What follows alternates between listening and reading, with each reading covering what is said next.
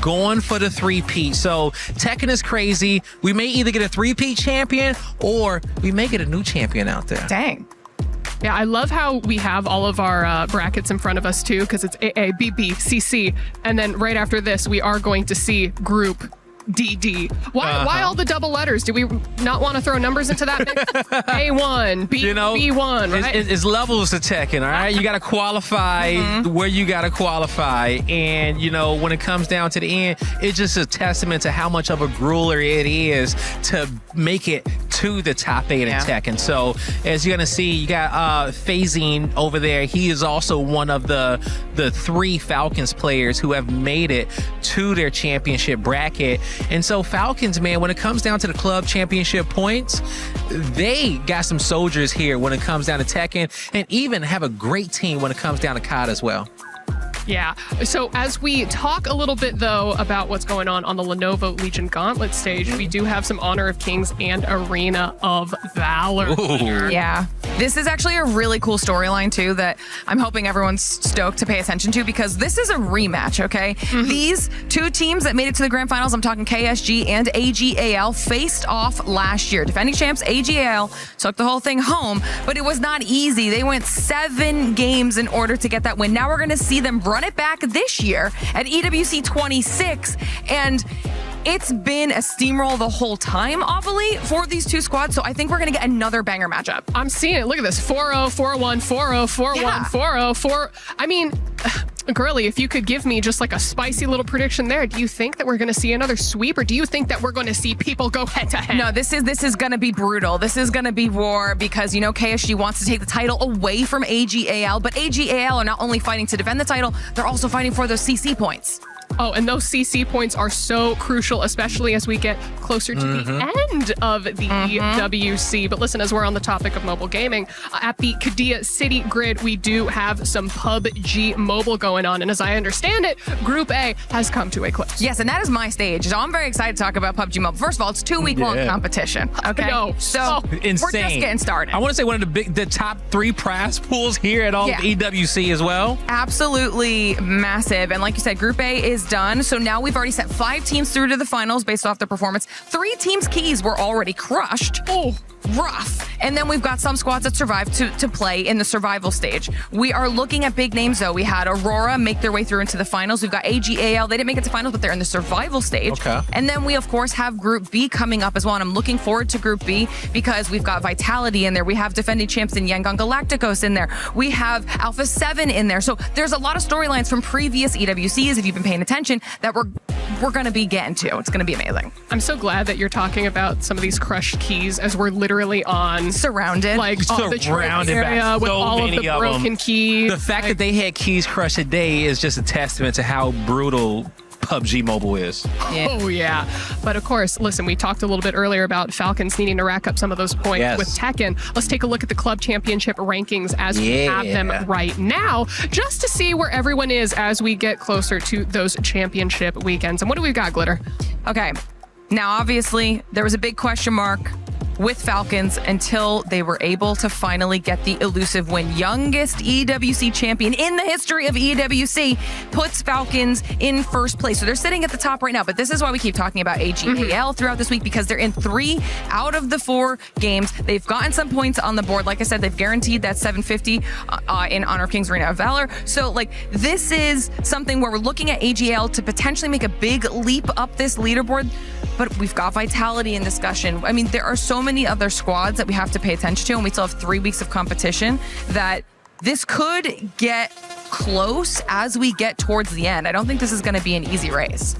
Yeah, and I mean, it's so interesting because we have so many of these teams on the second slide that are quite literally, 150 points away from each other. And then as we, saw some of our leading teams, or leading clubs rather, you're starting to see some of the gaps get a little bit wider, but as you said, anything can happen when you have so many additional teams, I guess, in all of these different games. Correct. And even me just looking at it, I'm up here from the Call of Duty stage, 100 Thieves, Gentlemates, all of those squads can just jump up there to the top at any given moment here when we get down towards the championship bracket. They all have that possibility to hoist that trophy on that stage.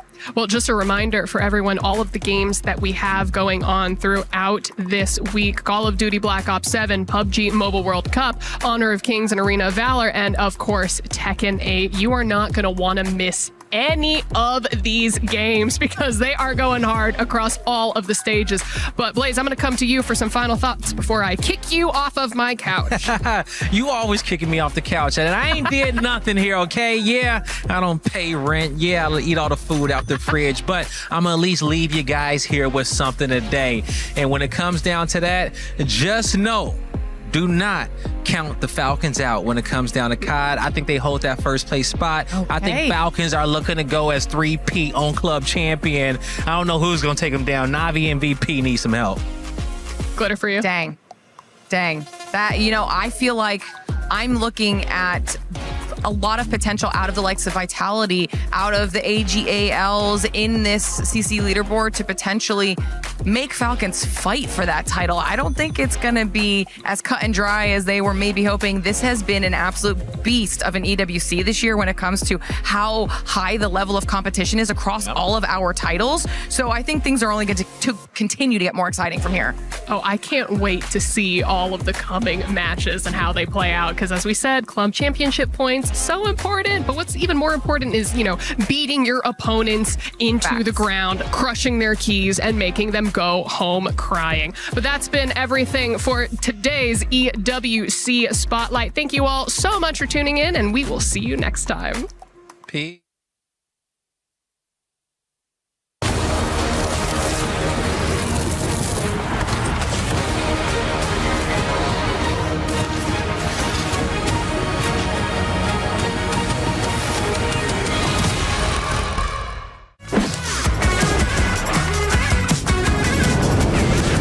슈퍼플로우 대난투 대규모 업데이트.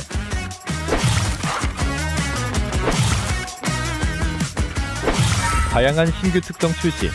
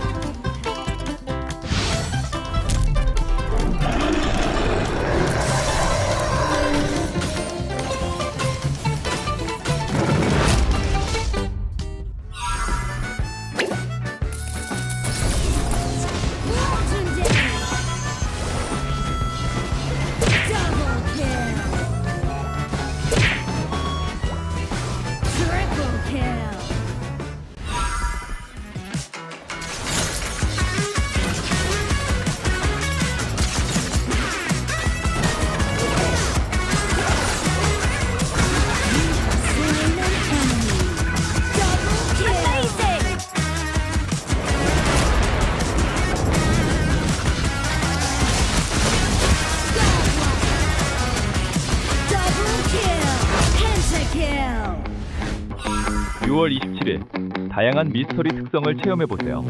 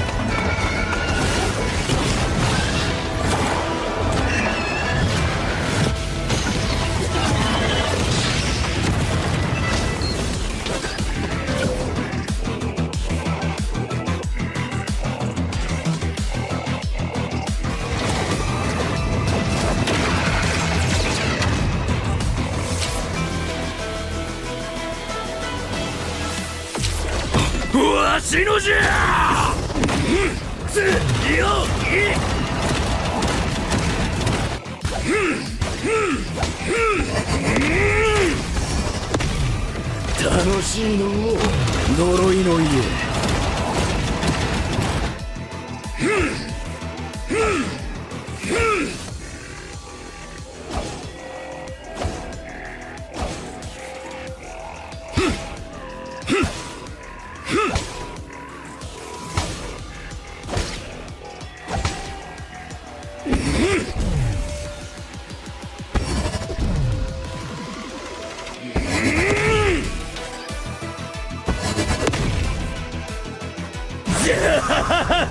爽快じゃの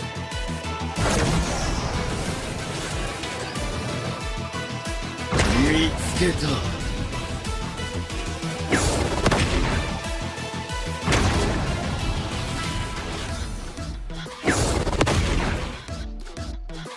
わしのじゃ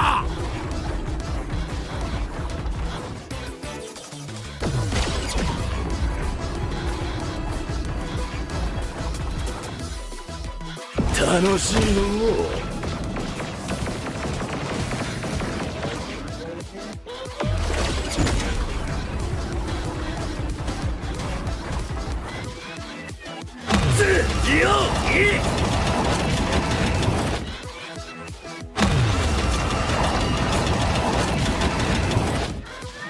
呪いの家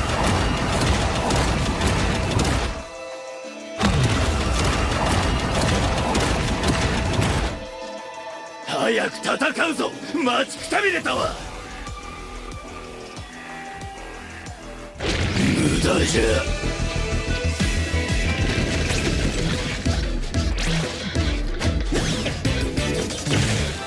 これから人間にとっての地獄を見せてやるからの早くしろ我は待たされるのが嫌いじゃなんじゃ貴様ぶち殺されたいのか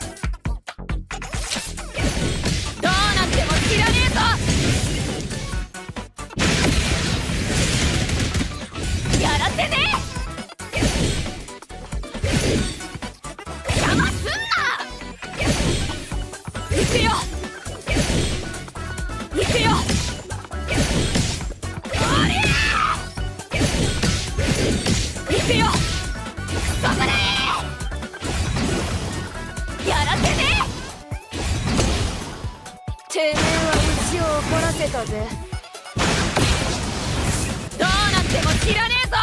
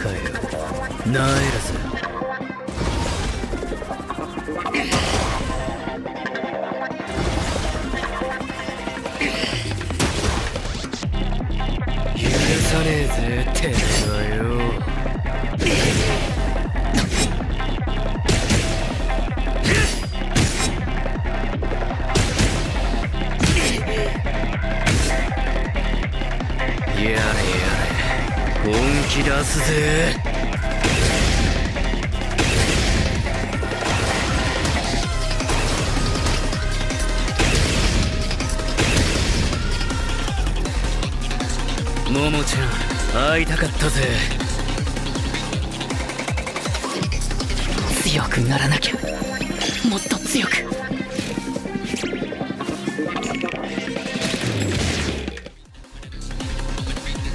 そういうことかよ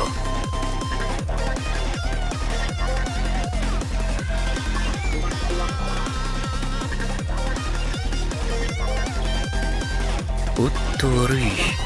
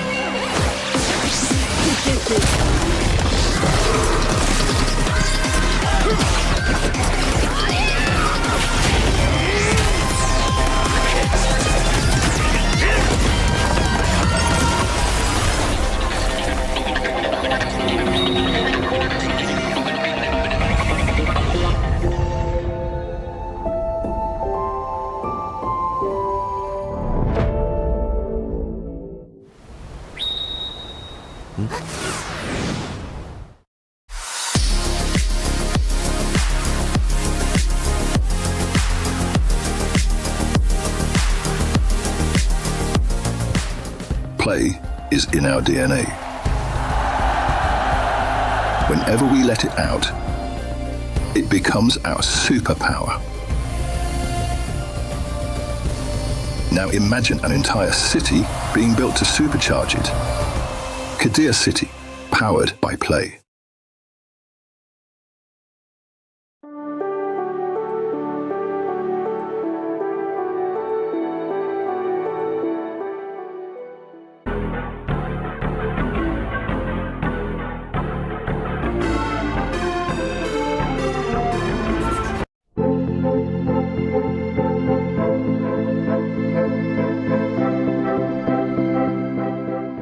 The human body was built to move, not trapped at a desk in one singular posture for 12 hours a day.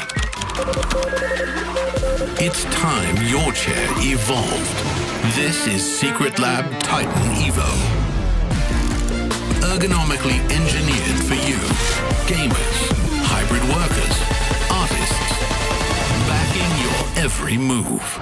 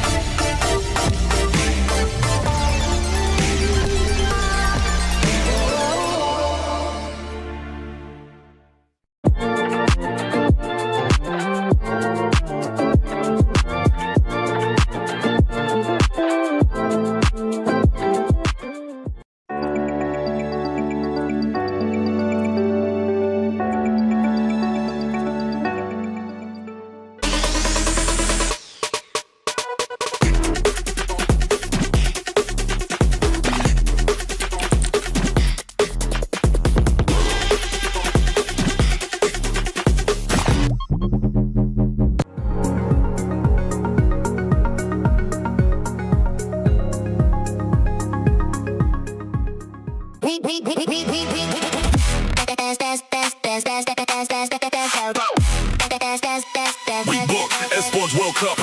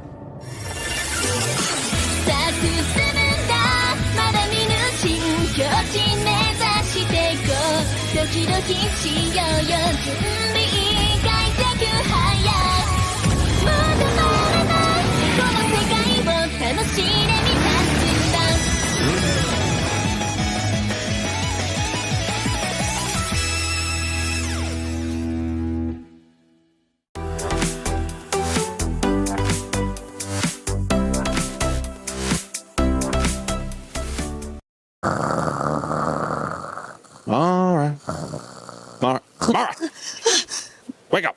You gotta get on stage soon. I had a dream. Oh, okay. I had a vivid dream.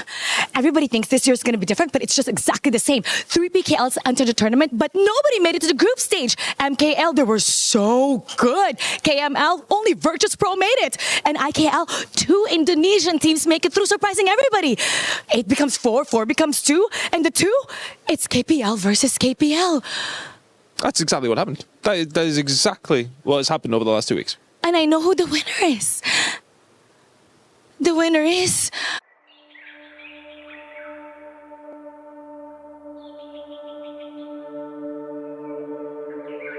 Wang Cao. 世界舞台的交手确实让人血脉喷张。Fighting our way back to the global stage wasn't easy.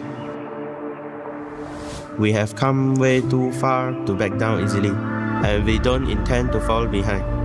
With our blood, sweat, and tears, we will fight to the very end. It's been a full year since our fall to the Titans.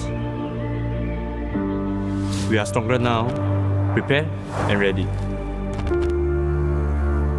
重回旧地，热血如初。那些胜利的喝彩依然在耳边呼啸。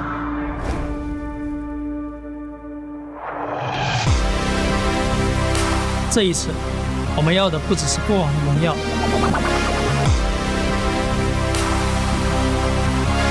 见证同门登顶，固然心怀敬畏。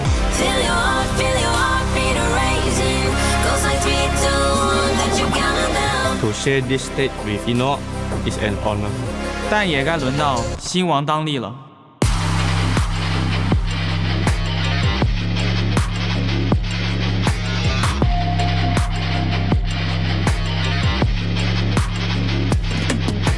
这一次，我们要的不只是过往的荣耀，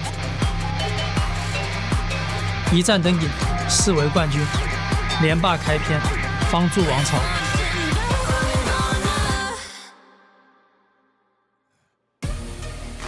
Forged in valor, crowned in honor. And I love the way that we have started out this day, KWC with a dream. In Paris, known for one of the most famous plays settings of all time, Les Miserables, I Dreamed a Dream is a statement that you can't escape when you're walking down near the Eiffel Tower or the River Seine. But today, those dreams will turn into a reality for one of these teams from the KPL who are fighting either an exchange of teammates to prove that they are the last team, the last player potentially in Inua, standing on a dynasty and continuing it on, or will the young guns, the new and improved, fresh off the scene, KSG spring champions, find a way to begin their legacy here on this stage? It's all happening today. And of course, we're kicking off with an even more exciting match to start us off and an even more exciting match in between. That's right. It gets better and better as the day goes on. So do not go anywhere. My name's Randy and I'm joined by an amazing crew throughout this entire afternoon, but also on my panel to kick things off. Chantel, Kendofu, it's great to have you guys. I previewed what's coming, but also right now, the feeling is that today there will be some history made. Definitely, in all honesty, I'm both happy and nervous that we're already on our final day. Everything happened so fast. Nervous because there might be surprises today, maybe during even our show match, even for our third place. But yeah, everything is just pouring in me as of this moment. Okay, I'm gonna do the guy thing and provide a solution. We talked about this the other day. So Paris air, let's breathe that air in because we need to stay calm and we need to think. And I think we all had the same dream last night because the color today, it's on point. You see it. I've tried. If you've been following along with the Lenovo Legion Gauntlet, I tried my best, but it's still red, burgundy, some shade of this color for the entire panel. But hey, at least, I mean, I think everyone's representing different shades of red. Of course. So I really do like the way that we put this together. Let's bring you back up to speed with our STC rewind from yesterday as to how we got here. It was our semifinal day, and it was also the first chance to see the KPL teams who, what we felt, were not running into much contest, finally have a chance to be tested with the two teams who represent the global side of things, Ken. And, it would look to be a hopefully turnaround moment, a statement, a litmus test. But unfortunately, they would not pass that test, at least now, but a lot learned through the process. Okay, so it's not all doom and gloom because last year only one team managed to put pressure onto the KPL teams. This year we have that improvement, but everyone is growing at the same time. Yeah, I gotta say this year has been very interesting for both or for all the global teams that participated at KWC. A lot of improvement already. There's some variation when it comes to the heroes. We welcomed new regions this year, so it has been a long journey for this team or for these teams, and at the same time, just really looking forward to see whichever will be crowned, whether or not we'll have new champions or maybe a back-to-back for AGAL. We had $600,000 on the line for first place at the start of this tournament. That's still up for grabs. $360K, I believe, for second place. But getting into that third, fourth match is still amazing for these teams. Over $200,000 just to be participating in this semi. So while lessons were learned, also money was earned, and they will be happy with that, taking it back to their representations back in their region. But Ken, it also started this tale of who will challenge the KPL teams. We'll probably see them challenge each other in the grand final. But when you look at what's starting today, we're going to see these two teams that lost have a chance to get some redemption, not just more money, but to see who really is the best in that other standard. So it's super funny because the two teams here, they were fighting to get out of the place in their own regional leagues to try and go into the grand finals. This time, they're fighting for third place and to be on the podium. That's going to be very important. And my favorite part is that everyone so far has had opinions. But today, those opinions will turn into facts. I like that. Now, there's this question. Who or which team recovers faster from that semifinals loss? Is it the team that had a 22-minute game, or that team that had an 18-minute game? Because they're very familiar with each other. I think the last time that they played against each other was a 7-game in a different stage. Yeah, it seems like this is a learning opportunity for both of the teams that will be playing in our first matchup, as well as the teams in our grand finals. It'll be a KPL showdown, KSG and AGAL, later on this afternoon. But to kick us off, it will be our third place matchup, which is between the two teams that lost. Now, we had something called the Titan Bounty, and that meant that $10,000 would go to any team that could beat a KPL team. You might not have seen that in other esports because that is a rare thing to do, but that is the standard that China has set. That is what these teams have understood. No team was able to claim that bounty in this tournament, but they will certainly be claiming wins against each other. And as we turn our attention to that later, we also need to keep you aware of the wider things at stake, which are the club championship points that are also on the line, that are also being earned. And that's why we say thank you to the Aramco Club Championship rankings, which keep us up to date every single day here at the Lenovo Legion Gauntlet, talking about who is in front. So Team Falcons, Chantel, have been in front. They're on that back-to-back journey, but it's a big day for AGAL. Definitely. I was kind of surprised because we ended our day, I think AGAL was still at 2,300 points. But now, since they're playing at the grand finals, there's a high chance that they go up against Team Falcons on this rankings. No guarantee, that's the thing, but knowing the history of AGAL, I think a lot of fans are confident this leaderboard will start to change. Here's the interesting thing about it. If they win today, they will put them level with Falcons. So they'll get 250 extra points. They've already gotten enough for getting at least second, so that's why those points are as it stands. But 250 more, that means we will have a tie at first, assuming that we don't get the results for Falcons if there are any others to be added to that. So that's why we thank you, Aramco, for keeping us up to date with those club championship rankings.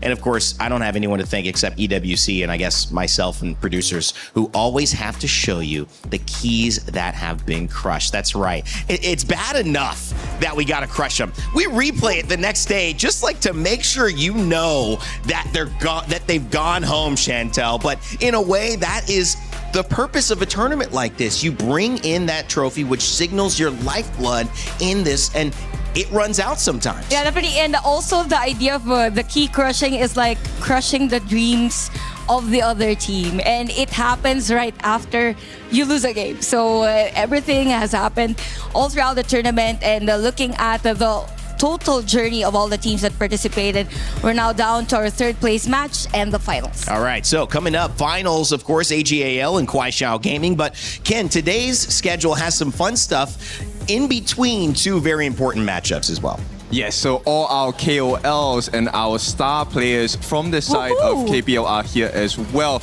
Now, we don't just have players, we have coaches in the mix. Yeah. Now, if you're new to the KPL scene, Gemini, or they call him Gamini in KPL, he is a coach from that region. And now finally, aside from cheering for the Indonesian teams, Indicus is now playing finally on the stage. Listen, Indicus has put her time in. She has been front row watching at least for 2 days. I've seen her at least 2 days here, so I am also rooting for her. I want to see a good game, though, and this one won't be a best of one, it'll be a best of two. So we'll have 2 matches with these teams, so someone can get a little bit of a rematch. Maybe Gemini or Gamini, however we're calling it, Ken, will take another MVP. Who knows? That's one. And you know what? To make things spicier, it's not going to be the standard game mode. But we will not spill the secret first. It's a secret. That was It's perfect. That's yeah. a nice tease right there. Okay. So coming up, let's talk about who's going head to head. Of course, it's RoK Esports versus GK Esports for our fourth place matchup. There's hundreds of thousands of dollars on the line. So if you need enough stakes, how about this? $80,000 will buy a lot of stakes. So you'll be very well able to feed your family when you go back home. However, look at this team. GK Esports, RoK Esports. You mentioned bouncing back, Chantel. Is that the biggest narrative for today? These two teams who took losses, how can they respond? Yeah, definitely for this two. I mean, their journey all throughout KWC has been almost identical with the run during the group stage, even facing KPL teams yesterday. And I know that the familiarity is something that could be the story of this game, but at the same time, you will remember in history the team that will finish in a podium spot. Okay, so let me add more flavor to that. Reindeer, I need your help with this. Okay. What comes after 4? 5. 5 times. They have lost to GK wow. 5 times in a row. So it means more for RoK Esports if they can win and deny them from taking that podium finish. That is a great point. And it also helps to narrow down on these individual stories. And RoK Esports, they have a great one. Coming up into this matchup, they lost versus AGAL, which many are considering the favorites here because they are the defending title champions of KWC. From Muchi, from Wendy to Weipit, from Juan, and of course Kong Ling. These players have represented their regions well. We had a chance to sit down and talk with them heading into this third place match. So I'm here again with Whippet one more time. So do you feel excited, more excited than yesterday? Yeah, more excited than yesterday. Like talking about yesterday's performance, that game 3, you really had the chance to win it. What happened? I think we too nervous. I think we don't play like usual. If like usual we lead so many goals, I think we can win now. Do you think it's because you are very excited about the fact that you are about to win in that one? Yeah, I think we can win the 10K USD, but we can't do it. But you can have those prize available for today because we definitely have a $80,000 prize gap between the third place and the fourth place. Will this be kind of motivation to you guys today? Yeah, this is a big motivation for us. Yes, of course. So how do you reset the whole team's mindset after yesterday? How well are you prepared for today? We think lose to AGL not a bad thing. I think, yeah, we still can learn a lot from them. Yes, exactly. You did improve and learned a lot. And yesterday when I have that interview with Shuai, they actually said that they can feel that literally you're becoming stronger and stronger as the time goes by. So that will be the thing we need to see in the future. And last, today you're going against the GK. So which part of GK's play style or gameplay do you plan on target today? I think their jungle Musang King very aggressive. So we need to attack him. Do you think you want to restrict their picks when it comes to jungler? Because I was just talking to Musang Kin. He said that he wants to play Pei in the games. No way. He can't play this hero today. This hero will be banned from your side. Thank you so much for this. Good luck on the play. And bye. See you in the matchups. All right, so needing to focus on Moose and King, Chantel, do you agree? Yeah, definitely. No pay, no gain. Jokes aside, I think for the team, they're really centric on having a Musang King in the center of how they rotate, how fast the tempo is going to be. So as long as they stop Musang King, then it's going to be hard for the team to win that game. I'm going to fortify her point. So if you take a look at the stats, and this is weird because I'm not a stats guy, but Musang King actually has the higher KDA in comparison to Kong Ling. He has 5.8 KDA per game. Kong Ling, on the other hand, only has 3.3. So, you know what? I think it's a good idea to tame the tiger, not let him out of the cage. Yeah, and part of that is sometimes when you take on a challenge like that, it's very difficult to succeed. It's not like as simple as let's just try to get some good picks for us. When you try to take down a specific player, you're basically saying, okay, let's see if you respond well. And if he does, then your plan is void. So we'll see how, of course, GK Esports responds to that pressure on their jungler, Musang King. And speaking of GK Esports, from Jim to Shishan to Guayu to Jay, they are an incredible roster that deserves to be here. They're also fighting to continue playing against RoK Esports and hopefully getting a win this afternoon. We actually had a chance to sit down with Musang King. So Sky. Hello guys, it's Sky. So I have Musang King join us for the pre-match interviews. How you feeling today? Any difference than yesterday? I feel excited to meet RoC again. Okay, it's going to be a very tough game to absorb yesterday. So how do you feel about today's opponents? Are you very familiar with RoK Esports?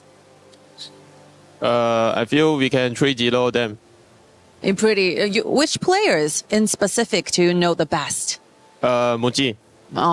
So what will be the things you want to say to Muji as well? Be careful because we are strong today. So how exactly did you reset your whole mindset after yesterday's failure? How do you value or how do you evaluate yesterday's performances? The game you had with KSG? We learned a lot from them, then we improved a lot yesterday. What will be the details you wanted to do better today? I think team fight we will do very good today. Any specific heroes you want to play? Because this will be your very last matchup here in KWC 2026. Any hero you want to play today? I hope enemy give me to play pay. Oh, you wanted to play. Okay, cool. Let's looking forward to that. Thank you so much, Musang King. This will be it. Bye-bye. Wants to play pay. I mean, sometimes giving the strategy out is a good thing, and sometimes it's a bad thing. Mind games going on, but Musang King feeling excited, and they both realize that this is an important game and a big match, whether it's towards the end of being able to play matches like this for a while, or just the $80,000 prize pool that's on the line with a win versus a loss. Chantel, there's high stakes here. Yeah, definitely high stakes, and I really love that they mentioned on how to stop Muji on the game, because there were a lot of instances on the previous matches for RoK Esports that whenever there's a team fight, a very crucial one, Muji stands out. I mean, he knows when to position himself on the bushes, does the kite, and deals damage to the other team. Yeah, he's not the only person that has a lot of firepower. His opponent, Gem, also. This tournament kind of showed up. I was kind of surprised, to be honest, because I did not think he was going to be as stable as he did this tournament. So it will be interesting. But I feel like GK is fully confident, right? The answer was, yeah, I can't wait to beat them again. Well, that's the thing. When you have these inter-regional rivalries that continue now on a different stage, to me, I think you have to be wary if you're the team that's always won, because it's a different atmosphere. And sometimes, like, you go home and you go and have the same fights with your parents and your siblings, and you were in college or you were away, and you're like, I'm over that. Home brings you back to feeling the same way. When you're in a new environment, you kind of can create a new identity. And it's also a new environment for them, because this is going to be a best of 5. I got her, guys. Don't Majority worry. of the games they Keep played, going. it was best of 3, best of 7 yesterday, but at the same time, you kind of draft differently in best of 3s, best of 5s, and best of 7. So there might be changes on how they will draft, specifically on the prioritization of bans. And even if the pay is going to be opened to Musang King, there's a high chance that the RoK Esports is prepared for it. Yeah, I mean, it's kind of like in the situation we're talking about the family and your friends, your siblings. You think of the comeback, right? So they have had a lot of time to think about what they want to do this time. So let's see if they can respond to the pressure and come back with not just fighting words, but actual fight. Well, we know that neither of these teams yesterday won a game. But that doesn't mean you can't win a game right now by jumping into Honor of Kings. Make sure to download Play the Game on your phone. Even if you're in the audience, you can scan that QR code. We're up on the big screen, and make sure that you get a few games in, whether it's in between the panel segments or in between some of the games. If you want to follow along, the best way, make sure to grab that game and play on your phone. It's a blast. I tell you, I've been playing a little bit every night as well. And guys, I think the impact of what we've seen in that previously mentioned statement is going to be shown. Neither of these teams with a victory. Neither of them could claim the Titan bounty. So the only thing left is to claim a moment here on the stage against one another. Chantel, that means that it's time for RoK Esports to show up. that for RoK Esports, the biggest challenge is to get that momentum first game because that's the story of their run all throughout KWC. As long as they get it, then they tend to win the entire game. I just want you to give me more. And I love it. GK Esports going to say, let's continue the streak that we've got happening here with a win. We don't care that we're in familiar territory with the opponent, and neither should you. The stages are lit. The players are ready. The trophy in the middle ready to be claimed.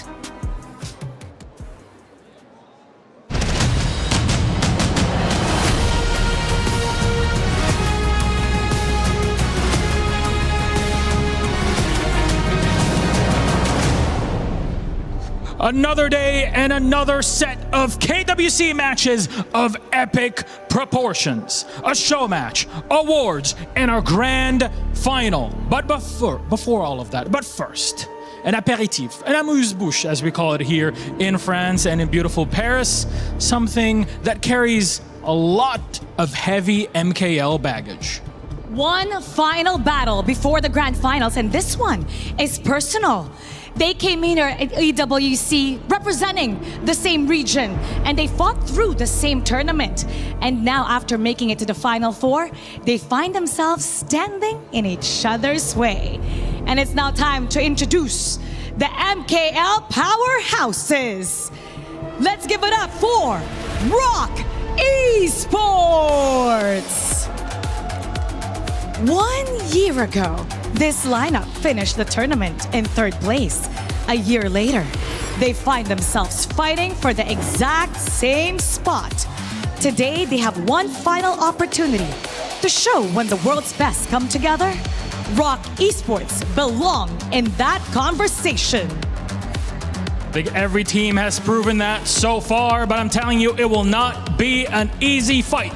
Standing to their side is their opponents, GK Esports! Composure locked in. From topping their group to a clean quarterfinal, it was only KSG that held strong against the blue and yellow wave. They've proven that they can hang with the best and battle it out to close their KWC 26 chapter on a high note. The two MKL powerhouses, ready to fight and settle who's better. Now, captains, you may now shake your opponent's hand, and players, you may now take your seats. Two teams that know each other very well, but today regional allies become rivals. This is the battle for thirds.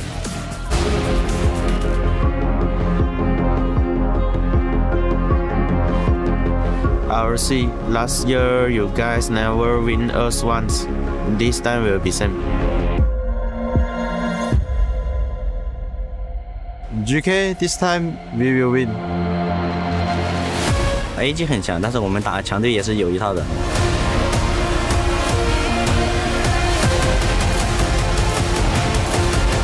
快手不管你们准备的怎么样，最后冠军还是我们的。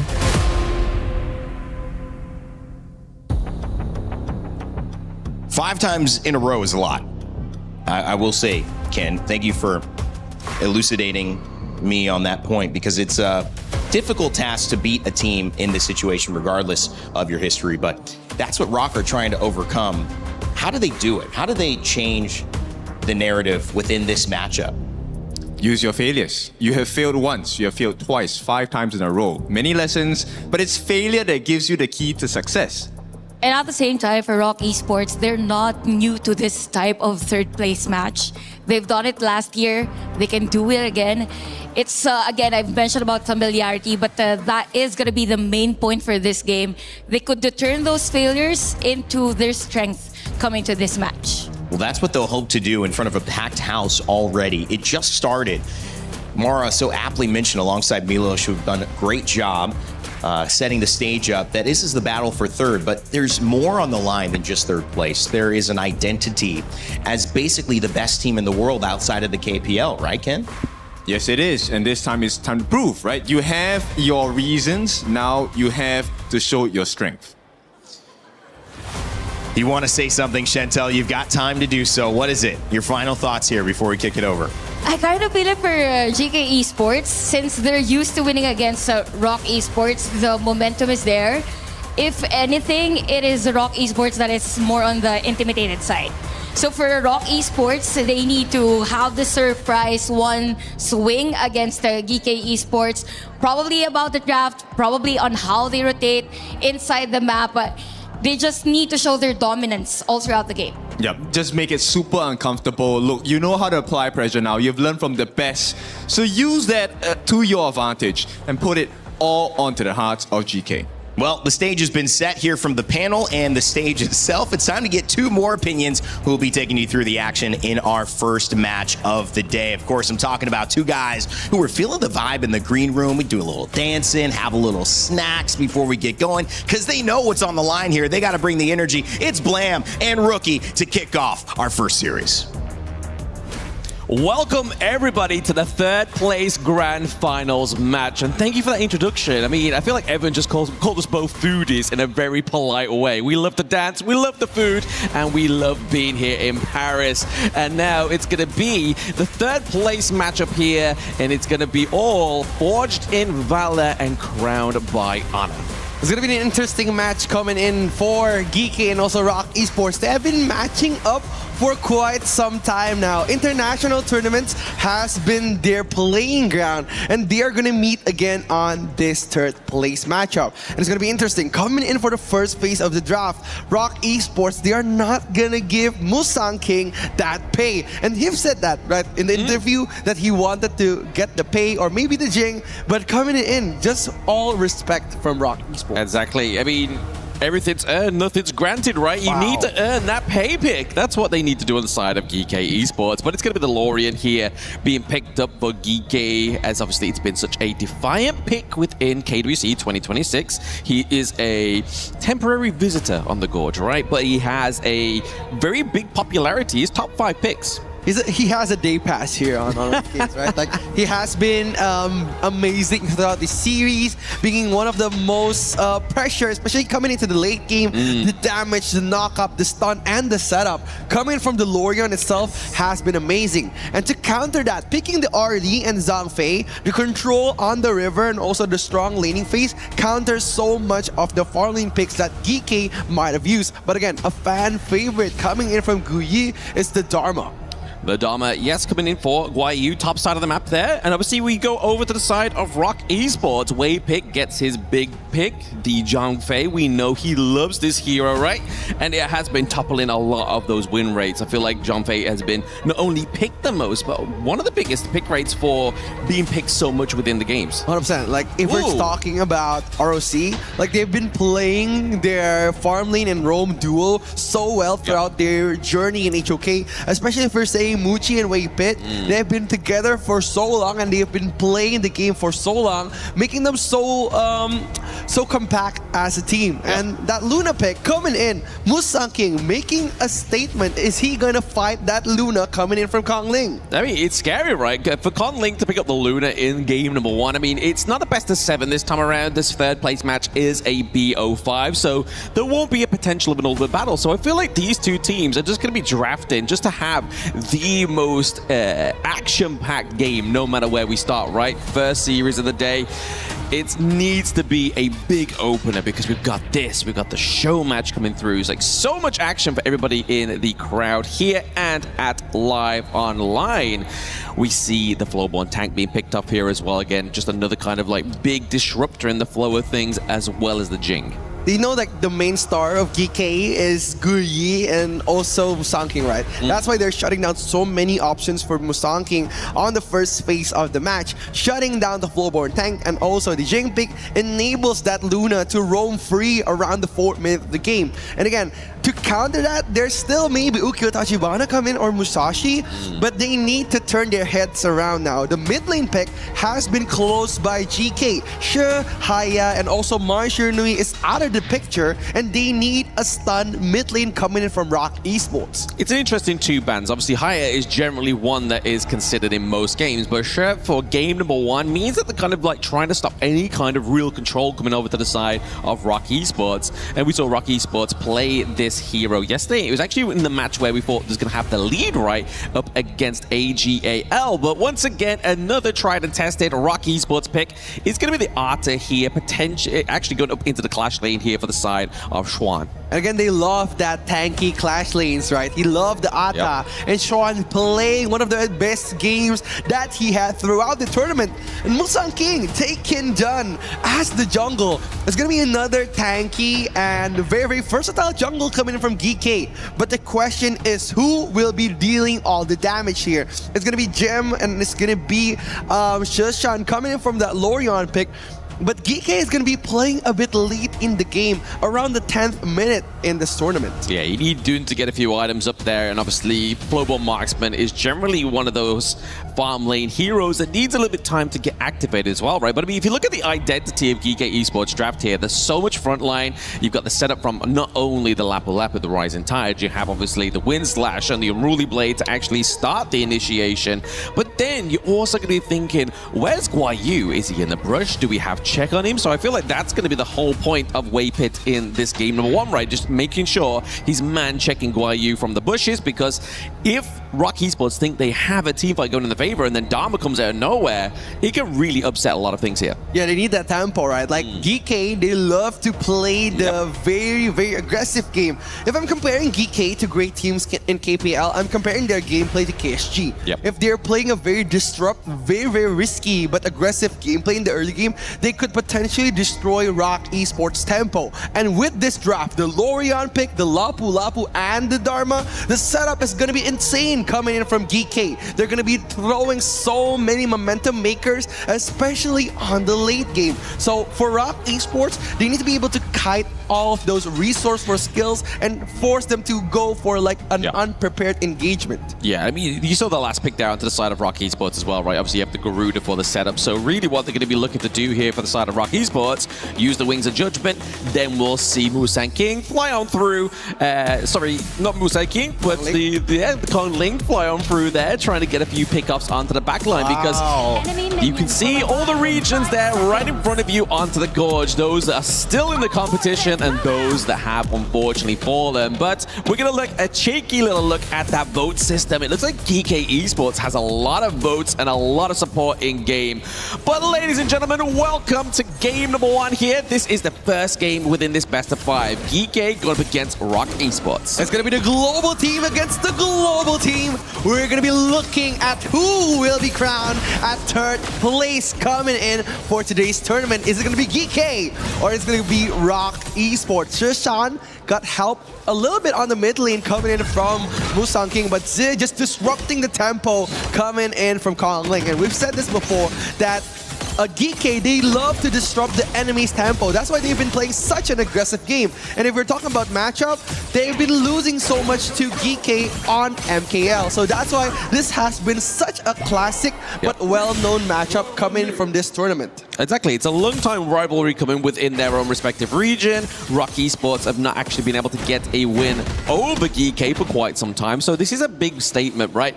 Is the fact that RoK Esports, this squad, or at least lineup, got the third place last year at KWC. But what's more important is the fact that they yet to win a match against GK. So there's a lot riding on the line. There's club membership points for GK. There is pride for the side of RoK. It's going to be very interesting, especially this Luna pick. We're going to see how Kong Ling would disrupt the tempo of GK Esports, because now, if you're talking about Luna, it's a bit mid to late game hero. She needs the items, she needs those magic penetration and magic lifesteal, because it's very vulnerable for an assassin jungle and this patch. Yeah, she's just very agile, right? Like, she's just there to get into the backline. You're not really going to be hoping to meet Dun into the team fight. You're not going to be able to shred that down unless we see that Kong Ling's able to get sort of a very stable and very like solidified gold lead in his favor. But speaking of which, gold lead right now is over to the favor of GK Esports just briefly, as they are looking to maintain their farm, maintain that early game lead. it's all about control, like coming in from GK, especially like, if we're talking about the first few minutes. They've managed to gain control over the farm lane, getting the Firehawk, gaining those bonus gold points. That's why they were able to secure quite a lead in the first few minutes of the game. But if we're talking about GK and RoK Esports, they're both a very disciplined team. That's why we have seen so many counteract team fights coming in from RoK Esports. They don't want to be bullied coming in from the first 4 minutes of the game. Absolutely. You can see Muchi there. He knows there's a lot of dive potential onto him, so he builds obviously the physical defense boots as well, rather than just going for attack speed, trying to be that carry or into the early game. He knows he needs to survive, because if we see Muchi fall, that's a huge chunk of damage potential for RoK Esports falling down. What's interesting is that Kongling was brave enough to just dive into Musang King's jungle, eating up so much of his resources. Now Musang King just getting only the Azure Golem for his own gold lead. But Weepit coming in for that setup. Coming in for the setup, the Wings of Judgment has been placed, the Wind Slash as well, just to keep that minion wave being cut down. We do see the Ghost Ship once again, just trying to split apart the whole team of GK, but this is the point of having the Unruly Blade.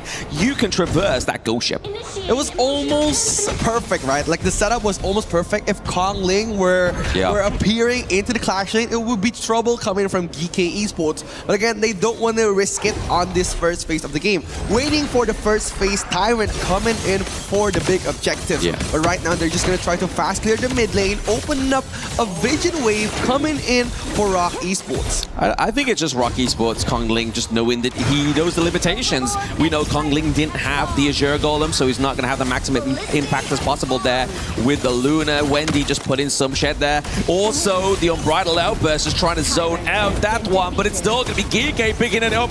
And now Kongling finds himself in a hard situation. He has very low health bars, but onto the side of GK, they're running down the health bars of RoK Esports thanks to Gem. But now it's going to be the Parasol keeping Muchi safe. It's crazy, right? Like Gem, he knows that his power scale is very, very late into the game, but he likes to force those risky early game team fights. That's why we are seeing Guyi now. Very risky indeed. Getting hit by the Wind Slash with the Unruly Blade. He's looking to commit. He uses it as a sling to get the kill onto Guayu. A beautiful play by Kongling. Insane, right? Like insane. Absolutely insane. Musang King was vulnerable enough just to become the bridgeway onto Guyu. And Guyu getting picked off such at an early phase. This brings so much trouble coming from RoK Esports. Absolutely. We see a levitation here onto RoK Esports, just driving them away, making sure they're able to not be too safe within their T1, just reminding them how aggressive GK Esports can be. But I feel like Kongling should change his in-game name to Tom Holland. And why is that? Because he swung like that, you know? Like, that's a massive swing, man.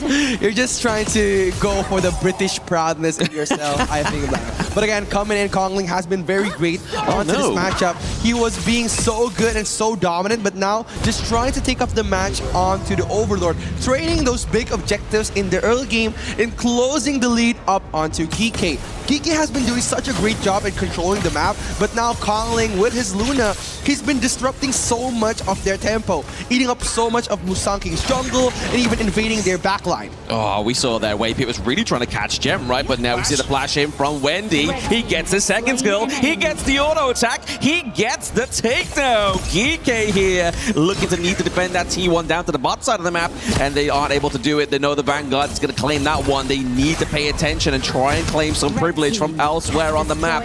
They're looking to just clean out their own midway, but now clearing shop is what it's all about. The theme here is looking to be the aggressor into the enemy jungle, using the Wings of Judgment here, keeping the pressure onto the side of GK. Now we see Kongling fly in, he gets hit by the Wind Slash, but it's going to be the Unruly Blade onto the back line. They are trying to jump down Musang King. They get the kill, but it means that Guayu has the passage here, and he gets the takedown onto Wendy. Oh, but look at Shishan, doesn't have to finish his game early. Tran getting trapped in the mid lane, but in the mid lane, they're punishing RoK Esports, just trying to defy their entry onto the jungle. The revenge is coming, Blam. The turnaround, right? Obviously now we see Kike encroach onto the jungle of RoK Esports. They claim some more. Moochie gets taken down. Dude, they're like vengeful spirits. Like they know that they want to take revenge on that Azure Golem steal coming in on this match. And it was great. The flash coming in from Wendy was so good. And the Wings of Judgment, the ultimate of Garuda was so on point. But the amount of pressure that GK knows that they could put, Guyi just entering the place but getting back up by Gem. It was such a good entryway coming in from GK and punishing Sren, closing his exit way and getting the Crimson Golem back from RoK Esports. It's all just a perfect fight comeback from GK Esports. Yeah, I don't know what's worse, being levitated in the air and being pounded by fists, or just generally being pounded by fists there that we saw from Guayu. Like, he had the beautiful use of that flash. He was able to, like you said, get the pickup onto Wendy, and that was a big denominator within that team fight. And Geeke, being the vengeful spirits, like you mentioned there, was able to obviously help themselves to the enemy jungle. It's really slowed down that rotation, top side of the map there as well. But Jer is just going to be there to soak a lot of that damage. We do see a formulation around the side of RoK Esports. Musan King is looking for a denial of access out of this one, but into the backline once again. Schwan takes a levitated flight lesson, and now it's going to be the takedown of Moochie.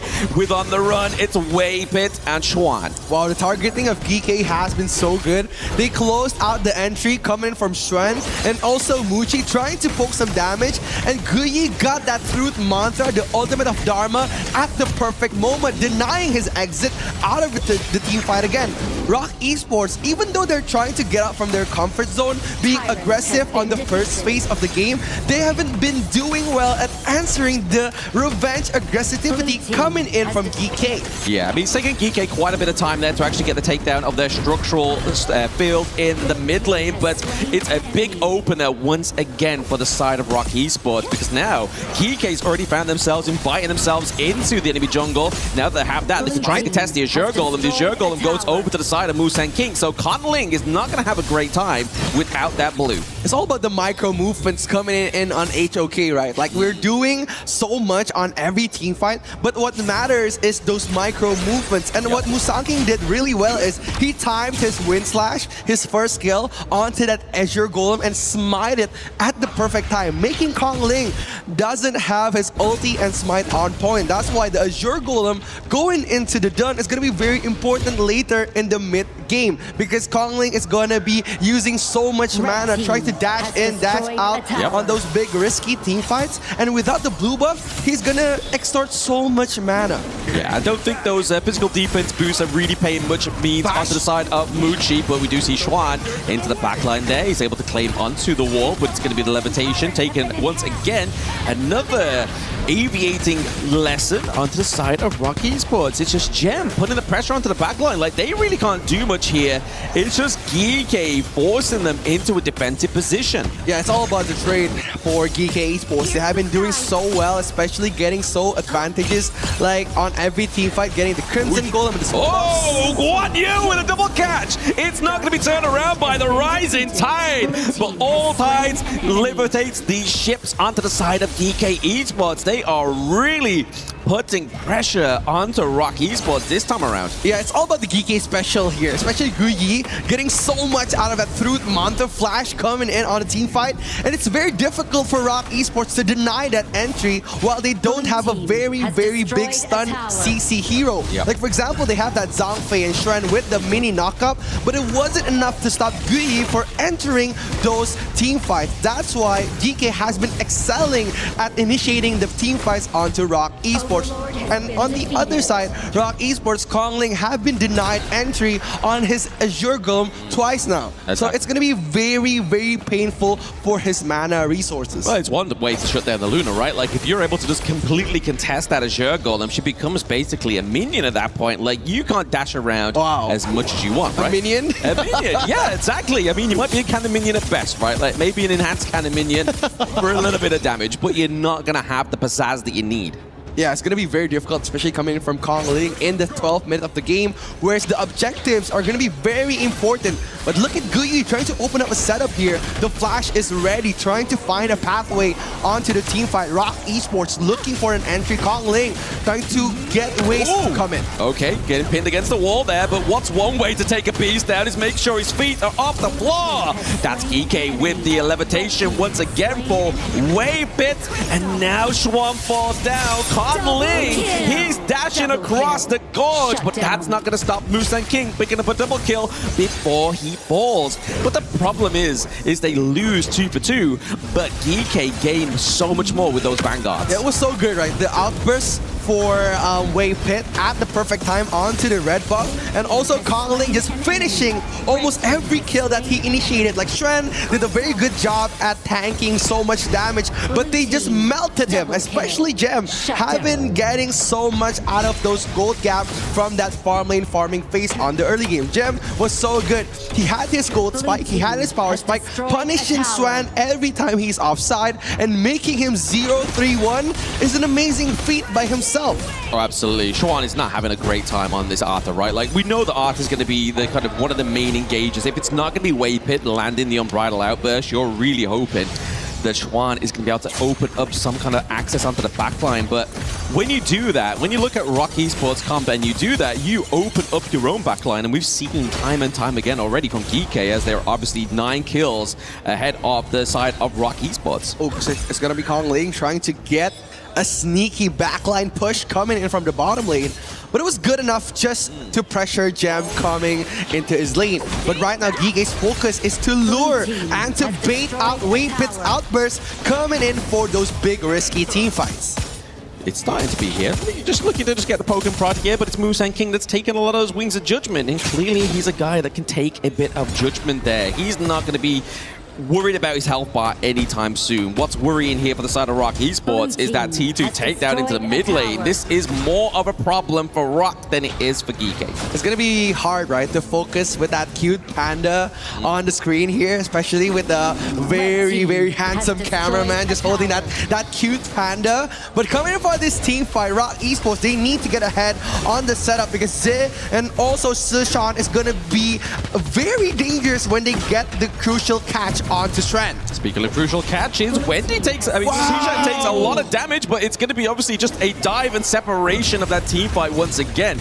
They know how impactful Schwan can be in this one. He catches 2 with the Unbridled Outburst. Wave Pit is on the run. He lives to see another day. It's so hard, right? Like on almost every team fight, like we could target Shishan, we could try to take down Musan King, but to reach Gem, it's going to be another feat on itself. Absolutely. Like, for example, Kong Ling, he needs to use all of his skills just to try to kill the farm laner of GK Esports, and they haven't been doing that, right? Like, it's very hard to reach the backline of GK. That's why Gem has been performing really good, especially at pressuring Shren and also pressuring Wendy onto those big risky team fights. Shren being the respectful gentleman that he is, buying a physical defense item just to make him safe onto those long range.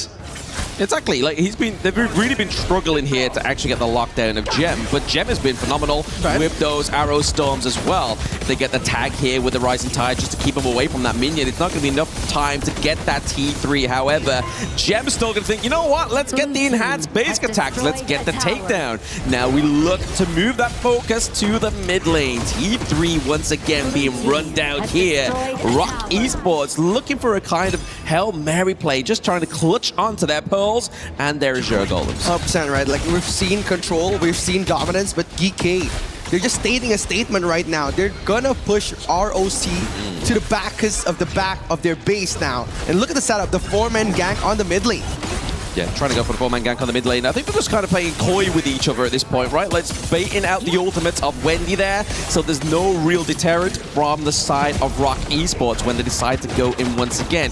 Why are you just stalking around there, just trying to get that vision up for themselves at that blue buff, stop and cut the minion wave down to the bot side? It's all about the macro play, like playing the long lanes, playing the far off lanes, making the enemy as uncomfortable as possible. And now with Kuyi playing it on the opposite side of the Overlord, DK, they have bigger space. And Xuan, he needs to fight. He needs to fight, but he uses the ghost ship there. You can't catch a Guayu. He has quite a few dashes. He still has his flash available as well, but he doesn't really want to be exhausted in that one because it leads up to such a crucial combo within these team fights. We do see the minion wave catching down top side there to stop that T3 takedown for the side of HoK Esports. It's all just playing the waiting game here, coming in for Gem. There is a big waiting game. It's a lobby at the hotel. Gem is going to be checking out first. He gets taken down by Conling, but on the back line, it's going to be Guayu. He manages to run Wendy down so much, he has to go back to base. Conling once again, slinging across the gorge. He gets the pickup. Dancing around the gourds, Kong Ling. What an amazing play coming in from the jungle of RoK Esports. Now Musang King just trying to gather up courage, trying to contest that Overlord Trishan coming in for the Starry Night. Oh, they're trying. The Sage's Sanctuary is not going to come down long enough, so he cannot hit that smite. It's going to be the Overlord once again. Go to the side of GK, the first Shadow Overlord taken in this competition so far between these two teams. It's so risky, right? Like Kong Ling, he tried to get the solo Overlord, but he didn't check the map at all. He didn't even check the bush on the river. Yeah. It's very crucial, especially if you're coming to fight a team that's big as GK. GK has been doing amazing on those big team fights, and Susan playing the Lorion, getting those risky burst damage and knockup was so good coming for GK. That's why RoK Esports, they haven't been able to answer those risky fights. And Wendy coming in for that Garuda pick, he could only do so much damage until GK decided that they wanted to engage in a full-on commitment onto the fight for RoK Esports. Exactly. I mean, you were looking at Shishan, and I was looking at Shishan as well, right? Because we were talking about Gem literally moments ago. Being hard to get picked off there, but obviously he did fall for the second time, finally on the side of GK. But if you look at Shishan, KDA 307, there's moments of time where we almost got slung onto by Conling, but he's been playing this Lorian so well. Yeah, it's gonna be scary. It's all about the orbs here, especially when he utilizes the Dark Knight Falls, and also the Starry Night is gonna be very interesting looking at this final push. Yep, they're pushing. They get the final T3 here from the side of RoK Esports. Busan King's just doing what he needs to do. He's looking for this one, but now they're just trying to get the backline access once again. Schwan, but that leaves open the side of RoK. A double wind slash gets knocked up there, followed in for the Stampede, but it's going to be Zhe putting the pressure on as the Crystal falls in game number 1. GK 1 point up. It's a clash of the global team, RoK Esports and HoK Esports. HoK asserting their dominance once again, predicting a predictable fight onto the first game. An amazing setup coming in from the Malaysian team. Absolutely beautiful there. I mean, it was definitely like not so dominant that it got to the point where we thought it was just going to be a quick, clean match here for GK. RoK Esports were trying to do what they could best, right? Obviously, there's many times within this match where Conling definitely lost that Azure Golem, which completely mitigates any kind of impact that he can have onto this Luna. But you saw towards the end, when he's able to get it, the impact is maximum. It was so good, right? Like the dashes coming in from Conling, just trying to pick off whatever he can, trying to get Gem, trying to pick off Guyi, but it was so hard, so difficult just to reach the backline of GK. Like all the setup coming in, and also my partner playing in with the cameraman on my side. It was so good looking at HoK Esports. And RoK, they haven't been able to turn the tides around. Absolute domination on the late game coming in from HoK. It's clear that it's been so long I've been at school that I can't even remember a pitter-pat, right? So, but no, the pitter-pat definitely took place within this one, but we're going to get a bit of breakdown from Coach Kin and Coach Chantel. I love it. I'm ready to listen to the coach here.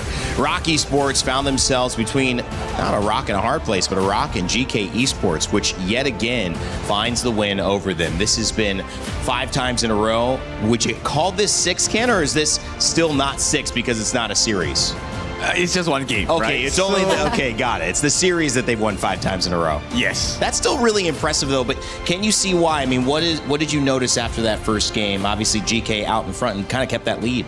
I think it's more the draft. I mean, there's a huge difference on how things will go for both of our teams. For GK Esports, there's a lot of different angles for them to set up a play.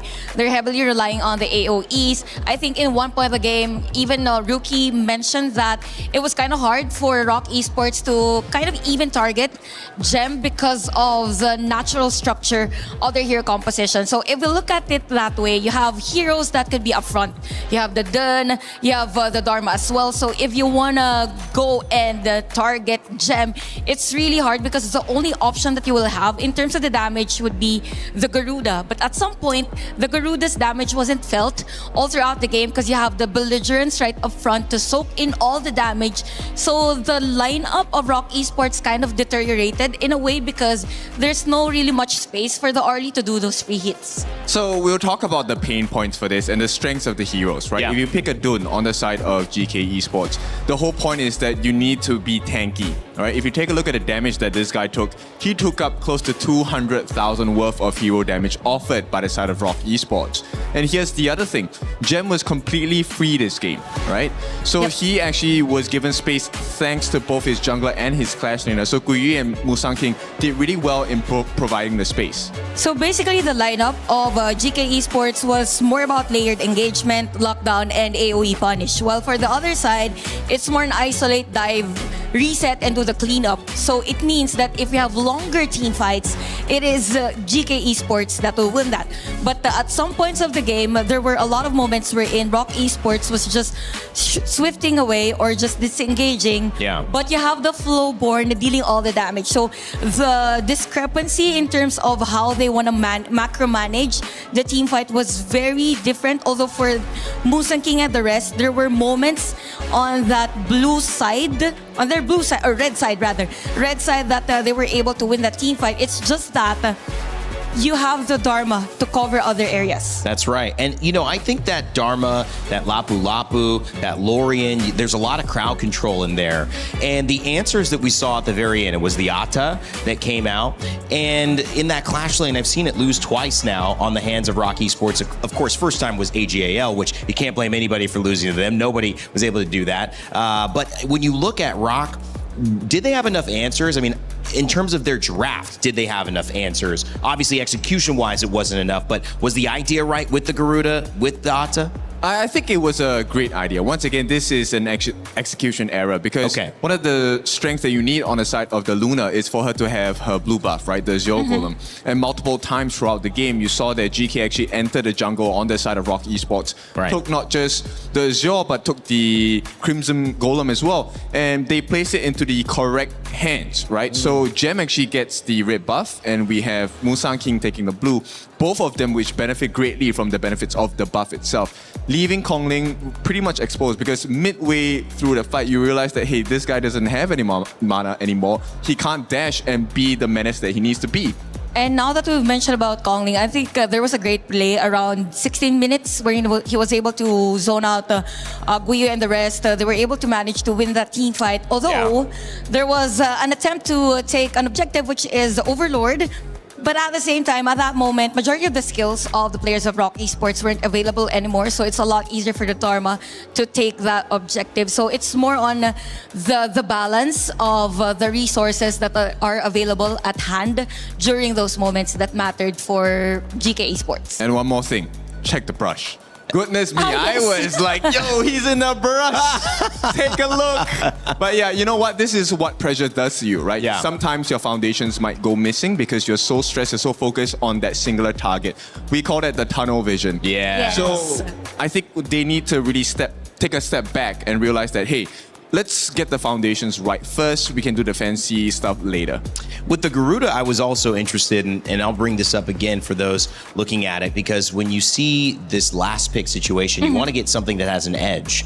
And that's the only benefit of going last, because you don't get to pick first, right? So that ended up being something that they kind of knew the matchup going into. It was almost expected. You even knew the Garuda was coming.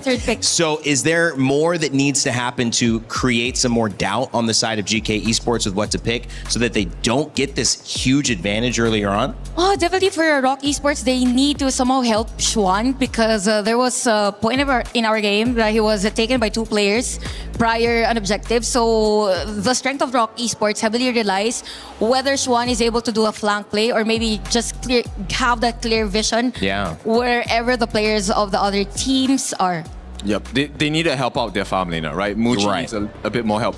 Muchi's favorite hero actually is the Arlie, so this was kind of a disappointing result for RoK Esports. And the interesting part about this, guys, is we get to see this go deeper and deeper because we know how competitive this game already was. We know this series should be competitive. GK Esports have won, but winning by not losing any games, well, we don't expect that. It's a best of 5, so that means that the next game would put them on match point if GK could find a win yet again. But there's still the chance that their MKL rivals can do what it needs to be done to tie up this series. We're hoping for that here as we head into the draft. Let's send it back over to Blam and Rookie and see if RoK Esports can get over the tide.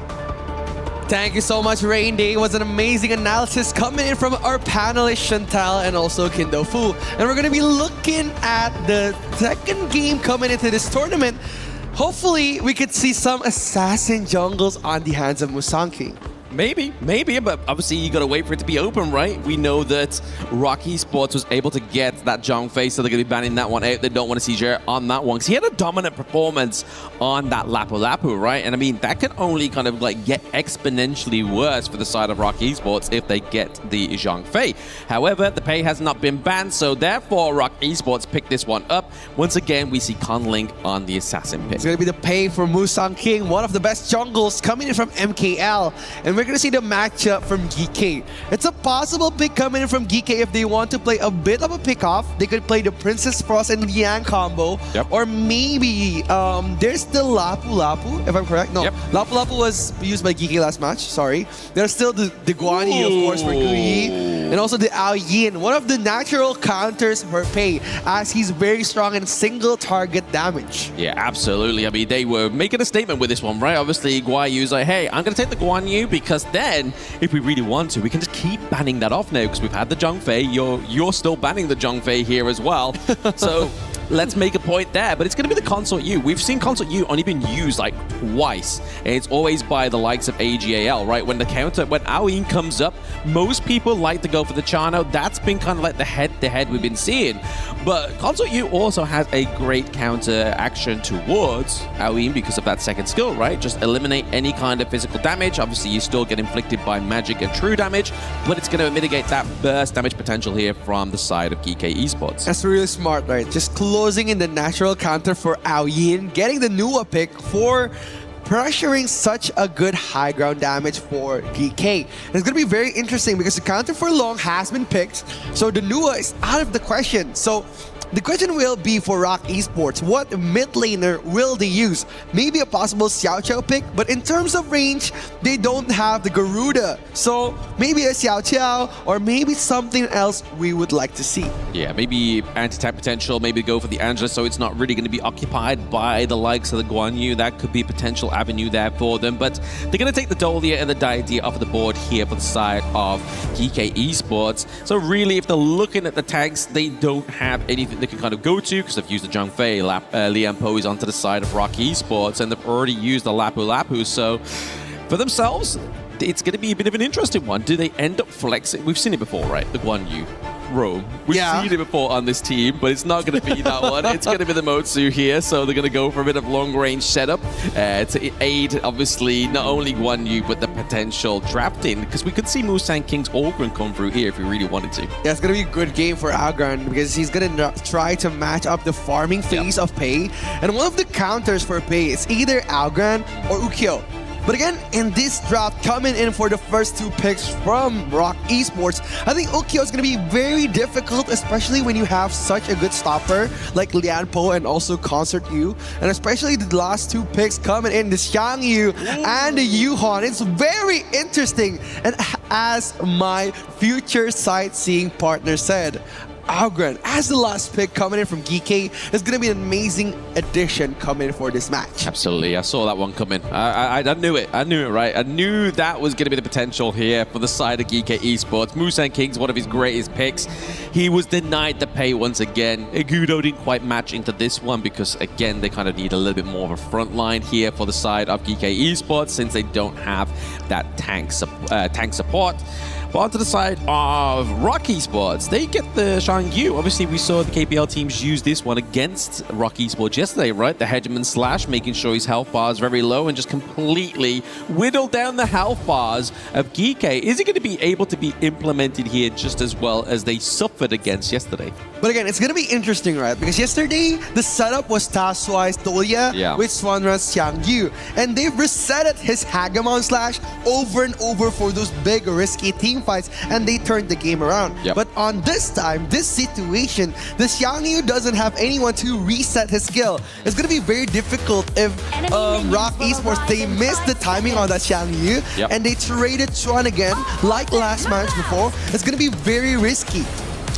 It is going to be very risky, but it is going to be Xuan piloting this one. So he may be able to find the right opportunity, make sure he doesn't need that reset. But what needs resetting here is the support for RoK Esports in-game. They're still behind GK as we enter game number 2. GK already 1 point up, already contesting the enemy jungle. It's going to be the clash of the Titans coming in from the MKL. RoK Esports against GK Esports. The fight for third place. Who will become the winner of this game? Exactly, the winner of that one in the bot side neutral objective is going to be RoK Esports. They're able to get that one, but the Cannon Blast is going to still hurt Muchi here because, like I was saying about the protective winds, it's not going to protect you from Mutsu. Yeah, they just want to trigger it as much as they can, right? So Jim could possibly penetrate those strong laning on the early game, and it's going to be very dangerous if Muchi decided to go for more of like an aggressive approach coming into fight on Jim. And now, look at the Guan Yu coming in from Guyi. Guyi's going to be probably controlling most of the laning phase, and RoK Esports, if they wanted to counter that Guan Yu, they need to pressure him since the first stage of the game. Exactly. Like, Guan Yu's able to be a hero that can be up and down the gorge in a moment's notice and put that pressure on when you really need it, right? Down to the bot side, pressure has started to surmount here for the side of RoK Esports.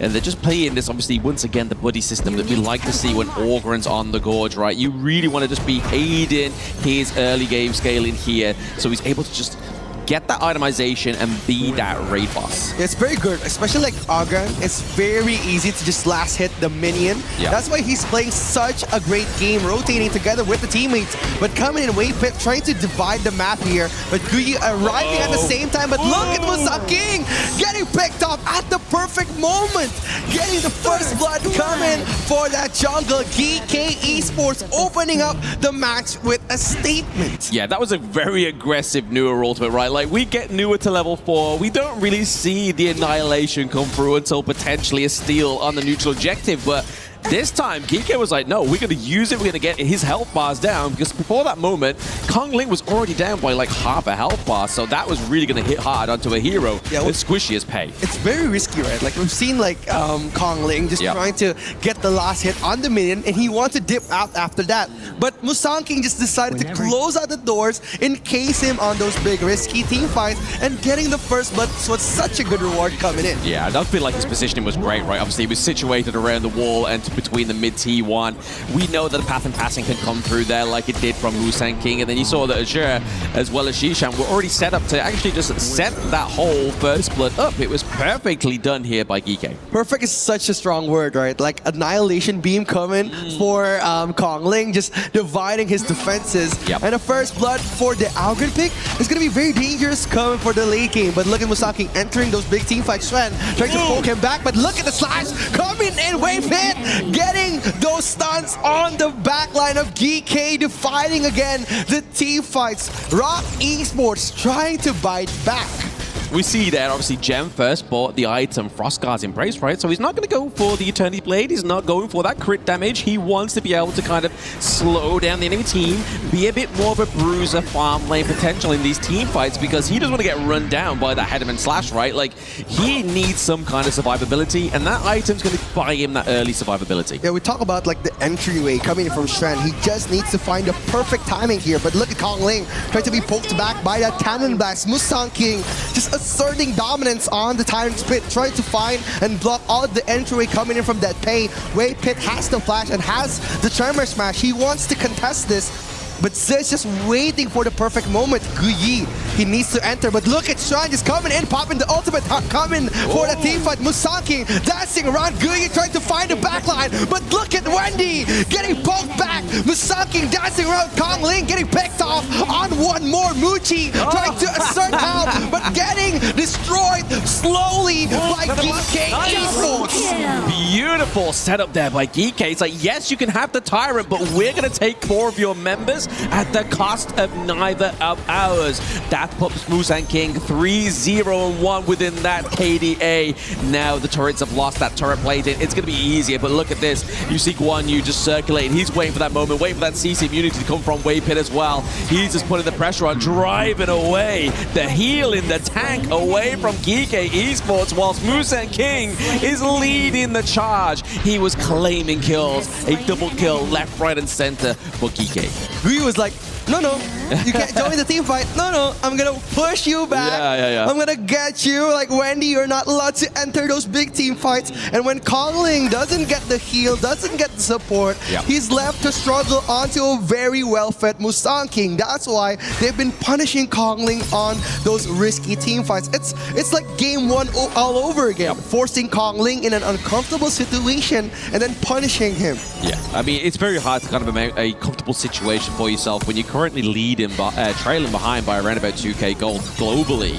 So you can imagine a lot of that gold's going up to Musang King, going over to Gem. Gem takes the T1 top side of the map, so really just, again, putting these pressures onto the side lane. So not only are they devastated in terms of these team fights, in terms of the kills, the irreparable damage is being taken down in these side lanes. But look at Shren just trying to get the perfect setup for the mid lane defense.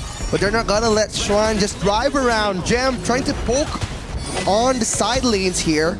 GK, they're trying to mimic the gameplay of KSG on the last tournament, but now they're just trying to be more forceful, denying entry of RoK Esports onto their own jungle. Yeah, Shishan's just always in these brushes here, obviously, just centered around that T1 brush, just making sure that if they try and come out of there whilst they go for their enemy's Azure Golem, he can just push them back. He can put the creation blocks. He can basically put a stump in the road for them to overcome.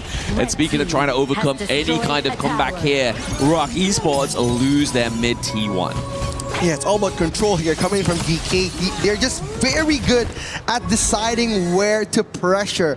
And after they eat up the Clash lane, they eat up the mid lane, and they're just gonna continue to dominate all over the gorge here. Yeah, it's a domino effect, and it's definitely one way you really want to be the resilient domino if you are RoK Esports. You want to make sure they aren't just being flicked down or following suit for the rest that are falling. But what isn't falling is that gold gap. That gold gap is increasing. Yeah, it's increasing, right? Because like the space for Kong Ling to get the farm has been enclosed so much, especially when he tries to play the macro game. Like Pei has 2 options when he's coming for the late game. It's either he joins those big team fights or he pushes the side lanes, pushing and pulling the enemy onto him. Exactly, just a big fight or a bit of a conflict here for that Crimson Golem. They're able to get the smite down side of GK. Shren coming in, just Wei Pit trying to fend off all the players. The Tremor Smash connecting Guyi. It's denied entry. Gem at the perfect point. Look at Shren getting pushed back. He's in danger, but he's getting punished. But look at Gem driving away with the dragon. GK is denied entry. Oh, you? He gets taken down. Obviously, the Aurora, the big CC there from Wendy. The Oak Bolt from Muchi was enough to run down Guan Yu. So, yes, they're able to get that T2 into the mid lane, but interestingly now, we're starting to see RoK Esports trying to fight back. It's crazy, right? Like, I haven't expected that Shren would survive that entire team fight. He was punished not only by Guyi, but also from Sishan and from Gem. And he did the Hagamon Slash at the perfect moment here. If you look at the replay, Shren was trying to just pull them away, but look at Guyi. He punishes Swan, getting those immune, and the perfect heal coming in from Wendy saves him.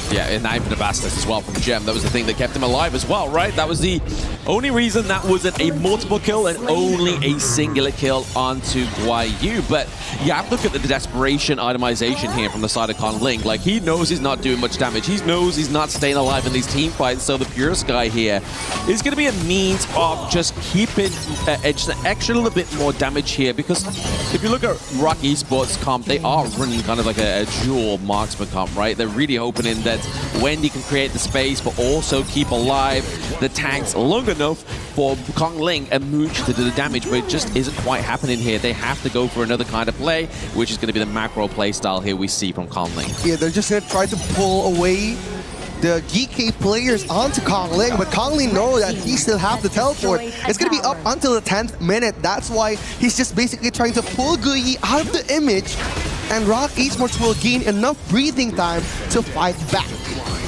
Breathing time? I mean, they need to buy any kind of time, right? I mean, yes, they didn't even get the T1 topside. This is the problem. Like, yes, we've gone for a bit of chip damage onto the structures, but at what cost? It was the T2 down to the bot side of the map. No one's going to be able to respond to this T2 being lost here. RoK Esports is like, right, we're just going to have to give it up. We see Schwan rotating around, but he needs to be here to try and go for a setup here for the side of the Tyrant, because GK Esports are going for the first Shadow Tyrant here. We can see that Guayu is just man-checking, getting that info to know like where they're situated. RoK Esports. It's all about adapting, right? Like, they faced such a great team yesterday. They faced AGAL and Kuaishou Gaming, and now they're adapting their gameplay onto those KPL players. Like, Guyu have been holding up half of the map with that Guanyu pick, making Swan so unavailable for those risky team fights and giving space for the other 4 players of GK. That's why it's very difficult for ROC to turn the tides around, because they're controlling so much of everything. Absolutely. The control here for the side of GK is pretty undeniable, right? Like, RoK Esports, they're trying their best just to kind of make sure they have access to whatever resources they have left. But we see here, just Musang King's like, no, you know what? I'm going to take your Crimson Golem. I am going to do a lot more damage now as we come into this one, but feed it over to Gem. Gem's currently still not got a kill, but it's the burst damage that you saw there onto Schwan, the Flaming Palms. But that's who they want to be eating the Flaming Palms, right? Because that's what's going to enable the Hegemon Slash. They're just pushing and progging this T3. Yeah, they're just going to try to poke the bear around here. GK, they want this entry, but there's no minion waves coming for GK, so that's why they're going to try to disengage, trying to regroup themselves, trying to take the Overlord here, because the enhanced Overlord not only gives them enhanced minions and also another Vanguard for them to push for this big fight. Musang King trying to open up the pathway here, trying to look for an entryway, but look at Wave Pit getting that knockback Tremor Smash onto the backline. Swan just denying entry of Gem, getting punished so bad, but look at Wendy diving in to catch from Zay was amazing. Conling gonna go for that one-on-one dance coming for Guyi, and Guyi gets taken out of the picture. GK driven out of the cave from RoK Esports. They driven, but they got the damage onto the T3, right? Like, yes, they lose 1-for-1, but they get so much in return. But now they can just go back to reset game state. They can just go and get their own Crimson Golem. They know they're not going to get contested because there's no pressure top side of the map here. RoK Esports that have created for themselves a little bit of a bait here. We may see contest. Oh, Musang King just dancing around. Congling's on half HP, but look at the Wave Pit trying to revenge match him, trying to poke him back, but look at this fight coming in from Conling. RoK Esports diving in, stealing the moment out of GK, and now once impossible seems possible enough for RoK Esports. Absolutely, a bit of a saving grace there. They're able to actually claim that Overlord back, right? Because we saw that Conling did a lot of the damage. He did a lot of the work. The reset happened, as we're going to see from this replay. But a lot of damage comes here through onto Conling, forces him out from the pit, but there's enough control here from Wave Pit. He denies any access there. The annihilation was a little bit too early from the side of GK, and because of Wave Pit, the path of passing just wasn't be able to pass through Wave Pit. It was so good, right? Like, Musang King was setting up the path of passing, but it was denied entry. But now, GK, they know their power spike, but look at Swan entering at the perfect moment. Musang King's on off HP. Swan gets taken down, but look at Guyi. Wendy is gonna be punished. Kong Ling just poking in the backline, but look at the Trimer Smash coming from Way Pit. Shushan just driving them away. Kong Ling forced to do another desperate move on the mid lane.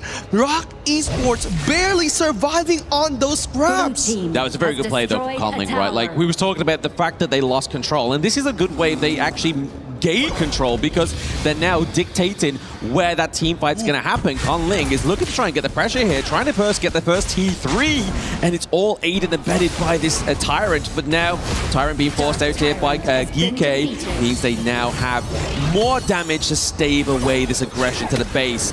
Guayu is just trying to keep that Tiger as that pay out of that one, the Cannon Blast. Wow, just punishing, caging the Tiger inside their own jungle, bringing him to go back to his home.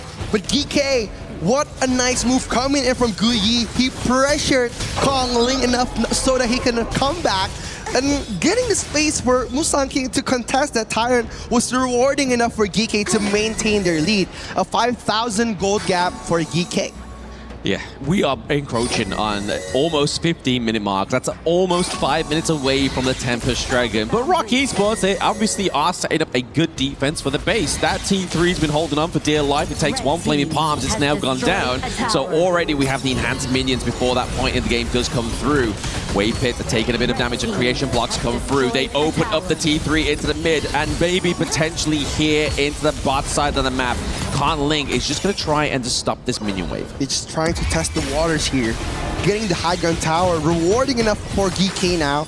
But the high ground is their final push here, trying to poke it back on the bottom lane. Kong Ling trying to force that flank, but look at Way Pit coming in from Shushan, getting that good knockback. Shushan surviving, and look at the ultimate from Zed, trapping the jungle. The Tiger has fallen, and look at RoK Esports. Swan is gone now. 3 players is up to defend, but look at GK up on the force. They're coming. Guyi just clearing the way on top. The Crystal is their main purpose, but look at GK. They're just gonna disengage, get the space enough to kite them again. Look, it's kind of again, but the minion wave is coming crashing through into the Crystal, but nice clear there by the side of RoK Muji. But now it's part for the team fight to make course here. There are 3 members onto the side of RoK, whereas GK has everybody. Oh, they're gonna try to fight this Crystal, but look at Guyi trapping in the backline, but Way Pit gets the knockback. The Crystal is destroyed. Game 2 goes to GK. Geeky.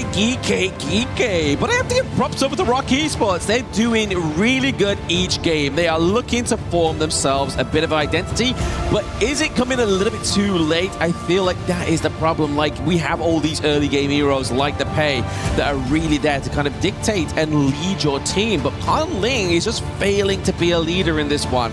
It's just not being as composed as it needs to be. It's very hard, right? Like playing the assassin jungle and not getting your farm in early game, and even losing the first blood onto Musang King disrupts the tempo of Nova or RoK Esports. That's why it has been very difficult for them to manage a comeback, because after gaining the advantage on the first phase, Musang King hasn't been leaving so much space for Kong Ling to invade the jungle or even take his own jungle. That's why Kong Ling has to farm, and he has to buy that Pure Sky out of respect. Exactly, out of respect, and it kind of almost a necessity, right? Because if he doesn't have that, he's just going to get run down a lot quicker in those team fights. But we're going to throw it back to Mr. Rain Day, Chantel, and Kin to give you the breakdown of game number 2.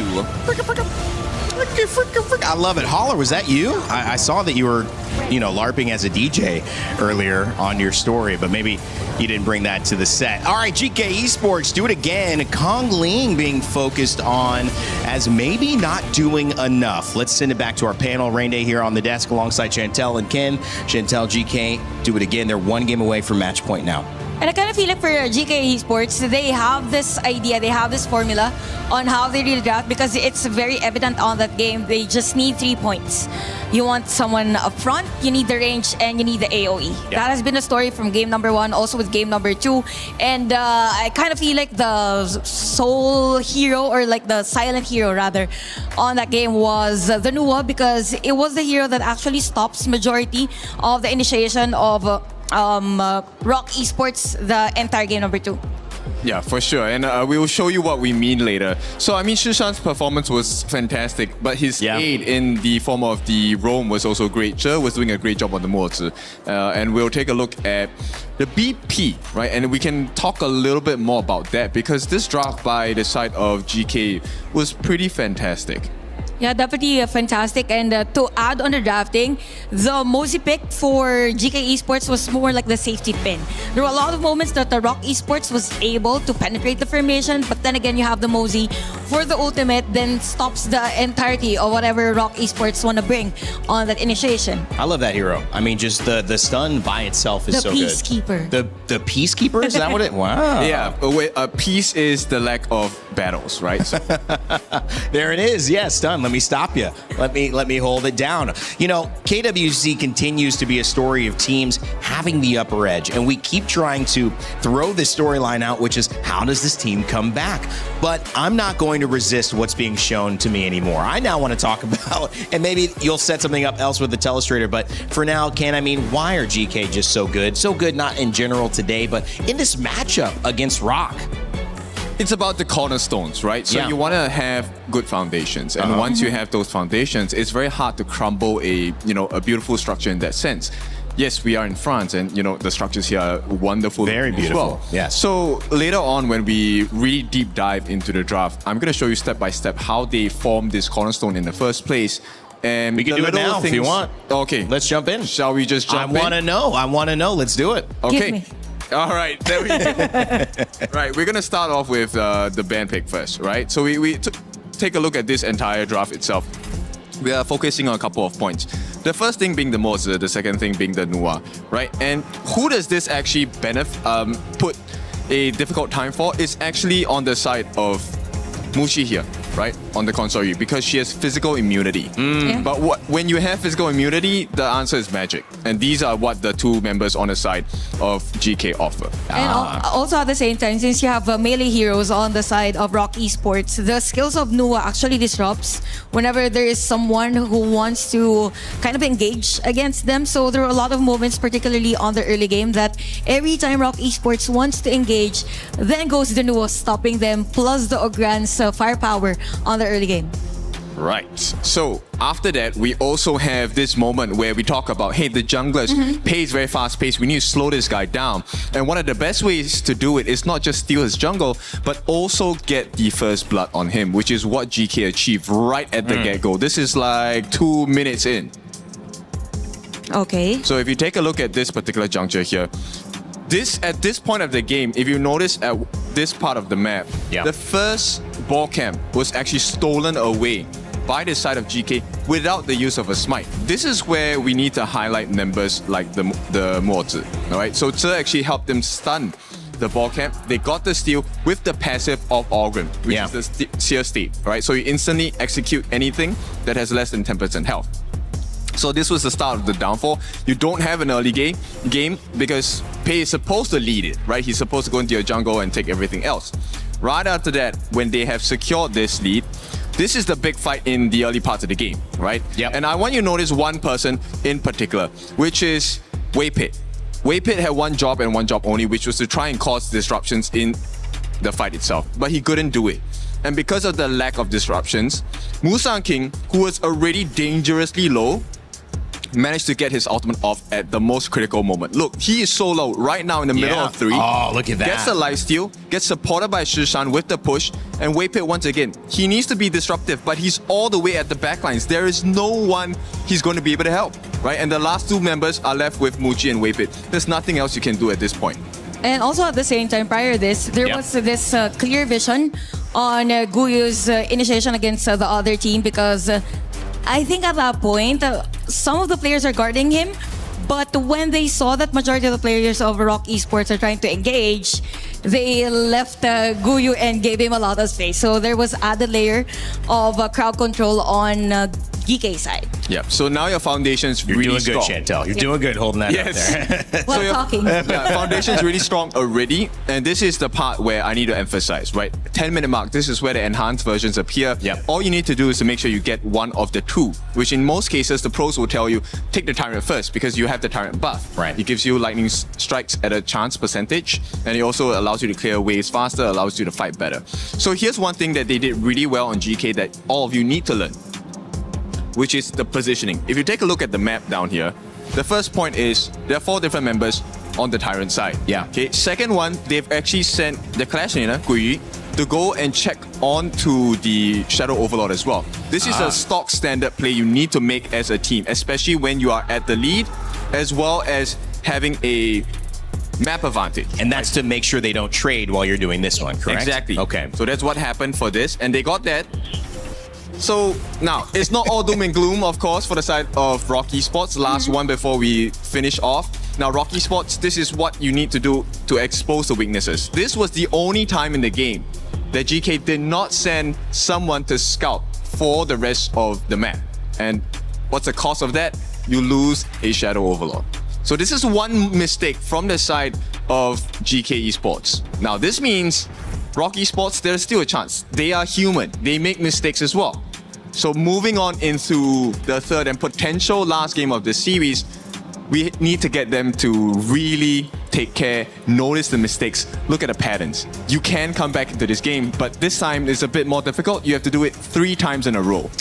I love it. I love the analysis as well. I also think your new subscription service should be a fitness program because you had Chantel doing a long armbar right there. Yeah. And Let me check my her biceps and her form, they are going to be huge after this panel. Thank you guys so much for breaking that down as well. If you guys want to break down the action at home, well, you can join our creator program. That's a way for you to earn rewards while you do what you normally do, which is stream. Talk to your friends, talk to your family, talk to your community if you've already built one. And if you haven't, well, what a great way to start. You can scan this QR code, maybe kick your stream live. If you've been looking for a reason to go live and you don't know what to talk about or why, or, what's the point? Well, here is the point. You've got action, you've got commentary, you're learning things, and maybe you can even play along after you've downloaded Honor of Kings. I don't know, maybe you jump into the mobile stream. I love what mobile is doing as well.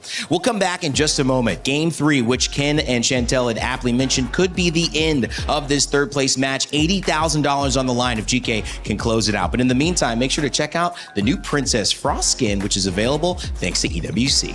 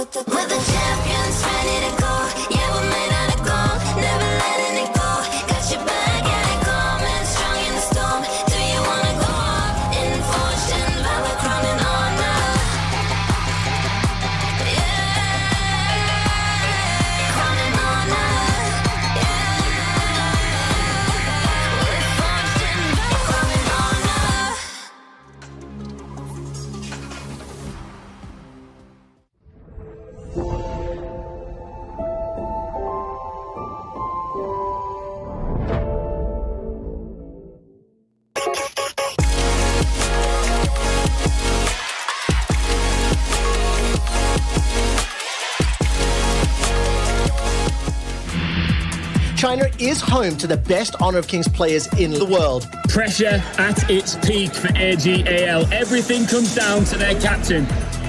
I love you, family.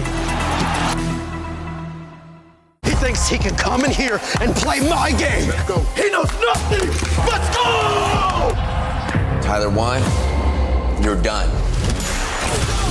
Raw energy. Half and blow the house down.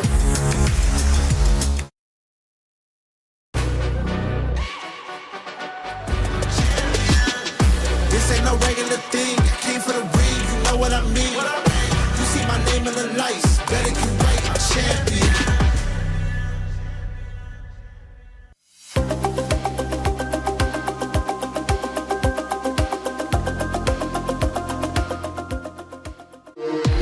We were there. For every click, every clutch, every respawn. We were there for the years of grind. And we're here. Now. The proud founding partner of EWC. Powering the biggest event in gaming. Shoulder to shoulder with the world's best. Making history. Greatness deserves a stage. Lenovo Legion. Reach your impossible.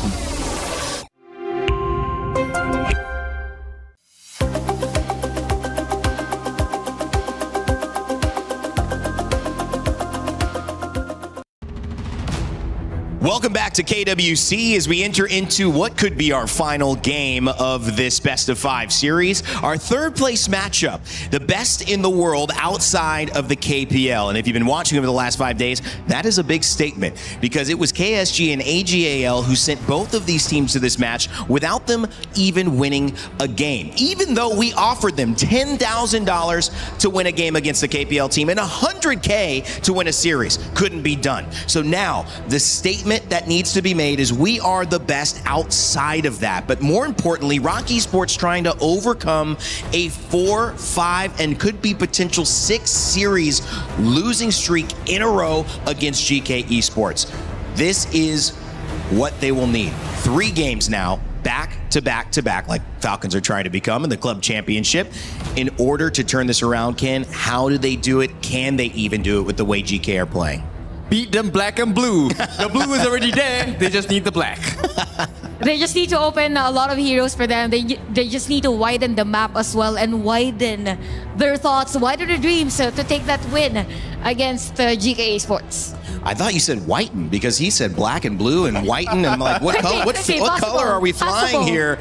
Guys, any more colors to add to this tapestry of gameplay we see at KWC? Let's send it back over to Blam and Rookie and see if they can let us know what they would add. Good. Hey, I don't see color, I just see impact. So all we need to see is the impactful fists of RoK Esports to get a victory from the side of GK. But looking at the drafts that we've seen so far, I don't feel like there's been, other than Game 1 to me looked more of a steady draft than Game 2. Game 2 really needed to be a clear, decisive leadership from RoK Esports' Kong Ling, but we didn't get that. What we're getting in game number 3 here is going to be the higher prio pick onto the side of GK Esports, and like I said earlier, after game number 2, they're going to keep banning out this Guan Yu. It's going to be the respect, right, onto Xuan, and RoK Esports, they wanted to respect Musang King's pay too. That's why their first pick was the deny pick onto that pay. But now, they're going to close out on the pay, picked on the counters of an assassin jungle, Long, and also Lapu Lapu. Possibly a possible Jing pick coming for Musang King, but a strong first 2 starters coming for GK, picking the Chano to counter the Lung, and also the Haya is such a strong first pick. Oh, absolutely. The Haya as well as obviously Charlotte. Charlotte can obviously dive in onto the back line, put the pressure on to force out the infinite vastness, but it's going to be RoK Esports picking up the Agudo here. So once again, they kind of trying to, like, they've used the pay, they can't use it because obviously the global ban pick. They're going to go for, again, another early game dictating draft. And we have to obviously make point that when RoK Esports picked Agudo up against AGAL yesterday, that was one of their best matches, so we're really hoping that this is going to have that same valor as it did against AGAL. It's going to be a flex, right? Like Agudo is being able to be placed on the farm lane and on the jungle, so there's a lot of places that we can put her, and maybe on the last phase of the draft, there could be another surprise pick coming for RoK Esports. Yep. But if they're trying to bring this very strong early poking damage jungle, they need a second layer to defend him. It's either going to be Byron or maybe Defara, but Byron is going to be their pick.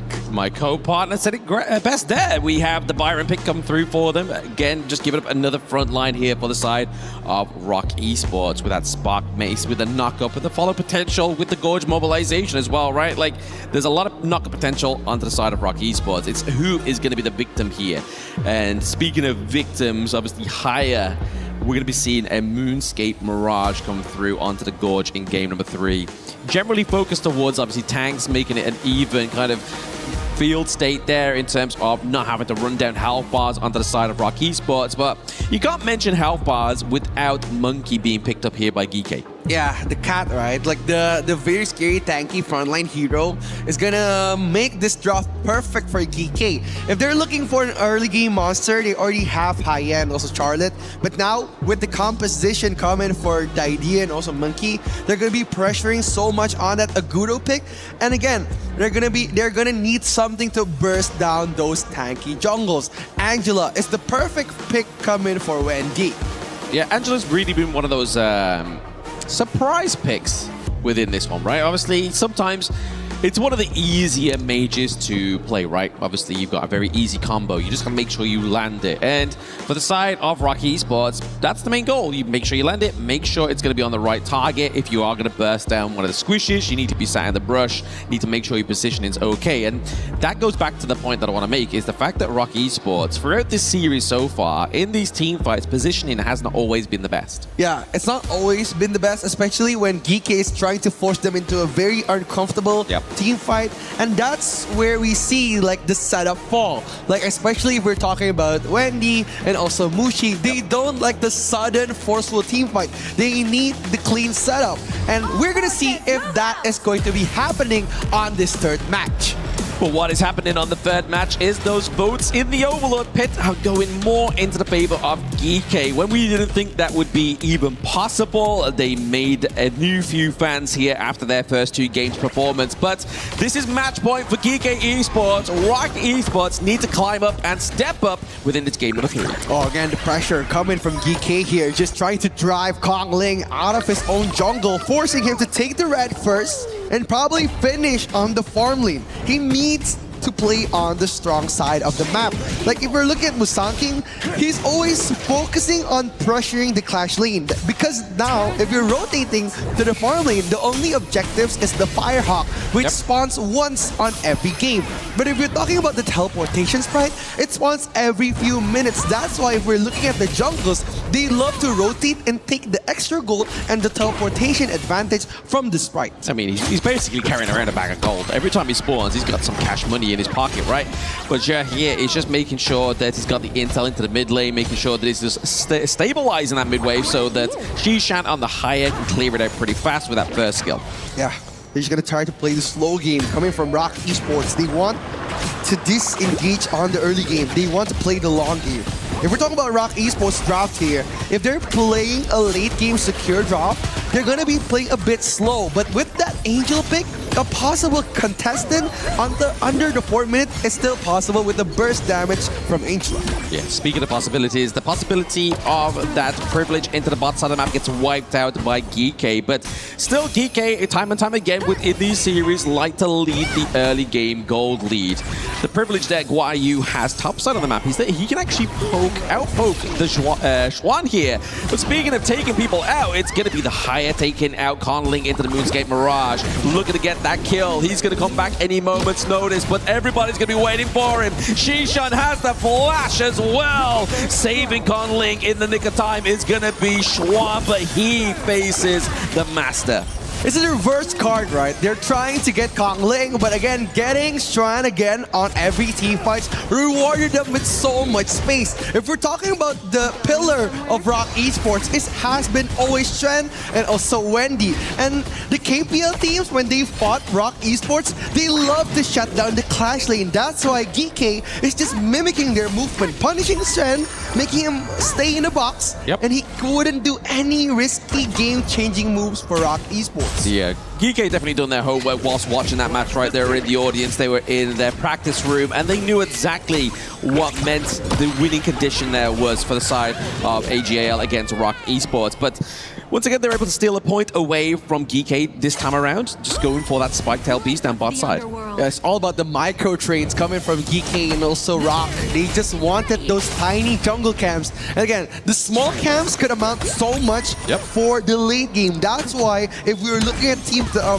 very, very mechanical and very disciplined, they're not only focusing on the Crimson and Azure Golem, but they're focusing on the spike tail, the Tusk Boars, the small micro jungle camps. Exactly, like you said, side, but you've got to keep taking them away, right? You can't just take one and hope that's going to be the kind of winning condition of your game. You have to keep putting the pressure on, and you have to know the timers. And this is just another thing that a lot of normal players within HoK don't recognize, is just the fact that if you know the timers of your enemy's jungle camps, you can predict their movement. Yeah, they're just going to try to pressure them out here. Zay does a really great job at using the idea to knock back all the damage dealers, but Kong Link trying to push the mid lane here. Shishan coming to fight. Coming to fight there, the Blazing Brilliance has been used as well as the flash from Wendy, and it's going to be a pick up onto Way Pit. They know they've lost so much already before the fight for the pit even happens. So really here, RoK Esports are kind of like, right, okay, we just need to try and grab something, try and get some kind of position in here that's going to mean that we can either stave off the takedown of the Tyrant, or means that we could try and go for an attempt. Dude, it's the GK special. They love to disrupt, they love to destroy, and look at how they control the first early phase. Again, that's what we said on the draft. They play to destroy their enemy's tempo. That's why Muchi has been pressured, and also Xuan. Without the two pillars coming from RoK Esports, the building won't be steady enough to hold for the late game. Yeah, but GK knew that there was pressure, there was a minion wave coming topside, right? So obviously they got the first minion there. They now have the minion wave here, but for the Hail Mary play of RoK Esports means that Xuan was able to get up there in time and stop that turret takedown. So really now, GK has to find something from this one, or that Tyrant trade was for nothing. Yeah, it's going to be very risky, right? Especially RoK Esports. They've been trying to slowly crawl out of their game here, because game 1 and game 2 wasn't really their best performance. Now game 3, there's a chance using one of Kong Link's best heroes coming in from the MKL, Agudo. They need to win this one. Musanking just setting up the tempo, getting punished by Wendy here, playing the game very well from RoK Esports. Once again, the higher ult has been casted here, whilst we see Xuan and Muchi go for it. He forces out the Infinite Vastness. We see the rising tide, but it's going to be Guan Yu neutralizing that tidal wave as he claims Way Pit in that one. Now we're just seeing the Destiny counter as well as the hard link onto Musanking, speeding up this rotation into the mid lane, looking to put more pressure onto the side of RoK Esports. Yeah, the Moonscape Mirage coming from Shishan was so good. Yeah. He trapped Way Pit, closing the front line for Muchi, and when Muchi gets poked by Guyi, nobody's coming to help them because the mid lane pathway was cut off by GK, and it made Muchi exploited his ultimate, and when he is not ready, they're gonna probably force another team fight here. They are. I mean, right now, obviously they lost T1 down bot side, so that's going to make it a little bit more accessible to get that Azure Golem onto the side of GK, but they're looking to play the top side of the map, right? Like, they put the pressure on there first. T1 fell for RoK Esports top side. We see just the relentlessness from Guayu to get even more here, but Wendy has to be absent from that mid lane. But they're able to wave clear it here onto the side of RoK Esports. I think like RoK Esports, they've been improving so much throughout the tournament, whereas like Wendy has been playing for so good for RoK Esports for so long, but now it's not only Wendy. That's why they've been coming for so far on this tournament, but now they need to step up. Speaking of step up, it's going to the Dream Room met with the rising tide. Xuan may have found himself in a really sticky situation. He gets taken out of that situation and probably put into a worse one as he's going to get taken down by Shishan. And in that moment's notice, in his absence, Guayu is pushing and prodding Wendy here. They're trying to get the health bars down to the Angela so Musanking can fly on the monkey. It's very hard. They're sinking slowly. RoK Esports, they need something to come back, but Gem trying to be set up here. Muchi getting the Howling power. Yeah, the Howling has been procced. They have their target in sight. It's going to be Gem get taken down here, but it's all going to be traded for GK getting that overload, getting that pressure into the top side of the map. You may have a takedown, but what more is coming here? They're looking for a T2 takedown down to the bottom side of the map of RoK Esports. Muchi takes a lot of damage, but is able to get out of there thanks to the riding wind. It's going to be Guayu as well as Zhe just trying to amount this pressure whilst we're waiting for Musanking. They're buying time for their jungler. Yeah, they're just buying time here, trying to get the perfect setup. GK Esports, they need to breathe here, but RoK Esports waiting just for the perfect moment for that Menki to come in to punish And look at the replay from the GK setup. It was so good. Musanking dived in at the perfect moment, and look at the pick off coming from Shishan. He took off the most important role player from RoK Esports. He took away Xuan. And without the front lane, without second layer on RoK Esports, they're gonna disengage. But the revenge fight coming from RoK was trying to pick off Gem, the gold carrier from GK Esports. Yeah, just trade in the game state into each side of the map here as well. Obviously, T2 into the top side for RoK Esports looks a bit battered as well. The same can be said here for GK. I feel like in this match right now, we are seeing a bit of an even game state in terms of structure, but once again, GK is showing where they are more dominant. It's in the farm. We're here. We may see a bit of an overcommitment here from Jet as well as Moose and King. They're taking too much damage from Wendy, but at the same time, the health bars of the side of RoK Esports are not looking too healthy. They are relying on Xuan here. Yeah, Xuan has been such a role player for RoK Esports, and with him getting shut down at such an early game, it makes him so difficult to tank all the damage coming from Shishan and also Jim. And I'm pretty sure right now Shishan is going to be very painful against Xuan without any magic defense coming for his defensive stats. Just waiting that long rush there. They're trying to get a setup, maybe just trying to force out the Mirage once again, but they do successfully get the Mirage. But now we see RoK Esports, they're waiting around. He forces the flash onto Jem, alters it with the flash there of the Rising Tide, but it's not going to go in the favor of RoK Esports. It's actually playing dividends here for GK. They get a 2-0 trade. The minion wave here, Jem's able to force that T1 takedown. Who expected that wave bit was trying to shadow over the Shishan ultimate, but he flicked it onto Gem. And Gem, even though he got ulted by 3 people, like if you see the replay here, he was aiming for Shishan, and he flicked to Gem, and the damage wasn't instant enough for Gem to be taken out of the picture. And Gui was so smart, he closed the NQA, coming for those risky team fights. Wendy wasn't able to pop the damage that he wanted, and the risk to reward was too big for RoK Esports to commit on. Yeah, it's the beauty of the idea, right? Like, you have the heart link, you know that you're gonna have somebody there to be by your side, and also not only heal you, but give you that movement speed to get out of that sticky situation that RoK Esports tried to put GK into originally.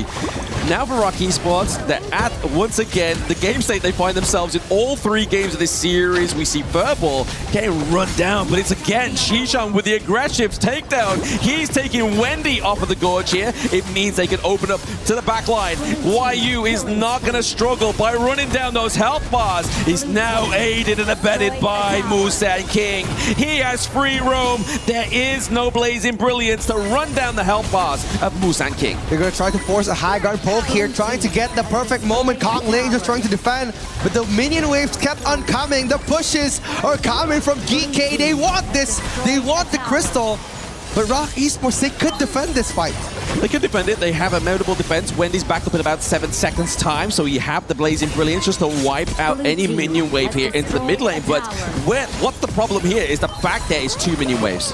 Okay, they're going to try to force the defense coming from Guyi, just trying to poke it out, trying to force a fight. Musanking at the perfect moment, the Raging Sea connects. Raging Sea does connect. Moochie has very low health bars. He uses the Infinite Bastards in the right amount of time. At the same time, we see Waybit deleted from the gorge thanks to the Moonscape Mirage. After an early exit last year, GK Esports lunges to the top 3 once again. The MKL representatives not only claims honor, valor, but also club membership points. Everyone join us in congratulating GK at the 3rd place at KWC 2026. GK Esports, the dominating performance against RoK was there through purpose. 4 zeros have been seen throughout the tournament. But who would have thought this Malaysian team, GK, have beat them on their own game? A perfect run coming from GK.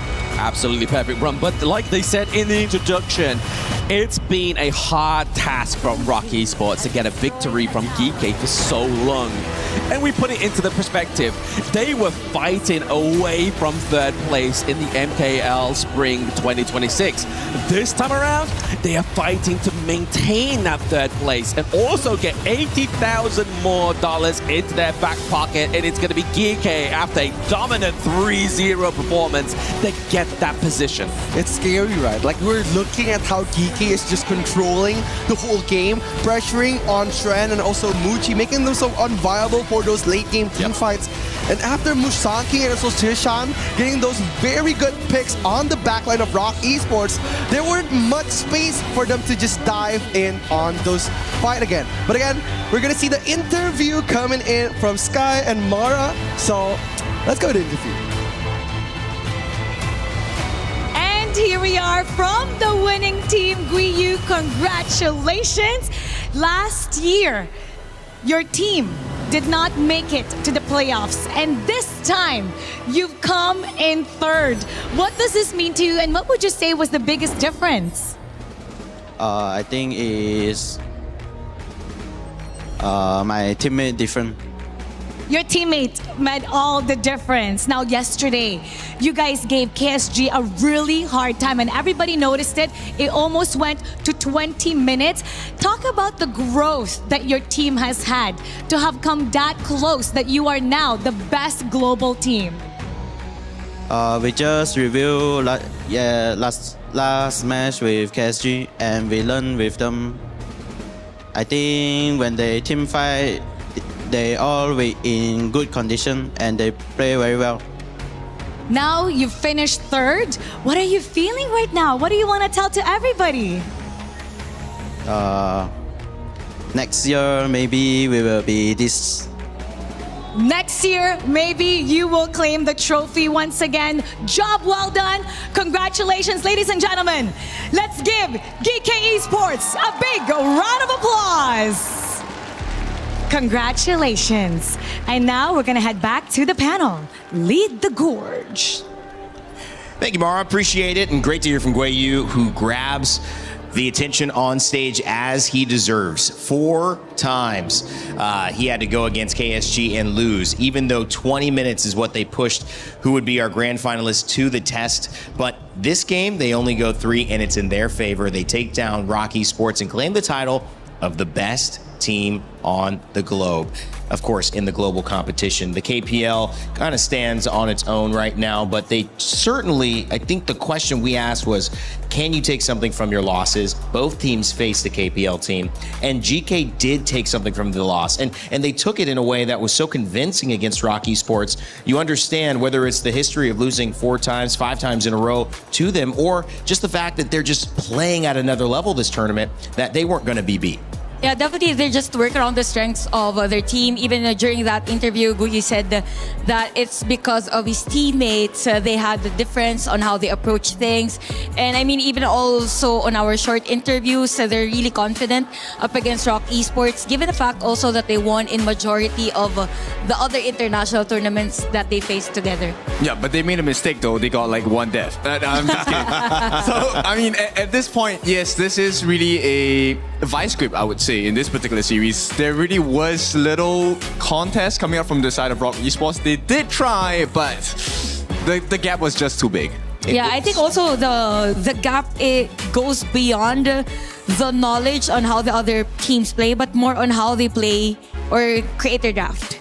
Because their draft was too strong against the play style of every individual from the side of RoK Esports. Shwan was on check. Everyone was on check. Even the rotation of the jungle of RoK Esports was on check. So it's really hard for RoK Esports to bounce back on games number 1 and even game number 2. Now, I don't know if she's been sitting next to Inua's family, but she's been in a different cosplay outfit every single time. I don't know if that's related to Inua or not, but certainly some very familiar faces who have been in the stands. We mentioned Indicus, who is joining us on stage in just a moment. That Showmatch coming up. We've revealed the talent. We haven't exactly revealed what's happening yet, so stay tuned. Even though this one's wrapping up, still much more KWC here on the Lenovo Legion Gauntlet. But let's take a look at the telestration now, because we may not be able to learn any more from this, but people at home can certainly learn about what went right, what to do in their games, and obviously what you took away, Ken, after a really dominant performance from GK. Okay, I'm gonna add more subscription fees for this because Yes, please. I'm gonna give you. Let me flex. Yeah, more lessons. She there it is. Is that the right technique? Is that the more squeeze on that curl, Chantel? I'm getting in on this. Okay, so let's run through what the strength of this draft was, right? Coming in from the side of GK. They made sure all the win conditions were there. So first and foremost, I want you to pay attention to the channel against our win matchup, right? So naturally in a 1v1, it gets a bit more difficult for the side of Muji. So in order to make this happen, they actually placed more focus onto the side of the mid laner Shishan, who was using the Haya, right? So as we go into the later parts of the game, you'll realize that yes, there is a clear goal gap, but this fulfills the condition that RoK will not be able to come back into this game. And it came in many different forms. Number one, you could never get past the wall that is the Mankey. Yeah. Right? And secondly, if you do make it past the wall of Mankey, you don't get the damage because the heals are coming out. Yep. Right? And it's always a unfair fight because you're fighting with 4v5 potentially if the higher wins in that Moonscape Mirage, which is exactly what happened. So let's go into the first clip here. Now, this is a very important portion of the game because at this point... Chantel, keep your form. Come on now. There it is. Sorry. You can't be giving out on me yet. So at this point, catching Kongling was a great idea, right? I think the execution here from the side of GK was, let's try to get the jungler out of the fight, right? Give the level lead to Musang King. But here's the fun part. Locking Kongling in was great. They didn't get the finish. But here comes the second part of the fight. So I want you to pay attention to this thing. When you are in the Moonscape Mirage, everyone's focus is on 2 points. The first one is, I'm going to be looking at my teammate. Where are they? And the second point will be, where is the opponent that uses the Haya? These will be your set fight. This is a guaranteed hit once they come out, right? So this is where teams are fighting for position, jostling for the correct skills to be thrown at the right time. But who comes out worse? It actually is Xuan. And knowing Xuan, we know that he likes to flank. Yep. We know that he comes in with the stuns, with the flashes. And with this first blood onto Xuan, it just crashes the game out for the side of RoK Esports because that flank opportunity and that turnaround no longer functionable. And a good point that you've mentioned about Xuan also, because either way, either Kongling or Xuan, it's a viable target already for the Haya. That's why for Ken, he mentioned earlier that it's always going to be 4v5 for every setup plays on this match. Yeah, and you know, at this point, they already had a 4K goal lead.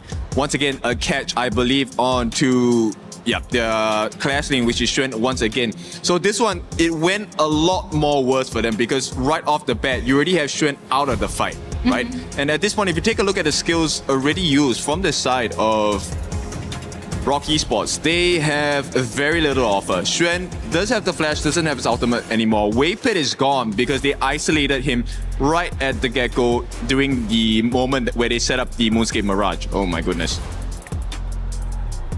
Yep, so he's caught in You can take as long as you want. Chantel could be there all day. She's fine. I mean... Yeah, actually, we're just playing around so that her muscles get to work. Wait, it's just the left side. Let me do the right as you well. need to, you know, you want to... Here, hold on. Chantel, go to the host for a second. Let me take this. Please. Let him finish. Please, go over there. Thank you. I mean, I can't. I have to get involved. I'm here to cheer instead. Let me, you can cheer. Let's be clear. Do you need 2 mics? We have a jib. We can get all of us. Additional subscriptions. Whoa. That's a bit too much. But in any case, all right, I'll let the Let fight me play. hold this for you. There you go. Yep, so with that, they actually built such a huge lead, and this is like a 5k gold advantage at this point. And as we know, history has already stated, this is the 6th time in a row that GK has taken a series of RoK, and to do it on the international stage, what a performance.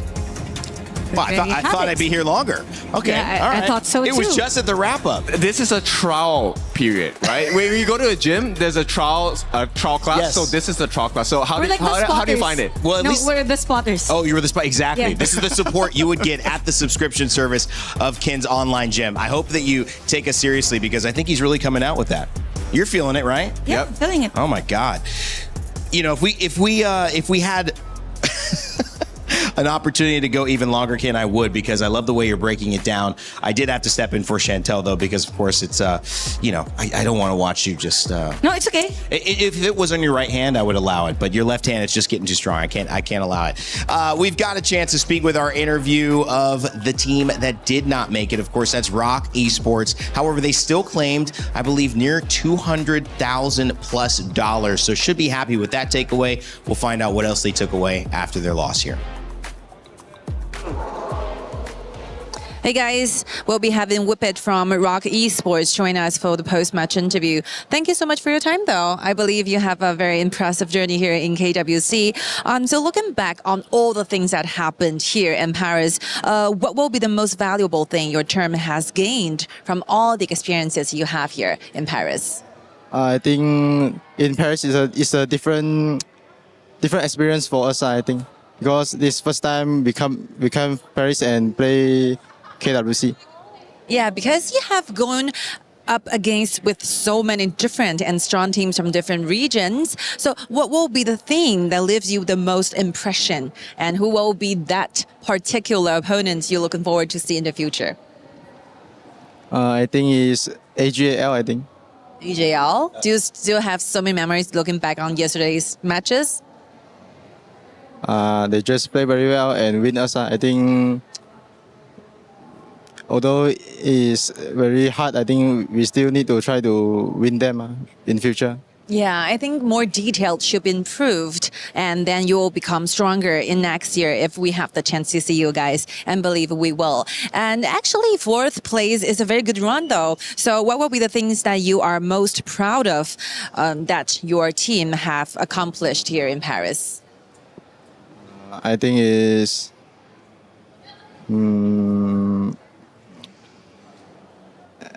I think it's... Anything you want to say to your teammates as well? Teammates, thank you. Say thank you to my teammate. Yeah, very good work together. And I will be your very last chance to say something from the bottom of your heart to your fans, friends, and family back in your hometown. So what will be it? I'm sorry, today I don't perform well. Don't be sorry. You brought a lot of amazing games to us. Thank you so much for your time. Looking forward to seeing the future. Okay, thank you. Best wishes to you. And this will be it. Bye-bye. Back to the panel. You can understand a bit deflating to come out, not get a win in 2 series. And, you can't blame anybody for the first series. This series, though, it seemed like maybe felt there could be something more for them. And it just wasn't able to happen. But on the day, you ask, where do you learn? And I feel like I keep saying this, so screw it, I'm just going to keep saying it. I'm not going to say how I keep saying it. I'm just going to keep saying it. But you learn from your losses. And I mean, a personal anecdote for me, I remember coming in, we call it soccer where we are in America, but around the world, it's football. We were ranked number 1, and we were penalty kicks away from going into the national championship. And my senior year, we were ranked number 1, and we lost in our very first game. We were shocker, real big upset. And you have to somehow piece together this identity that has been shattered, right? These guys are globally so successful. They've gotten to 4th place, and then you have this 4-0, 3-0, and you have to find your identity again. They are a great team. They are great players, guys, but it's much easier said than done in the moment when you're still coping with, I thought my reality would look a little bit different. Definitely, and this type of moments are reminders for these players that everyone is just trying to improve everything that they've got, or just want to show whatever it is that they can improve for the rest of the tournament. And what I gotta say is that for RoK Esports, there's nothing to be sorry for, because they were able to manage to defend or to defeat the champions of the region. So that alone says a lot about how they prepared in their journey. This KWC.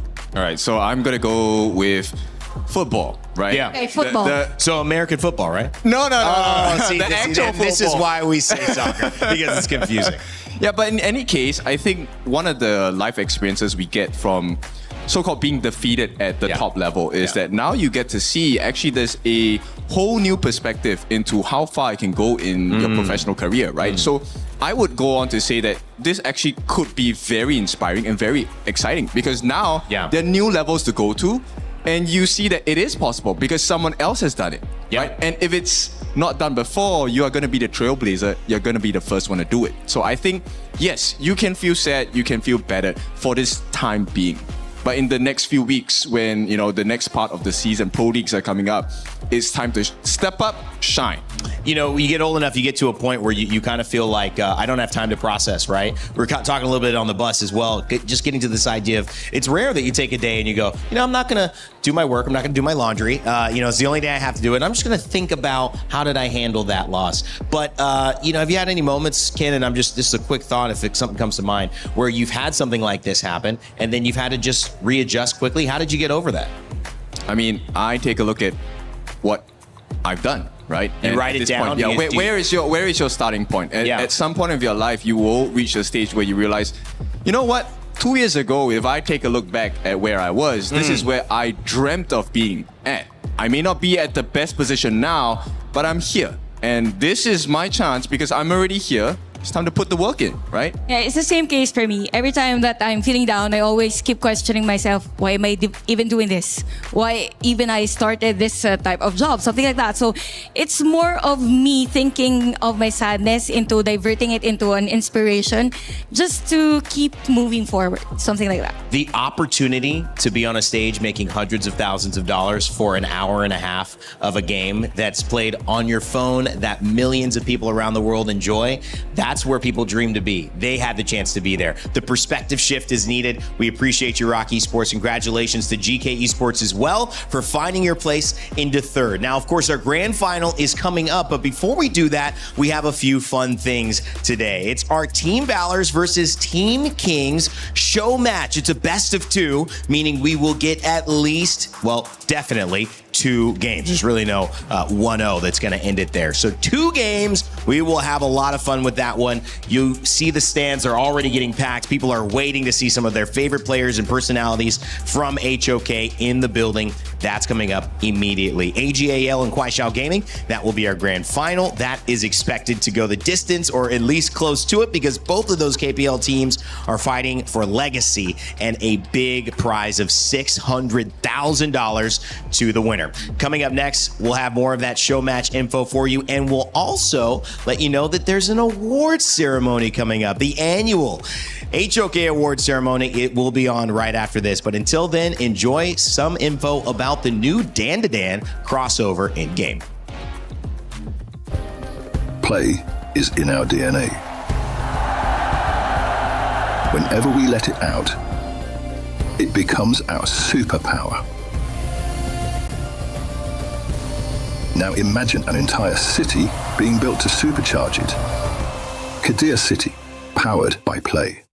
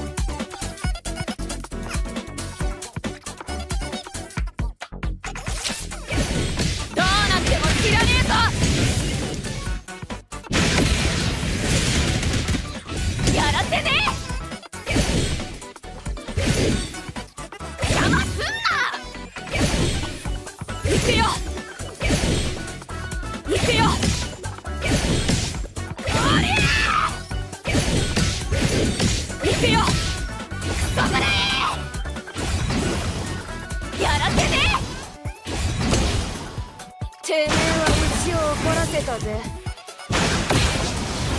どうなっても知らねえぞ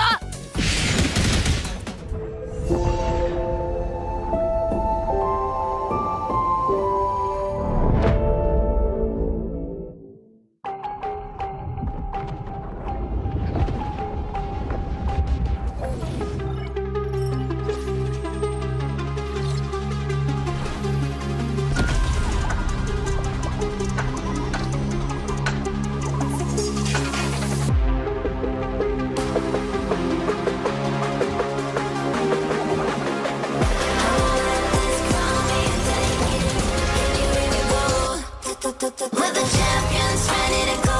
Yeah, we're made out of gold, never letting it go. Got your back, yeah, they coming, strong in the storm. Do you wanna go up in fortune, Valor, crowning honor? Yeah, crowning honor. Yeah, with fortune, Valor, crowning honor.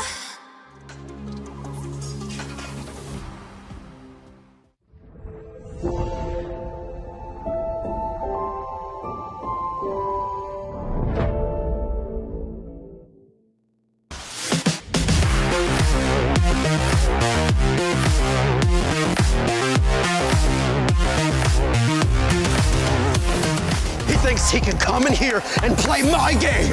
He knows nothing. Let's go! Tyler won. You're done. Raw energy. Half from blow the house down.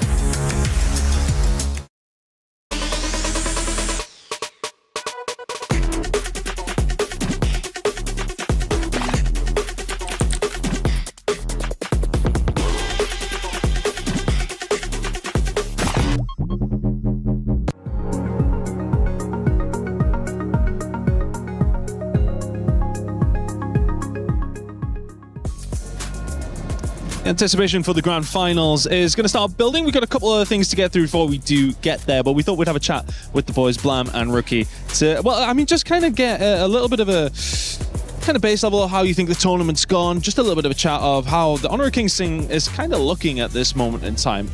Coming in as an outsider, looking into this game, and obviously seeing the domination that we've seen from the Chinese teams, as we have done over the past week or so. Rookie, I'm going to start with you.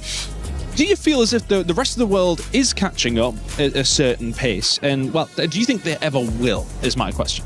I think give it 1 or 2 more years. I think there was still a chance for that short amount of time, because I'm thinking like 10 years right now. I don't think so. If we're talking about like years, like we have seen KSG and also AGAL, they were pretty frustrated after like game 3, especially when they're going up against teams that are very aggressive like GK. And we've seen like there was like in a point where they would be able to win the game, but it was so close. But then again, only the discipline of the KPL teams were managing for them to get the win against the global team. So again, it's all about discipline for the global teams. And Blam, for you, I think, you know, we talked about discipline, we talked about mechanics and just their experience of the game. Do you think there's any other particular area that the rest of the world really needs to work on to catch up?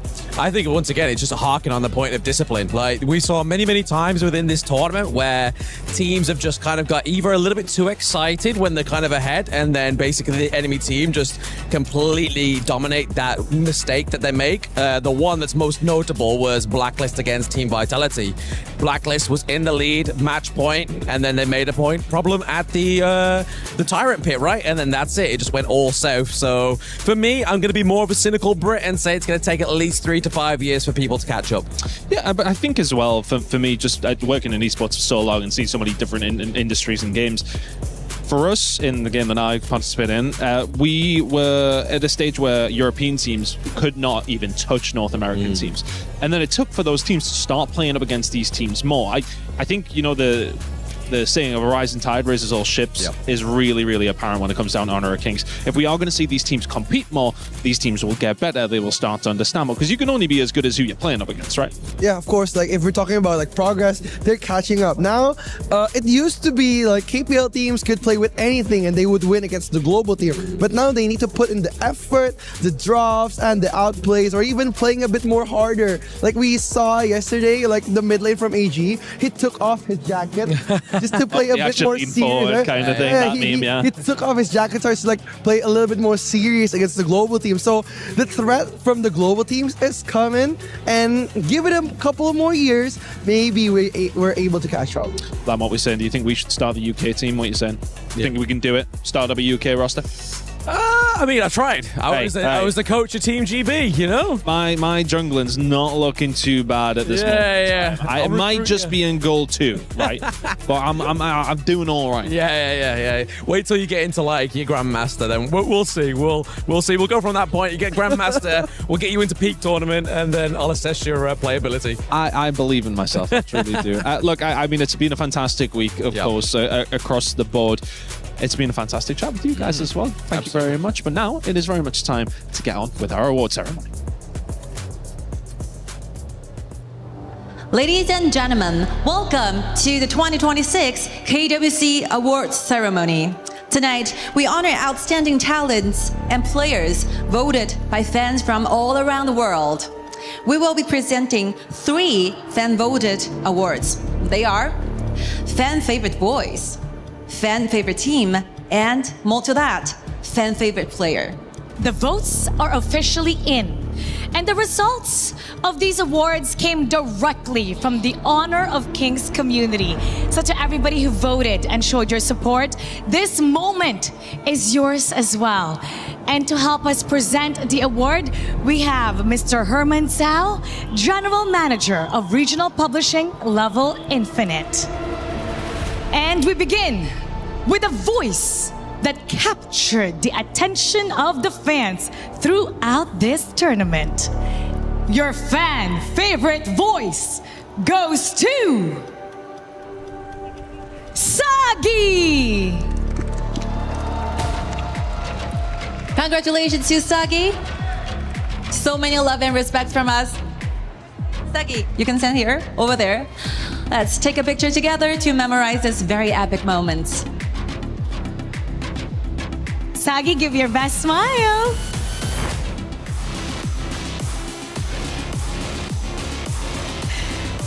Sagi. Hi Mara, hi Sky. Congratulations.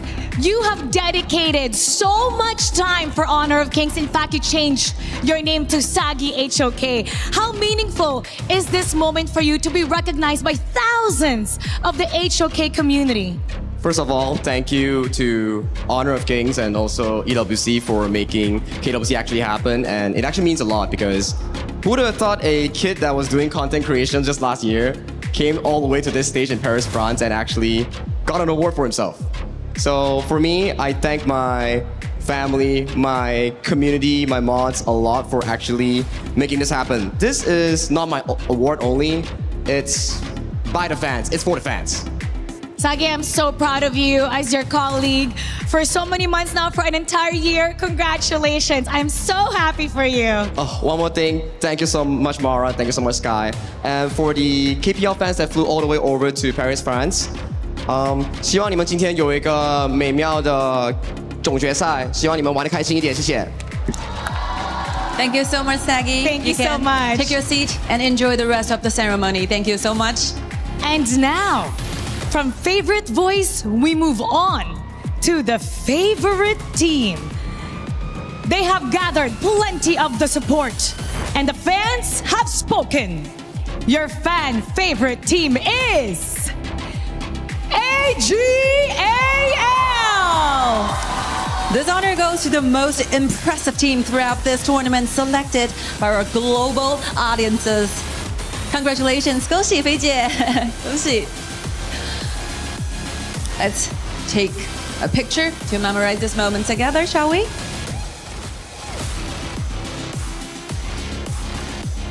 All right.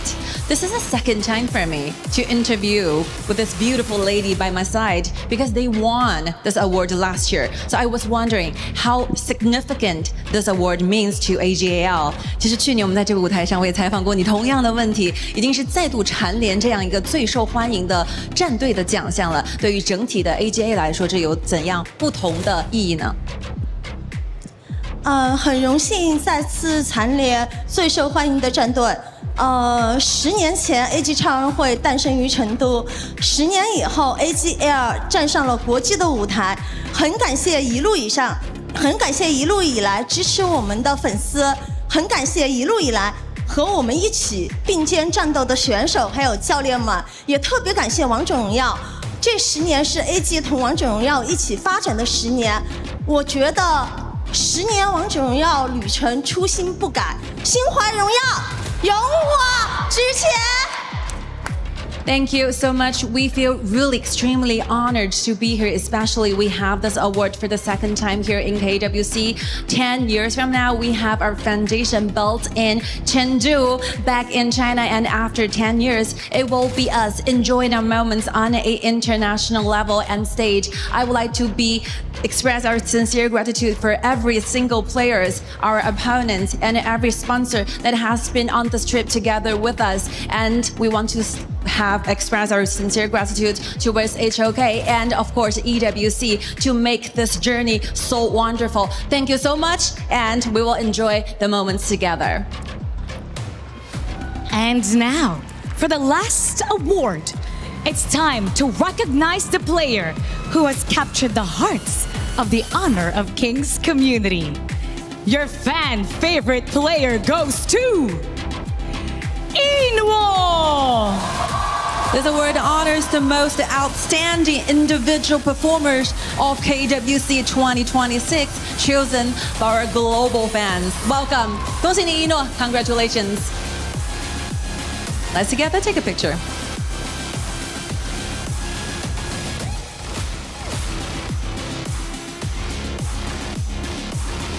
Congratulations on this well-deserved honor. I was wondering, how do you feel? What does this award mean to you? It should have a very deep meaning for Ino. 又是第2次获得这样的奖项，刚才我们也听到了 AJL 也再次获得这样奖项，所以蝉联这样的荣誉其实是涵盖着所有全世界喜欢和支持你的粉丝的。所以这个奖项对于一诺选手有怎样特别的意义呢？感谢王者荣耀和 EWC。给我提供这个舞台，感谢大家给我投票，我很开心。Thank you so much, Honor of Kings. Thank you so much for EWC. I won't be standing here on the stage without your help and support. And lastly, I feel extremely happy to be here. Thank you so much for my fans, supporters all around the world. Thank you so much. Congratulations. 恭喜一诺 Thank you. And this phobiat, please. For all of our winners, come on up. Sagi, AGAL. Now we're gonna take our final photo.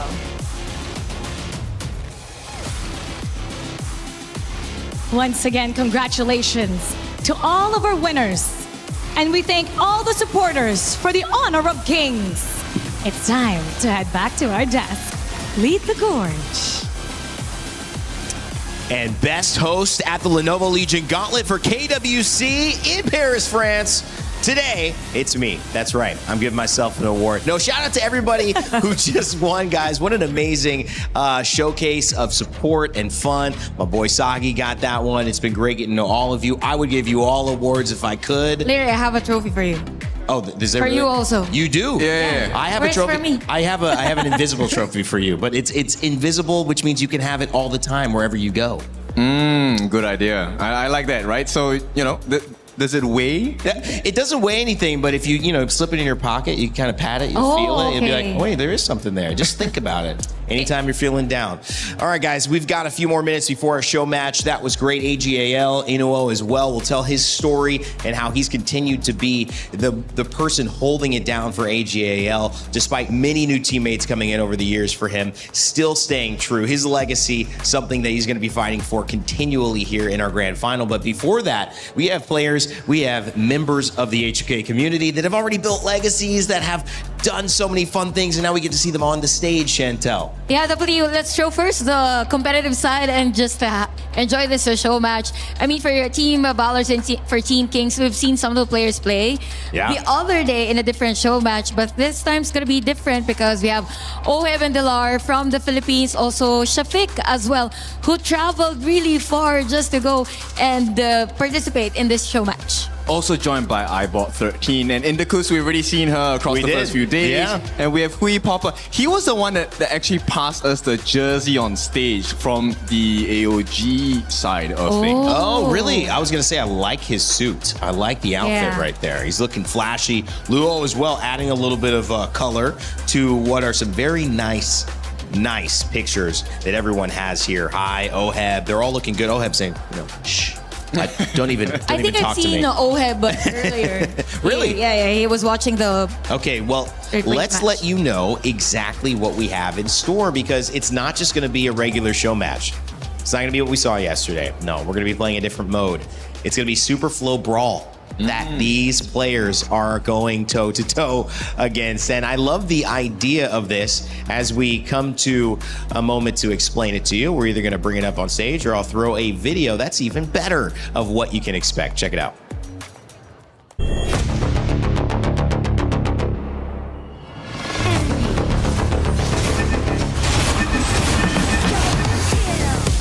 HoK's new mode, Super Flow Brawl, arrives with a bang. Break fixed builds and experience true combat evolution. Whenever a hero reaches level 1, 5, 10, 15, choose one of 3 random talents to enhance yourself. The higher your hero level, the stronger the talents you can obtain. 10 major talent paths, freely combined to create endless strategies. Preview talent effects in advance to fully prepare for battle. Or adapt on the fly during combat to unleash unexpected power. This isn't just luck. It's a true test of strategic mastery. There are no fixed answers, only infinite possibilities. The most powerful and mysterious builds await your discovery. The new mode is coming soon. March 14th, write your Super Flow Brawl legend.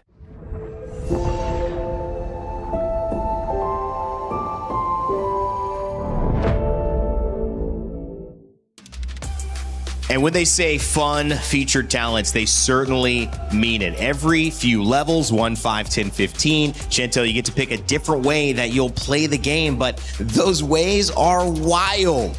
Yeah, definitely wild. Let's focus on mic on. Whenever you're using the microphone, it releases sound waves and elevates your teammates. So it's one of my favorites. And you know what?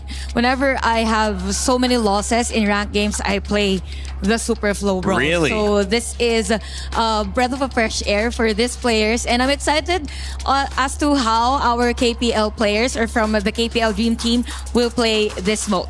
So you're already screaming because you're mad that you lost your ranked games. Want us to show you how the mic on works? Yeah. Let's do a demonstration. So one of the effects is if she starts shouting, I get stronger and stronger. And if you send commands out, it also buffs your teammates or helps them purify any of the CC that comes through. That is so fun. I mean, and I think the way that you're doing it is great. Just imagine a shy person having the mic on as a talent. Yeah. He's forced to say something. I cannot wait to see this, and especially because we're going to see our players knowing that it's a show match and they're having a lot of fun with it. You can turn, I think, some of your movement into riding a motorcycle. You can do it that way. I think that's the vroom vroom one. I saw people getting bigger. You see the mic on, which means if you're mad or you're happy, you can yell and different things will happen in game. So not only will you see all of your favorites on stage in just a moment, you're also going to see them doing some wacky shenanigans. Chantel, any other words before we throw it over to the stage? I'm just excited. I'm just excited. I'm really looking forward as to what talents the players will pick, how they will play against each other, because it's going to be chaotic, really chaotic. Yep, get all the big skills. You can re-roll if you need to. So let's see what kind of action they bring us. All right. Well, we've got a little bit of, as Milos said, an aperitif to start the day. Now we've got an appetizer here to continue our tournament. Let's send it over the stage and get us started. Honor of Kings fans! We got something special lined up for you. HoK's top players and talents are going to be stepping on to this stage. And this time, we got 2 games to put on a show.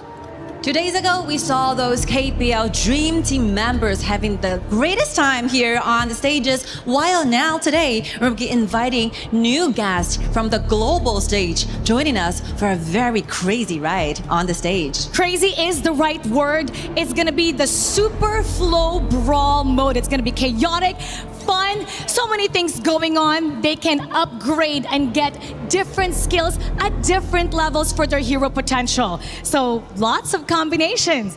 And now, how about let's meet the teams? With no more time waiting, let us introduce our fantastic players onto the stage. Introducing Team Valor. Welcome! We'll be having Hui Popper, Indicus, Fly, Cat, Gemini.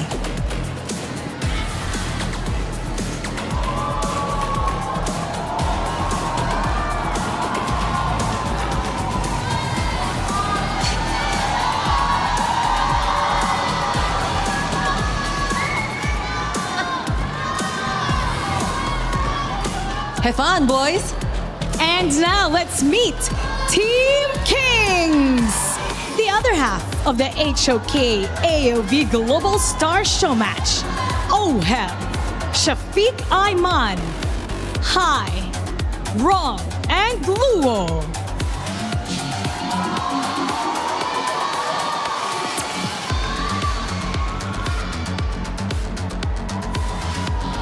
Good to see you guys. Can we hear one more time shouting to both teams? Hope you guys are ready for this. So we have familiar faces and we have new friends over here. These are Team Valor and Team Kings. Okay. Hi, Ron. You may take your seats. KPL Dream Team members, you can take your seats first while we'll have a little bit chat with our new friends here. 我们梦之队的成员呢，可以快速的准备去进入比赛了。我们和新朋友呢，先来这边聊聊天。Hi, nice to see you. Nice to meet you. How are you feeling standing on the stage right now?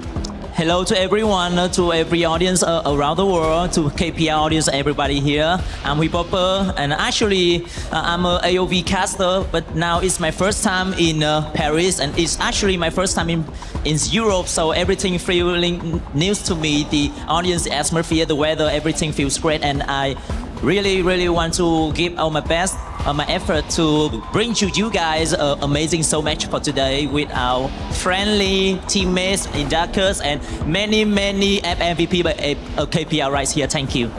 It will be a celebration for both AOV and HoK. And on this side, we have OHEB from the Philippines. It's your first time here in Paris, representing Honor of Kings. You have all this crowd with you. What can you say to everybody? And how happy are you to be here? Hello, everyone. I'm so happy to be here again.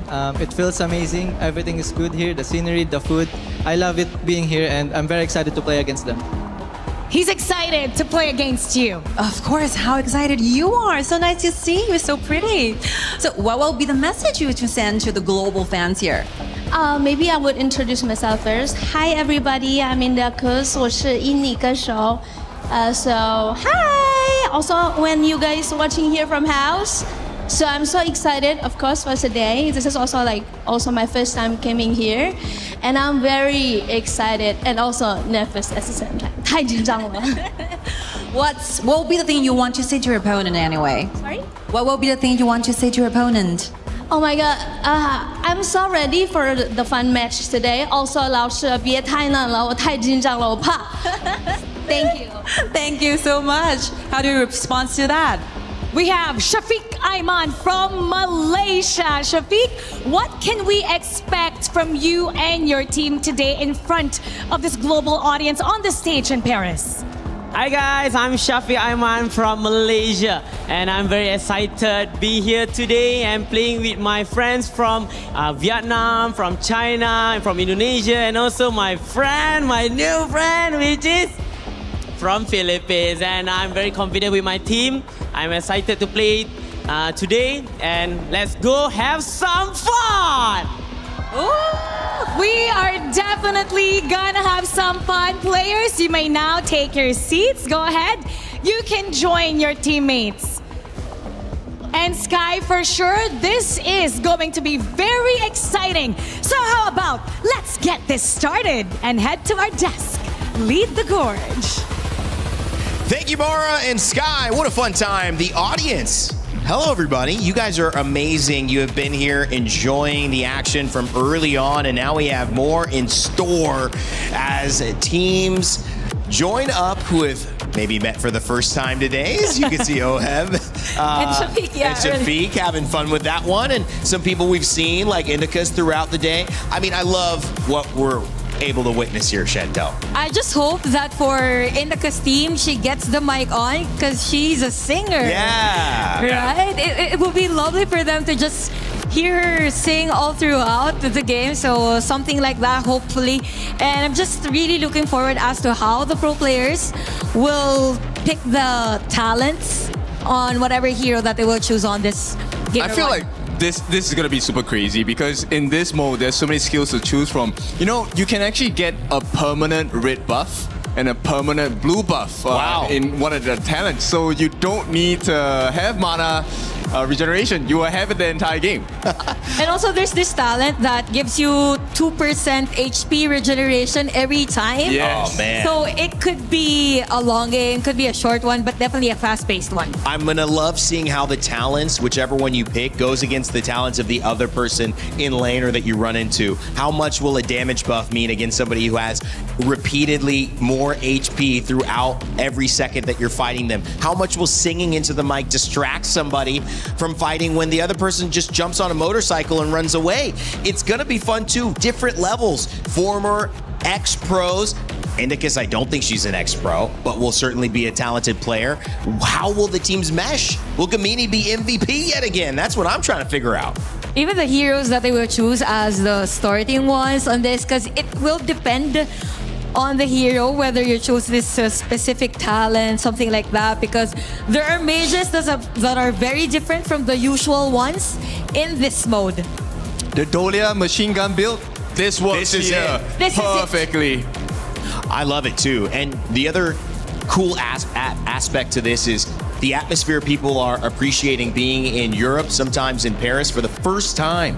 These are, major celebrities and people of, idol status, and coming here in Europe, just not necessarily something that's been on the bucket list or necessarily been on the road to that success there. So seeing them navigate not just a new game with wacky talents and stuff, which is super fun for me to see, but also being in France. Definitely gonna be quite an experience for this KOLs, for this pro players, and even ex-pro players.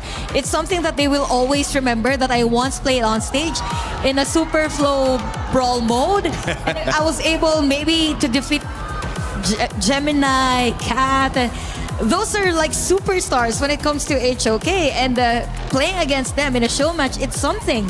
Yeah, you have to clip those moments, save it. Whatever platform you're watching on, save that moment where you got the kills or even outsmart them. That's a rare occasion in the professional world. I feel like there's enough cameras out here to where we'll get clips no matter what. Are the lenses here already?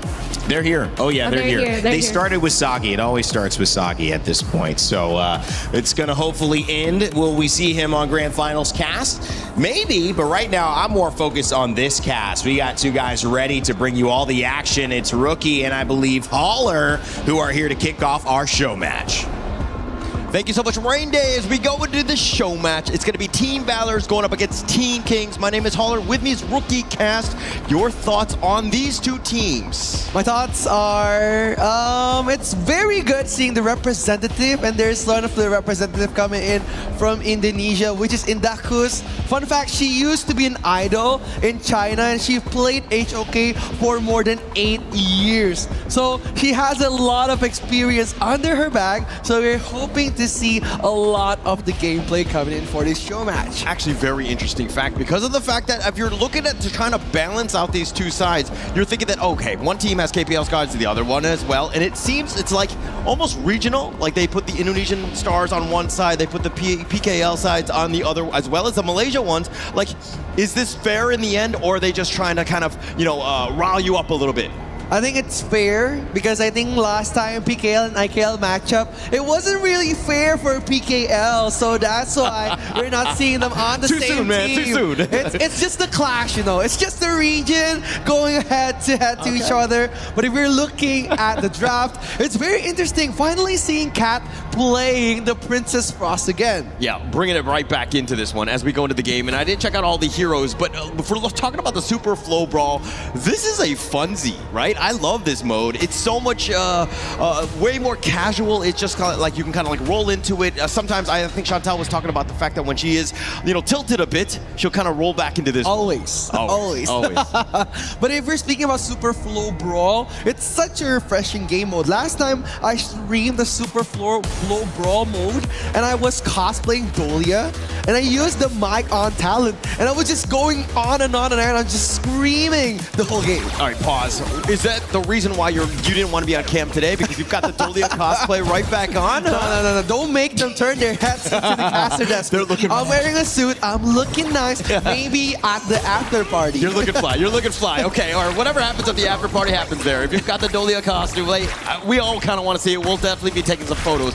But going into this one, I find this mode so much fun because of the fact that the talents are just completely over the top. It's high, has to flash away, Fly getting a little low himself. Yeah, Fly just using his own FMVP skin, right? Just showing off, this skin is mine, and just showing off to the players. But look at Gemini just popping off on the first game. And Indicus playing the roamer role. Because if we're talking about Indicus, she played farm lane. So maybe the change is going to start to her a little bit. But hopefully, they're playing the fun game today. Yeah, it's all about having fun, right? And I think that going into this one, we were talking about the Indicus.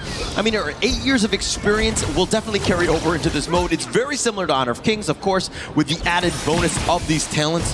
But for me, it's about this Shadow Buddy talent. The fact that you become the Dragon Mother, if you will, and just roll down people with all of the dragons. Again, I think that it just adds quite a fun element to this game. Yeah, especially the one that has like the car. You basically can throw away the car, but look at Fly getting taken out at the first stages of the game. What a statement coming in from Team Kings. Yeah, Fly looking a little too fly with his finals MVP skin, maybe, huh? A little too much attention, if you will, but in the bottom lane. He's gonna pop the ult here, coming from Gemini, coming, trying to fight us out. Shafiq Ayman gets taken down. The ultimate coming from Indicus, killing Wrong at the same time. 2 kills of 1. Team Valor is just fighting them. Okay, and we knew it was a fun mode, but man, it seems like Team Valor's they're taking things a little bit seriously. The rotations have been on point. They got Fly to set things off, and then they make their way to the bottom lane. It's a 3-on-3, but the stuns are absolutely real as they get locked in. Cat, he's one of the best in the world, and you're seeing exactly why with that control. Yeah, it's all about the live reaction, seeing the faces of the talents being happy,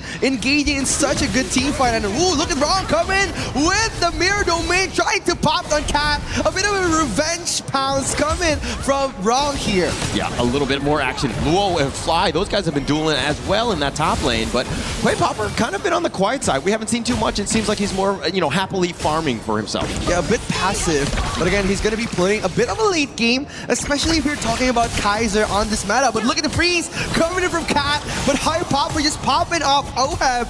They're going to push him back.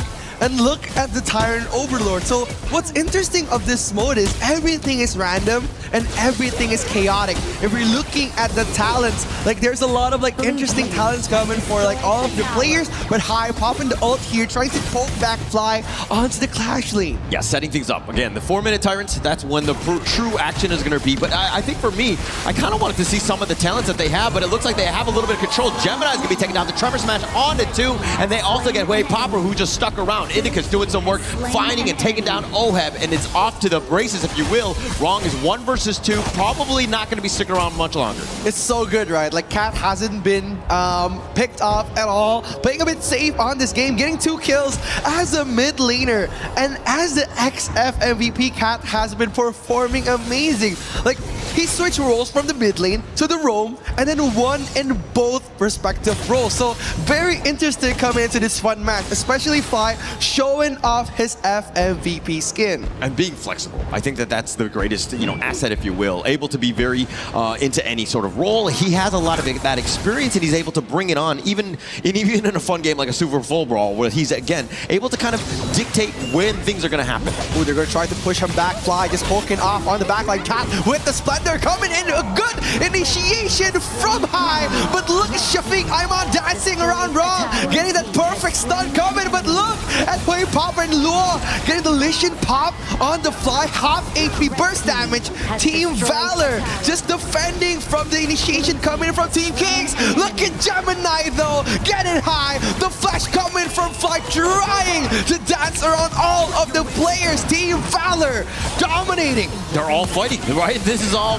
going in and 4-on-1. It looks like he wants to continue with this, but Luo gets the pick up on a Gemini, gets the snipe, if you will. Rong is doing some serious work as this mirror domain is completely confusing and befunneling them, but Fly will fall as well. It's nostalgic, right? Like seeing all of these historical players finally coming back for KWC, playing the fun match. It was such a good initiation coming in from Gamini. Like he popped the ult, trying to get high, but after the trade, the initiation coming from Rong, punishing him for going offside was so good. And if you're looking at the screen right now, there's some big giants walking around. It's one of our talents called Megami, making them so big. Yeah, he's going to be biggie size, if you will. And the mirror domain just trying to get onto Indicus, who just wants to get on out of this one. I don't think that she will in the end. Oheb gets that snipe. Yeah, it's all about the title, Attack on Titan. That's why Indicus has been targeted, but look at the freeze coming into high. Oheb is in danger, but look at her popper just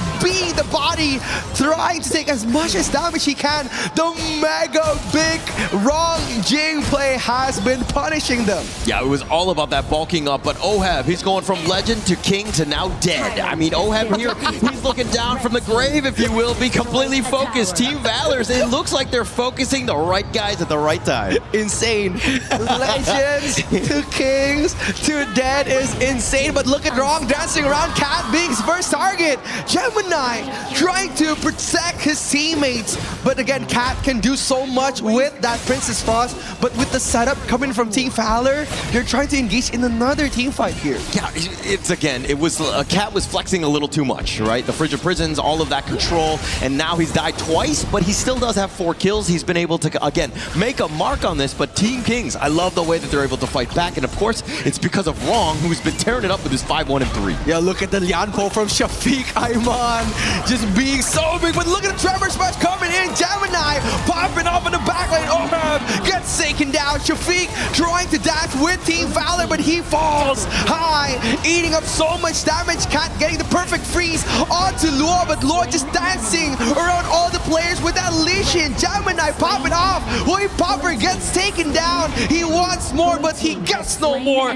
Team Valor loses 2 players onto 3. Yeah, onto 3, but Rong continuing on with this one. It looks like he wants to fight 1 versus 3. This is a very bold move, Cotton, as it looks like he's kind of stuck into the mirror domain. You don't know which way he's going to be. He's dodging most of it, and now Oheb on the return. It doesn't look like he's going to be able to do much, but he does cover the retreat. Insane.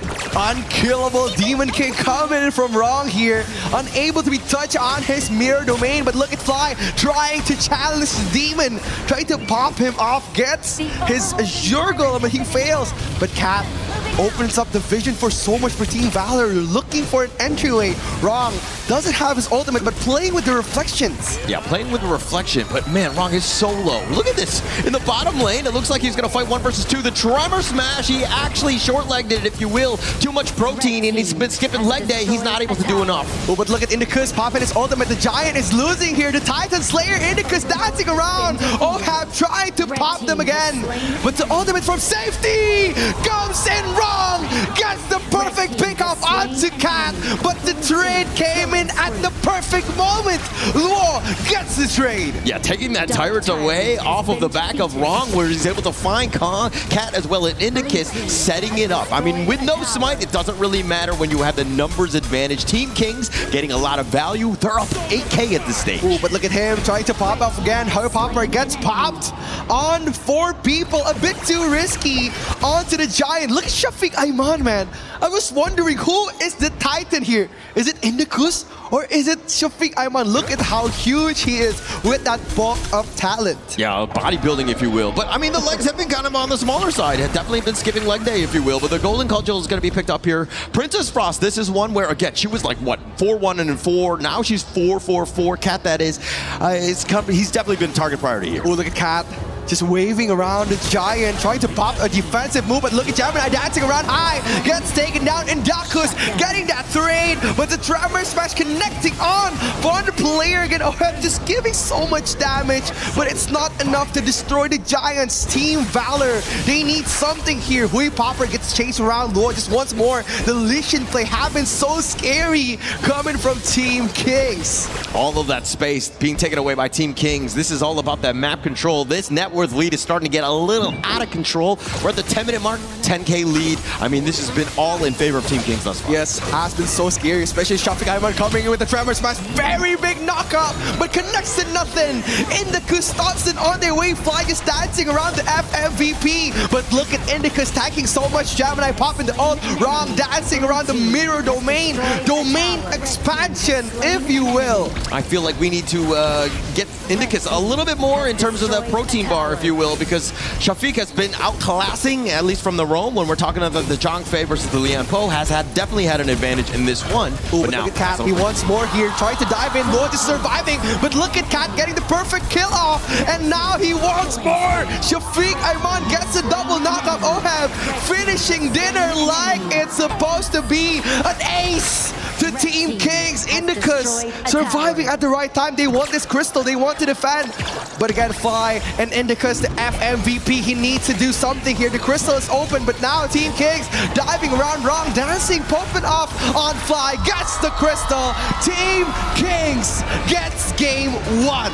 Very clean game by Team Kings in the end. I mean, wrong with all of his plays, just being able to just jump onto the back line. Nobody was safe from him. I think that if you're talking about the control as well, Shafiq, with that bulk up, you could see the size. It's very intimidating also in the game. It's very big, right? Like, it's very scary, especially if we're looking at Lian Po, who focuses on like area stun damage. He just leaps in, being a giant. It made Team Valor ran away in an instant. That's why they weren't able to dive in, and also the support coming from Gemini at the early stages of the game, it was so good. He dissected so much of those big risky team fights. And there were a lot of team fights, let's be very honest. Yeah. This Flowborn mode is all about just creating havoc, if you will, with all these crazy talents. And look at these freezes from Cat. Man, he was on point though. Cat, he just like, it reached to a point where like he's getting better, even though he's not playing at the pro scene anymore, but he's getting so much of the frost, getting so good, catching so many people off guard, even though that he's being picked on almost every team fight, but there's always a crucial freeze coming from that frost. Yeah, and also, you know, Luo here, he had some amazing plays as well, but the Tremor Smash, look at this control from Shafiq, and the fact that he survived this team fight, look how low he is, and somehow limping away. But again, we're gonna see the interview coming in from between the match, so let's see the interview after the first game. Super Flow Brawl mode. We've seen how exciting it is. Team Valor versus Team Kings. And now it's time to talk to the players. Here with me from Team Kings, we have Wrong. Congratulations on a great game 1, but we noticed something. Normally, you play the mid laner, but today you played the jungler. How interesting was that for you, and how did you find it? 恭喜青荣啊！青荣呢，通常我们都知道是玩中路的嘛，但是今天在这局比赛玩了打野，为什么要做这样的选择？这个过程快乐吗？这个过程怎样跟我们分享一下什么感觉？我觉得在这的打野，在这的位置上，我一直有一个梦想吧。整体的游戏的过程怎么样？我觉得打野这个位置还是非常好玩的。I always had a dream when it comes to jungler. I have my personal dream on it. And personally, I think, yeah, the game experience is super interesting. I love it play jungler in here. Wrong, Hen Hao. 很好 Very good. Now we're here with Luo. You got game 1. What can you say to challenge your opponents and tell them how much fun you're having that you're beating them? 其实刚才这一局小洛的个人表现非常的出色，你现在就坐在你们对手的对面，而且我们今天还是一个 BO2，还会有一局，你想要和你对面的对手说些什么呢？下一局逮捕一下那个 Cat 跟 Mini。哦，牛哥避一下锋芒。Okay, so next one game to my target will be Cat and Gamini right here. As for Fly, you can save it for. And watch out for that. Now, what's going on there, Sky? Yes, I'm so curious. Okay, no more discussion. 不要再开小会了哈。飞牛，玩得怎么样？游戏的过程开心吗？跟我们分享一下。我游戏的过程非常的开心，我一直在研究这个天赋啊。我开局的时候我就把我的金币把内全花光了，然后换了一个没有用的天赋，导致我后面的雪球越滚越大。It's really interesting playing in this mode actually. I think I spent a little bit too much initially choosing the skills and talent I went for, so I was quite suffering all the time because of that wrong choices. But you got it. 下次选得好一点，再玩得开心一点，好不好？ We were wondering how you guys communicate during the games, Gamini.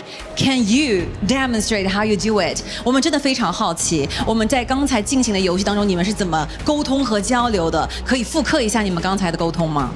我们这位小姐姐她是会一些中文的，所以我们沟通起来还是比较方便。但是更多的人就只要打赢了，我们就 nice。So because like Indica speak a very good much of the Mandarin, so actually whenever happens we just say nice to each other. It will be one good way to encourage our momentum. All right, and we still have one more surprises for you guys because there are secret weapons for both teams. So please make some noises to our new guests joining to the stage. Welcome Ebot and Dilar. Ebot will be replacing Indicus. And Olham will now be replaced by Dilar. This is the HoK and AOV Global Star Show match. Super Flow Brawl mode. It's time to get this going. Casters, lead the gorge. Thank you so much as we go into, of course, the second game. We had a little bit of a sub. Indicus is now out, and now it looks like Ibot is going to be coming in for this one. Now, what are your thoughts on that first game? It was very interesting, like Gemini said that they were communicating with Indicus, and then Indicus was translating across the map. Now, without Indicus, how are they supposed to talk around? Well, as they were saying, at the same time, it's just like, hey, at the end of the day, all we need to say is nice. Nice. Right? Nice. That's the only feedback that we truly need as they make those nice plays as we go into this one. But again, not every game is nice, let's be honest. And that's why we're going to play the Super Flow Brawl here, as again, it's all about the talents. It's about more of a casual experience, if you will. Yeah, it's going to be very interesting, especially if you're seeing all the KPL players. They're playing really seriously, right? Especially Cap playing that Princess Boss, catching so many of the enemy team off guard. It's interesting, like, seeing them still being so good and in their prime while they're playing the show match that was supposed to be fun. Yeah, it's still very serious in that sense, right? You can tell that, like, hey, they actually don't want to lose. They're looking to shine, and they're creating so much havoc with their plays, and they're able to just kind of, like, you see the micro plays. I kind of want to see them playing on their phones because I want to see, again, like how a true maestro will kind of navigate through all of the different buttons. Yeah, it's going to be very interesting, especially like how they control the game. Like Cat, using that Princess Frost, he was just roaming around, opening up the vision. Like, he's not even playing in the mid lane, he's like playing a roam role. He's just opening up the map, trying to contest Shafiq Ayman, especially like setting up so many good team fights, trapping high in such an uncomfortable position. And when they are trying to trap all of the Kings players, it's just wrong. Coming in, trying to get the setup with that Jing play, just diving, swinging around on every map. That's what made them very strong. Yeah, made them very strong, but it also started with like the mechanical play. The hero, actually, the draft was actually pretty solid, right? It was very balanced. It had almost everything that you wanted. I mean, Safiq, for me, he was like the all-star because he was like the biggest character. Like, I couldn't see anybody else because he was so big on the screen. It's very scary, especially like Dianpo, the Earthshaker. Yeah. His main focus is actually actually just to get so much of the CC, right? Like when he's like applying the Mega Me talent, it makes him very scary. Like he's popping his ultimate, shaking the gorge, just catching out so many people off guard. And like Ron capitalizes on that, and they made the perfect plays onto the other enemy players. That's why they've been getting so good. And look at the support all from the fans coming in for the grand final match. They're saying is to bring back the trophy. Yeah, bring it back, right? I think that we will be going to the grand finals where the trophy will be there. Now, I don't know about the show match, what they're going to be winning for this one, but for me, it's about, again, having a lot of fun with this one. If I'm going back to the talents, I mean, Chantal was already talking about the mic on one. I do want to see if some of the talents will select that and maybe they start singing. I don't really know. I think you're just bashing at me when I did the Dahlia cosplay and I sung with that talent. But I hope like the teams that are playing right now, they could choose the talent. I just want to see, like for example, maybe Kat. Who would have thought Kat would have sing? Yeah. It's gonna be very interesting, right? Or maybe Gemini just screaming on the stage, just like just shaking up the gorge. I think that those guys will not. So for me, who's not very good at this game, when I'm playing in this mode, I would have mic on because I think that I would be able to kind of talk throughout the entire time, or just yell or sing or whatever. But I think that for these other guys, they're actually looking for talents that will enhance them other ways because through their own play, they're able to dominate. Yeah, that's what like Fly said, right? Like he was looking through the talents, he was just figuring out which one was the best for their composition. But then again, we kind of remind him, this is a fun match. Yeah, he was supposed to have fun. So they need to take this less serious and more fun. Pick out those goofy talents, had fun, and make so many plays. Yo, winning is fun to me. Right? If I'm losing, I'm not having fun. It doesn't matter what sort of game mode it is. Obviously, there's a lot less. There's no like rank, D rank, if you will, if you lose on this one. So for me, it's about just making a statement. Hey, you're playing on the stage against some of the other ones. And some of those other KPL members, as well, PKL, IKL, all of these guys, you want to make a statement.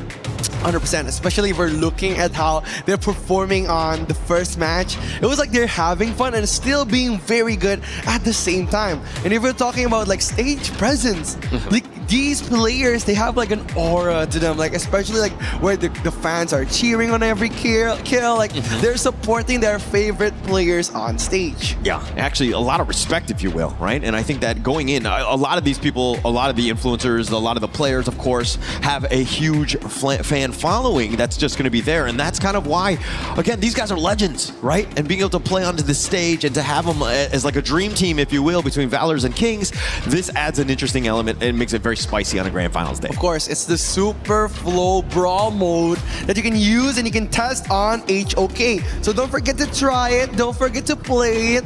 If you're frustrated on peak or on ranked, this is a good way for you to blow off some steam. Maybe yell your hearts out, play your hearts out, even try to bash the other team with a Mega Me talent, just bashing with the Lian Popik or the Zhang Fei. It's very interesting, especially if we're looking at how they utilize the talents. Like, we haven't seen some of the more interesting ones, which were like the Jeepney Rush, where they could throw cars to the enemy teams. Yeah. And not only that, if we're talking about a bit more local, maybe Indonesian, riding motorcycles around the map, who would have thought? Like, it would be very interesting if we could see them in that mode. Yeah, sometimes I actually select the talent based on the name, right? Like Sweet Tahoe Relief, I'm just like, oh yeah, I'll take that one, regardless of what it does. But it actually just restores 2 HP every 1 second. But this is still, it's so much fun. Like the naming that they did, plus the fact that you can kind of get random ones. Every game is different. Yeah, especially like the one called Tough Gang.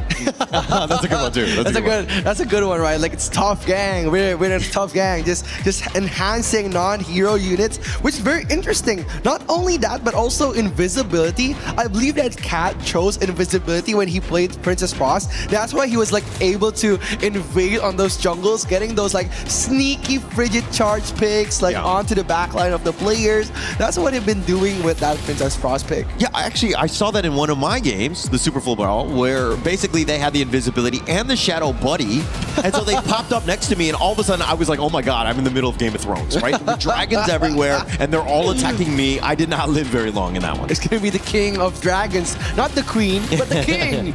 But now we're gonna see the matchup. It's gonna be very interesting. Coming in with two new players. It's gonna be Ebot and Lar. Are they gonna be able to carry the game as before? Or is it going to be another winner for Team Kings? Yeah, actually in the same roles as well. So all of the other players have kind of stuck with what they did, right? In the previous game, a little bit of a different one. The Fatih in the middle, or the jungle by Fly. And it looks on the other side wrong though, Zhilong. I mean, you've got like heroes galore in terms of just being able to make some sort of impact plays. Yeah, especially if you're talking about Ebot. He was once an ex-pro player too. That's why he's been such a good addition, maybe replacing Indicus. Like he played for Dominator as the sub mid laner. So it's very interesting if we're gonna see him perform in Team Valor. Yeah, I also look at like Gemini. If he's like what I mean, he was previously coach, right, and of the KPL Dream Team. This is a guy where you took the L, man. I mean, you learned something, but what are you like telling your team to be like, hey, how can we be better in this one? Yeah, it's all about the minds behind the games, right? Like, how can he play better? How can he lead better? But Gemini playing Dr. Bien is interesting. So he's gonna be aiming for that sneaky heals.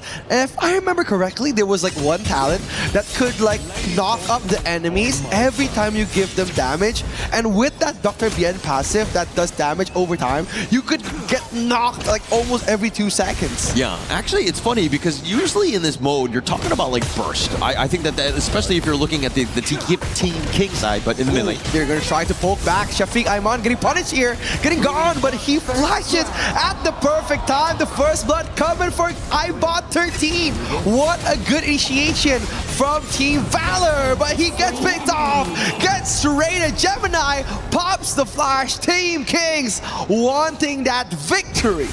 Getting that revenge here, and now Lua will hide on the tower. But I felt like Ibot, he got the kill, and he was like flexing in the mid lane, and he's like, yo, dude, you need to run, because the rest of the Team Kings just got revenge on him. It was a misinput. He said it was a misinput because it was so good.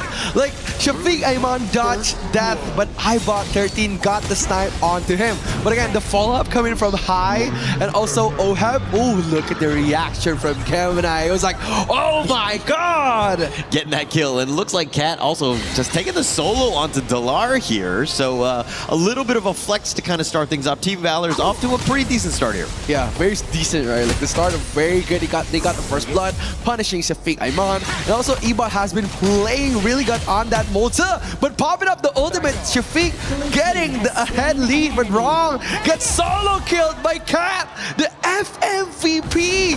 Wow, what a moment! Yeah, a bit of a flex here. Way Popper in the top lane. I mean, he's going up against the Florentino. I would think that him being an AoV caster has a lot of experience of what Luo could potentially do in that top lane. Yeah, Hoi Popper is such an interesting name. I think I would need to rename my caster name because Hoi Popper is interesting. But look at that Chow, just dancing around the Lar, gets taken down. Shafiq Ayman is gonna be next. Ibot popping the ultimate, but it misses onto High.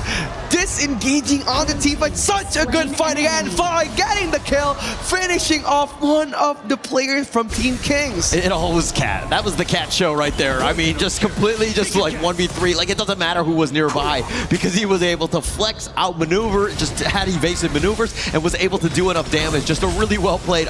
Why Cat? Yeah, but he's 4-0-1. That's crazy. Ooh, look at Gemini just getting sniped while he was talking. It was just in the midst of the team fight.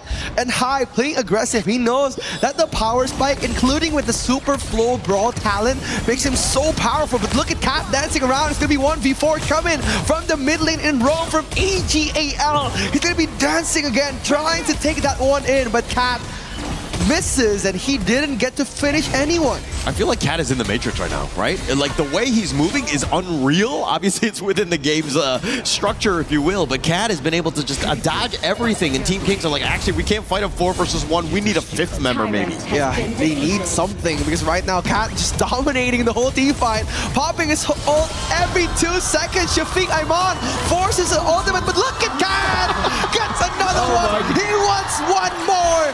Dalar getting that shutdown! An amazing initiation from Cat. All right, I don't know if Dalar got the kill. I mean, he will get credit for it, but the tower did most of the heavy lifting in terms of they were able to snipe it out. But Cat, now playing with his food, if you will, dodges the Shafik umbrella outburst as well as the stampede. He just sidesteps most of it, tried to go for the last shot on Dalar, but the tower was just too much, and Dalar will survive. Well, again, Gemini just reacting honest to his teammate, like, oh my god, Cat 老师你很厉害. He said, like, so good. So good. I would just say nice at the end of the day. I think that it was definitely a nice one, but Cat is back up on this one. Still 5-1 and 1. Should be able to do like exert some of the dominance here. Yeah, they're playing so dominant here. Like all of the lane of Team Valor has been so good, especially Cat dominating. But look at Cat going for a 1v2. Cat dancing around, taking in the winning strategy. It's gonna be 1v4, but Cat gets punished. Flew too close to the sun, and Cat is gone. All right, well, bad news, Cat died. Good news, it took a village, right? And I think it took everybody from Team Kings was like, okay, we gotta take down this stray cat, if you will, hiding in our jungle. And they were finally able to take him down. But this is just opening for the rest of Team Valor to find space elsewhere. Gemini right now, largely quiet, right? 1-1 and 5. It's gonna be very hard, especially if you're bringing in Dr. Bian on the early game. They're gonna probably play a bit more aggressive on the late game.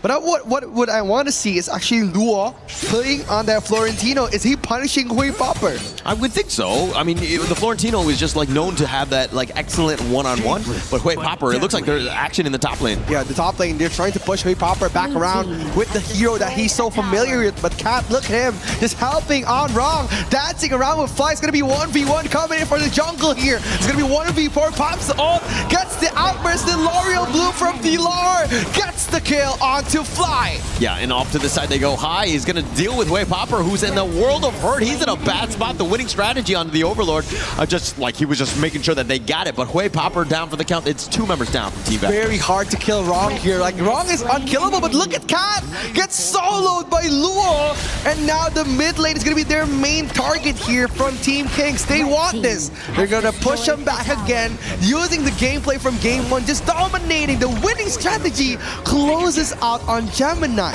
Yeah, did a little bit of work on the both. It was like they were sharing it. The Tyrant gonna be picked up by Wrong here, but this game is completely shifted in favor of Team Kings.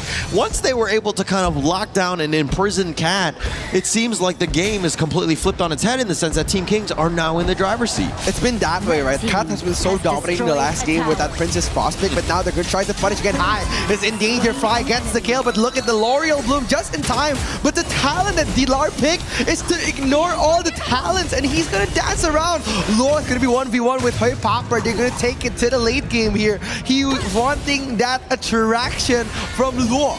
Yeah, Hui Popper and Luo have been going at it. This is a better love story than Twilight, if you will, and it looks like Ibot on the run. The chase is on. Gemini getting a little bit low, but Ibot gets popped on this one, and now they find Hui Popper. They've gotten a 2-0 thus far. It's gonna be that gentleman's duel coming in from Luo. Look at him dancing around. The double kill gets rewarded, but Dilar, he needs to disengage. Look at the damage coming in from Fly. He wants that. He wants more, but look at Luo being the gentleman that he is. It's gonna be a 1v1, taking it to the next level. Fly against Luo here, the FMVP. They're gonna be dancing, but look at Luo surviving, eating so much of the damage, but it's not enough. The shutdown goes to Hui Popper. Wow, Fly just barely hanging on that one. I mean, Luo, that was a one-way ticket. There was no exit strategy, if you will. There were no rescue helicopters on the way for that one. Not gonna happen, but again, it doesn't really matter in the end. Yes, the kills are fine, but if we're talking about the overall net worth, you have a 5K lead for Team Kings. It seems like they're just more about the objectives here. Dude, look at the damage. The triple threat coming just from that Florentino, just poking the Fly. Fly was getting punished. Then if Ebot wasn't there to help him, it would be so dangerous for him. But look at Wrong, getting punished too, getting the ultimate from the Daqiao is so scary. It's very scary indeed. I mean, let's look at like Luo. He's all the way in the back, just kind of farming it on his own. High, he's just kind of putting the front on with this one. But the flash away, Hui Popper's on the chase, not able to get the catch on the High. Yeah, but look at him, trying to get the objectives here. A bit competitive, playing this game, taking the objectives, which is very good, but they're gonna try to focus on someone else. Look at High. He has the Tempest Dragon Vanguard up to leash, man. Yeah, at this point, point, right? I mean, we're only not even 10 minutes in. Luo getting focused. Oh, he wants more. Look at the jeepney coming in, but Fly dancing around. There's a stray bus coming for Luo, but the mid lane is open for Team Kings. Look at the knock-up coming. Cat is getting punished here, but look at Cat. He's trying to defend. The knockup coming from the ultimate of Musashi suddenly appearing for everywhere. Yeah, that boss was completely dodged, but it looks like the Cat getting out first here in this mid lane. Ooh, look at Popper getting punished by Dilar. He wants his E-bot a bit busy, but the crystal is exposed. Cat, they need to defend. Wrong gets taken down. The crystal is gone. It's a bit sad, but Team Kings gets crowned the winner 2-0. I mean, it started with, you know, the great play by Team Kings, the way that they were able to map control, and it ended up with Winions, right? At the end of the day, finally getting those last two shots, and that seemed like it was just enough for Kings to, again, close out this game. Yeah, it's all about the minions, right? We've been seeing, like, Luo just initiating a 1v1, Fly just trying to carry the team, Cat appearing everywhere around the map, but in the end, the one who got the crystal was not all of them, but the minions. Yeah, and I think that the lesson learned through all of this is that maybe we need more communications other than just nice. Yeah. Maybe nicer or good, better. Better? Yeah. Or bad, maybe going in. I think that we need to protect ourselves as we go in. But it looks like, you know, Team Kings are going to be jubilant. They're going to enjoy this win as, again, this is just a show match for and representing the Super Flow Brawl mode here. Yeah, it's going to be very interesting. If you guys are interested to play this game mode too, please try it on our game. It's a fun game mode. If you're stressed, if you're burnt out after playing peak rank, it's going to be a very interesting mode for you to blow off some steam, but it's gonna be interesting what we're gonna be looking after this. The grand finals is ready. It's around the corner, right? But of course, I think that we're going to have a couple interviews before we do end up going to that grand finals. But I think everybody, and you're seeing it here, the audience enjoying it and seeing some of the incredible plays from the players here. And I mean, we've been very happy to have this one. But again, let's see what the winners on the stage have to say about this one. Ladies and gentlemen, let's give our players a big round of applause. Team Valor versus Team Kings. Sky, that was intense. That was a lot of fun, and we heard the audience roaring with that. What a time. I mean, so much things are happening in the world, and I believe there's so many things that the players by our side want to talk about. So it brings back a lot of memories watching Cat playing Diao Chan in the map. So yeah, I was wondering what will be the things you want to say here on the stage, share with all the fans globally. 其实刚才看到 Cat 晚上貂蝉这个英雄，真的让我们觉得爷青回，找到了很多年轻时候的回忆啊。在这样子的舞台上，有没有什么特别的感受可以跟我们一起分享一下呢？能有机会和其他赛区的选手一起打游戏是件非常有趣的体验吧。就是每次和其他赛区和我们语言不通的选手去沟通的时候，都会觉得非常有趣。然后我们刚才也是因为内通，大家的沟通就非常开心，大家都在那里笑，一直在笑。It's very interesting experience for us because every time we have this chance to standing on the stage, playing with players coming from other different regions, different countries, it was such a interesting experiences for us. Actually, during the game, even though we lost, but this doesn't matter because every one of you, the players on our side, are enjoying that moment. We're laughing together. So good to be here. Thank you so much for EWC giving us this kind of opportunities so that we can unite it together. Everyone as well, we're laughing together and having fun. Hi, you won today's match. It was a 2-0. Tell us how much fun you were having there, and also invite the audience to play this new mode, the Super Flow Brawl mode. 其实刚才的比赛呢，我们的队伍也是2-0拿下了比赛的胜利。花海可以跟我们分享一下比赛的心情、你的过程，包括也可以和所有正在收看我们目前的这个游戏直播的召唤师们推荐一下我们这个游戏模式。我觉得2-0主要是因为我们这边天赋选的比较强，对。赛前有被高手推荐过，然后这个模式的话确实非常的好玩啊。然后回去的话，我要去多多尝试一下那个生命流。对，然后能够来到巴黎这边打表演赛，我觉得也是一个非常意想不到的事情，也非常感谢 EWC 给我们这个机会，然后也希望现场的观众们等会儿的决赛看得能够开心。对。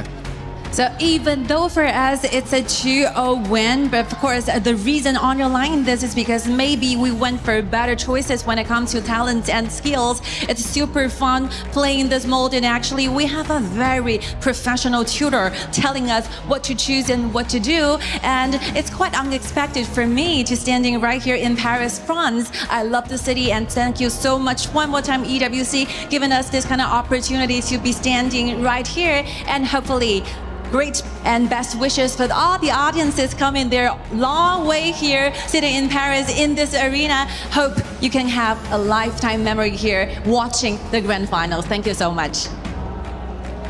And now let's talk about that a little bit more and see what our panel has to say about that. Panel, lead the gorge. Thank you, Mara. Thank you, Hai and Kat, for giving all of those answers and talking about how special it is to be here. And thank you, audience, who is also hyped to see not only them leaving, but the players, the people that will be showing up in just a moment. Our show match concludes there. Chantel, Kin, welcome back. It was fun. That's what we wanted, and we got it. Indeed, super fun. I was expecting the heroes to be very huge, like everyone will pick that talent, but yeah, it was very interesting that we get to see our favorite influencers, favorite pro players to play at that type of mode. I get Mara because most of the time I say super flow born, but it's super flow brawl. Something like that. Flow brawl mode, guys. Yeah, so 10 different talent sets, a lot of fun. I think Rookie and Hollow were talking about it. If you are stressed from your peak games, your ranked games, don't worry, have some fun in the super flow brawl mode, right? Now you're worried about making a mistake saying it. I agree. It's a lot. Super flow brawl mode. Say with me, super flow brawl mode. And you get these reactions from the crowd as well. I love how Hai mentioned the crowd here coming all the way to Paris. You see the Paris sign. Part of the atmosphere is that people are enjoying being here and what we have in store for them. And I just hope that they really, they really enjoyed rather that mode, and it's super fun to see them get to see some fun first before the most interesting part of the day. So that's it. Yeah, so it's going to be a lot more fun later, but only for one team. Listen, we talk amuse-bouche, we talk appetizer. Now you get into a French restaurant, and so all of our fans here have had the chance to eat French food. I'm sure you love some of it. I'm sure maybe you're missing some food from home. But either way, you start to get into the other part. In Italy, they say the secondi, right? The seconds. And then you have the entrees, which are the main. And there's plats as well, which are sometimes the salads, the things that come before. This was kind of that plat. This was kind of that secondi, right? The second before the big steak comes your way that you split with the whole table. And that's what we have here on the schedule. If you were to look at a filet, if you were to look at a tenderloin, the best part to finish off your meal, it's AGAL versus KSG, a KPL matchup, legacy and dynasty that is going to be crowned by Valor here, Chantel. I'm so excited. And as we kind of close this segment and lead to that, I want to get your final thoughts after what we've had today and this tournament, and also leading into this great grand final.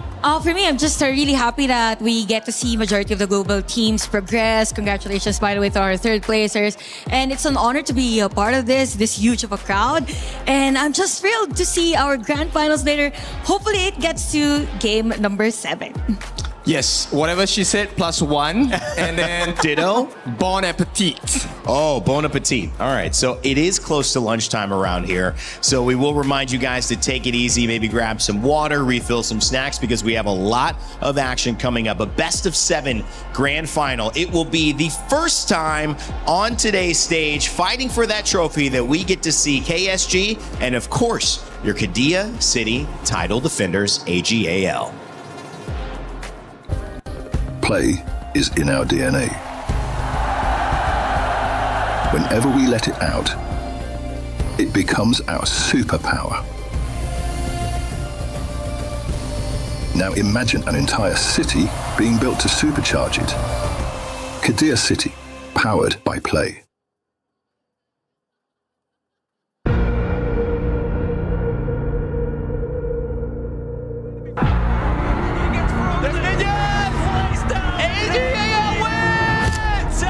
KWC AG is really the best team in the world.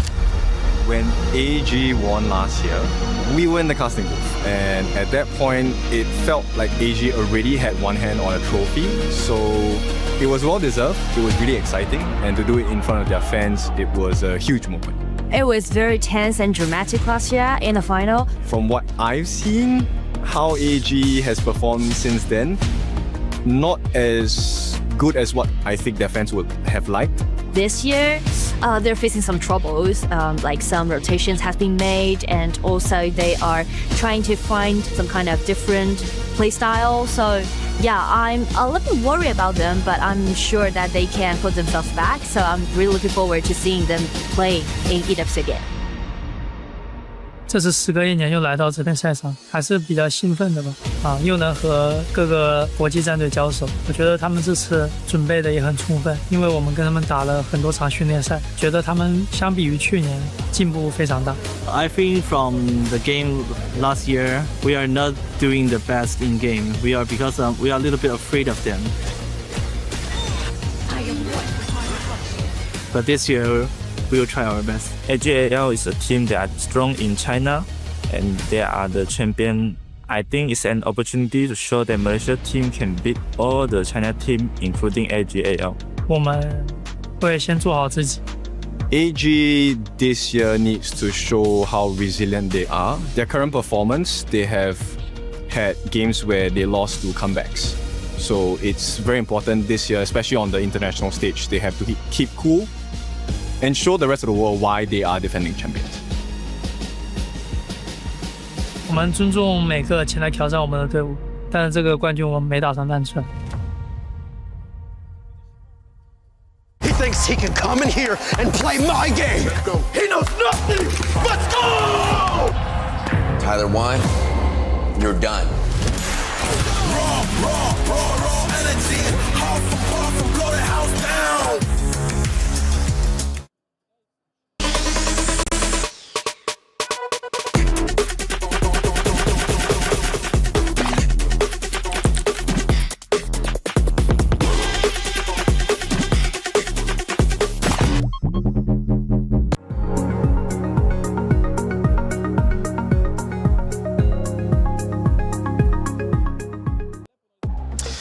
When the consequences are at their greatest, when the stakes are at their highest, when the lights are at their brightest, you see the teams that deserve to lift a trophy show up. And they don't just show up a little bit, they show up all the way and convince the world that they are the best. Well, this opportunity has been brewing for a very long time. Our grand final features two teams from the KPL with two different stories, two different ways of approaching the game, two different paces to defining who they are as players, and more so, what they will become. Today is just another story, another part, a chapter of a book that has many tales yet to be written. But today in Paris, France, at the Lenovo Legion Gauntlet, we have one chance to write a dynamic part of that story that if you're watching from home or in the stands with the thousands of people who have traveled from China, you certainly will not forget.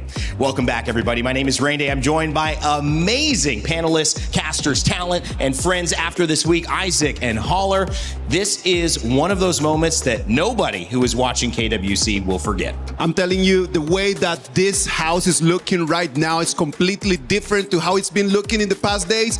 We have a full house, it's packed. We have people coming in all the way from China, from different parts of Europe, coming in just to watch AGAL against KSG, Haller. Yeah, and actually, I want to talk about your wardrobe, guys. It looks like we have a little bit of a balance. AGAL's leaning, if you will, KSG on the other side. I'm kind of in the middle ground, but I love the fact that we're all here. We've got a full house and we're ready to go. I feel like the gods are with us, or any version of luck is with us, because we didn't match anything, and I have had many weeks here, and that has been not the case at all. So I am just impressed by both of you showing up in these colors. I'm telling you, man, I was leaving the hotel before this, and then I just saw how everyone was just kind of like pretty sharp. So I just went and I was like, I need to up my game right now.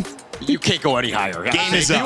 Isaac stays pretty clean, let's be honest. And Gene, I will say, you know, several days, several different hairstyles, they all look good on you. Thank you. I like to challenge the hair and makeup artist. Every single day I know Every something single new. day, I know, I notice. All right, it is time to lean into this grand finals, and as I mentioned, a best of 7 must have a great story to go along with it, and that's why our Crunchyroll story of the day is here. Forged in Valor, crowned by honor. Gene and Isaac, this is a moment that when you see that trophy up there that's been removed, but you recall back to the moment when AGAL had the screen split. They walked in last. All of the competitors of the top 8 looking at them, place it down, saying, we're here to defend our title. This is what they were talking about. Of course, like we knew that AGAL, they wanted to pave the way for them to make it into this exact match. In the moment that everyone looked at them just coming in here, they knew that they were onto something. It was just going to be who was going to be here against AG. And against AGAL is going to be KSG. And they proved it day in and day out. Every match that they had, whether it was KSG or AG, Gene, they found a way to win, but not just win. They win convincingly and proved that there was really no one who could test what they were putting on to the table except their counterparts in KPL. Yeah, actually both of them, right? Undefeated throughout, running the table, if you will. It's going to be a clash of the Titans here. Basically, who blinks first in this first series here? Let's focus in on these teams walking through today because KSG, they were in our green room a little bit getting ready. AGAL, which many people think, I'm voting for. I'm not voting for. I just happen to be wearing red. That's all I'm saying. I just happen to be wearing red. Focusing on them, you can see that I'm not the only one wearing these colors in our crowd. If you just zoom out a little bit, which should be pretty easy to do with the high-tech cameras that we've got all around here in the building. It is all AGAL representing, and the amazing part about that is they know how good they are. Yeah, but it's a special member that, to me, I think is so important, which is Inoue. He kind of precedes this team. His reputation goes ahead of him. And Isaac, why is he just so important to this squad and its journey? I think that when we talk about Inoue, we need to spotlight his story. Like a lot of people that are new to the game, they're like very happy about the way that Inoue plays, and they're like, oh yeah, he's just a man of like great mechanics. He does amazing with the early. We always hear about this, but we need to go back a lot of years behind. Inoue started right over here with us in 2018, man, and then after that, his first trophy over here comes in 2019, and it was the first trophy that AG got over there in KPL. But then after getting that first trophy, then they jump into 4 long years where they did not win anything. And that was really hard for Inoue because he came into AG, he saw that he could actually get trophies, and then everything falls apart. 20 different players changed in between that last trophy and the next one. Wow. And Inoue was the only one that was standing over there. Crazy, and kind of what we expected, right? The guy, the GOAT, if you will, he's going to be standing alone, and I think that with him just kind of letting things like evolve, if you will, with the different players, finding the perfect, teammates for him is why this team has continued to win championship after championship. Their strategy is understanding the greatness of Inoue, and when you look at this team they've built clearly around him, Isaac mentioned 20 different teammates from his journey from the last time he lifted a trophy, that championship, to now. But can they do it here? Obviously, title defenders coming in from EWC last year. Inoue looks to repeat that with this squad. Let's listen to what he had to say heading in to this matchup. Hello guys, it's Sky. Good to be back. So I have Inoue from AGL joining us for the pre-match interviews. Please say hi to your audiences. 跟大家打个招呼。大家好，我是 AGL Inoue. This will be the last game here in Paris in KWC 2026. And so it seems for me that AGL seems to have hit your stride in the tournament as the time goes on. So do you feel actually your team have the best headings into the grand finals? 这是我们今天在 KWC 的最后一场比赛了嘛，这一次的旅程。然后我们感觉呢，其实好像 AJ 有一种渐入佳境的感觉。Inoue会觉得现在大家来到了一个比赛的巅峰和最佳的状态吗？我们状态挺好的。We feel great when it comes to the matchups. Looking forward to your plays. And facing KSG in the grand finals, what do you believe are your team's key strength going into the series? 这场比赛呢，你们对手是 KSG， 其实你们非常的熟悉彼此。对比两个队伍的特色来说的话，你们觉得今天 AG 在这场比赛当中的优势会是哪些方面呢？我们会打得更加灵活吧。他们前期进攻会比较厉害一些。I think we are more flexible when it comes to gameplays. They really did well in early game, aggressive move and team fights, and that will be the things we need to be careful about. And next, you won both best of 5 games against KSG back in KPL summer season. So it's going to be a best of 7 for today. It's going to be different, or do you feel more confident about this? 其实最近我们在 KPL 夏季赛和 KSG 的比赛当中是 BO5 嘛，这2场 AG 都赢了。那今天的决赛是 BO7， 你会觉得这方面你们会有不同的感受，还是说你们会更加自信一些呢？这个版本的 BO7 就考虑到我们两边对新版本的理解了。我觉得我们会更胜他们一筹吧。When it comes to today's matchup, I think this current match, we're comparing the understanding and how fast we understand this patch. So I believe in this kind of area, we are leading in this series. So very last, can you give us the scores that you wish to accomplish for today's matchup? 那么最后呢，其实刚才句号说很希望今天可以4-0拿下比赛 ，AG 觉得呢？不可能。It's not going to happen with a for all. 那你们觉得会是几分呢？4-1吧。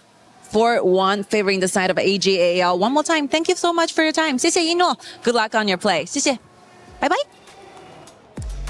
4-0, 4-1, whatever it is, AGAL to take the trophy. That's what he's saying. But Isaac, is there more to that story? Do they just understand the patch well enough so that KSG shouldn't be a threat to them?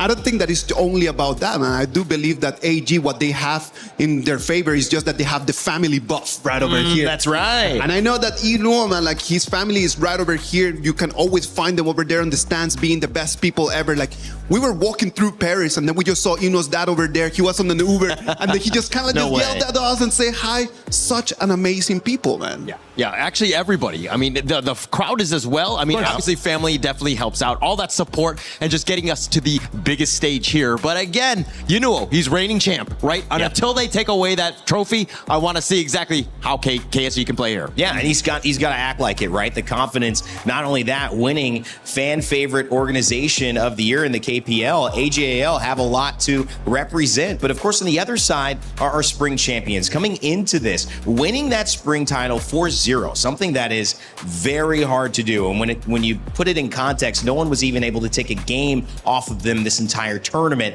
So the fact is they have continued that run. Can KSG do it though against their KPL counterparts in AGAL? Sky had a chance to catch up with them and see if they thought so.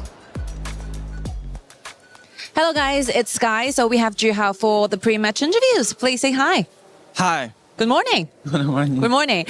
So you made it to the very final grand finals. This is the very first round in KWC. So in overall, how do you describe the whole journey here in Paris? 其实这一次呢，我们 KSG 包括句号是第一次来到 KWC， 然后也来到巴黎，所以今天做一个小小总结的话，会怎么样去形容这一段旅程呢？如果用一个词的话，就感觉奇妙吧，因为没有体验过就是这种出国打比赛的感觉，然后一些建筑包括景色都是平常在国内看不到的。I will use one word to describe everything we have experienced here. Will be like it was very dreamy and very like fantasy because everything with the structure, the buildings, the atmosphere we saw were very different than the scenery that we're used to back in China. So yeah, it's a very beautiful trip and we really cherish every single moment here in Paris. So talking about the games now, you're facing a defending champion AG. So what will be the key strength that can help you take this title today? 那我们聊一下今天的比赛。那你们的对手呢是 KWC 的卫冕冠军 AG 啊。那对于你们来说，你们觉得今天在比赛当中你们的优势是什么？所以你们可以在这场比赛中获胜。我觉得我们优势主要是我觉得我们的打团能力吧，我们打架，然后因为AG 是一支运营能力非常强的队伍，然后的话，我觉得要战胜他们，首先我觉得我们的团战能力要拉满。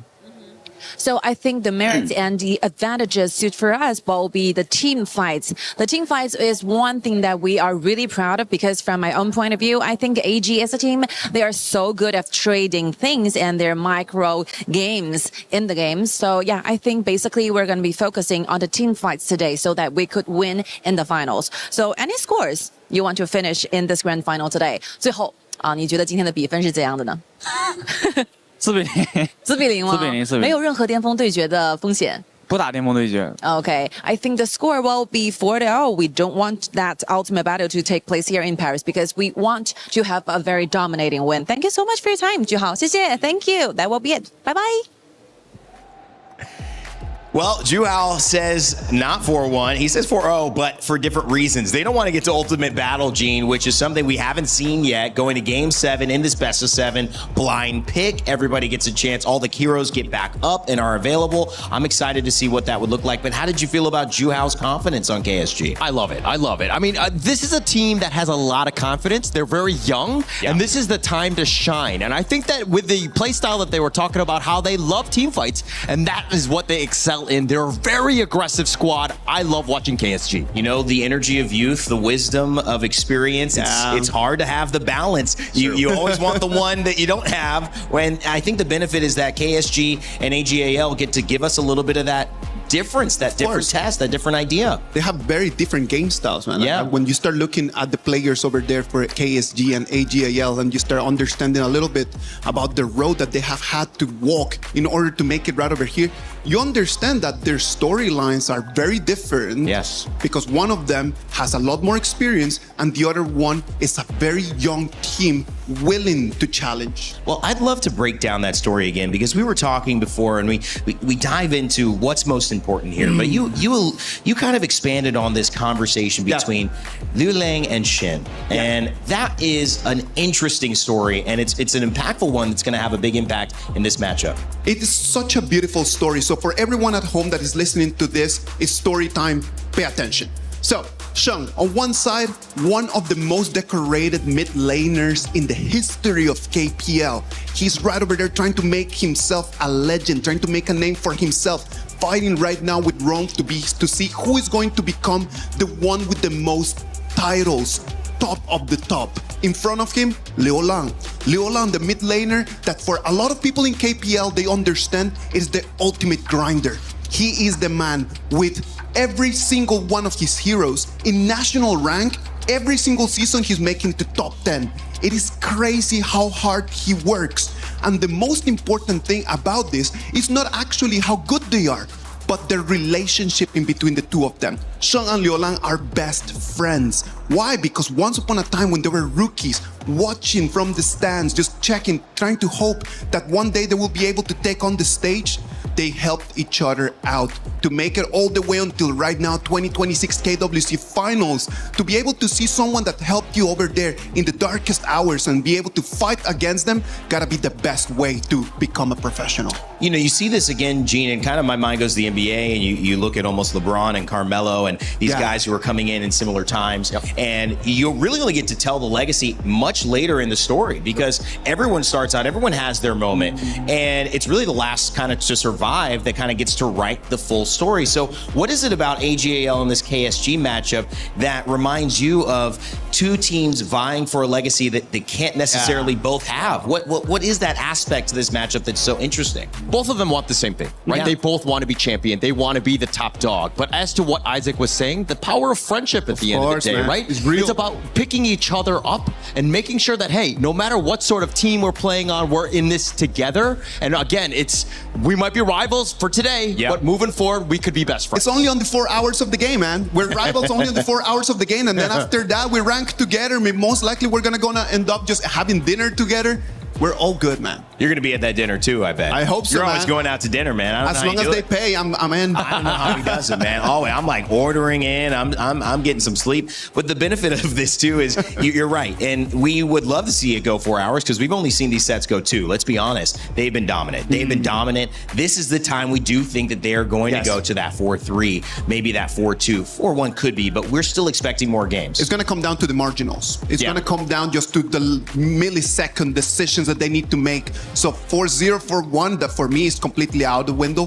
4-3 is my dream. 4-2, very likely. Yeah, 4-2. I think we're kind of in that area. I do think at KSG, there's more pressure on them to perform because, again, they're about the team fights. If they get stymied early, AGAL are going to shut the door and it's not going to be able to play their game. So KSG, a young squad, and we mentioned the aggressiveness and that style. How do you think that's going to impact the way that they approach game one? What about if we just talk about their game styles in this moment? I think that is very interesting for us to understand that KSG and AGAL, in terms of their DNA, their game styles are conflictive. They're very different. KSG, they have like a timer. They know that they're going to be strong in the first early parts of the game. They're going to fight. They're going to try to get an advantage.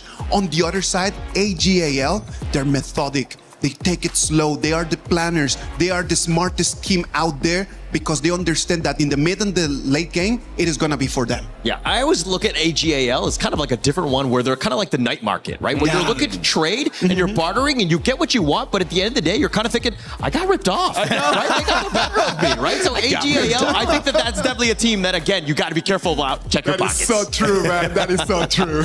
I love that one. Well, if you want to get the better end of the trade in your time spent here, whether it's in Paris, France, or at home watching it, make sure you download HoK because you can be playing while we're talking and setting these up or in between games. Trust me, the panel has some good points. They're going to break down the story, so you may want to pay attention then. But after it's all said and done, you don't have to go home and be upset. You could keep having that HoK on your phones, enjoying the mobile phenomenon. That's what brought these players here. That's the $600,000 that they're fighting for first place. But most importantly, it's the title defenders, the ones AGAL are trying to bring back that glory to the KPL when they return by having that trophy yet again. Back-to-back championships are on the line. AGAL has done it.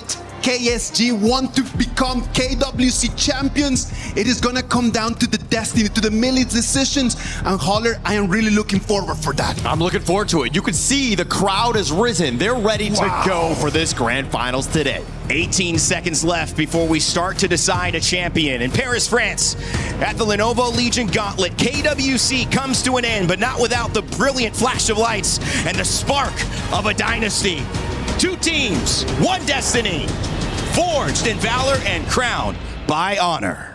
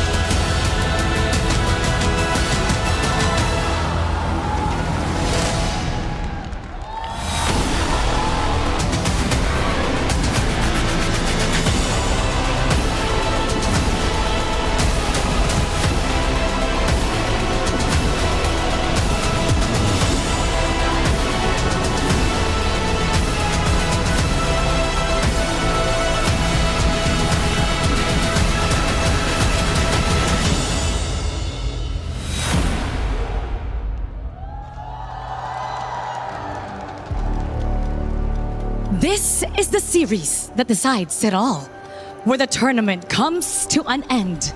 The final battle where a champion will be hailed, forged in valor, crowned by honor. This is the grand finals of the Honor of Kings World Cup at EWC. My friends, 2 weeks ago, 20 teams left their home regions and made it here, converged all on the City of Lights, Paris. Since then, it's been hearts, dreams, and keys broken on the KWC stage until only 2 teams remain today. And both Mara, my wonderful co-host, and myself, Milosh, we bore witness to all of that action in person, front row seats, and can guarantee you only the best of the best have made it here today. And both teams have perfect records. 12 games played, all 12 games won. Not a single one dropped, even with a bounty. Perfect record versus perfect record. This is the collision we've all been waiting for. So, my friends, ladies and gentlemen, please join me in welcoming our grand finalists, KWC Gaming and AGAL!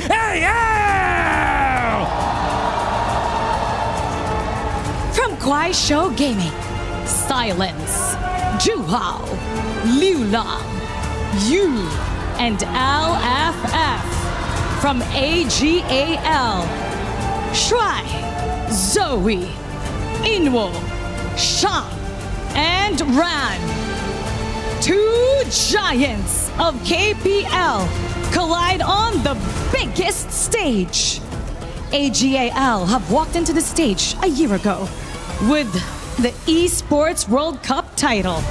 And now they're back in the grand finals with an opportunity to do it all over again. But they'll have to go through KWC Gaming, fearless, ruthless, and ready to fight. Then, gentlemen, please, KWC Gaming, please, AGAL, you may take your seats, place your keys for the final time in this tournament. And please, captains, don't forget to shake hands. A tense moment here has all been leading up to this. To you, my friends, either here with us today in Paris or watching from home, you are about to witness history.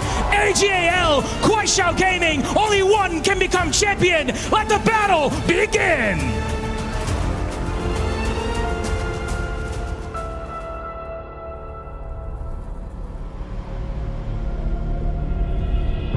王者之师，何以称王？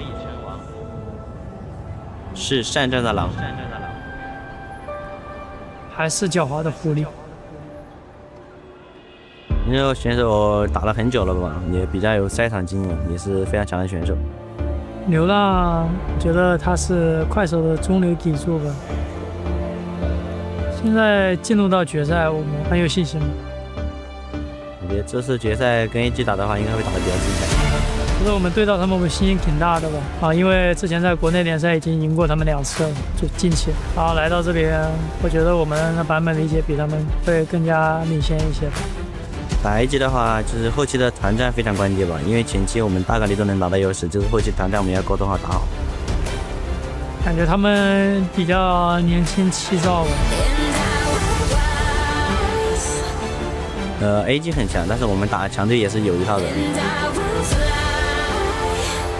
快手不管你们准备怎么样，最后冠军还是我们。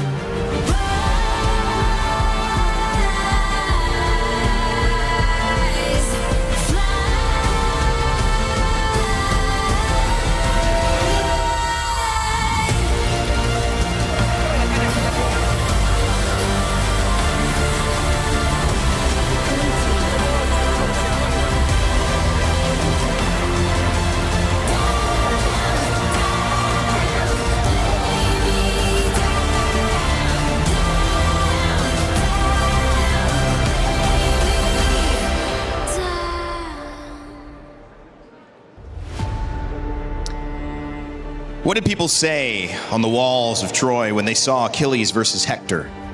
When they saw David versus Goliath on the mountain?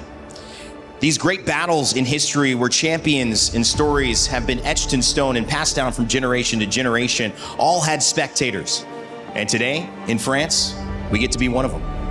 The moment, it's not wasted upon our eyes. The crowd tells you that they know something special is about to happen. And Isaac, whether you're a follower or work in the KPL, or whether you're joining us here from a different region, from a different part of the world, this is a spectacle to the highest degree. You can see it in their eyes. You can see it in the way that they write those comments for the players.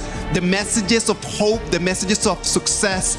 You can see it that they are hopeful. They want to see the best of the best. And they have a ticket, first row for history. And it's putting aside the words. Right now, it's all about the actions. The final moment, if you will, the setup for the grand finals here. The beauty of actions is that they speak so much louder than words. Understanding of the patch, KSG has mentioned it twice that they've got it. Excuse me, AGAL. And KSG have also mentioned that they know how to deal with their own version of tough teams. Part of what's made them special is they came out the gates blazing and they've won and won and won again. And as our title defenders, the Qiddiya City title defenders, as we showed you before this matchup, AGAL have one job: lift that trophy one more time. They've already proven they can do it, Isaac. In front of them, KSG, they want to take the trophy from their hands. They came here with the dream of just being crowned by honor. They know what it takes. They have done it in the past, Holler. And I really hope that this day we're going to be able to see 7 amazing games. I hope we go the distance. It's all about the ultimate battle. I mean, in the interviews, the predictions didn't go that way, but I do think that the level of competitiveness is so high that we'll probably be near that number. Wow. Rain Day, I'm telling you, man, I've watched so many finals through the years, and this one is going to be a special one. It's a matchup that you wouldn't normally be able to see, but because of what we've got here over these 7 weeks, of the specialness of EWC year after year, these matchups, I hate to say it, are becoming more regular as the best of the best travel and compete each summer to showcase what they have. And this is no different as we begin our final series, not just of the day, but of the tournament. The Lenovo Legion Gauntlet will host one champion and one contender, but we have no idea who that's going to be yet. 7 games decide that fate. And for our casters who will welcome us into this series, it's up to them to make the calls that will be echoed around the world. So let's introduce them without further ado. It's Nora and Sagi. Hello, Paris! We are back again here in Paris, France at the Lenovo Legion Gauntlet here. My name is Sagi and with me is Nora. Hi everyone, I'm Nora. 大家好，我是一雪. Welcome to the final and I'm so excited about today's matchup. Today's matchup has been legendary. Both teams, like what the panel mentioned, yet to be defeated here, and they are titans of their own. Exactly, and in the past few days, we're wondering, we're questioning who's gonna be the Titan Slayer. But check it out, standing at the final stage, these 2 titans standing there, being undefeated. And you know what? Only a titan can beat another titan. So coming in for these 2 games here, we have the title defenders AGAL versus the new era, which is Kuaishou Gaming here.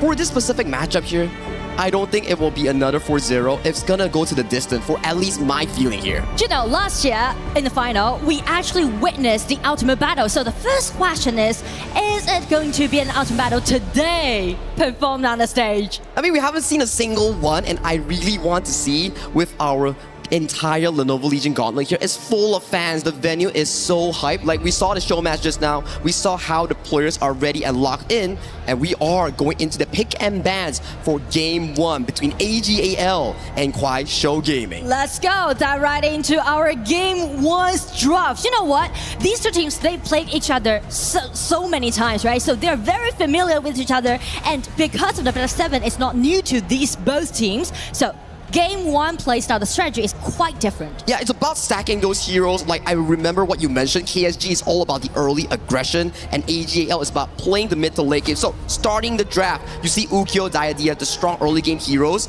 remove away from Kuaishou Gaming's pool and they lock in that pay in that first break. Exactly, and the reason is because if they just ban away this Ukyo, kind of prioritize Zoe's pay, allowing him to lead the whole pace in the early game. That's true, right? And I like the counter matchup coming in from the side of Coach Ziqi. We do have the Ying and also Lapu Lapu here, and we are getting a game 1 Zhuangzi here coming in from AGAL. I think this is potentially the first one in our playoffs. I do believe that Ino back into the pre-interview, he said something about the understanding towards this patch, right? Because of the best 7, you need to give all the cards you have, and since game 1, AG already takes some of it. It reflects that playstyle, right? AGAL, slow, steady, mid to late game. We often see AG, the way that they play. Yes, you're losing in kills, but their goal is always higher than their opponents. We've seen it. Quarterfinals, semifinals, but can they do it against Kuaishou Gaming is what I want to find out, and I am loving that Florentino that will be going in towards the hands of Silence. That's what the first cheer from our crowd behind us for, right? The Florentino. I mean, like Silence used this Florentino several times, and you can see Silence always gonna be really silent in the game farming up, but by this Florentino, he just gonna shine at the late stage. With this specific matchup, right, go through with me how you feel about Florentino. It's an AoV hero coming in for this specific patch and going in against a Charlotte. We've seen a few of these matchups here. It's slightly more favored into the Florentino. What do you think? Well, I feel like definitely the laning will do well, but to the team fight, as we mentioned, it all depends on their pure mechanics and what opportunity they're going to find for them. Fully agree with you as we pace into the second phase of the pick and bans here. More of the remaining hero pool will be removed coming in for both teams. We have the Arlie locked away from Yinwo and also the Haya removed from Liu Lang. I think you did tell me more history about Liu Lang here. He's been with KSG for a lot of years now. The only player remaining from the original roster. And also, you know what? Last time when these two teams played against each other in the final, that was back into 2024 KPL summer. And at that time, Liu Lang was there, and actually the team just regrouped with him years by years. And in this spring season, they finally got their very first champion in their team's history. Oh, that's just a very lovely story, right? Staying in one team, cultivating that winning moment, and getting that 2026 KPL Spring Champions here. But in front of them is AGAL. Can they do it once again? We have to find out as we jump right into the pick and bans before.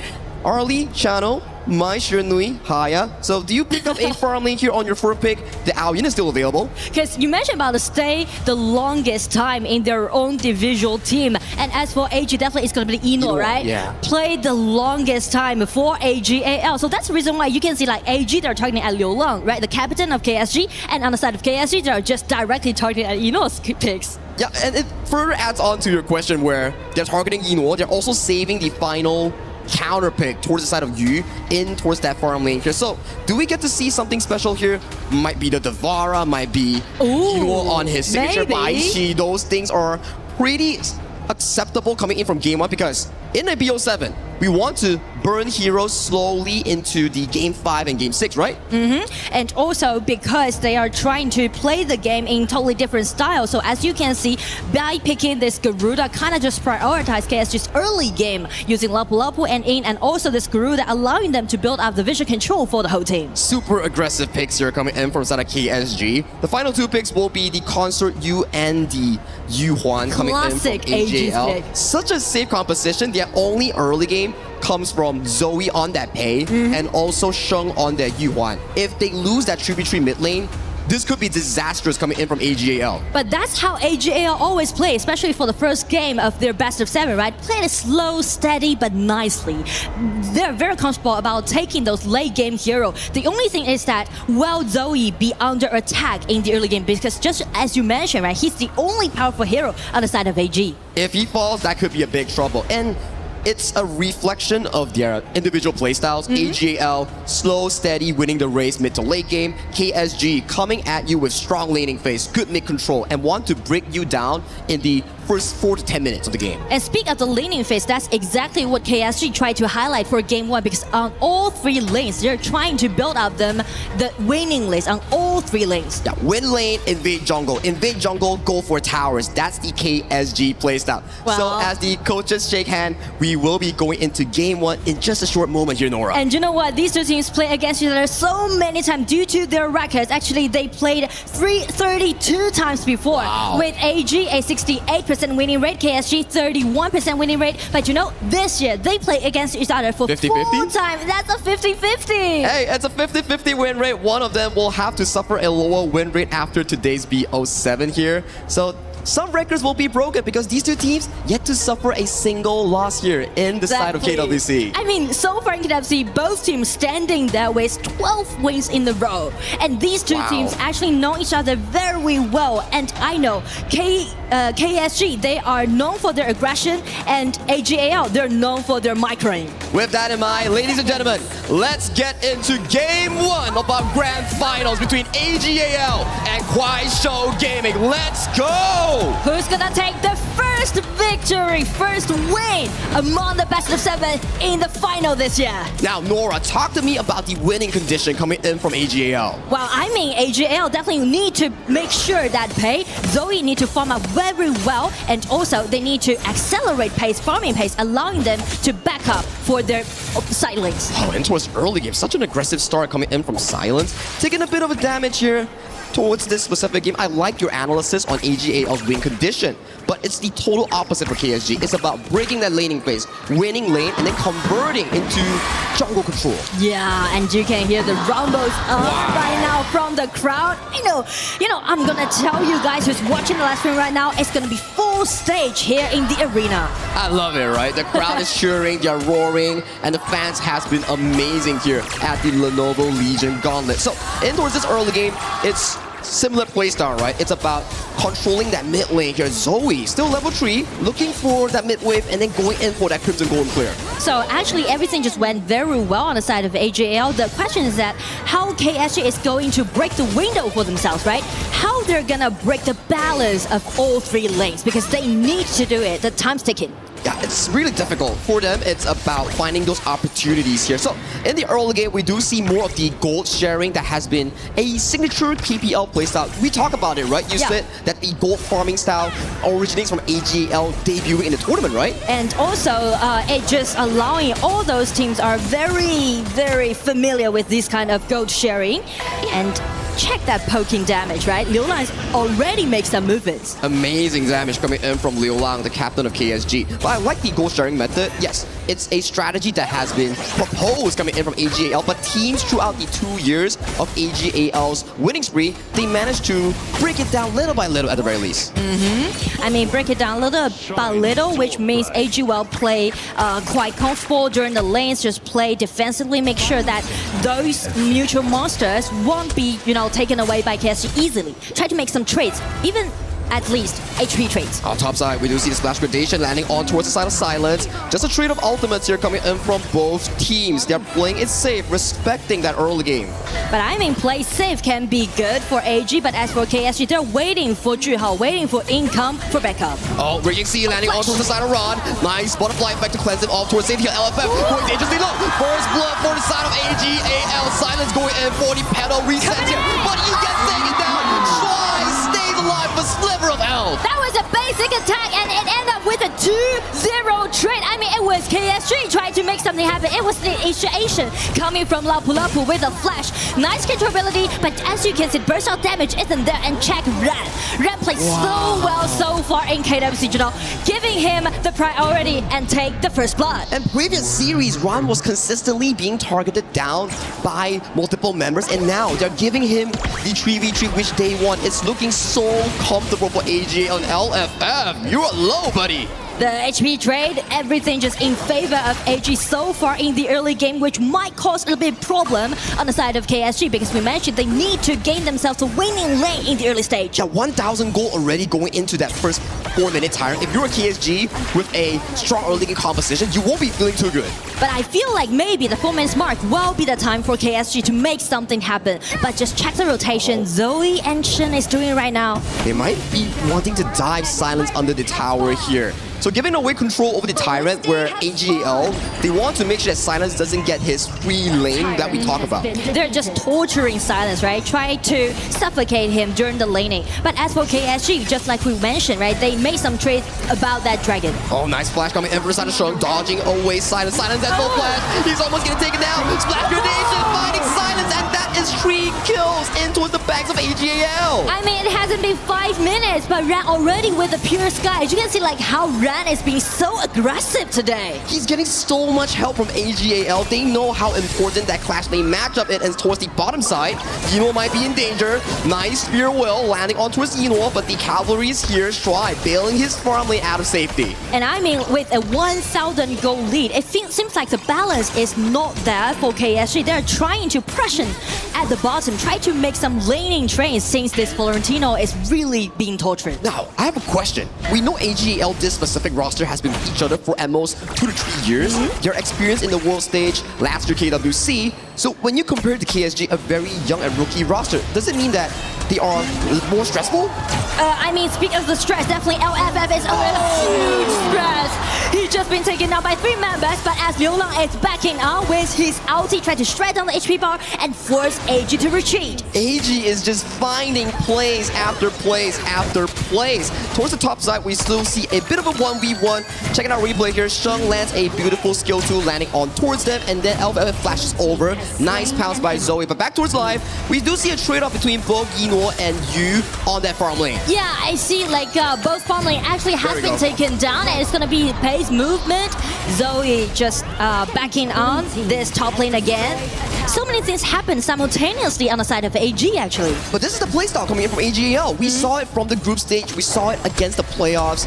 They farm, they outpace you. And yes, 4 kills. But the way that they generate the goalie already close to 3,000. That's a lot because we haven't even like reached to 7 minutes yet, right? It's only like 6 minutes. So it's gonna be a little bit tricky for KSG how they're gonna gain the vision control, because as you can see, Lapu can be quite vulnerable if he can't just soak in all the burst out damage. 1v1 coming in from Silence, finding the refresh on towards the pedal here. Ron manages to dodge towards safety, so that's the end of that play. Meanwhile, mid lane looking for a bit of push, but that's the Garuda playstyle coming in from Liu Lang. Easy wave clears. Yeah, and I mean the Garuda pick can be good if KSG just fell behind, because they can always rely on Garuda's laning clarity, make sure that the tier 1 tower in the mid lane is always gonna standing there for them. Yeah, as long as the mid lane tower doesn't go down, KSG can still push the game indefinitely. So we look at AGL's draft. Yes, they're currently in the lead, but there won't be a lot of engaged potential because it only relies on Sheng on that skill 2. Exactly, because it's really acceptable for them to just farm up in this kind of speed. That's correct. Mid lane, a bit of a clear coming in from both teams. Oh, check Zoe's positioning. Yeah, Zoe is positioning himself in this half man. Might be catching you on that rotation. I mean, they are gaining all those vision control, and maybe the next target will be the invasion of the opposite side's red buff. Oh, it's looking so comfortable for AGL. Yeah. Every rotation coming in from Zoe, just clearing towers left and right. You already lose a tier 2 so early on into the game. It's only 7 minutes 30 seconds. And I feel like KSG, they are just trying to get into the mood. They are trying to make something happen, but the thing is that the rotation that AG moved is kind of be more flexible. Very perfect as of this part here. Celestial Melody has to be popped here coming in from the side of Sheng. A bit of a poke here. Ooh, he does go very low, but that's the clear of the wave, right? You clear the wave, you rotate back into the jungle. Slow but steady for AGL. And as for KSG, actually, it's just allowing them to have a plan B, which will be fix the spot of engagement in the mid. Now we talk about how AGL can win the game. Snowball Ron, Snowball Yinor, Zoe doesn't die. Ron getting caught out here, has to pop the Pure Sky. Silence going in for that 1v1, but a good disengage coming in from Strike. Strike has been such a reliable role, just putting down those anti-CC. But I mean, nice catch. It's gonna be Zoe jumping in, getting his hand on this Yu, but he tried to make the tower die happen. You just denied that. That could be the game changer here coming in for the side of Quaisho Gaming here. Meanwhile, towards the bottom side, Jiha wants trouble with the side of Ron. Ron in 1v2. Gets tagged by the pedals yet, but nice refresh coming in from Silence. Silencing Ron in that play. I mean, KSG, they're just waiting for the right moment and try to make those pushback happen. It's just a blink of a moment and you miss it, and they found the outplay, getting Ron, getting Zoe, and that 3,000 goal lead, it has shrunk to merely a 2,000 for the side of KSG. And I mean, like, all of a sudden, you can see KSG at the bottom side, they already take 2 towers down, allowing them to have a winning lead at the bottom, and at the same time, they're less silenced to carry the red buff. I think if we caster Kristen right now, I was saying that, oh, what does KSG need to do to win? And boom, Ron goes in, gets taken off, Zoe goes in, gets taken off. So not the most optimistic approach coming in from AG from that mistake. Yeah, I mean, because KSG's group hunt just take AG's members down one by one. Oh, Stry here being tagged on. Zoe gets hit on by the Blossoms here. The Blossoms are resetting onto a Stry. Stry will be the first victim to fall. That is going to be a big pickup here for the side of AGL. It means they won't have vision for the 10-minute mark. Yeah, because we mentioned that once Pages fell down, they're just going to lose control of the threatening vision. It's true. So now, going towards this 10-minute mark, if just now AGL held their lead, maybe we see an AGL domination, but with the takedown coming in on Shrine, the mid lane tower just gets exposed. I mean, the mid lane tower matters a lot, especially we're reaching to the 10-minute mark, and you can see the output damage from a Garuda from Liu Lang really hurt in the mid stage. And LFF, such a smart play, marking Zoe, and Zoe gets jumped in. Blossom reset coming in for the side of Silence. Silence wants Zoe, but the job is done. They stop AGAL from trading that objective. It's looking so good for Quaisho Gaming. It seems like everything just collapsed by around like 8 minutes, right? KSG just find one window open for them and keep snowballing the game. And they're not stopping here. Ron getting caught off here by the side of Jiha. Jiha goes in with the ultimate, finds a slot and he takes down Ron in that play. This is disastrous for AGAL. And I mean, just check the goal difference. AG is holding the goal difference quite well, quite decent, because it's still gonna be very even. But check the burst of damage coming out from Eno, just using his ulti with Shen's flash. Got such a nice gank. Very good timing from Eno. He saw LFF leave his farm and immediately he's like, you're alone, and he gets taken down. This is the moments that you need here. So with that timing difference, maybe they can go for that overlap. But Ron, a bit over aggressive here, being punished heavily by the side of KSG. But so does Yu, right? The position isn't that comfortable. You can check his teammates are actually very scattered. Coming towards live, Shung chunks down Silence. Silence gonna be really low before the next fight. AGL, they have control over the Shadow Overlord pick. I mean, the accuracy with Shen's skill 2 is definitely there. Yeah. They are going dangerously low. Both teams. Okay. They're playing with each other. Ran coming goes in. over the back line. Who gets the steal? It goes over to the side of Zoe. AGL, they're backing up. They already accomplished the mission, securing that Overlord. Make the constellation effort happen again. A pretty classic AG playstyle. But on the side of KSG, since they already break down all those towers on 3 lanes, right? The tier 1 tower. So it's time for them to make some engagement happen on the red buff side. I want to give props to KSG. The way that they claw back in towards this game was just remarkable. They were like down like what? 3,000 to 4,000 in towards that early, and they just managed to find picks after picks to actually get back into a 50-50 with KSG. And right now, the top lane, you can see like these two teams are actually doing different accusations. AG is led Zoe to do the step push, right? And actually the Vanguard's really hurt. Oh, LFF, he's getting caught in the middle of nowhere. That's a nice chunk. He still saved his ultimate and also the flash. So that's an okay pickup here. And I mean, that's the microing we talk about all the time when we're seeing AG play, right? When they fell behind in the mid game, they're trying to figure diverse methods to, just trying to even the game up. In social media, there's a clip of Shuai standing in the river looking in towards that bush, and then it perfectly just slices off that vision. It's really viral in global social media. Yeah, and I mean, in that case, it's gonna give the pressure on KSG, and right now they're targeting at the tier 1 tower in the mid. Yeah, this was gonna go down pretty quickly here. Eno and Sheng just using their basic attack to chunk it down little by little.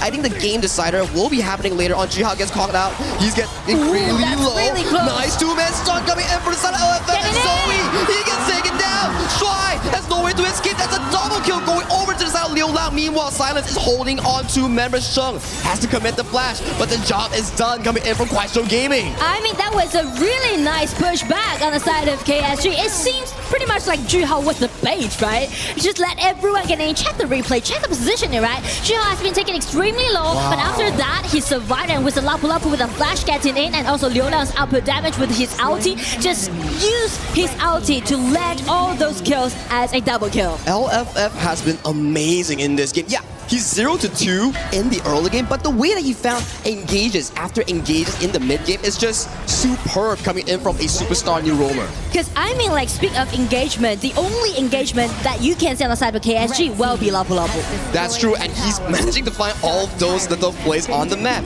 which gives KSG back to control. 50-50 from both teams, but with the Shadow Tyrant, the next upcoming 2 minutes, it's gonna be rather stressful for AGL. Well, you see, this is kind of like another class of playing, right? It's everything just went so 50-50, and you can see a lot of back and forth is going on, and even when we scrutinize about the goal difference, it's quite even. It's even, it comes down to that one final play between these two teams. Yeah. If Yino dies or you dies, that could be disastrous for either of these teams. So, you can see KSG are trying to push in a quite secure way, and AG is trying to poke in a bit more, the ulti trade. Unending Despair coming in for the side of Sheng. That's going to be unavailable for the next upcoming minute here, but it's still alright. Both teams are just giving away the outer tower, slowly but surely pacing for that Shadow Overlord fight. Yeah, speaking of the Shadow Overlord, that's the reason why Ran is now showing at the bottom and check Silence. He's looking for 1-1 versus. Yeah, Gentleman's Touch goes in for that 1v1, finds a reset on towards the Blossom here. The members from the side of KSG, they're slowly but surely marching down. He's being converged. Jihao goes in, finds the side of Zoe. Zoe has to pounce away, but the backline goes dangerously low. Yino is finding damage, and no one is tagging Yino. Sheng is the first to fall, and 93rd, Spag Spear will find Sheng and run towards the backline. It's a 2-4-0 exchange in favor of KSG. Yino flashes in, but Silence with a really good reaction time to dodge. It's gonna be a flash trade. I mean, everything just starts with those skirmishes happening at the bottom lane between the Clash laners, right? 1 versus 1, and the team members is trying to back them off. But after this, check the controllability, right? Those stun just let KSG to make these things to be possible. The spear wheel coming in from Jiha was so clutch to pick up Sheng, and with that win, Shadow Overlord going in towards them, and the high ground coming in from AGL might be in danger later on. Exactly. I mean, after claiming that Vanguards is just allowing KSG to push in a more aggressive way. It's gonna be stressful. Like, you have 3 waves simultaneously pushing in. You can lose the mid tower, but you need to protect that high top and bottom high ground. And Liu Lang's damage, he's looking good. 105,000 damage to Garuda. He's having a field day. That's insane, I mean. And especially he's not using his ulti, just landing on those 10 keys from AG's side, right? He's landing it even upon Yu Huan or this console Yu. Yeah, Yino and also Sheng always gets chonked down by the side of Liu Lang's Garuda, and which has been really amazing. And with the Overlords marching in, they are trying to knock down this bottom tier tree. I mean, Vanguards are here. Check AG's positioning, try to dodge the poking damage first. Ulti has been forced out, but the Vanguards has been claimed. Only the high ground tower at the bottom fell. That's another one coming in from that top side here. I would imagine that KSG wants to use this big Overlord, take down this top tier tree, and then rotate for that 30 seconds time on that Shadow Tyrant. This could be a very important moment for both of these teams. Yes, especially for KSG, when they're attacking, they need to make sure that they are putting everything in a cautious way, because you are playing against with AGAL, who's already been so familiar with this kind of counter-attack. And another 1v1 that's been initiated by Silence. He is going in. Sheng has to pop the flash and also the ultimate here. That won't be available for the next upcoming minutes here, but job is done by KSG. Another high ground remove from the base of AGAL. I do like the trades that they did before the engagement happened, and right now they're looking for some skirmishes. It's gonna be Eno. Flash has been forced out. KSG looking for some troubles with the red button, trying to make those constant damage, letting upon Zoe. The pokes has been amazing coming in from Santa Show Gaming here. AGAL, they need to push in the vision line. If they lose this, it could be really dangerous. Zoe flashes forward, has to retreat with the help of the butterfly effect. With the health bars blinking low, this Shadow Tyrant will be a simple pickup for the Santa Show Gaming. But I mean, like, every time when AG trying to force KSG to take some movements, it's always gonna be Liu Lang's ulti, right? Just shred those HP bar down and just cause such a great problem about the attacking that AG trying to initiate. And the mid game has been about Silence, right? Going for those 1v1s and then forcing both teams to react towards it, with Ron being caught up and then Zoe going in an awkward position, and then when LFF comes in for the engage. So they need to make sure that Silence doesn't get a proper flank angle. And right now it's gonna be a trade. The skill trade is on, the poking damage is out there. I mean, like, AGAL, they are under huge pressure right now. It's not gonna be easy. Shuai's butterfly effect on that Zhuangzi won't be available for the next 20 seconds here. That gives them a really good window opportunity to get this final tier 3. And I mean, this is going to be the game 1 of the best of the 7, right? And KSG is really close to the crystal right now. They are pushing up the minions here, coming in from all 3 waves. Good poke coming on towards Sheng. Sheng has to take the retreat here. Minions are still far away.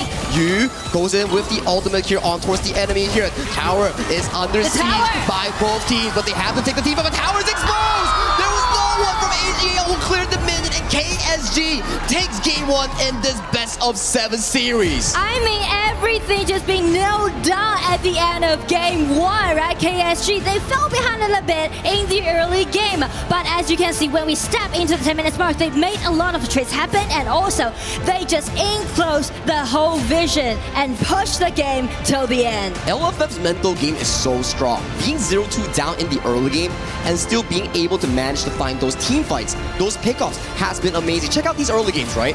It was Silence, LFF being taken down, insane snowball coming in from Ron, but the way that they come back from this is just remarkable from the side of KSG. And I mean, from this kind of skirmishes happen, right? LFF has been taken down, but after that, they also made a lot of ambushing happening at the bottom. Yeah. The tower died. They were just constantly putting pressure on towards Ron. Yes, we do see signs of excellence coming in from AGAL, but the way that they play team fights, the way that they pick them off, this was such a crucial one. Juhao making it out alive on that Ying, and Zoe, Shuai gets taken down. This is where all the objective control goes back to the side of AG from KSG. And let's check out with the panel to see what they have to break down. Rain Day and panel, please do take it away.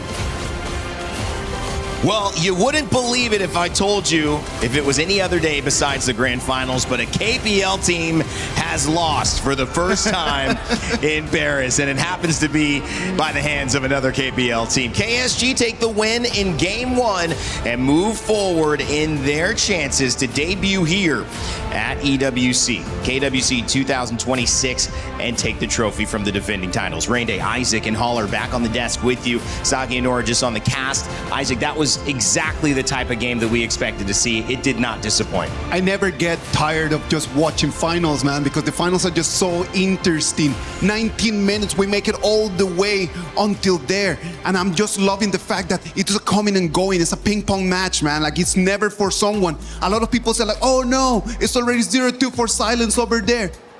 Take that, turn around, KSG win. You saw the playstyle of both of these teams as well. That's the craziest part, where again, KSG were able to take those team fights. They could go aggressive when they wanted to. AGAL were looking to shut the door many a times, and they played their playstyle early. And I think that that's the main difference between having the KPL teams just fighting over there, right? Because they never put their hands down. They're always defense up. It doesn't matter if you start just losing at the beginning, they can always find a way to bounce back. But it also seemed like the bounce back was because AGAL were making some uncharacteristic mistakes. They were forcing things. They were getting caught out. They were trying to make some fights like 2 versus 5, and that's never a winning proposition. But you know what? Like, I do believe that KSG forces those mistakes out of AGAL because they understand something. They have the Garuda pick.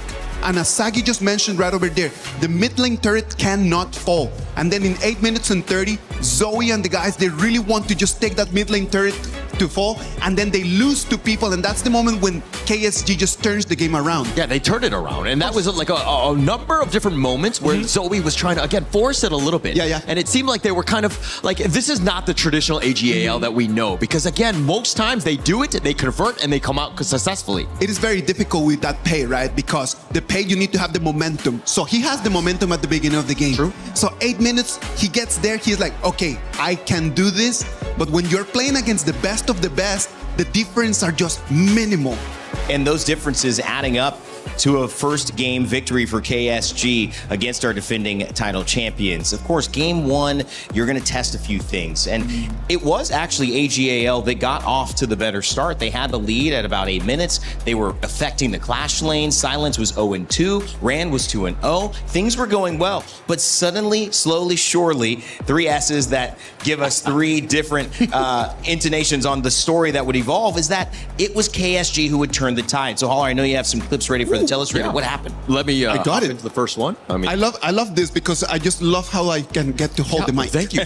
As we go into this is the initial fight, right? You were talking about the fact that KSG loved to fight, and it went very south, right? And they were trying to turn this around. Shuai just barely hanging on, somehow surviving. And AGAL, this is the snowball that was starting off, especially with the pay. And I think that this is one of the moments where you start thinking like, okay, Lia Feng, he's an amazing guy. He's really good. But there's a difference between him and Shuai where the shot calling, I do believe that it was too early for them to take that fight in there. Way too early on that one. As we jump into the second one, this is where things are like, hey, they have a massive lead, AGAL, but look at how they're diving the tower, the Raging Sea punishing them. And Zoe, you were talking about this mid T1. They wanted it. Joey wanted it, but he got punished multiple times here. And again, like if the Garuda just loses that turret over there, most likely Liu Lang wouldn't have had such an amazing game as he did. Agreed. And as we go into the third clip here, this is where they tried to go for the ambush. They almost had Juhao, but the rest of the teammates all there, they made sure that they pay there. They're like, how dare you go after Juhao? And both of them get picked off here. Liu Lang, man, I just need to keep calling his name. That Garuda pick in there, like the way of the damage, like the distance, the reach, the range that you can have is just a completely different thing. Very different. And as we go into this last one here, this is for me the tipping point. I love this one. Where they're able to chase. Silence was actually doing quite a bit of work. And look at how Juhao just kind of baiting them in. It's back and forth where they go. And then they were able able to get the snipe in. And at this point, it was an all defensive mode for AGAL. Now, it goes to this moment. That's what we're in 15 minutes, right? Yeah. When you get to the 15 minutes mark right over there, you understand KSG has the priority to try to push onto the high ground turret. So we get to the last moment of the fight. They do have the minions. I thought that they were gonna just push back and try to go for the Tempest Dragon fight. And then after that, they just decided just to finish it, push the crystal 1-0 for them. Yeah, I mean, it was almost the entire team of AGAL who was up defending, but the pressure from the minions, the pressure from KSG, and the pace, which we had mentioned is a signature of this team, the aggressiveness early, is something that they wanted to lean on, and they had the confidence to do it. In some ways, this is kind of like that title match that we've looked at. Somebody who's historic, who's already been there, who's lifted this trophy, and a young gun who has the power, who has the potential, the staying ability to compete against them, now showing that they can. So my question is, what's the response from AGAL? I do believe that when we watch KPL teams fight against each other, and when you have teams like AGAL against KSG, that first game is just about just trying to understand how they want to play the BP for the 7 games. So you can see picks that we have not seen yet, the Trunks coming in out there. That Trunks is something that a lot of people have not seen. Is the first Trunks we get in the KWC 2026. This allows them just that in the moment the Lapu Lapu initiates, the Trunks with the butterfly effect can just purify, and then they can counterattack on that. So I do believe that AGAL in that game number 1 did a really good game on their BP. It was definitely a good game. I think that, I don't know if the Zhuangzi pick is it's something that they might need later, right? But I think for Kuaishu Gaming, I think that this is great. This is what you want to do, especially if you're a young team. You want to take game 1, and they did it assertively with some dominance towards that end. One of the things that is also, when you look at a matchup here where you have 2 mid laners who are kind of stealing the show because of their history, Liu Lang and Sheng, as you appropriately mentioned. The Garuda, a very valuable mid lane pick, getting the win on that when it is your opportunity to play it, that means a lot. That kind of gives you some confidence, because on the opposite side, if that goes AGAL's way now, Isaac, that obviously means that they've got the pressure to kind of do well with that pick also. I think that the Yu Huan pick over there to challenge the Garuda was actually a really good one, because it can just suck in so much damage. So it can actually just use that issue, suck in the damage. It's very late game, so they were thinking that Zoe could do a little bit better in the early game, and the mid-late they could have the advantage, but just KSG was too much for them in this one. Yeah, too much. I mean, it was about that, like, solidifying the mid to late game, the pay, Joey. Once he got like caught out a couple times, it's very difficult to come back from. That's an early game hero that will fall off. All right, well, heading into game 2, it's AGAL's turn to respond. KSG strike the first blow. Let's send it over to Sagi and Nora to get us started. Thank you, panel, and we are back once again in this game 2. Nora, could you have expected game 1 bleeds over to the side of KSG after an amazing comeback? Especially when KSG fell behind in the early stage. We know that this team is known for their early aggression, but since they fell behind, I'm kind of worried about them, right? Well, they make the comeback, but by those ganks they made at the bottom, really nailed it in game 1. And you know what? That just remind me about the spring season that they took. Oh, what happened in spring season? Actually, KSG is kind of considered as the underdog for this year's matchup, but as actually like being so fresh to the stage, not even mentioned to the international stage, they're showing their potential play right now on this arena. So they may or may not do another 4-0, just like what they did to Wolves Esports in the spring season. Exactly. Wow. Because, you know, play against AGAL is never gonna be an easy match. If you guys watched the last time's KWC final, you will know it. Yeah, it was 1-3 against TTG, and it all went into an ultimate battle with the side of AGAL catching back-to-back games. As we hop into the pick and bans here, more of these mid lanes coming in from the side of KSG has been removed. Yes, Haya has been moved, and so does that Frost and Leon pick. Potentially, maybe can be played by AG. They just denied it and prioritized this idea. Oh, and that's an early pick on that Arlie and also Zhang Fei. Talk to me about this early pick coming in from Yinwo. He's well known in the KPL scene for being the FMVP of this pick, and I think every single series thus far, he has always selected this early pick. Exactly. So far in KWC, this is his most picked hero. 4 times, 4 wins, 100% winning rate. I know something that's 100%. So I remember the panel were talking about like, oh, KSG and AGAL both have a 12-game winning streak, but after that AGAL loss, their win streak has been broken, and KSG is currently on a 13 win streak instead. Exactly, and as you can see, KSG trying to play more aggressive since they are picking out this Guan Yu and also Ogren on the top, because Guan Yu can do great threatening positioning during those team fight. So much aggression, right? You have the Diadia Ogren for that early game. 1-2-2 coming in from Diadia could just set up a nice, beautiful gank in towards that Silent, and when the side of Silence is level 4, that's when the insane Razor cavalry starts charging in those team fights, setting up for big success. Yes, I mean, sustainability is what KSG right now has, and initiation is what AG has right now. Because of the Zhangfei's ulti comboed with Dharma's ulti, that can be explosive during the team fight. Oh, maybe we get like a Direnjie here coming in from you. You know Direnjie? We don't really get to see him that much in the entire KWC, but it does work pretty well as a lane matchup against Yino on that early, or also against these double matchups here. So I'm pretty excited to see what Yu has in store for us in that farm lane pool. But I mean, speak of the farm lane pool, already 2 farm lane has been taken away on the side of AG. Ao Ying be cancelled, and so does Kongsa Yu. So will it be, they go for the Mai? I mean, both mid laners are well known for the Mai, right? I believe that Sheng was known for his Mai back in the KPL, where he can actually make miracles happen with his long-range engages here. So removing this is to say that maybe they want to protect Yinwo in those team fight scenarios, give him a really comfortable space to play those team fights. I mean, so far on the side of AG, there's only one core that you can see, that will be Ino's early, right? So if they want to put more thing to it, I'm looking for a potential Jing play for Zoe. Oh, I will love it here if we do get a Jing coming in from the side of Zoe here. So clock is ticking here. So that's going to be the setup. Nua being locked in. Potentially, there's still more to think about in towards this specific series. But you're AGAL. You lost game 1. What are you thinking in your mind right now? Well, I mean, if I am AJL, I won't be that worried about if I fell behind, because these players, they've played among each these players have played together for over 2 years right now, right? I mean, what else they can offer to us is always going to be the expectation when we see them play. And I heard from some of the Chinese casters, which is Li Zhu and Pinzi, right? They did mention that these players, this set of players, been to like what, 8 to 9 grand finals in a row. And also they got 7 consecutive championships, including that one they got last year in KWC. So that's made them to be here again at the final. That's what champions are made of. But KSG, they're coming to break the legacy here. I am liking the KSG's draft. Very strong early game. You have the Angela and Diadea for that combination, and the Ogren early game invade. For this specific combination coming in from the side of AGL, it's really skill heavy. The jungler. If the jungle is really weak in the early game, that could be disastrous here. So they lock in the Musashi. I like it.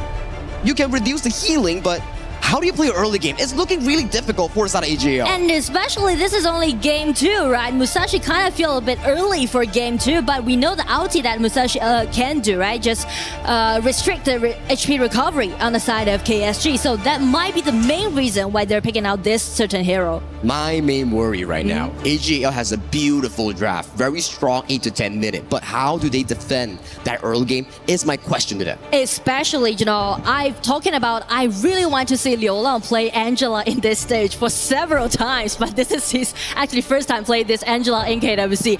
You know, Liu Lang's Angela is totally another level of Angela. You will see it in game, and also it's kind of like prioritize their early game, as just you mentioned. If KSG really played in a more explosive way, it's gonna cause like great pressure on AG's farming pace. And you talk about Liu Lang, you talk about Juhao, there's a lot of fans coming in to support Kuaishou Gaming and also AGAL. This is one of the few moments that you have to wonder. AGAL needs to equalize this series. If they don't, losing 0-2 in the BO7 might not be the most comfortable position that you want to be in. Definitely, and so actually that's the reason why they're picking out some late game hero. For example, Shen's Nuwa, right? We mentioned about Shen and Liu Lang. They're the top mid lane players, and also they're best friends, and they know each other's playstyle, and it's gonna be the time for them to gain the victory for their own team. The Gorge is ready. Let's hop right into game number 2. Kuaishou Gaming currently leading the best of 7 series in this grand finals against the title defenders AGAL.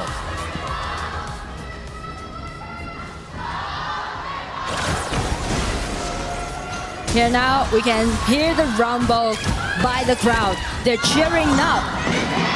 I hear the drums right now, Nora. The drums on. That's a KPL raging style, you know? We love it, the vibes here. You know, popping a frenzy, taking a lot of damage here. Oh, Shuai has no spell too. The mid lane 2v3 won over by the side of Kuaishou Gaming. And allowing them to make the early evasion happening. They're jumping into the opposite side of the jungle. And here we go. Liulang's Angela already caused so much threat upon the individuality on the side of AG. Such an aggressive play here coming in from Kuaishou Gaming with that mid lane 2v3 winning over to the side of Kuaishou. They pick up the Azure. They also pick up a nice small camp for Xiao Yu.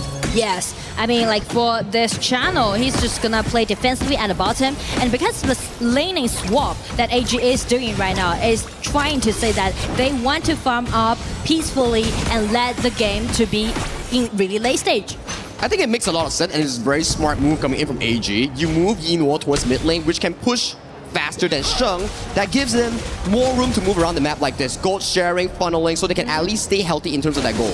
And that's those detailed microing when we're analyzing, especially for AG. Slow and steady. So early game is what we're looking at, right? But what about team fight? AG has a lot of engage coming in for their composition, which looks really good. If we can start the game to maybe 8 to 10 minutes. Yeah, or maybe like 4-minute mark, they can try to make some dragon trade happen, but still they need to, you know, even it up in the early stage. But also the team fight wise, you mentioned a really important point is that AG's ulti looks really nice. Unless you land it accurately. Yeah, as a combo, as a wombo combo actually. Yeah, you have to match the wombo combo. Someone has to stop silence on that Guan Yu, right? Potentially Ron, potentially Zoe. Someone have to figure it out. That's where AGAL's worry. But take a look at this specific early game right now. It's pretty 50-50, but a nice Rizzo Cavalry onto his Ron. Ron has to commit the flash. So this is a very crucial timer. Why? 2:30 seconds, 2-minute cooldown. Ron won't have flash for the next upcoming Tyrant fight. Which will be kind of vulnerable when they're trying to take that Tyrant fight around 4 minutes mark.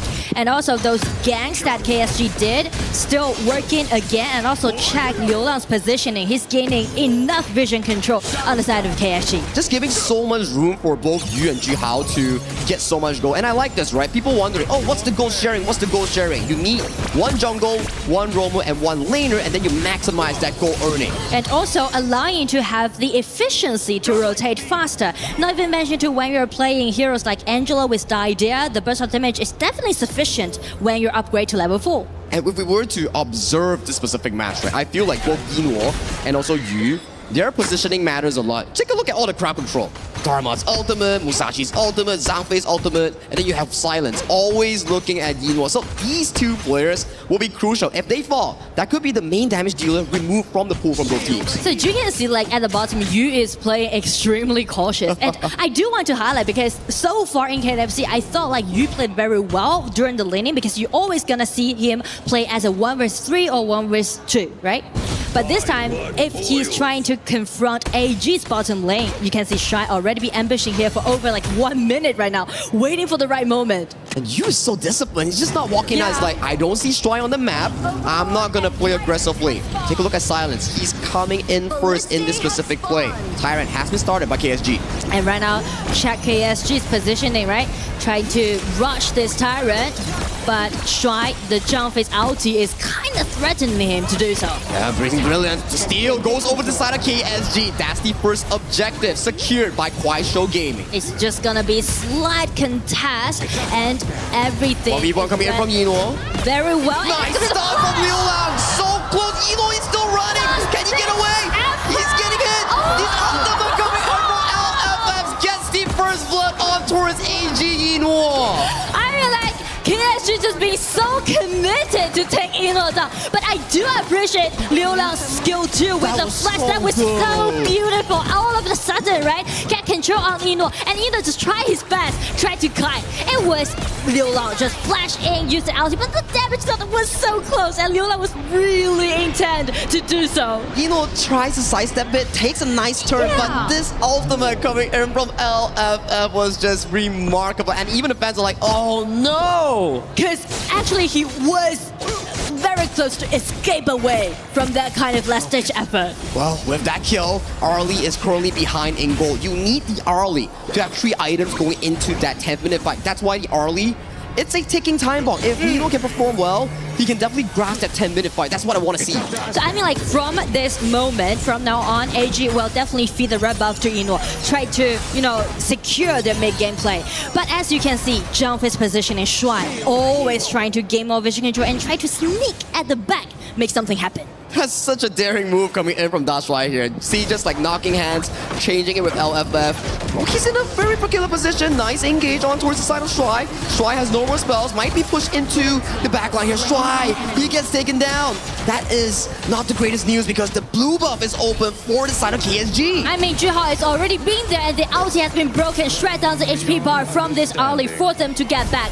Everything just now in favor of KSG. I do like the idea how Shuai is trying to make something happen at the back, but check the awareness that LFF has, right? Even though he's really new to the stage, but still, he's making sure that each of the bush is very clear for his teammates. They study the Dash Right playstyle, right? Making sure that Zhang Fei doesn't get like a random outburst from the side of the backline. So that's a nice clear coming from LFF. Towards the top side, good rotation from Juhao to minimize any sort of aggressive attempts coming in from AGL. And right now we can see the goal difference. Actually, KSG are accumulating 2,000 goal lead against AG, which is really good on the side of KSG. But the thing is that how they're gonna pushing all those towers down, especially the tier 1 tower, because we mentioned about how important that Shen with this Nuwa is when they step into the late game. It's a very important pick, right? Sheng is the main focus for the late game. So you can start to see their trading sides. KSG going for that mid and then AG going for that bottom side. We do see a bit of a teleport here coming in for the bottom side. Are they looking for a play? Silence gets jumped on. The tower's nice down. to the depth on towards the side of Liu Lang. So Silence, he's really safe. But take a look at the backline. They are looking for a potential flank. There's no towers behind, but they're respecting it, preparing for this Azure Gold. And preparing for the blue buff side, it's going to be engagement coming from Zhang Fei getting control on this LFF. But because of the sustainability that they had, just escape away. Oh, that's a good trade-off for the side of AGL. So they actually have more health bars to defend this Azure Golem here. So good trade coming in from AGL. They slow down the tempo coming in from Kuaishou Gaming. Especially guarantee that they will secure the blue buff. I mean, like one flash trade for 2, definitely gonna be fair trade. It is. So, okay, that's an ultimate coming in from Liu Lang, so that will be available. It's just waiting for it. The feature about Angela is that you can have a really high efficiency to, unleash your 3-1 combo. You burst down tanks really easily, right? Especially when you have a solo tank like Shuai. So that's gonna be easy here. Oh, I like it. Yes, you don't steal it away from AG, but you force Zoe to take it away from Yino. So that's going to be a crucial Crimson Golem unavailable for AGAL. So back towards my question. Game 1 KSG, they didn't look too good in the early game. But now this is the KSG playstyle that we're waiting for. Yes, and also they're letting Angela to play by Liu Lang. You can see just what we said, right? Just check out his outplay thing. He might trying to find another burst advantage happen by using his flash and skill 2. Oh yeah, he's like sitting comfortably with like a scepter and also the voice staff. So if he lands a full combo onto his run, onto his Yino, it's just boom, you're gone. However, if we check Zoe's skill difference, as you can see, Musashi already has 6,000 gold, right? We mentioned about Musashi's ulti allowing him to restrict the HP recovery on the side of KSG, so that might be a potential play that we might see in the future engagement. It's gonna be really quick now. 40 seconds on the dot before the Shadow Tyrant officially spawns in this game. I believe both teams will definitely want to be playing over this specific bottom river later on. But speaking of the river side, actually the river control is kind of be in control of KSG. And right now they are looking for someone maybe in the red buff side. But Dharma just spot that, ran, take one step back. Yeah, Crimson Golem will be the next target for the side of Kuaishou Gaming. Potentially, yeah, it's not to steal. It's to force out the smite from Zoe, then go for the objectives here. But they're slowly backing off, looking for a bit of a mid-lane push. This tower might be going down. It's like, you want tower or do you want red buff? They want the red buff. They're aiming at the red buff. Okay, Jihao, he's in the midst of everyone here. Zoe has to force the smite on the objective. Another good steal. They force both things. Mid tower goes down. Crimson Golem denied from Yino, and with that rotation speed, they get to go towards this bottom river first. I mean, even though no kills happen, but that is so smart for KSG to do so, right? Claim the smite from Zoe, so AG need to wait for the smite until it has been available. They also need to wait for Yino on that third item here. If Yino has no third item, Silence. Silence. He's looking at Yinhuo. Silence. They're pressuring in the mid lane, and as for AG's positioning, they're trying to guarantee or vie for this crucial 10 minutes mark Tyrant. Okay, it has been started coming in by both teams. Zoe takes the first aggro. We do see a 2-2 coming in from LFF just to find a bit of a poke, but LFF doesn't have the mana bar for this specific fight. I mean, still Silence waiting for the right moment to come in, and it's going to be AG first trying to break out his ulti. Shy got the Tyrant. Prison, we see the Silence coming in from the backline here, finding the engage on towards Zoe. Zoe gets taken down. That's a 2-for-1 trade, but there is no one marking Yinhuo. Yinhuo is still doing damage towards the backline. Ron finds a beautiful knock-up. Silence going solo. Gets taken down by Ron. You in the bush. He goes in for a 1v1 against Yinhuo. Jihao, he's so tanky. He's looking for the execution here. They are still landing damage galore. Don't get him in. He gets the trade off with the side of Yinhuo. That's a 4-for-2 in favor of AGL. Jihao dangerously low. Papa passing, running away. Where is the teleportation coming in from Shung? He wants to chase. Okay, there's no more chase. Jihao is safe, but AGL is the miracle 10-minute team fight. I mean, miracle team fight around 10 minutes mark is so classic to see AG do so. First reclaim the Tyrant by this Shangfei, and also Musashi's ulti directly targeting at Liula's Angela, denying him at the first place, and check Ino's positioning being so safe, and so does Shin, this Nuwa, just letting out all those constant bursts of damage upon Kuaishou Gaming's members. And as you can see, that 1-1 trade, you can see like Yu is just being so committed to trade for Ino. The team fight composition realized by the side of AGAL, and they just make it work perfectly at that 10-minute team fight. And Shuai,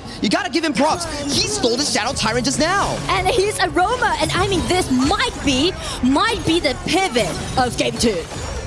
It reminds me of game 1, where all of a sudden, you start to have a shift of momentum due to one single play. It really amazes me, the way that KPL teams find momentum through a small mistake from their opponents. I mean, like, never be the end of a game, right? Even though if the game still keeps on, you are still gonna find the chance to fight back. Now we're back to a 50-50 coming in from both teams. 13 minutes mark.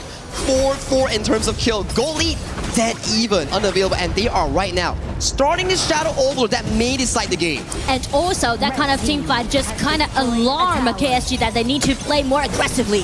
12,000 coming in on this Overlord. It gets secured by the side of Sean. They go into the backline. Jihao is the first to fall. But Silence, he's kind of strong, and he's still pushing for more plays. Double kill goes over to Zoe. Meanwhile, Ron, he's also another victim of this team fight, but 2-2 in favor with AG securing. But Zoe, where are you? He gets caught in the jungle of the blue side. I mean, it's gonna be a double kill goes over to you. Still, the channel is holding it. It's the buying time for his teammates. Well, we welcome here from Eno. He's trying to find the backline. Shuai, he has no spell too. He might be chasing down by the side of you, but they respect it. Are they still chasing? They're still looking for Shuai. Waiting for the right moment since his ulti is unavailable, but without the red buff, they're not allowed to do so. But still, Kuaishou is making comebacks right now. He's just charging it for Eno. He finds Eno in the midst of two towers. That's a really good play coming in from the KSG farm lane. I mean, KSG's farm lane, Yu being so new, and check the red buff side. Angela got another kill upon Shen. Just deny those members one by one. So this unbridled outburst starts with Sheng securing the buff. But take a look at Silence. He flanked the side of Sheng and takes him down. You also, it's a bit of a half-half map where both teams are finding the opportunities, but later on, the most important play coming in for this is then finding Zoe in that jungle. That is crucial for the side of KSG. And once they know that they got numbers advantage, they're just being so committed to take every possible kills. Oh my god, it's such a back and forth game coming in from both Kuaishou Gaming and check the skill difference. I mean, it's quite even, right? It's quite even so far. And as we mentioned, if we are talking about the late game hero, AG Shen, this Nuwa is gonna prioritize. And as for KSG, it's gonna be Yu's channel. Yeah, and I was wondering, like, how did Liu Lang manage to find Sheng? Sheng's range is so long, but Liu Lang still managed to find the backline against Sheng. That's just insane. Amazing for me. Yeah, and right now KSG, if they're trying to push forward, they are making sure that they are going to play around Yu's channel. I mean, Yu is definitely on fire so far in KWC. 11.6 thousand on that channel, 5-1 entry. If he stays alive, he's definitely going to be melting big tanks for Shuai or also Run. So he's your main guy to go to. You talked about me on this, right? You, first year in KPL, already getting that championship title and coming in on a world stage, he's feeling so comfortable against Yino, one of the legendary farm lanes coming in from KPL. I mean, like, he's not fair to confront the opposite side, right? Actually, he's kind of like showcasing right now by using this channel. Yeah, he has to keep himself safe. Yino finds a bit of poke here on towards the side of you. Half a passing, Precious in just to get a bit of poke damage on the side of AG. And speaking of the poke damage, actually Nuwa allowing them to do so, and with the Musashi's ulti, actually they can deny the channel for a possible play. Ah yes, the skill 1 block right on the projectiles. That could be the game-winning moment here. I'm looking at, yes, Yino, that direct matchup, but also the playmakers. This game is about Kuaishou Gaming, Silence, and LFF. For AGAL, it's about Ran, Zoe, and Shuai. Whoever finds the key targets will win the upcoming fight. And the key target will be Channel and Nuwa. They're respecting it, right? You see, like he bought the Ominous Premonition, one more tanky item just to survive in those team fights. Try to solidify his survivability, right? So we're waiting for the Shadow Overlord here. That will be the main target coming in for both teams. Whew. Bit of a damage from you. That seems to hurt quite a lot. Ron finds the true ball towards the wall. He flashes away, but gets caught by the death to Sunset. And then we do see Silence just pushing everyone into the Overlord pit. And he finds the double kill out of an engage from the side of AGL. It's looking so good for KSG at this moment. I mean, when we're talking about the bottom lane, you know, the top lane is never gonna be content with that. It's gonna be the time for Dharma and this Guan Yu to make so many things happen. The double knockup just denied China at the very first time, just like we mentioned. But as Silence, by using his Guan Yu coming in, kind of scattered the whole arena and brought the chance back to KSG. Is this his first game of Guan Yu in this tournament for Silence?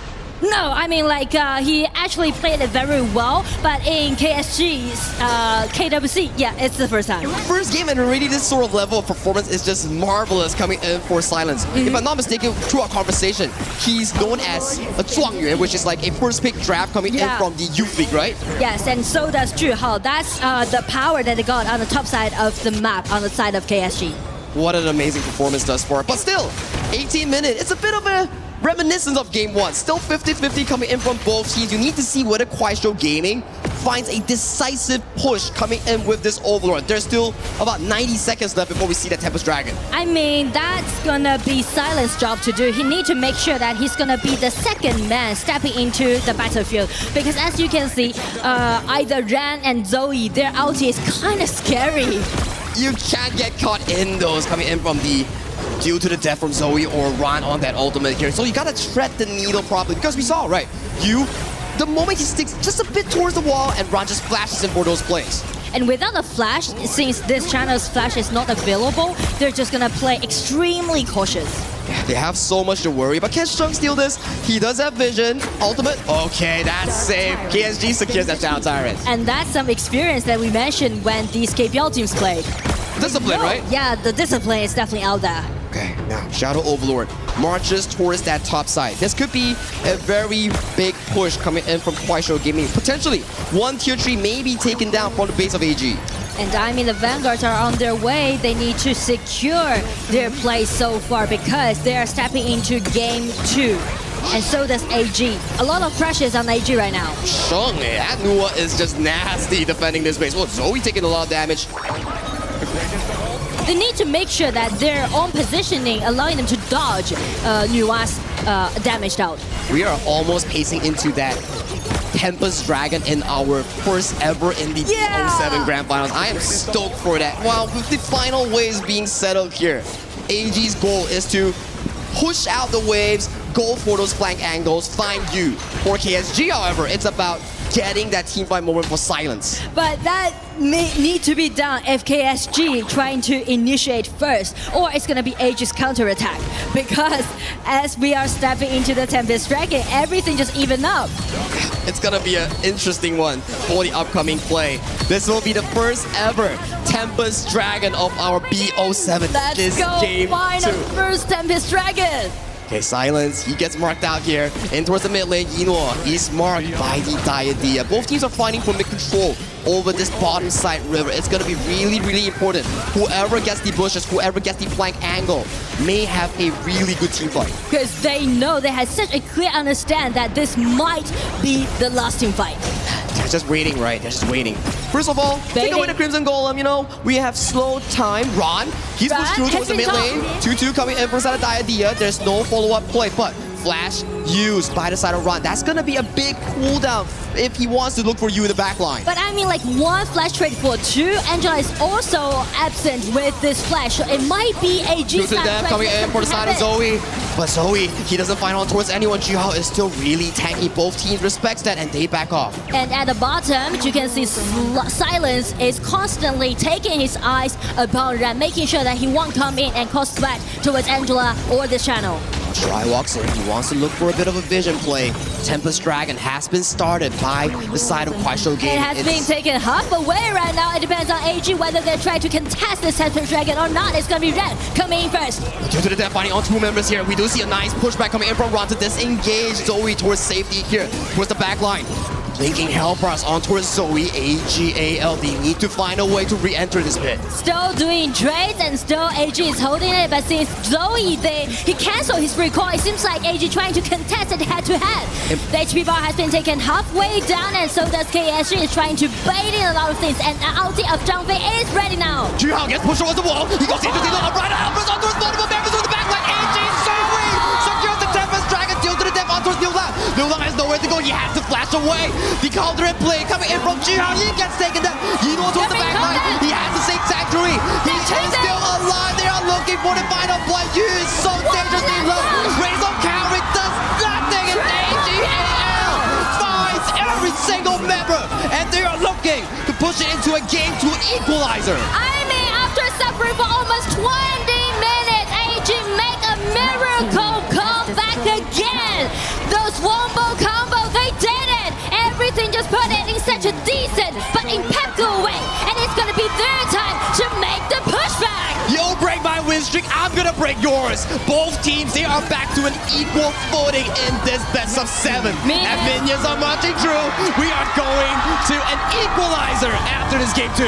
It's going to be a 1-1 at the start of our final of our best of 7. You told me that AGAL plays slow and steady, but this is not the one that I'm looking at. They are just fighting for control in every single opportunity that are given them. But to be honest, I'm so amazed by the last team fight that they play, right? The layers. I thought it might be Jumpy's ulti first, but actually that was Ran Dharma coming in and then come out with the Jumpy's ulti, double stun, and that Zoe to find a spot, getting in, ultimate down, and just deny the members on the side of KSG. Such a well-played game coming in from Shry and also Ron.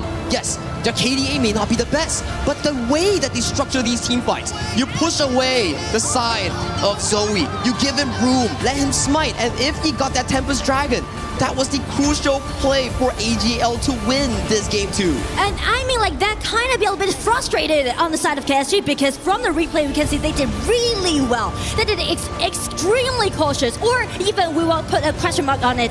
Is it like extra cautious, right? Because they are holding the advantage for over like 20 minutes, but one last team fight, boom, collapse. Top tier teams going at it, and I'm loving how competitive this game has been between these two KPL Titans. You look at these plays.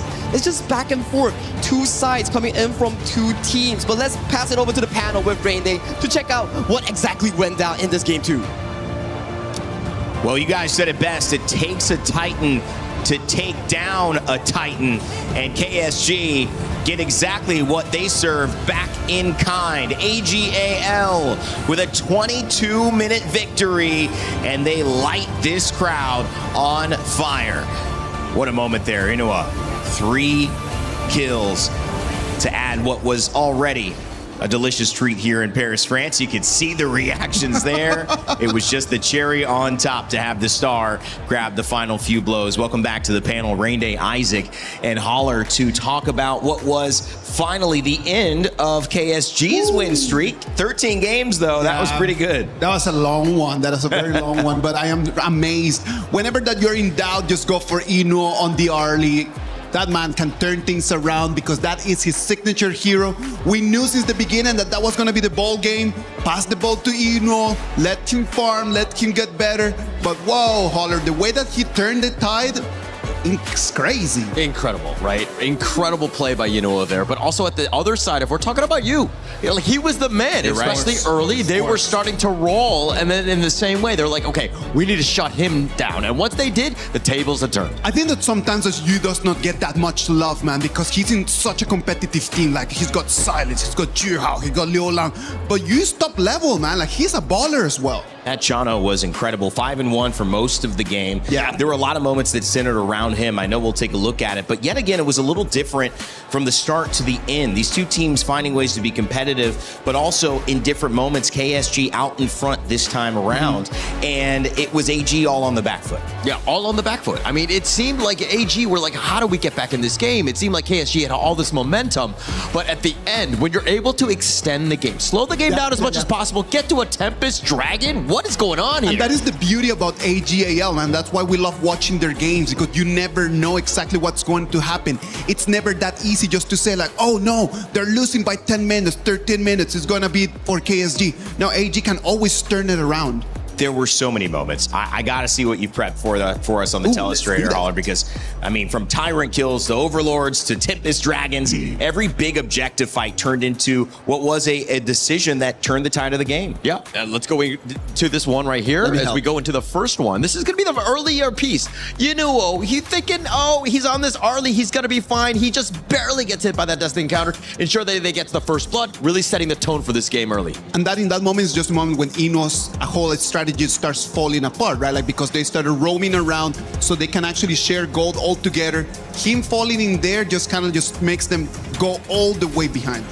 And as we hop into the second one, this is kind of the start. There were a lot of big team fights, and they started with the big neutrals here. This was that Tyrant moment. Shuai with that amazing steal. No smite. It's just like, hey, I'll just basic attack that one, ensure that he gets it. But then the control that you're seeing, a little bit of revenge in the sense that AL were able to kind of bounce back, do some work on their own end, and KSG just barely surviving on this Up until right there, it was just a game of rotations. If I want to defend something, I'm going to have to let something go. And it was just the way that KSG was playing up until then, right? Like the Tyrant falls because Eno does not have the red, but wow, he comes back on the 1v1 against the channel. Yeah, he came back, right? It was almost like revenge. Just like, I need to take down Eno before he goes. But that was a nice one. As we hop into the other one, yet another fight around the big Overlord here. And this is a huge one. Shen getting the steal, getting the take. And again, the team fights where Zoe finally gets the better of Juhao, is able to take down this Ogryn, and things were kind of looking a little precarious for KSG as Silence gets taken down as well. He had so much control throughout. It was such a long fight. I think that this one just went like for about like a minute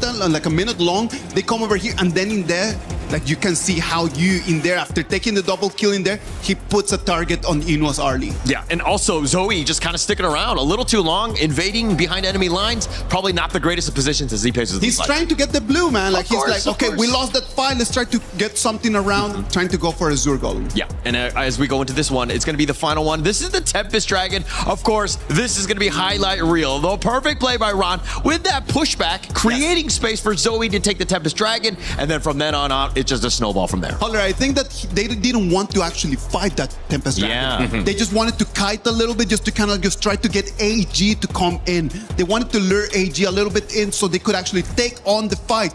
But the problem is that they kite for so long time that the Tempest Dragon, the HP bar goes so low that then they're like, okay, seems like we're gonna have to commit. And when they committed, AG just took it from them. There were actually, it was almost 3 for 3 when it came to objectives. Big objectives. You talked about the Tyrant, the Overlord, Tempest Dragon. It was all AG. But the moments that KSG clawed it back was what they could get after that. You and on the Chano getting a double kill after that Overlord fight. Yes. And then even then towards the end, you're thinking KSG are kind of in the gold lead. They have an opportunity to keep this up. That Tempest Dragon, though, I think showcased a little bit of the strength of the new WA pick as well. She was baiting and waiting and saying, keep going, keep going. I got my ult, I'm ready to go, Holler. But, that one I loved how she shifted away and then said, let me actually do the damage onto your players so that now we can just win the fight and run it down. Of course. The positioning is so key, especially in that Tempest Dragon. Nobody needs to get caught out, but to Isaac's point, that was on bar in the sense that, hey, they were trying to go for the Tempest Dragon. At the same time, KSG was like, I don't want to do this. They're like afraid of commitment at the end of the day.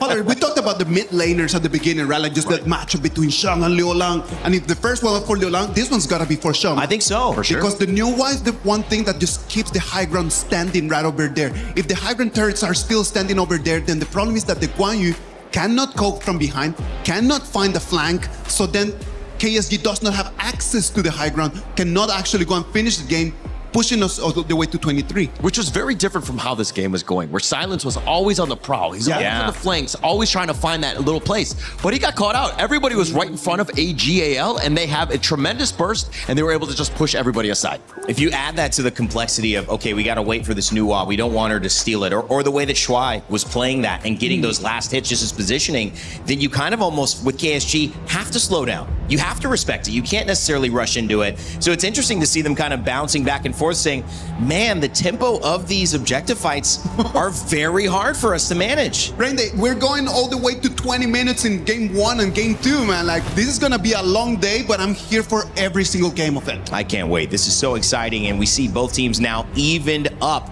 No one's on a win streak anymore. Well, I guess AGAL technically is, but both KPL teams in this tournament taking a loss. I wouldn't have it any other way for our grand finals. It's 1-1. Time to see who will take the edge yet again with Nora and Saki.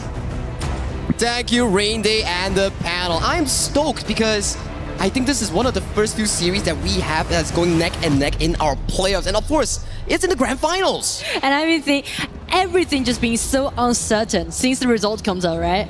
Just like a lot of back and forths are actually happening during that team fight. And also the last Tempest Dragon fight to secure the victory goes to AG for game 2. I like that uncertainty here because it's not just farming and not fighting, but it's about both teams fighting neck and neck, back and forth for control. And you won't know who will win until the 20th minute mark. Tempest Dragon, that was a legendary match in game 2. But refresh your mind, both teams are 1-1 now, and we have to start off with the pick and bans coming in from AG on the blue side and Kuaishou Gaming on towards the red side. And that's the time that we brought this to the table, that since we are doing the global ban pick, right? And AG, they are using some safe cards. For example, they picked out Zhuangzi and also Musashi. That's kind of saving cards. But on the side of KSG, 2 compositions that they used are quite expensive. I like that, right? It's about planning your draft going into a BO7. You don't want to show all your cards in game 1 and game 2. Then your coaching staff, your players like, now what? Now what?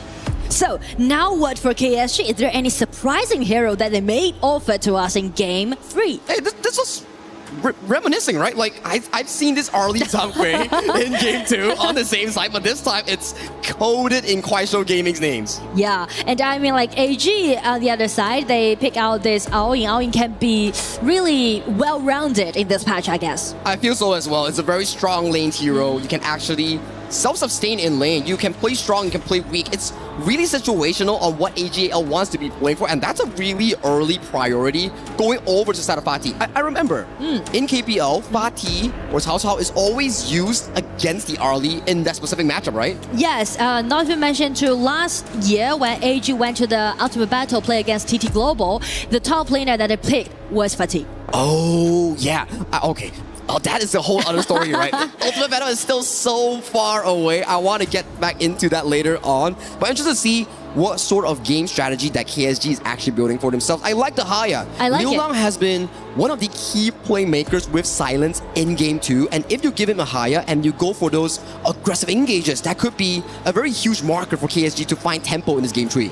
And because of the fatigue and the idea just kind of denied the potential Lapu Lapu or Guan Yu, right, to be the counterattack towards this Haya. So I would think this Haya can be really smart as the 3rd pick on the side of KSG. It also forces the side of AG. It's like, hey, you want to pick the Agudo, but you won't have a tank. So maybe you have to burn should a floorborne tank something like that to potentially look to tank against this Haya. So it's really smart drafting coming in from KWC Gaming, and I like it a lot from Coach Ziqi. But still, like Agudo is an open choice, right? Well, they let Zoe to pick that Agudo or not. They're letting this Agudo out, right? Because of the tankiness that you just mentioned. It just forced AG to do a lot of poking damage instead of using their tankiness to gain the vision control. Do we get a Kaiser? Do we get a Yang Jian? They do need something like that to stand in the front line. If not, there will be a zero frontline composition for AGL, which could be pretty difficult to pull off. At the very least, we do see the Devaro and Charlotte being locked away for the side of KSG. They lock in that Byron. Well, since they locked this Byron, kind of means that a slight potential assassin jungler can be seen on the side of KSG, played by Juhao, right? Or, on the other hand, they will only have one core, which will be Use Ali to play in this game. That's dangerous, right? We don't ever want to see a one-core composition. It puts so much pressure on one player, and if you just poof and die in a team fight, your team will be, I wouldn't say they will lose, but they'd be in like such a defensive position. Defensive position is it. And so I'm looking for some heroes like Jing, or even like some surprising assassin junglers played by Juhao. But still, for Zoe, the question is that, oh, Monkey, I like it. I always gonna like a Monkey play against Haya. How does it work? Well, it seems like your tankiness allowing you to even being dragged by Haya into his ulti, you are still gonna be potentially getting out and survived. At the same time, because the initiation is kind of lagged, and Monkey can't just, build that up. And you are a tank Monkey in the front line, you can get supplemented healing coming in from Diadia's ultimate. Yes. So it makes a lot of sense. And the Xia late game, to give more levels over to whoever that's carrying, maybe it's Yinwo, maybe it's Ran, and then you can also reduce the tankiness from the side of the tanks coming in from side of KSG. Oh, Luna pick, like it. I mean, Luna always gonna be put under the spotlight because you know that once you landing your ulti constantly and impeccably, then allowing you to win against your opponent. On the other side, wow, we know it. We know it. We get a Luna coming in from Juhao in this game tree. You talk about Luna. As long as you're gliding, you're finding the refreshes here, you can consistently dash around the team fights. That's what KSG is looking for this time around. Their composition is not that late game, so if KSG fumbles in the early game, that could be really punishing for KWC. And also speak of the tolerance upon these two different compositions. On the side of AG, they're trying to build up a really solidifying late game composition, which is in their comfort zone, right? But on the side of KSG, it's kind of give a lot of pressure on Juhao, right? Whether this Luna can play well or not, just being so deciding in game 3. You can only find out in this stalemate. Currently, it's 1-1. In this best of sevens, ladies and gentlemen, we are in Paris, France, with the Esports World Cup, holding on this Honor of Kings 2026 World Cup, and we are going into game 3 between AGAL and KWC Gaming. Well, I mean, game 3 is gonna be quite peaceful in the early game since they are along a lot in the late game. Early game aggression coming in from Ran, but he's taking a lot of damage coming in from you, so that's a bit of a win coming in from AG. Yeah, I mean, like they traded for the skills that KWC Gaming has, so yeah, definitely.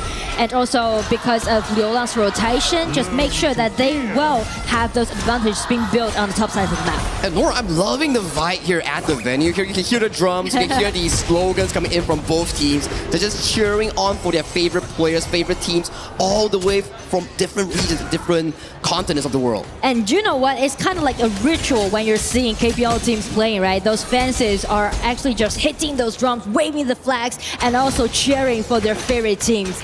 And also, a lot of fans are actually flew all the way back from China to here in Paris. That's the lovely part. The community unity, that is what we're looking for here. And back in towards this game itself, KSG, very early game aggression, locking Ran ready from this minion wave here. So this is going to be really difficult for Ran. You want to fight his skill towards the late game, so you can't allow him to continuously take blows on his face. And because of the KSG's reading, right, they know that they need to suffocate this farming pace on Ran. That's the reason. Just finding the first blood on towards Shy in that first play. This is going to be big.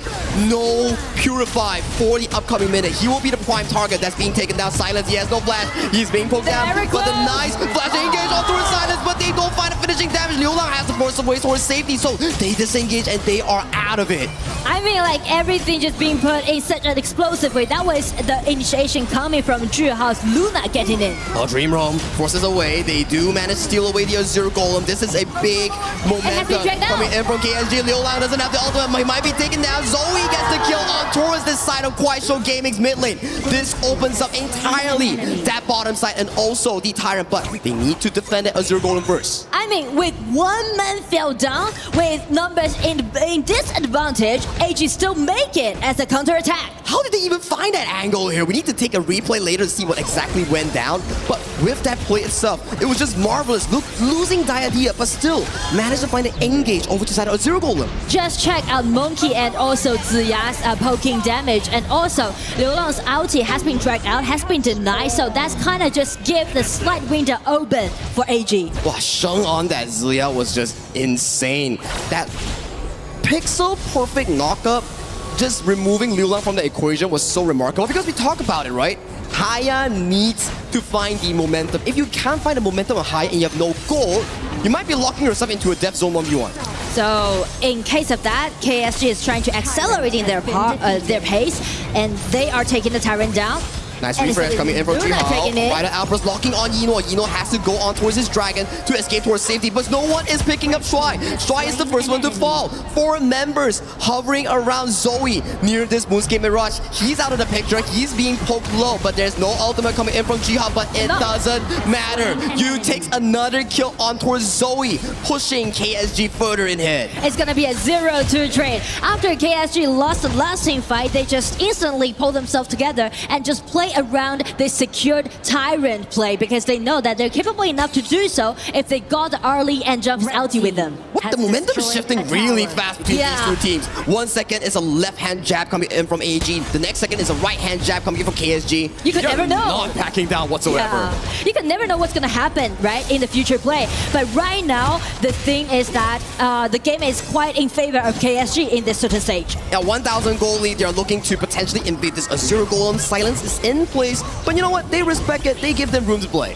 And also, they're letting this early play so well at the bottom. You just having his fun, having his good time, and also keep pressuring on both side lanes. I like the matchup between Aoyin and also the early, but okay. I would say that Aoyin wins the lane, but when it comes up to the mid game, Arlie is just such a better V1 pushing tower.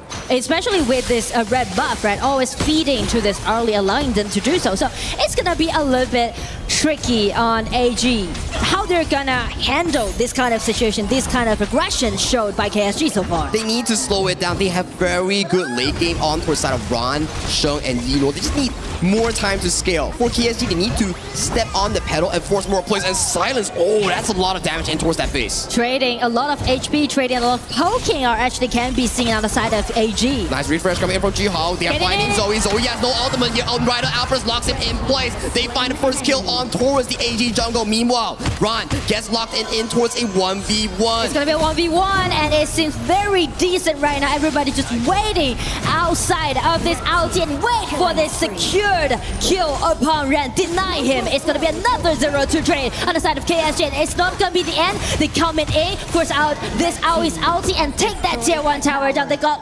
everything that they want on the side of KSG. Big wins across the board for Kuaishou Gaming. They're just feeling it in this game number 3. They are locking in that goal lead comfortably well. And you take down Ron, you take down Zoe. You won't have any front line to pace towards these team fights. And because of the flexibility and those mobility that KSG's individual hero has, allowing them to separate the whole battlefield. You can see like Jihao just playing in such a deft way, right? Dash in, dash out. It's kind of kiting out a lot of members on the side of AG. So this last pick Luna has been remarkable because when Yino or Shuai uses their ultimate or their crowd control, there won't be actual CC crowd control in stopping Jihao from dancing in these team fights. And right now it's gonna be the ulti upon this monkey. Everybody just gonna wait for it. It's gonna be Jihao getting in, baiting out a lot of HP.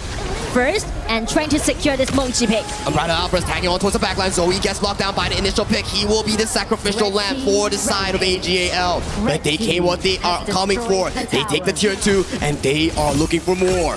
And you know what? That's the best thing when you're playing this high in advantage because you can just easily initiate whatever you pick in front of you. Neither it's gonna be a Fatih, neither it's gonna be a Didier, neither it's gonna be the Monkey because you know that the vision control and also the crop control allowing you to secure that kill that you want. Liu has been so active on the map. Yeah, he died once, but ever since that death, he's just finding plays after plays, pickoffs after pickoffs, securing comfortable positioning in team fights for you and also Juhao.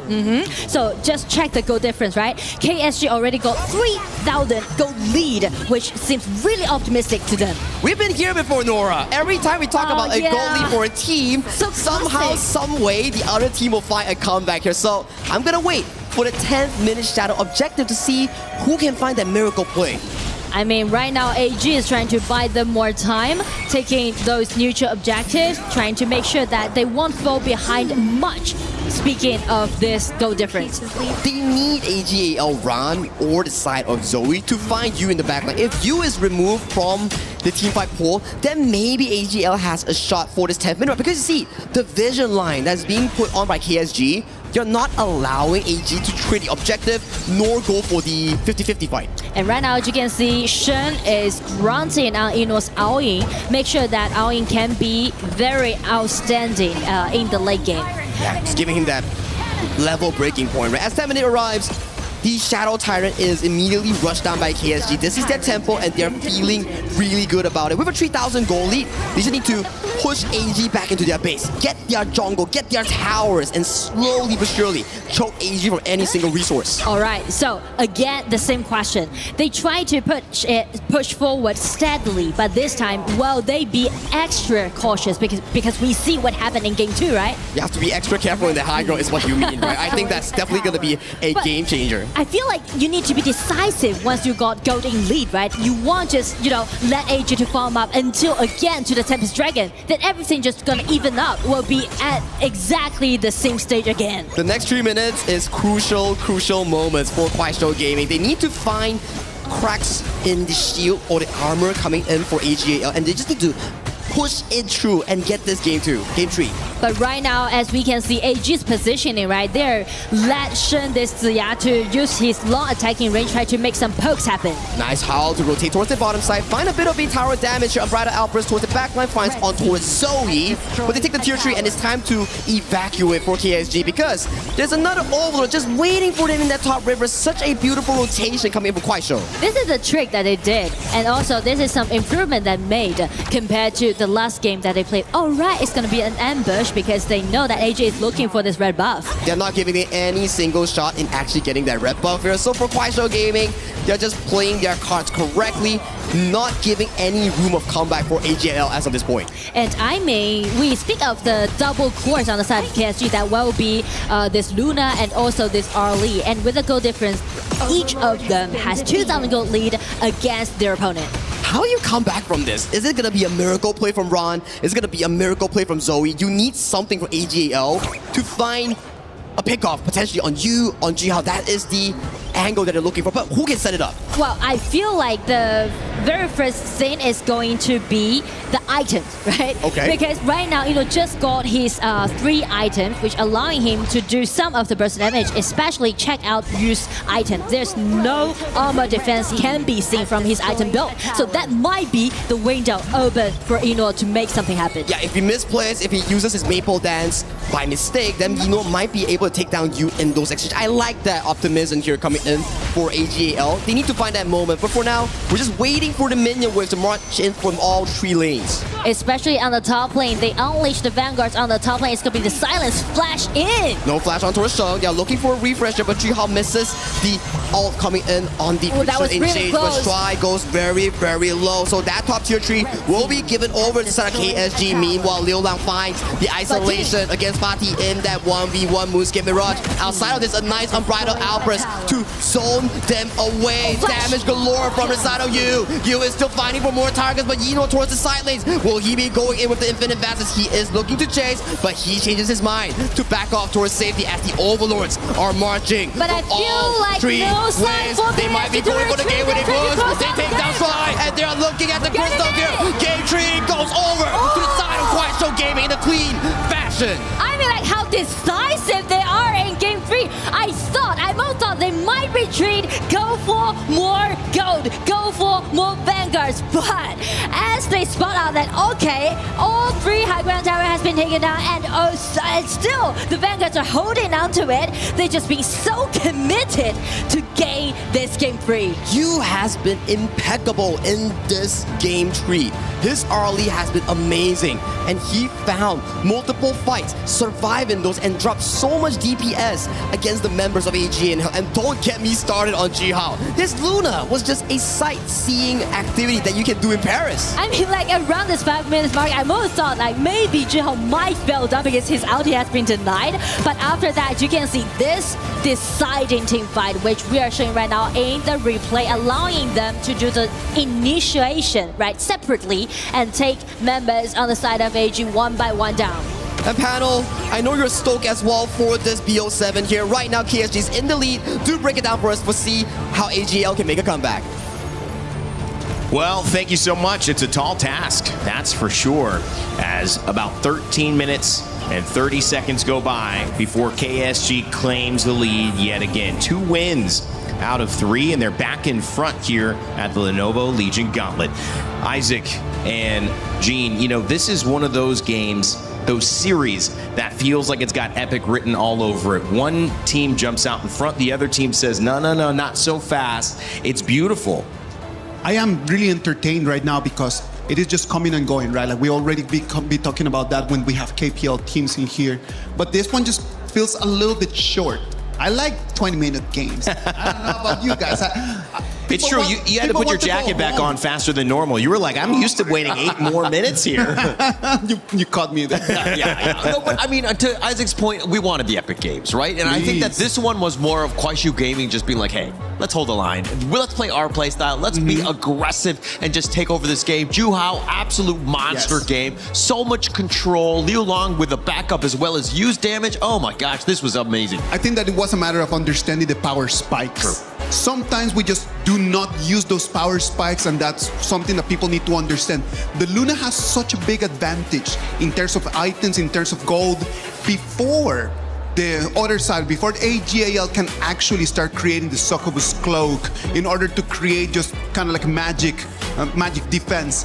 That Luna just is flying around dealing damage, man. So that's why in between the 10-minute mark and the 13 mark, when the first Succubus Cloaks come out, is Juhao's game. Is just flying around taking over. And I think on the other side, if you're talking about Zoe on the Menki, he's a tanky hero, but he was not really tanky because Juhao was just kind of getting it right in his face, taking him over, just like steamrolling, if you will. Completely agree. It was a last pick. It was a pick that got the green room excited. We were back there for a few moments as well. Not as long as we anticipated, but had a chance to go back there for a second. And I think you could see the impact that it had. You talked about timings. You talked about Lulang and Shang in the mid, but this was not their game to decide the fate. It was actually Juhao's game. And as you guys have some clips to talk about this and dive a little bit deeper, talk to me about the impact of this hero and the way that KSG used their timings well. This is exactly what they started with. Juhao up in front, taking them down, and they would get first blood. They would walk away on this one. Not too much to watch on this because, again, it just started that a little bit of that early game lead. I think that in this moment is just exactly when they want to start taking the fight, right? Like they want to start just taking it in, trying to be a little bit more aggressive than AGAL. Yeah, Juhao though not playing scared, and this is another one. Again, it starts off with Juhao just forcing it out, but Liu Long, that was the secondary catch. When they found one, they usually ended up getting a secondary one, and it kind of started with like they would again just kidnap them away, Liu Long, and then Zoe. He has nowhere to go. He had a rough time to get anything going in this one, and it was the story that kept repeating through this whole game number 3, right? Like just Zoe just being initiated and then not being able to use his ultimate to fly out because he actually used it to enter in the fight. True. And as we go into the another one where it kind of again just started, they found Zoe and then they would kidnap somebody else. That's usually how the MO was. Like every single time, 2 kills got them going. And again, when you have these advantages, you create all that space. When you have a 2-man advantage, you're able to take towers very easily. That ability for the Heya just to be able to break the team apart is exactly what KSG was looking for. The BP for AG just wanted to just be able to deny that, but they were unable just to do that because Zoe was always caught. Always caught, right? And that was the frustrating part where this is the final push when you just see just how much space they had. They were able to be aggressive, but Ju Hao was just on another level. This is 13 minutes. Of course. And he was just all the way in the back line. It's like, oh, what can we do? How do we deal with them? And they were thinking about doing like a little bit of a retreat, if you will, but they're like, no, KSG, well, let's end it. They knew that they needed to do it right over there, man. We were talking about power spikes and it was right over there. If they would have just gone back, most likely Ju Hao's Luna might have just lost the power spike. It would have allowed AG more time for them to turn things around, and they did not want to allow that to happen. They had such a great presence in game 2, and it was objectives. But, you know, you talk about 13 minutes. We didn't get to half of the objectives that we had in game 2 because it was over so fast and the pressure was so on. They were dealing with those tier 3 towers half the time on defense. And so now you look at how do you start aggressively enough as AGAL to get back into a place where you feel confident. The game they got 2-0 up in the Clash lane over Silence. Of course. They actually didn't win that game. And so to me, what's the secret of success for AGAL to try to bounce back here? Because we've seen a long game go their way, but when it's been early, it's been pretty much KSG finding that little advantage. This was one of the very methodical games that we have always seen from KSG, right? Like this is just textbook KSG every single weekend over there in KPL. It's just understanding, all right, what do I need to fight for? The Luna needs the blue buff, so we're gonna protect that blue buff. We need to have the Tyrant buff for damage. Okay, we're gonna go and protect the Tyrant. And then they just finish in so quickly, man. Like they come in, they start snowballing a complete avalanche.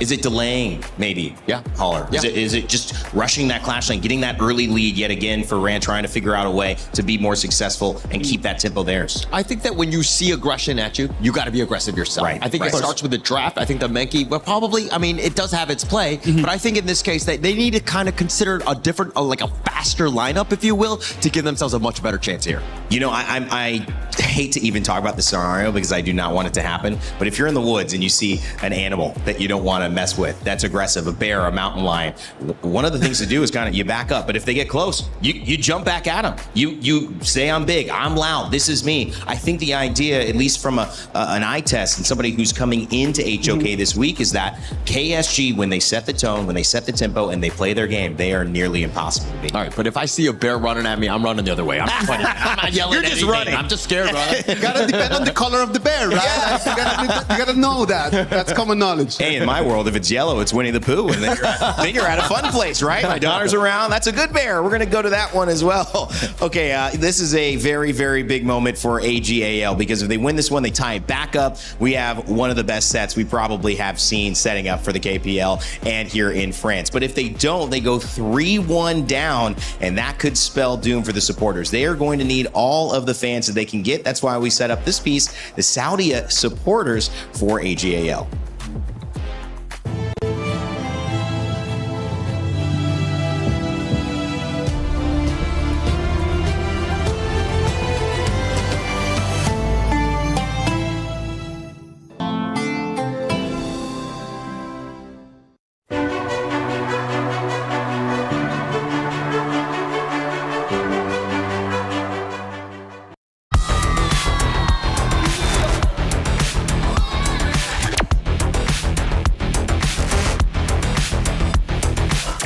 然后我最支持的选手是长生，因为我也是玩中单的，我是玩杨玉环的。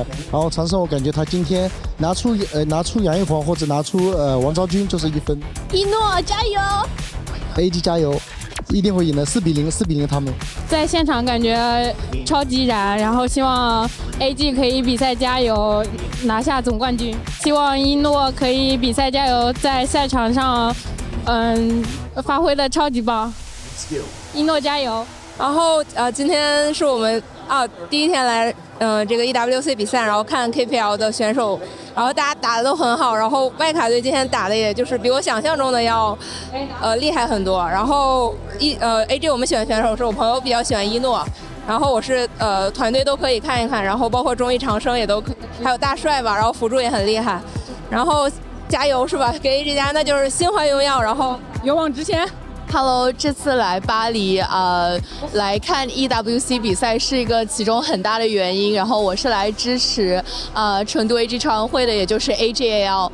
然后我从2020年开始看 KPL， 然后支持一诺已经6年了，所以希望这次他们可以 defend their titles， 然后 AG 加油。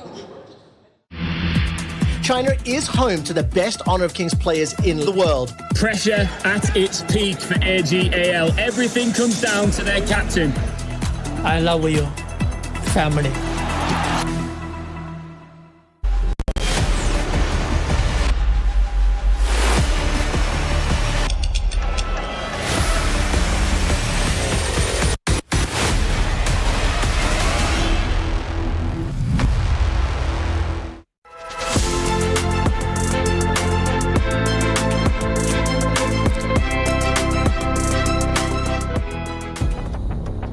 To KSG, and many people, many analysts think it was all thanks to Ju Hao. What a performance there in that game 3. Man, Ju Hao, he is the first pick of the 2025 draft. You know that he just set up over there the record for the draft, man. Like it was 6.5 million renminbi that the KSG paid. That at that moment, Jindong Gaming paid for Ju Hao to be able to be part, setting up the record for the highest pick. 6.5 million anything is pretty impressive. That's about $1 million, man. Wow. That is a lot of money. Gene, one day we can hope to be there, huh? Yeah, hopefully somebody will be looking to spend that money for me, right? You know, I'm just waiting in the line. We'll get there one day. All right, Ju Hao, you might have us beat for now, but we'll see if you can keep in the lead against AGAL as we send it back over to Sagi and Nora. Back to the casting desk, Nora. I gotta say, Kuaishou Gaming is looking hot. Right now, they're 2-1 in this best of 7 series against none other than AGAL defending champions. Yeah, and you know, it just reminds me about the backstories about these two teams. Actually, for KSG, the first time when this team getting into the final back in KPL was the game played against AG back in 2024 summer season. That final, they lost it against AG, and that was the start of AG's consecutive championship.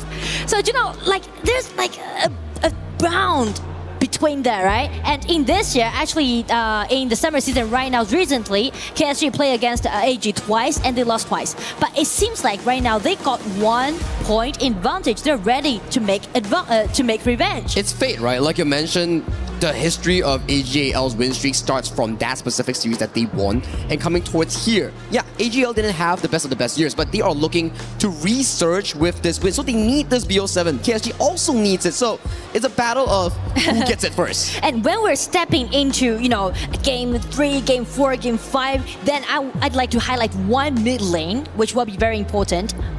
Exactly, and also Lorien. Like these two is going to be the vying points from now on. They have to ban it away, right? I am loving the Mai Shiranui here. There is actually a lot of highlight reels of Sheng on that Mai Shiranui. If you need him to stand up, usually we see either Mai or Princess Frost, right? Yes, Mai and Princess Frost, and also this Mai allowing them to initiate, especially combined with this Anat ulti.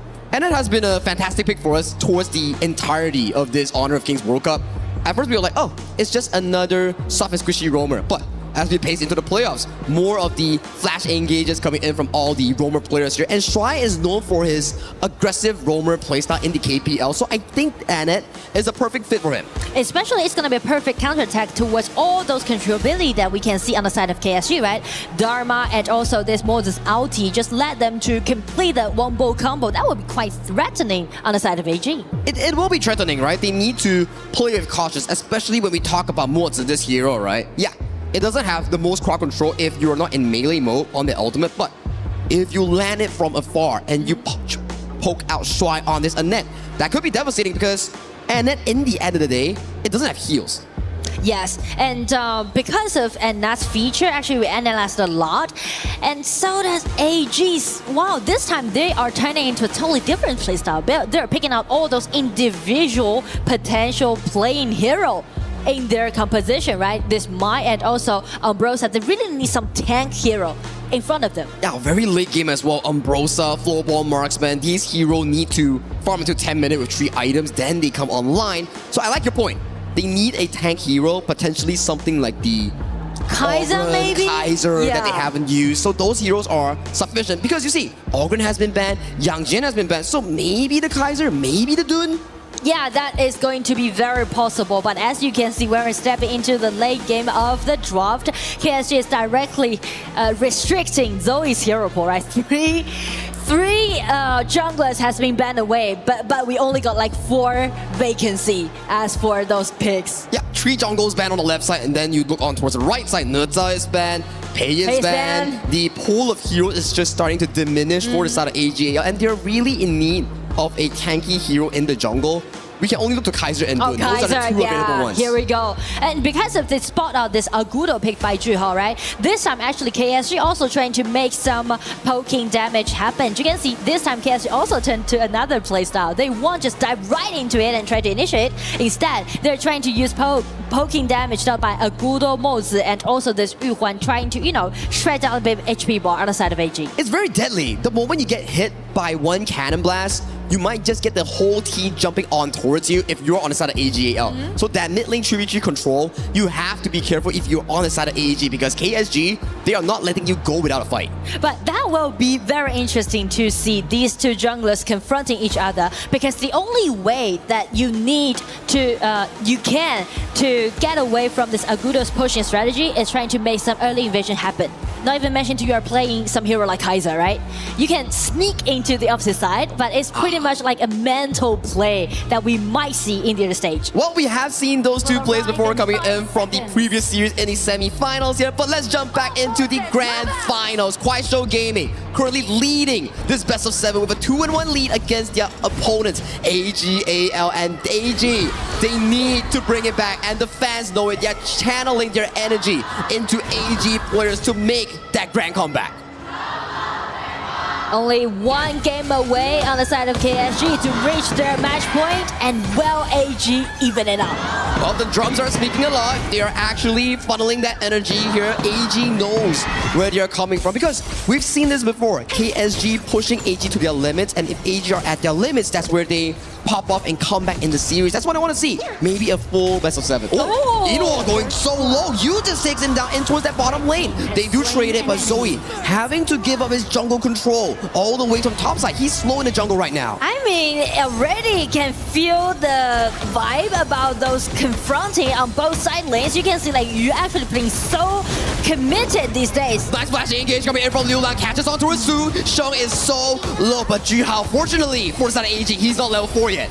But still, it's going to be a fair HP trade and also skill trade in favor of KSG, right? Because Agudo already being farmed up very well. He's going to accumulate his gold. And right now, it's going to be another solo happening at the bottom. You can see like Yu is playing extremely aggressive, especially when he's stepping into the final and play against plays like Ino. And Ino is being pushed under the tower by the aggressive play. And with Juhao coming over here, potentially we might see the tower going down really swiftly in towards the later stages of the game. I mean, it can be very painful during the laning. So Shuai definitely will be there trying to secure Ino's farming pace, right? You can't just let this global marksman to be so squishy in the early stage. Yeah, you just need to make sure that he scales towards the mid game and then comes online. But look at the replay. I think what happened is LFF poking down Ino. Ino cornered into a 2v1, getting shut down by the fatal arrows. Fortunately, at the very least, it's a 1-for-1 still. It's okay. Yeah, because you just break out his flash, right? Flash in and make the tower down happen. Topside 1v1, Ron and Silence trading very aggressively between this early game matchup here. Early game went very peaceful, everything just underneath the water. They're preparing for the potential initiate, which will be given from Shen's might. Sneak into the opposite side and try to make the tower dive. Everyone's backing Ino off and try to flash in. Take Yu down. Yu is just buying himself more time, but 1v4, that's too much for him. Timer collected by AGAL. Yu only had his flash after he died. Such a smart and disciplined play coming in from AGAL, and they make it. We're elevating pressure for the shoulders of Yino. This is what you need to do. And I do like the tactic that they are doing right now, right? The execution. You make the group hunt to be possible, which allowing you to even up your bottom laning. So let's take a look at the replay here. As you can see on your left side, Yu doesn't have flash. And he gets pushed by 4 members all the way to the right side. Meanwhile, this is happening. Ron is playing so safe in that top side. Yeah, I do like the detail that you mentioned, right? He's only like 2 seconds away his flash. That was really close.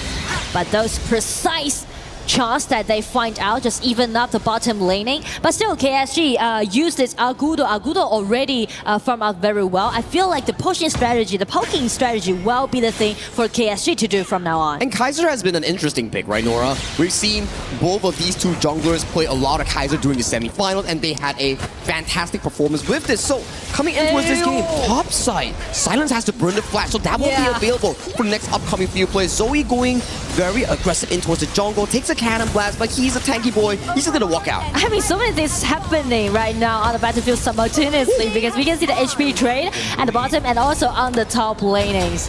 Okay, Tyrant being started off by the side of all gamers. They are looking to take control of this river pit. So far, we don't see Silence coming in true because he doesn't have flash, nor the true mantra. So this objective is given over freely to the hands of AGAL. Well, since Kaiser is definitely at his power pack right now, so that's what we're talking about. Agudo needs to pushing forward. They need to... Silence? So, he's a little bit over. No flash. It's gonna be the flash, has been forced out. It's gonna be Ren still on his way chasing. It's gonna be Mai at the rear. He's coming in. Flash might be broken, but it's Agudo, but Ren comes down and denied the Dharma. Uncharacteristic mistake coming in from Silence, and he gets punished for that. And with that, potentially they will be coming in for this Azure Golem invade. Invisible Warrior popped by Zoe. He's just pushing the side of AG to get this Azure Golem. Can they escape? Though Shrai has no flash, has to go on with expending it to escape from the cannon blast. But bot side, Yu goes in for a 1v1, gets kicked up by the Ryu engine, but he's looking for a 2v1. He's so low. He knows that just more finds the 2v1 outplay on towards Yu. I mean, you're just being so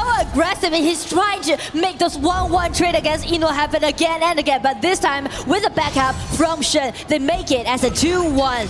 I just saw Sheng in the top lane. How did he magically appear in that bot lane to assist Ino? I feel like Shen is everywhere right now on the battle, right? As we back into the replay, we can see with this 1-2 versus that's too much for you to soak in.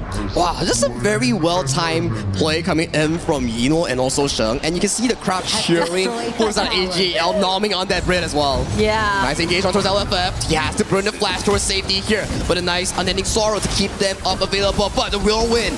Chunks out Jiha won't be available. Silence coming in. Takes Ron on towards the wall. Silencing him for any follow-up engage. That was Silence choice, right? He's not really committed into taking his damage upon those backliners. Actually, he's just doing all those contributing upon Ren. Just check out the replay, right?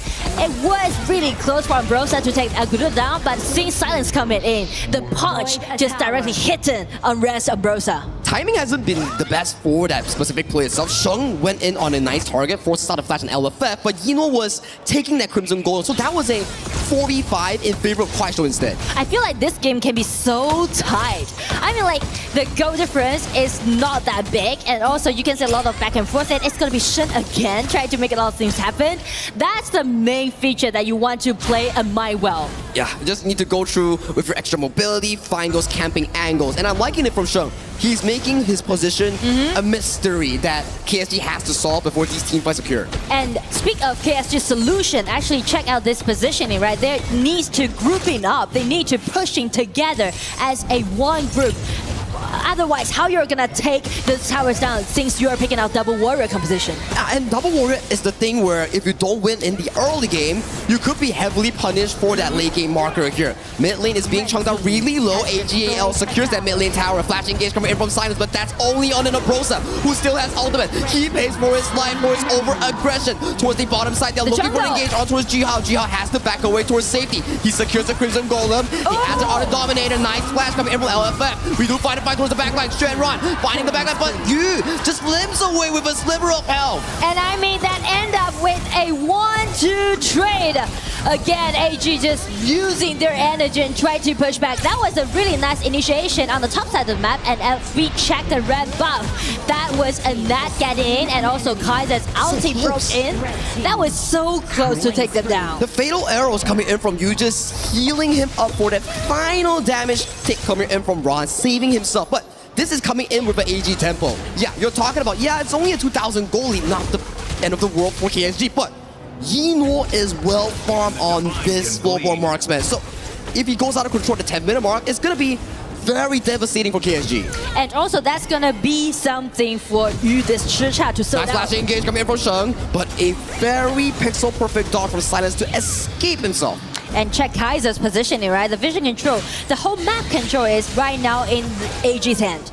Okay, now we're back into this footing, right? Silence finds the true Mantra on towards Ron. Ron still has the ultimate. Pops the Undying and marches forward through. But Shwai comes in, finds a 3-man stun towards the backline. Isolating LFF towards one side off the map. Sheng, he's looking for a play, but it's just to push the KSG members to your own top side. Oh, I mean, like, even though there's no kills happening, but I do like the layers that they put during those teamfights, right? Just check out AG's positioning. First, the Ambrosia ulti, trade for this Dharma's ulti, and then Shwai, the Nat coming in, just kind of initiate again. And they are still putting more pressure here on towards Kuaishou Gaming's jungle. Liu Lang comes in from the backline, wants to find a bit of a play, but Silence is so low. Kachusen doesn't land, he has to back away towards safety. AG is winning in health bars all around. They are rewarded with this bottom tier 2. But I mean that we mentioned about the late game is kind of promising on the side of AG. Not even mentioned they already got the advantage around the 10 minutes mark. So that's gonna be a huge pressure right now putting on KSG side. But double fighters composition, they come on land 10 minutes. If they can somewhat find Yino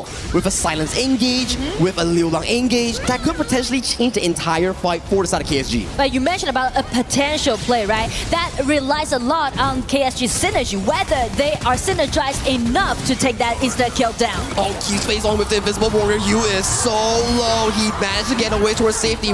I can't say that for sure for LFF, but they find the triple and very crucial disengage coming in from Shwai. Just making sure that Silence doesn't get towards the backline, unending sorrow towards the backline, finding on towards Ron, but Ron is still healthy. Ron has the ultimate. He's coming back up, flashes away. This is a handshake, but Juhao still wants more. Both teams expending a lot of spells. LFF, where are you going, buddy? This is not your push. But they shake hands. They back up. Only Yino is taken down at the crucial 10-minute mark. I mean, KSG did such a nice job before the 10 minutes mark.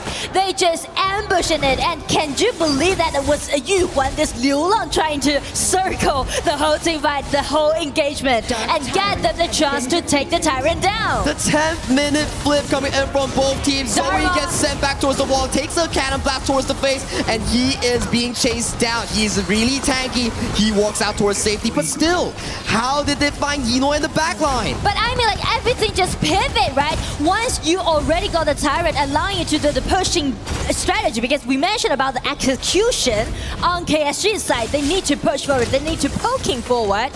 But they're suffering from all those engagement coming from AG side. And AG, they started this Shadow Overlord. KSG doesn't want them to get it. They do secure it. Zoe in a very difficult position, gets set on towards the wall. Silence still has the ultimate here, but they all back and off. And Chicha is waiting in the bushes and checking the Ambrosia breaking out. Now they trade it!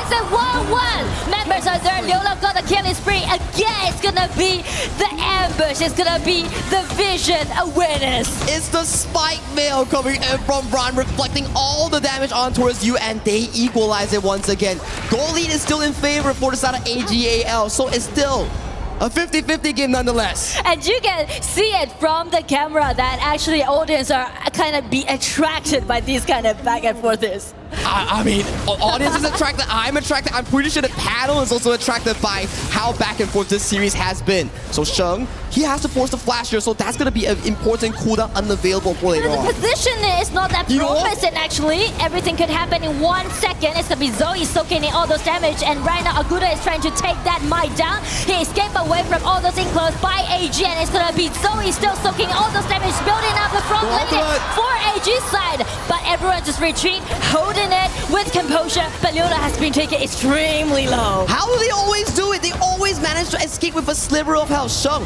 finding you. Oh, that was really close. But like I said, how did they keep escaping with so little health? Yeah, I mean, like everyone's baiting and poking and trying to kite as much as possible. Okay, AGL, they take down the mid tier 2. With the Overlords marching in, they're actually in a very comfortable position. KSG needs to repeat what they did just now.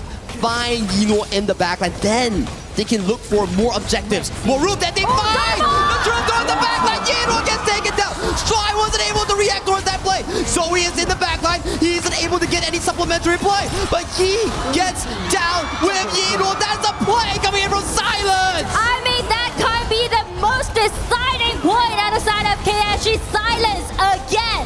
The man with silence, which means the action speaks louder than words. It's gonna be the action he takes. Look at that play coming in from Silence. Absolutely nasty from that man. I mean, incredible coming in and just directly aiming at the backline of the core player, the only single core player on the side of AG, and take him down instantly. It's faster than light speed right now, and AG fans, they know what happened there and they are worrying for AGL. But actually, that is not easy for you to do so, right?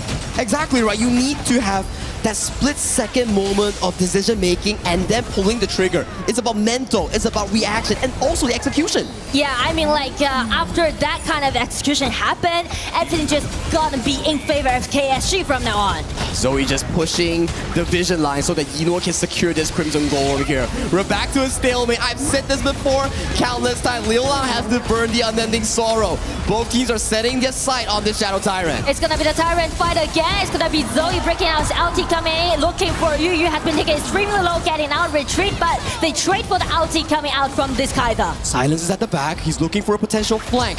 Both teams, they're finding their position coming in for this bottom river. They are just waiting for an opportunity. But I mean, the flash will be available simultaneously on this Dharma and also the Floorball Mars. Front flashes in, finds also Liu Lang is at the ultimate, and the flash engage coming in from Shot finding! Liu Lang in towards the backline, Yu is finding as much as he can. He takes out Run, he takes out Shot, but towards the backline, Jihao is being marked by Zoe. Zoe wants more. Zoe wants to go to get more. He takes him down, and you have nowhere to go, and you will be taken down.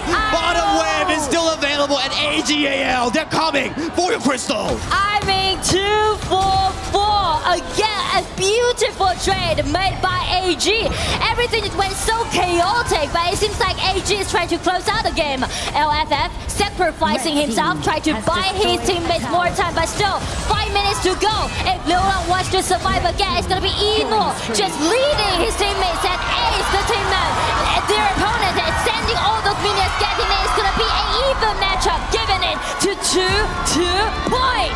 What are we asking for? We are asking for more games, and we are going into game 5 with a 2-2 scores. The fans, they're worrying for AG, but AG, they come up once again. I mean, they are worried about, right? Because you can't see how Silence could do that, right? They feel like, okay, is it going to be the pivot of the game 4? But AG just deny it with such a decisive team fight at last. Ron flashing in for that play, and then Shuai comes in helping his classmate.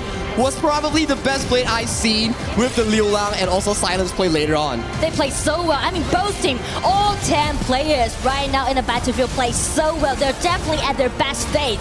Check Silence firsthand in this engagement, and also Umbrosa Ran did the same at last. It's a horror game for both you and Eno. You don't know where they're coming from those engages. Yeah, and also check out all those top laners. They're playing so well. Look at this Silence, man. That was just nasty coming in from the first pick of KPL. But I mean, speak of the last big team fight, AG just scattered the whole team. And also Zoe, the Kai'Sa, soaked in all those damage coming out from KSG. Ran just jumps in with the flash, finds the backline on towards Liu Lang, and with this, they don't have their consistent mid lane DPS in the late game. And finally, we have to check with the panel because this game got my breath away. It took 15 minutes before Liu Lang died. And unfortunately, in that death, they won the game on the side of AGAL. It was an incredible performance, an incredible comeback, and it's brought us level after 4. Heading into game 5, we've got exactly what we want, which is more chances to play Honor of Kings. I loved it because AG came in with a very clear plan of what they wanted to do in here, right? Like they saw that they have the 2 warriors in front of them. So they said, let's just take one of them down. Let's slow the Chicha down. And then after that, they want to have the late game damage. It was not until like that last fight over there at almost 15 minutes that used Chicha actually had some poking abilities. Yeah, a lot of ability from you. And I mean, it was a game of all of the all-stars, all of the special guys. The reason why they're on the team, everyone stepped up. Everyone had a moment. There were so many highlights. I was like, okay, we have to cut down because of the fact that we can only have so many. But like literally, that was such an amazing game. It was so back and forth. And it's between that 13 and 15 minute mark we've seen now 2 games in a row get decided. That final fight. It hasn't gone 20 minutes yet again. But I also, as somebody who's jumping in, you might be watching, you've seen that Motzi hero being played before, but a lot of times you're seeing it played in a different way. Talk to me what was different about that. It was very different in this one because you have the Annette in front. And it is the problem that if you have the Annette, then you can just nullify the cannon blast coming in from the Motzi. So then your initiation, your poking ability, the fact that you're supposed to be slowing down your opposition is taken out of the table, and then that Motzi becomes pretty not as useful as before. Definitely did struggle. I mean, his 0-2 and 9. I mean, it is a roam. It's not that, like you're not expecting like massive KDAs, but definitely behind on that one. And it was largely, I mean, the team, the way that the composition of AGAL, they nullified almost everything that was being thrown at them. I mean, even the Agudo with that push, it was just like largely like, you know, they were dealing with it quite well here. And I think that KSG did something really well. That was just to keep that Agudo always online, right? Like they needed to protect that red buff. So it's always the Agudo making the rotations, trying to protect his jungle. They were very passive because AG had the priority over most of the resources. Yeah, mostly. And taking over most, I mean, this game was as back and forth as you could go. It seemed like in the beginning, it started to me with the Yino versus Yu matchup. Yeah. They were trying to get the numbers advantage to ensure that they got a little bit of a lead for the farm laner, but then things kind of shifted, right? Once Zoe kind of got online, he was literally the invincible warrior on that Kaiser. Yeah, Zoe helped drive that final team fight towards the way of AGAL. They tie it up. They're taking their little break right now. They'll be back in just a moment to play game 5, but we've got some telestrator. We have to, because that game, you know, again, it swings back and forth. This time AGAL do enough, and it takes till the very last moment to do it. Yeah, and this is actually the beginning one where we're talking about how they were trying to focus on the farm laners as quickly as possible. Look at how deep Yu is. He should not be there behind the tower to kind of get that first blood. And the painful part right over there is that Zoe takes that kill. And the problem is that since he's a Kaiser, then his jungle pathing should be slower than the Agudo. Yeah, definitely. But then taking that kill right over there gives him extra gold. Yeah, definitely got slowed down there. And this is also just the return kill. Because, you know, whenever you're going to write a story, the sequel needs to be there with the revenge, if you will. And they finally found you on this one. But moving forward a little bit further onto this one, this is where you're kind of seeing Zoe kind of come online. He was, again, that Kaiser, or like that guy that was always in front. The KSG had to go around, but look at the flank by Liu Lang. Ensure that Yuno doesn't go home free. It is just insane, just the way that he can just disappear from your screens for such a long time, and then just find the flank for him to come in from behind, and then just using his ultimate in between all of the AGAL backlane.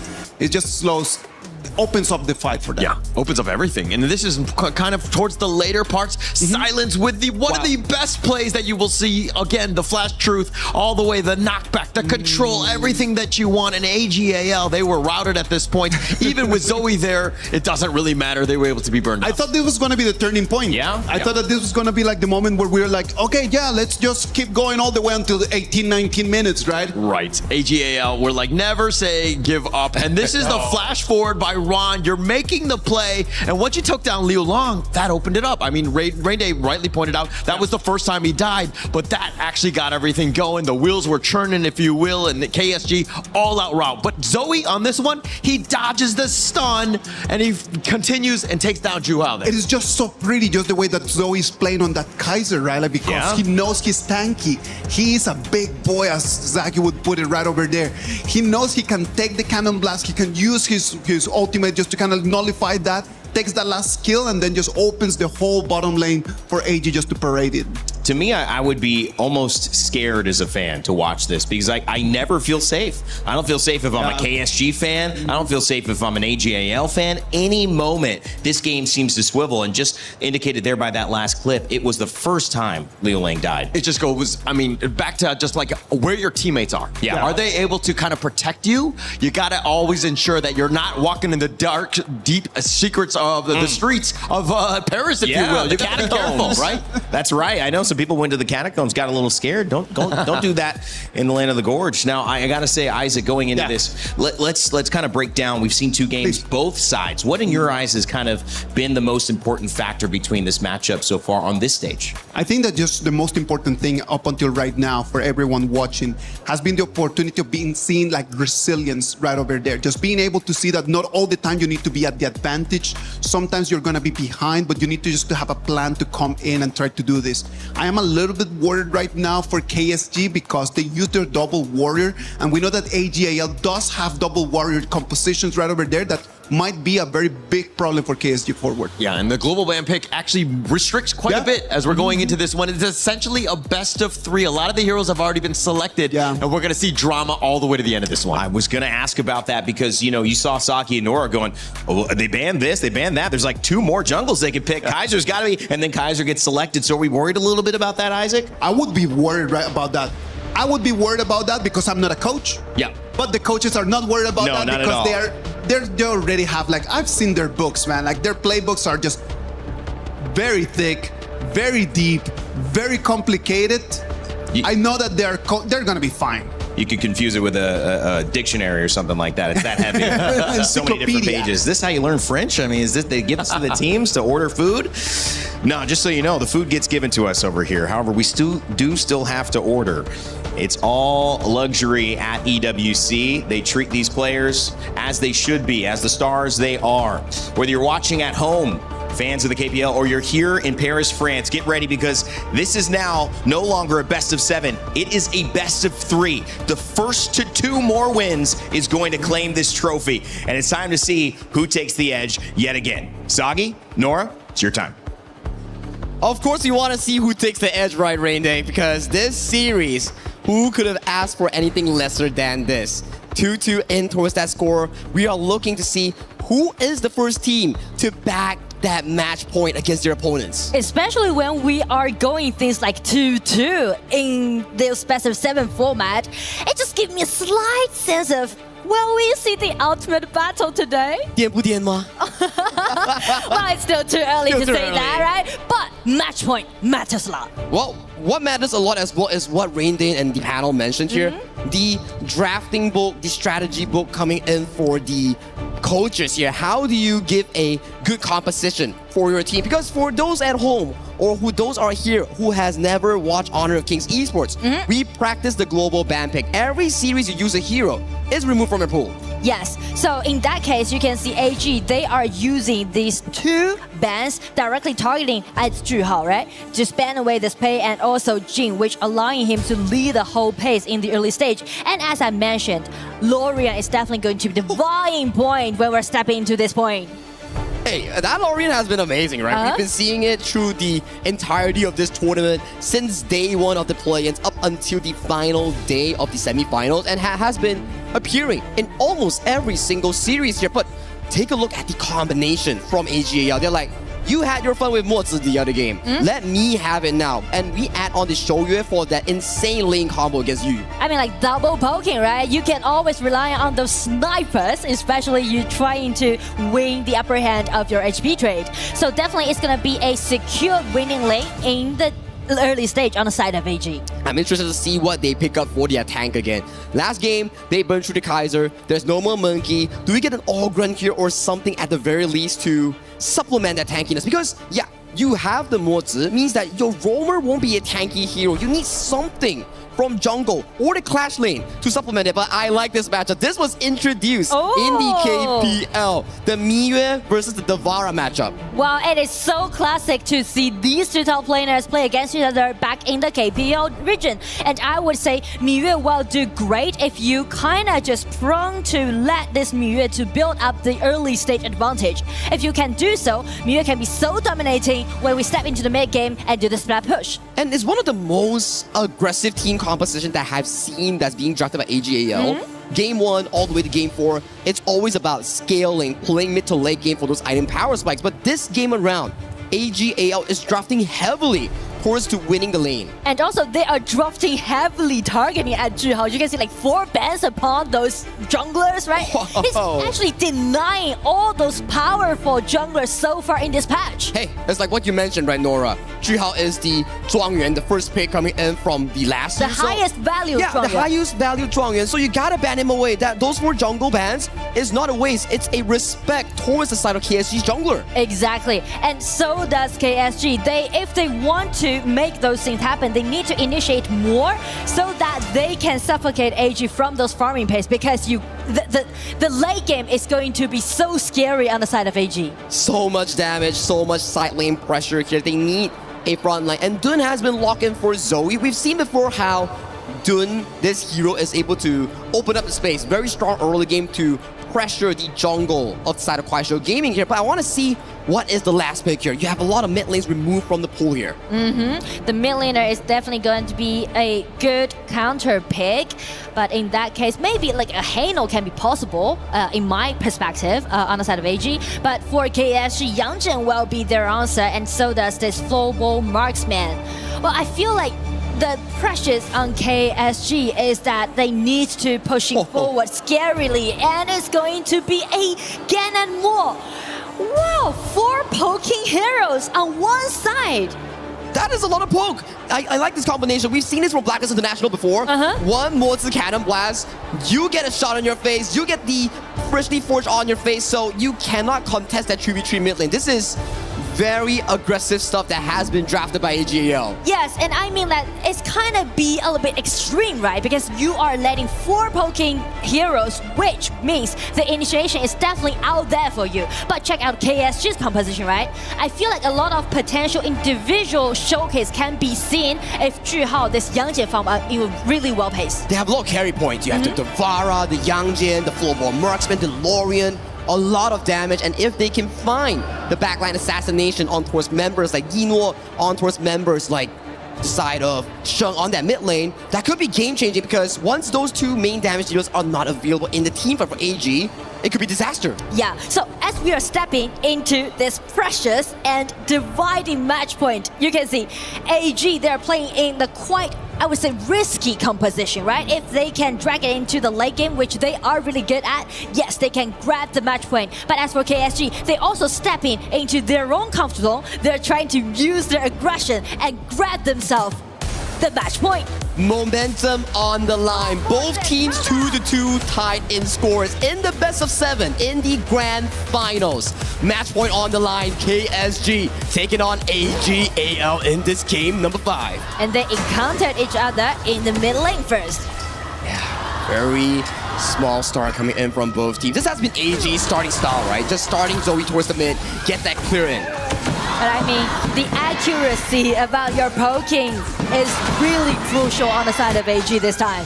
Oh, I like the rotation here. We were thinking like, it's gonna be Yinhuo and also Mozi on Shuai, but they changed the direction. It's like, okay, Silence, you've been having a very good game. Let's pressure you on that top side. And also we mentioned about if you want to play this Miyu against the Valor, you definitely need to highlight this hero in very early laning stage. Oh, Sheng coming in for a bottom gank on towards you.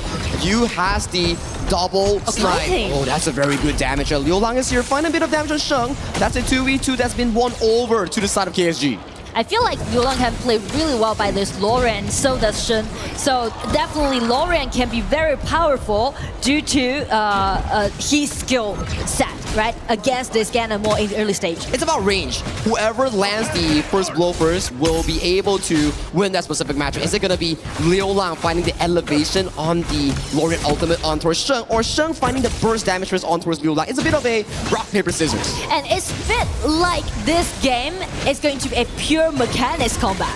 I like it, right? When you are burning down your strategy pool, it comes down to the original core of how you play Honor of Kings. Mechanics, micro details, right? Yes, just unleash all the potential play that you might offer to us. That's true. Oh, so far Ron, top side though, he's winning a lot in towards that laning phase here. Thankfully to try with that early game roam. So that laning phase for Ron is something to look at. He will be the 1v1 monster towards that side lane.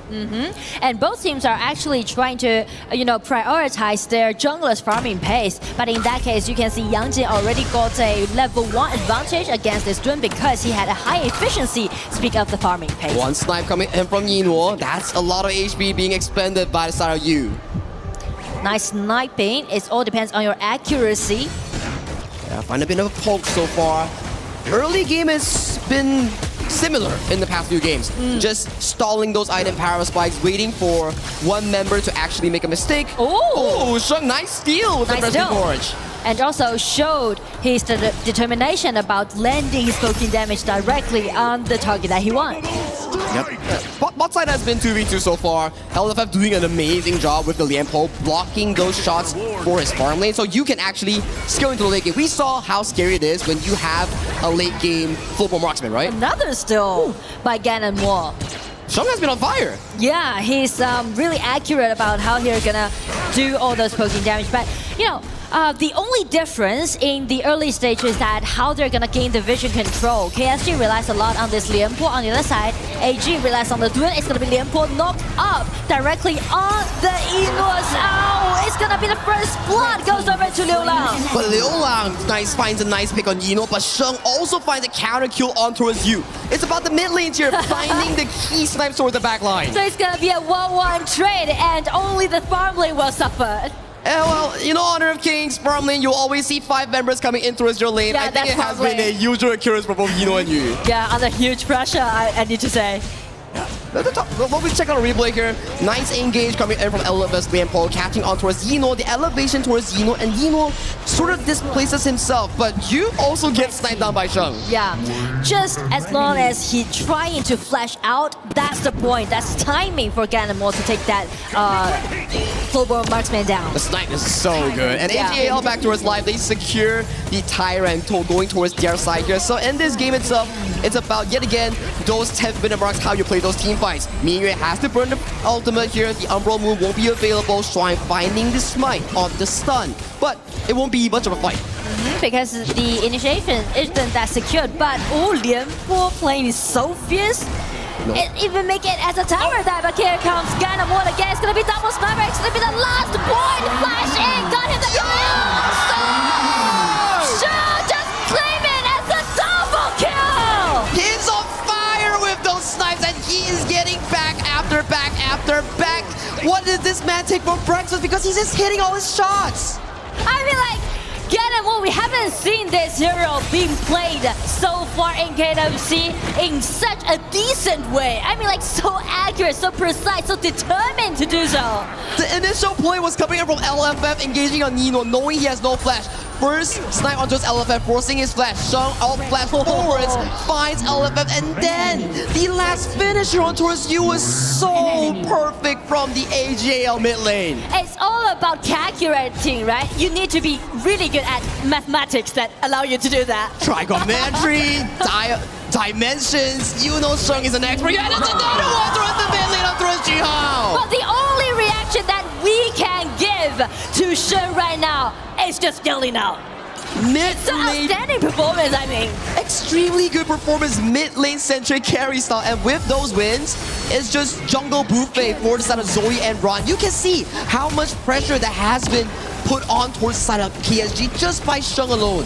And also, not only about this Ganonmore, but also the top lane pressure keeping in, right? They're doing those early invasions, they're denying those blue buffs from KSG side. So it may feel like KSG, they're kind of reaching a deadlock, right? They want to make something happen. That's why LFF is trying to use his ulti to initiate. But the thing is that they can't group together. The mid lane tributary is super difficult, like you mentioned, right? Yeah. When they group together, and if they get hit by one cannon blast from Stride's Mozi, Sheng's ultimate is just gonna pile on towards you, and you're gone. Yeah, and because of the, I would say because of the really dominating performance that Sheng is giving right now, is kinda led KSG to fall behind a little bit more, because you can see because of the coping poking damage, it's really hard for them to get reach to the backliners on the side of AG. And I've been seeing Zoe just casually picking buffs after buffs after buffs. This is solely because of Shung's dominance with that mid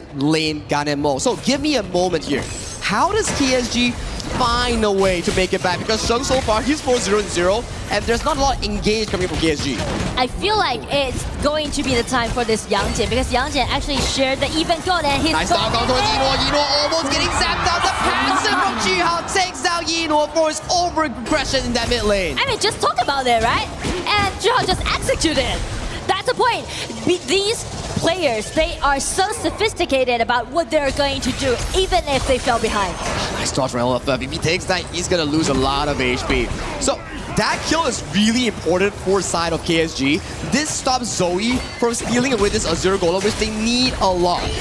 I mean, the gold lead definitely going to be very crucial. 3,000 gold lead now is in favor of AG side. But check out Jihao, just showing his aggression. Because of the versatile damage, it's definitely enough coming out from this Yangjian in this certain stage. So they need to make sure that Jihao is going to play in such a safe setting. He cannot put himself in a very awkward position where his team cannot follow up towards the top side. Liu Lang and also Silence finding a 1v2 against Ron. Silence has to pump the Millennium Echo. Liu Lang gets taken down by the side of Ron. He does get traded, but what do you lose? Mid lane tier 1 tower goes in favor for the side of AGL. I mean, they're taking down the tier 1 tower in the mid, but check out Juhao's positioning. He's trying to enclose the whole setting, but Shuai already spotted out. Such a great map awareness, but he didn't realize that there would be 3 members coming out for this move. So it's going to be kill spree goes over to Juhao. KSG needs to convert these kill advantages into map pressure. Those towers in the top side, those towers in the mid lane. If they can get it, they could equalize this lane. So far,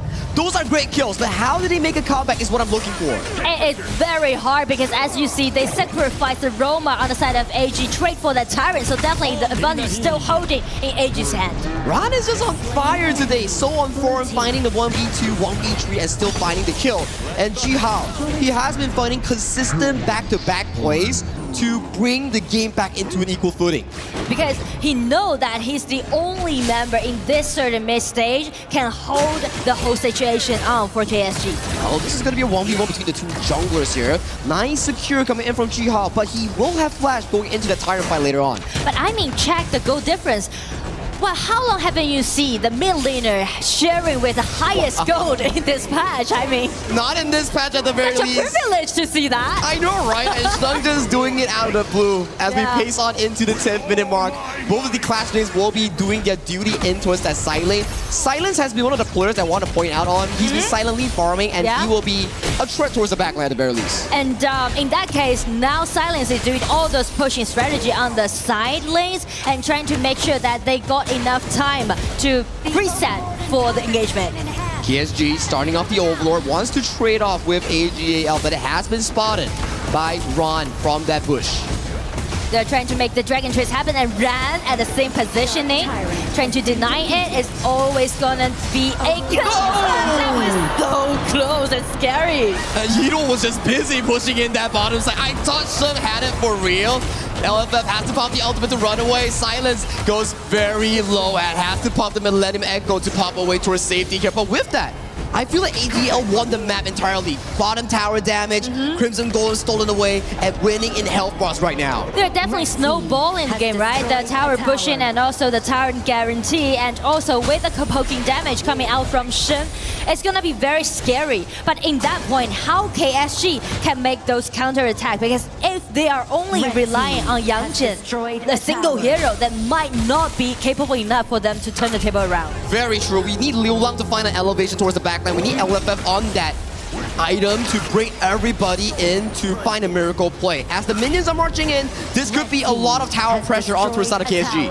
Wow, now it's gonna be the minions, especially with the vision control. It can easily allowing those snipers to shred down the HP effortlessly.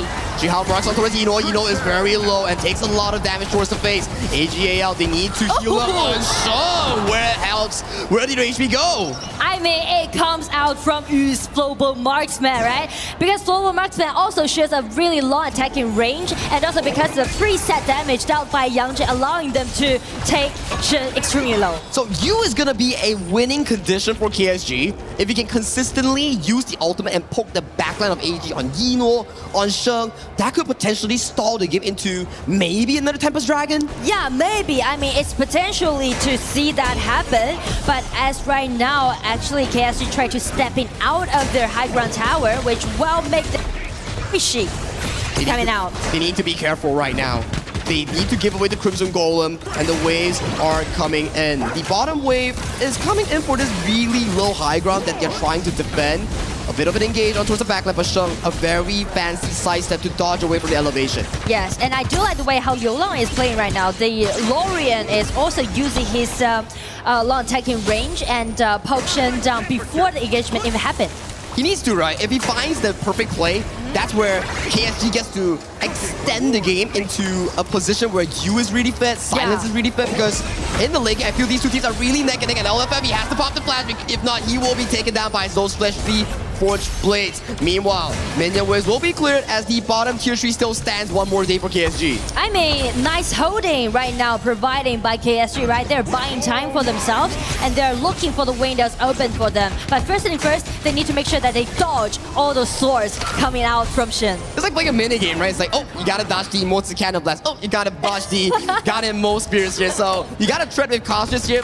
One wrong move from you or Liulang might be devastating for the side of AJL. It's pretty much like a test for Age's accuracy and a test for KSG's mobility. Yeah. That is gonna be the mini game that these two teams will be playing as we look back towards the map. 20 seconds back on both of the shadow objectives with a 5,000 goal lead. I don't think AGAL wants to trade with KSG. They want to seek for control, and LFF, he's taken down really low, doesn't have the flash. The poke damage is still coming in. First shot on towards you. HP has been won over by the side of AG. The layers that AG is forcing out, the only engagement can be seen on the side of KSG, which will be this Limpo, right? You can see Limpo's ulti is always gonna be unavailable. Yeah, once they try to initiate, it's not allowing them to do so. And with that win on that HP bar, they managed to go for double objectives, both the Tyrant and both the Overlord. This is a very difficult situation for KSG to actually dissolve, because if they lose the high ground team fight, it might just be GG and match point over to AG. Yeah, I mean, like AG is trying to solidify their play. Zoe, watching True, finds a bit of a poke on towards the players on the side of KSG. And I mean, it seems like the damage dealt from this global marksman isn't that sufficient, right? It all be survived by Zoe. LFF goes really low. Does Yino find the snipe? Liulang blocks it for LFF. But this opens up all the tier 3 high grounds for the taking coming in for the side of AG. But still, I really like the way how Liulang is blocked away that snipe, trying to save Limpo at that point. Hey, you feel love in the air for Liulang and also LFF. He's like voluntarily blocking for him. If Liulang falls, or LFF falls, that could be a very big issue. Yino gets hacked by the dog coming in for the side of GG. Finds Yino in the nick of time. And this is the 4v5 coming in for the next upcoming 40 seconds. They fend off an important push that's been set up by AGAL. I mean, we mentioned about how KSG is going to hold this kind of deficit. And now again, the captain of KSG, Liulang, stepping out again, comboed with Zhuhao's coming in and just deal that burst of damage upon Yino. All 4 kills coming in from Zhuhao has been remarkable, installing more time for you and Silence to scale in towards that late game. So he bought them a lifeline in this game number 5. And also bought themselves more time to step in out. And don't forget about Silence, right? Don't forget about this Devara, because Devara can also make a huge pivot when we're stepping into those huge engagements. Silence is silently farming towards the late game item power spikes, right? Don't forget about this, man. Oh, Zoe, he's being isolated now, doesn't have the unruly blade. He's taking a lot of damage coming in from the side of Silence. You takes him down. Now there's a timer in the side of KSG. No Zoe, no frontline for the next upcoming 40 seconds on the side of AG. And I mean, like KSG, they definitely need to force AG to take all those damage, to take all those initiation. They do clear the wave, so this is still going into a direction where AGAL wants to play for the next upcoming objective here. So it's gonna be a good prep for KSG. They're looking for more ways to come back. There's time for them to, keep their composure and figure out what they're gonna do. And right now, because of the winning lane that AG has by taking out that high ground tower at the bottom, so that's gonna be some kind of distraction to Zhuhao. Zhuhao will be absent from the front, which means AG allowing them to do the poking damage again. It's back to poking. Does Liu Lang get the first engage, or does Yu get the big damage output, or does Sheng Shuai finds the key pickup? All these are things that we need to figure out as we go into the later stages of this beat. Oh, it's coming Yu getting in and trying to make a solo kill happen. That was really close. Late game floorboard marksman is up and available right now, so both teams, I would say they are back to an equal footing as of this point. Silence is gonna be scary, Yu is gonna be scary, they're already full item as of this point. But the thing is that the vision control just pivot, right? Actually, for both composition, whoever wins the vision control will win the advantage. It's true, and the vision line has been in control of KSG as of this point. Ran, he's being caught out. He will have to face off himself with a 1v3 situation. He did burn the frigid charge, so that won't be available for the next 15 seconds in this team fight. What they're doing right now in the gorge is trying to make some trades happen. It's gonna be Yu again getting forced out just flash. Flash for flash coming in from both Sheng and also Yu, so that won't be available. Jihao, he's being caught out. He gets taken down. So that's gonna be a 4v5 in favor of AGAL. They are setting their sights on this Shadow Tyrant. Silence is silently going for that Shadow Overlord. I don't think he can trade this. Yeah, I mean, like, definitely by a single Devourer, it will be too tough for him to do so. But just check out AG synergy, right? Just before the Tyrant spawn, they just got knocked up this Yang Jian and also deny him from the potential Tyrant play. Zoe has been so consistent on this dude. He's the front line of the team, providing so much room for Yino and Sheng to do damage. And then, that's not all. He found the perfect setup onto his Jihao as well. It's the trust between Duen and also the sniper, the Shouyue, back in that team fight. And then we do see minion waves marching in towards the mid lane here from the side of AG. They want all of the tier 3 high grounds from the base of KSG. They're sending all those minions again, but this time, will KSG just remake the same story happen, remake that motion happen? Last time it was Jihao finding an important catch on towards Yinwo. Now with the Overlords marching in from all 3 angles. What is the play coming in from AGAL?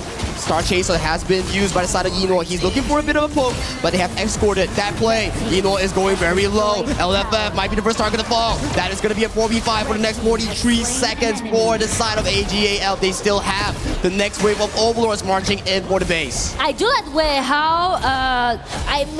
like how AG is pushing on the top right now because they are solidifying their advantage on the top, right? By taking those high ground tower in such a secure way. Check out Ino's positioning at that time, right? Make sure that he's gonna escape away from all those burst damage. It's gonna be Devourer coming in, and the resurrection has been triggered. It's gonna be Miyue coming in also, using his ulti to force all those members from KSG to get back. It's gonna be the Vanguards on their way. Yue is still holding it up, hiding a bit, dodge the stun coming out from this Mold, but still AG is chasing in, and it's gonna be a 1-1 trade happening on the top side. It's gonna be the resurrection again coming out. It's gonna be Eno take that Devourer down. It's gonna be a 1-2 trade in favor of AG.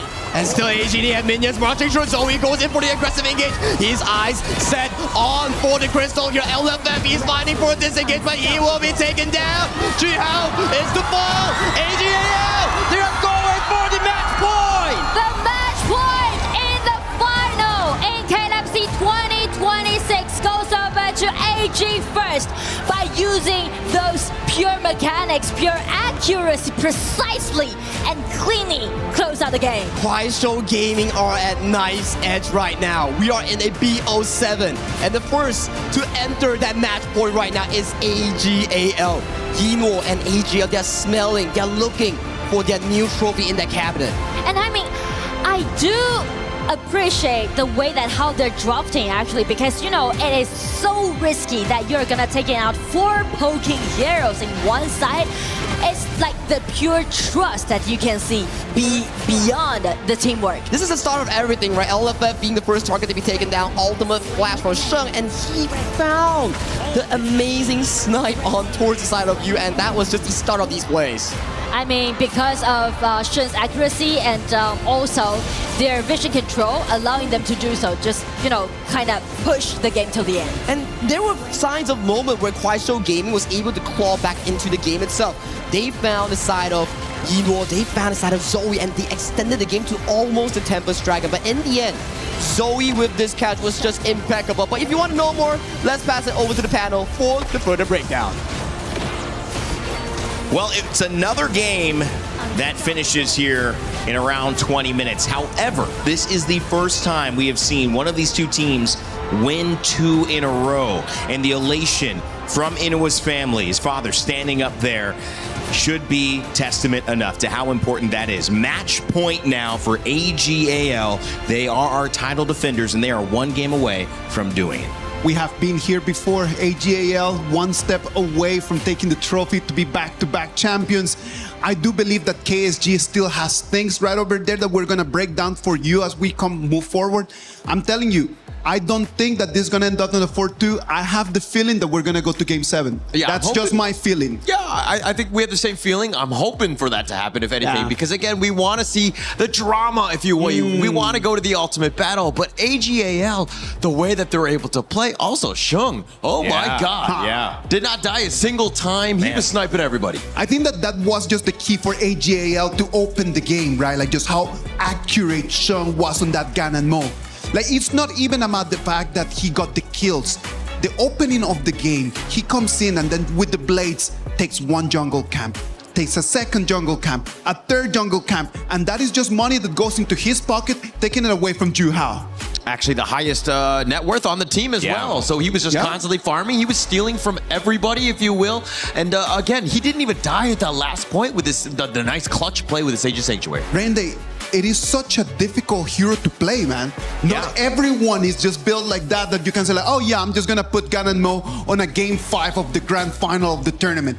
Nah, it's gotta be Shung. Execution at its highest here for HoK. If you use that QR code, you download it in your own games, you see somebody playing like that, maybe it is a good time to surrender, because that would be a tough matchup. You might find yourself in this lobby by accident. No, I think these are private servers. So at the end of the day, you know, you love to see new picks coming up, but you love even more to see the reactions when people realize that you are close to making something important. And that is right there, Inua's family realizing that they are about to watch their son go back-to-back as a champion in France at EWC. What a special moment. And I know, Holler, there's so many moments that compound this result that we've got. Let's break them down. Yeah, and let's just hop into the first clip here as we go in. This is the initial piece. Again, you know, it's that focus fire where they were trying to take it out. LFF, it seemed like he got caught out, but look at the blades. Shung, the slice, getting the double kill. It was all value all the time for him. Come on, it is just the opening of the game. Do you really want to give the Ganon Mo a double kill? Because you know that he just starts snowballing really quickly. LFF tries to go for the turret dive right in there to try to get the advantage. It doesn't work. It doesn't work at all. I mean, as we hop in, it's going to be most of these things, but this is actually, I believe, the part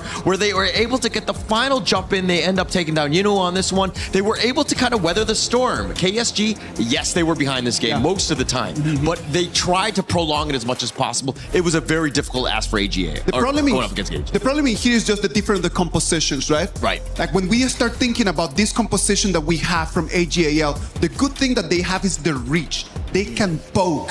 So it means that they can clear wave very quickly.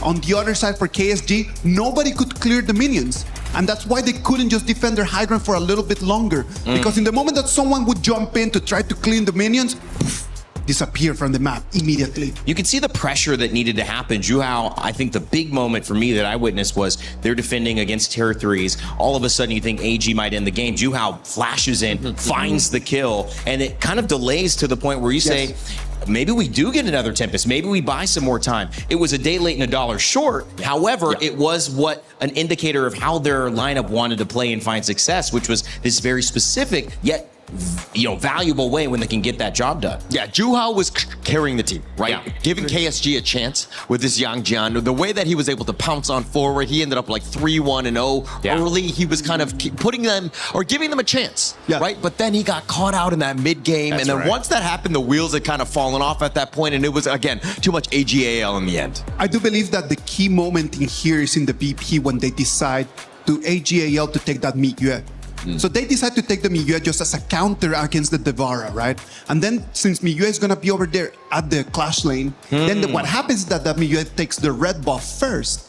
So then the Devara does not have access to the red buff. The Miyue has the advantage. That forces Liulang to have to move to clash lane, and then they have priority for Inuo just to slowly just keep farming, keep pushing, going all the way into the high ground, We come to the late game, Eno takes the red buff, and then they already have the damage. Yeah, and that's the strategy, right? I'm basically forcing KSG to do what I want, right? By being able to dictate things, stealing things across the map, so that they don't really have that farm. They were not comfortable in this one. Setting the early tempo. AGAL found that to be successful on both occasions that they've done it. I think they've also learned from the mistakes where even though they got that early lead, and I think it was game number 1, they weren't able to turn it around into a victory. KSG pushed that back out. But it's been 1-1. It's been 1-1. And now we finally see a team win 2 games in a row, and that's AGAL. And gentlemen, if they win here, we won't come back to stage till we see Eno lift that trophy again. What does that mean? What is this moment here? How do they capitalize on doing what they came here to do in front of their fans? I am telling you, if they're able to come in and then just to finish it,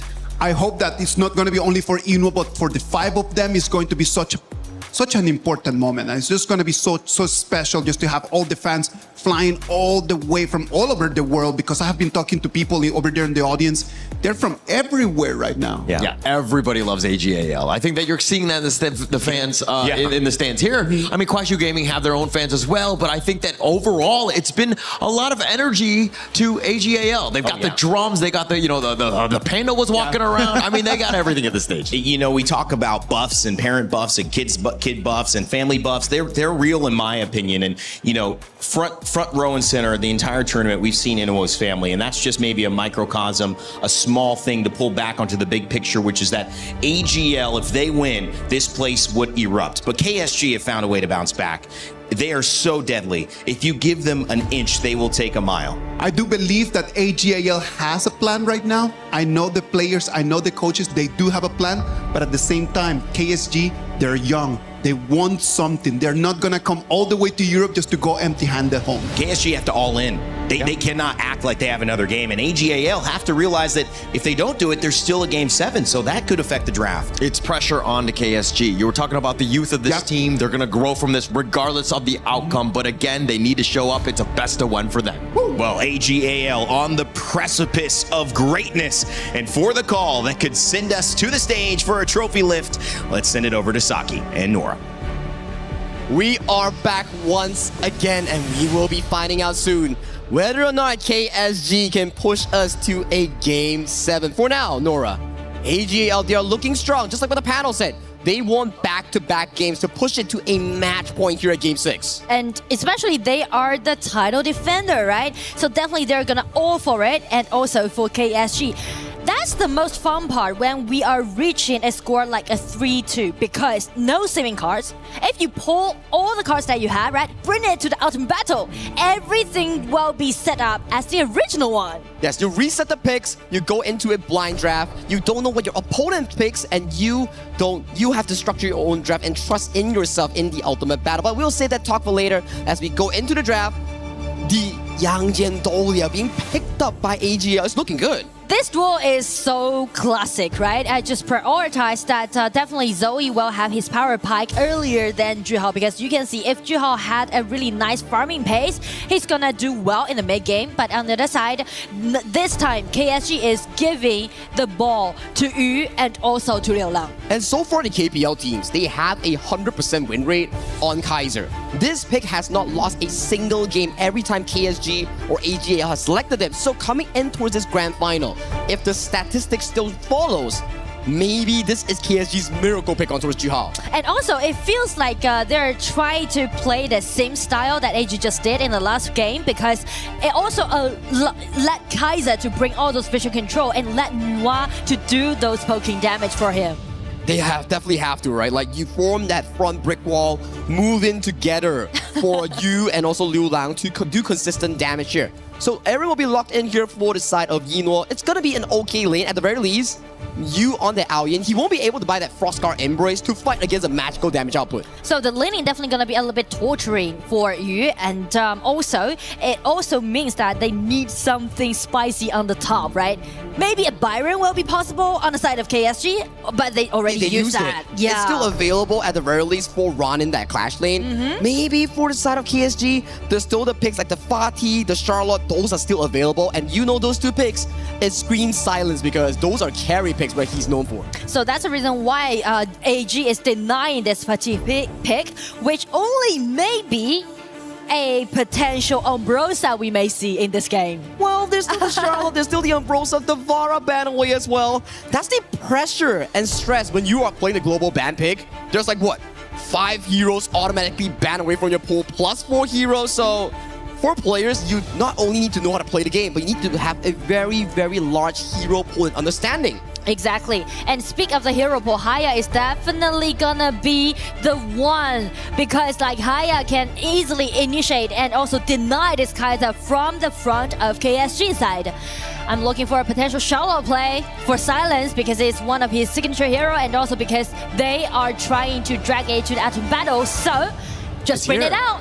But Kui, it's gonna be very interesting. It's a KSG tradition. Okay. I know it's not the same roamer, and I know LFF is new, but we've seen what Kui can do for Kuaishou Gaming, and it's coming down to this specific pick here. We want to see how this Kui can actually set up for KSG. If you can land hooks on towards the side of the Yangjin or the side of Shuai, that could be game-changing for them. Yeah, I mean, definitely. And the thing is that we used to see Kui paired up with Angela or Xiaoqiao, right? Capable enough to do all those insta-kills upon the enemy who's being put back. But check out, if we just scrutinize KSG's composition, there's no sufficient burst of damage can be seen into this stage. We need to hope for the greater good. At the very least, use those hooks, make it into your advantage. If you can land multiple hooks on Yinor, on towards Shuai, on that Dolian, maybe, just maybe, Kuaishou Gaming can push it to an ultimate battle game 7. But I mean, like, question mark is definitely putting on that Kui pick, and also question mark is putting on the result of today's game 6. Will it be into the ultimate battle, or will AG just defining their title? So Nora, I learned this from KPL, from the region. 点不点？什么？点不点？点不点？ Ultimate battle? Okay, everyone, 点不点？ The crowd wants it. The crowd wants an ultimate battle here. So we need to see whether KSG can pull it off. They have the crowd energy. They want it to be an ultimate battle. And with the draft set and lock, we will be going into Heroes Gorge, potentially the last time, unless KSG can find a miracle here in Game 6 of our Grand Finals in honor of Kings World Cup 2026. Let's go. We are ready for the battle, and everyone just use your loudest voice. Cheer it up for our favorite team.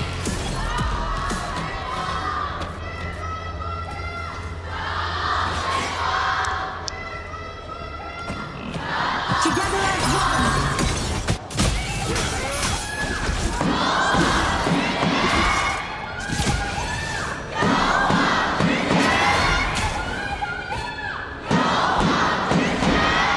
The rumble's up, the tension's out there, and it's gonna be the game for these two teams. Stakes has never been higher here, Nora. AGAL, they find the match point and they want to make sure that it ends here, right now. A bit of an invade here coming in from KSG. They do take away the fire beat from the side of AG.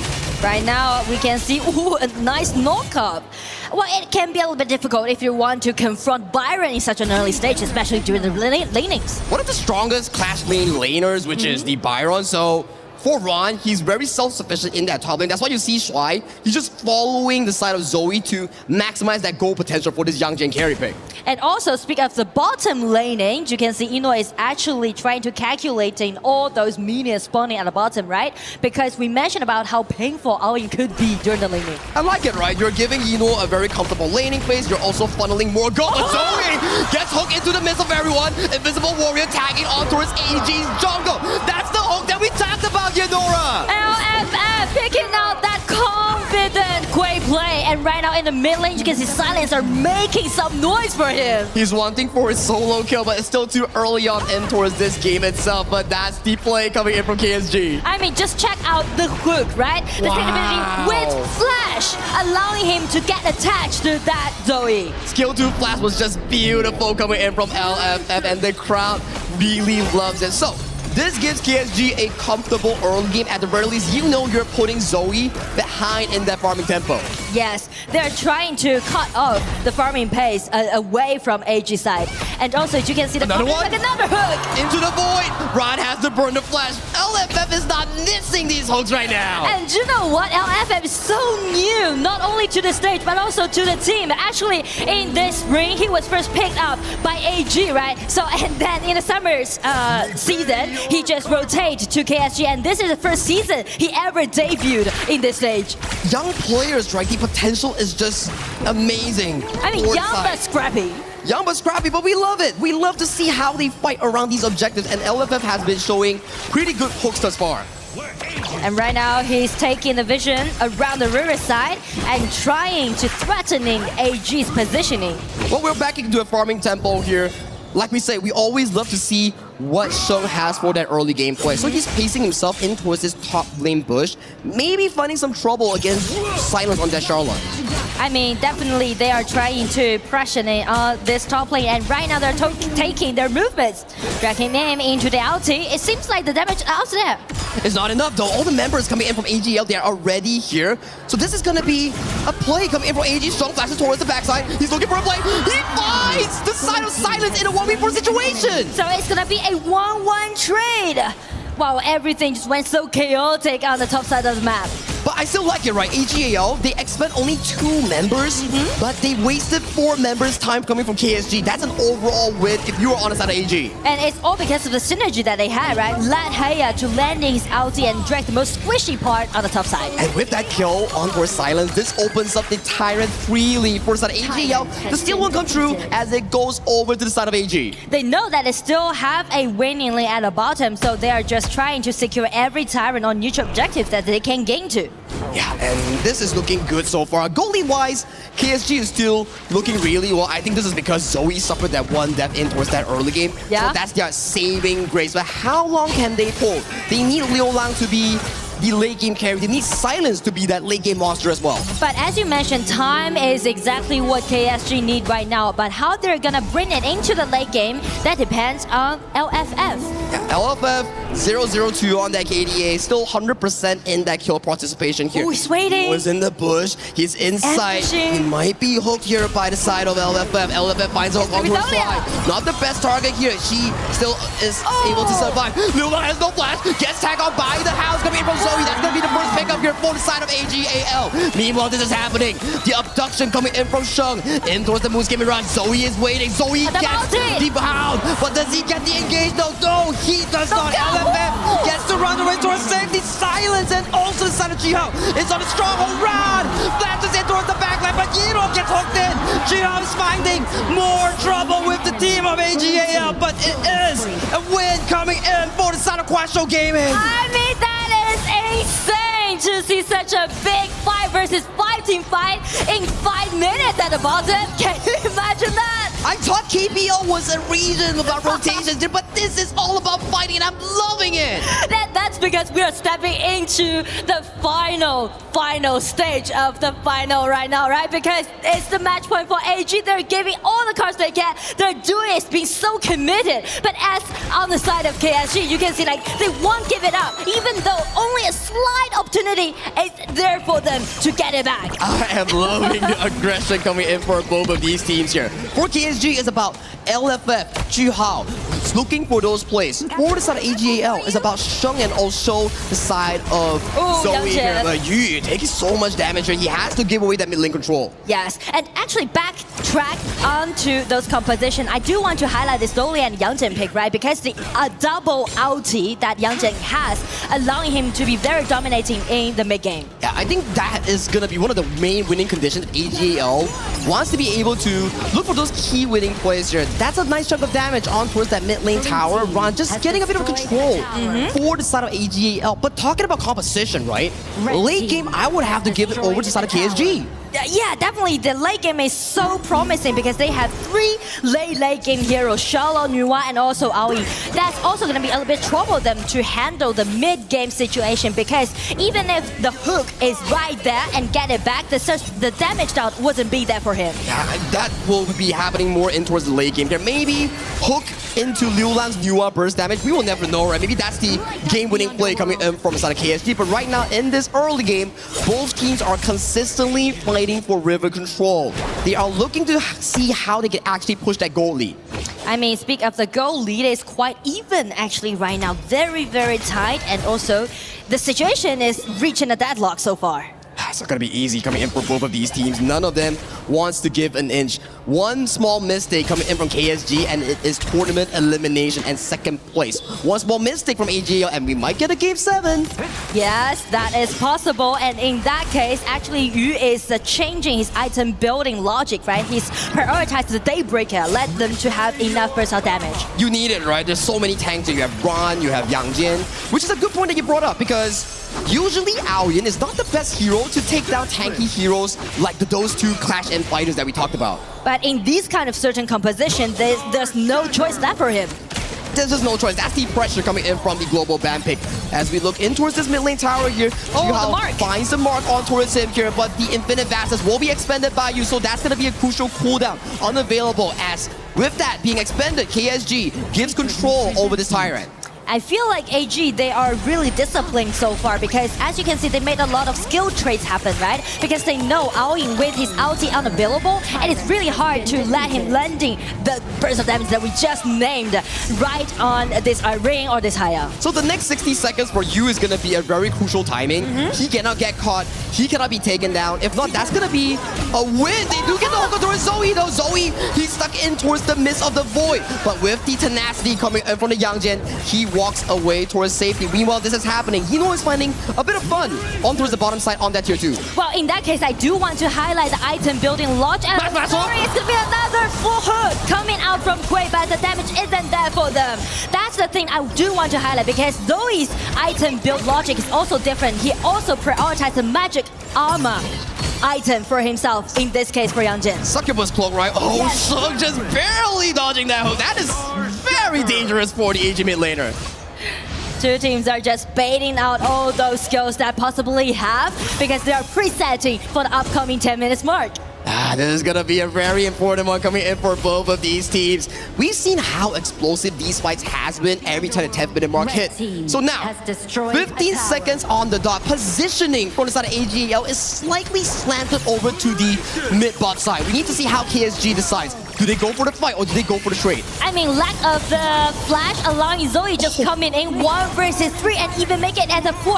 It all relies on this double ulti that Dolly and Yang Jin has. Immediately, we see the trade-off here coming in from KSG. They go on towards the Overlord. Looking for a 50-50 trade. I don't see any potential steal coming in from the side of AGAL. It will be a handshake coming in from both teams. So it's going to be a fair trade. Speaking of those dragons on the side of KSG, but still, AG got what they want, right? Just pushing forward. Just play around with Inor carrying this red buff, right? Irene can easily take all those towers down in mid-game. Yeah, and I think Aaron's late game is also not the greatest compared to a Long, for example. So for AGAL, with this Tyrant, they need to try to push the game even further, find game-winning leads to potentially win out in this mid-game. Well, in that case, I would say the formation matters a lot. It's all about the positioning. They need to make sure that Zoe, this Yang Jin, is going to standing in front of all of his team members and taking the hook, taking the burst damage, make sure that his backliner is going to be really safe. Nice mind coming in for Juhao. He secures the Crimson Golem with the help of the hook.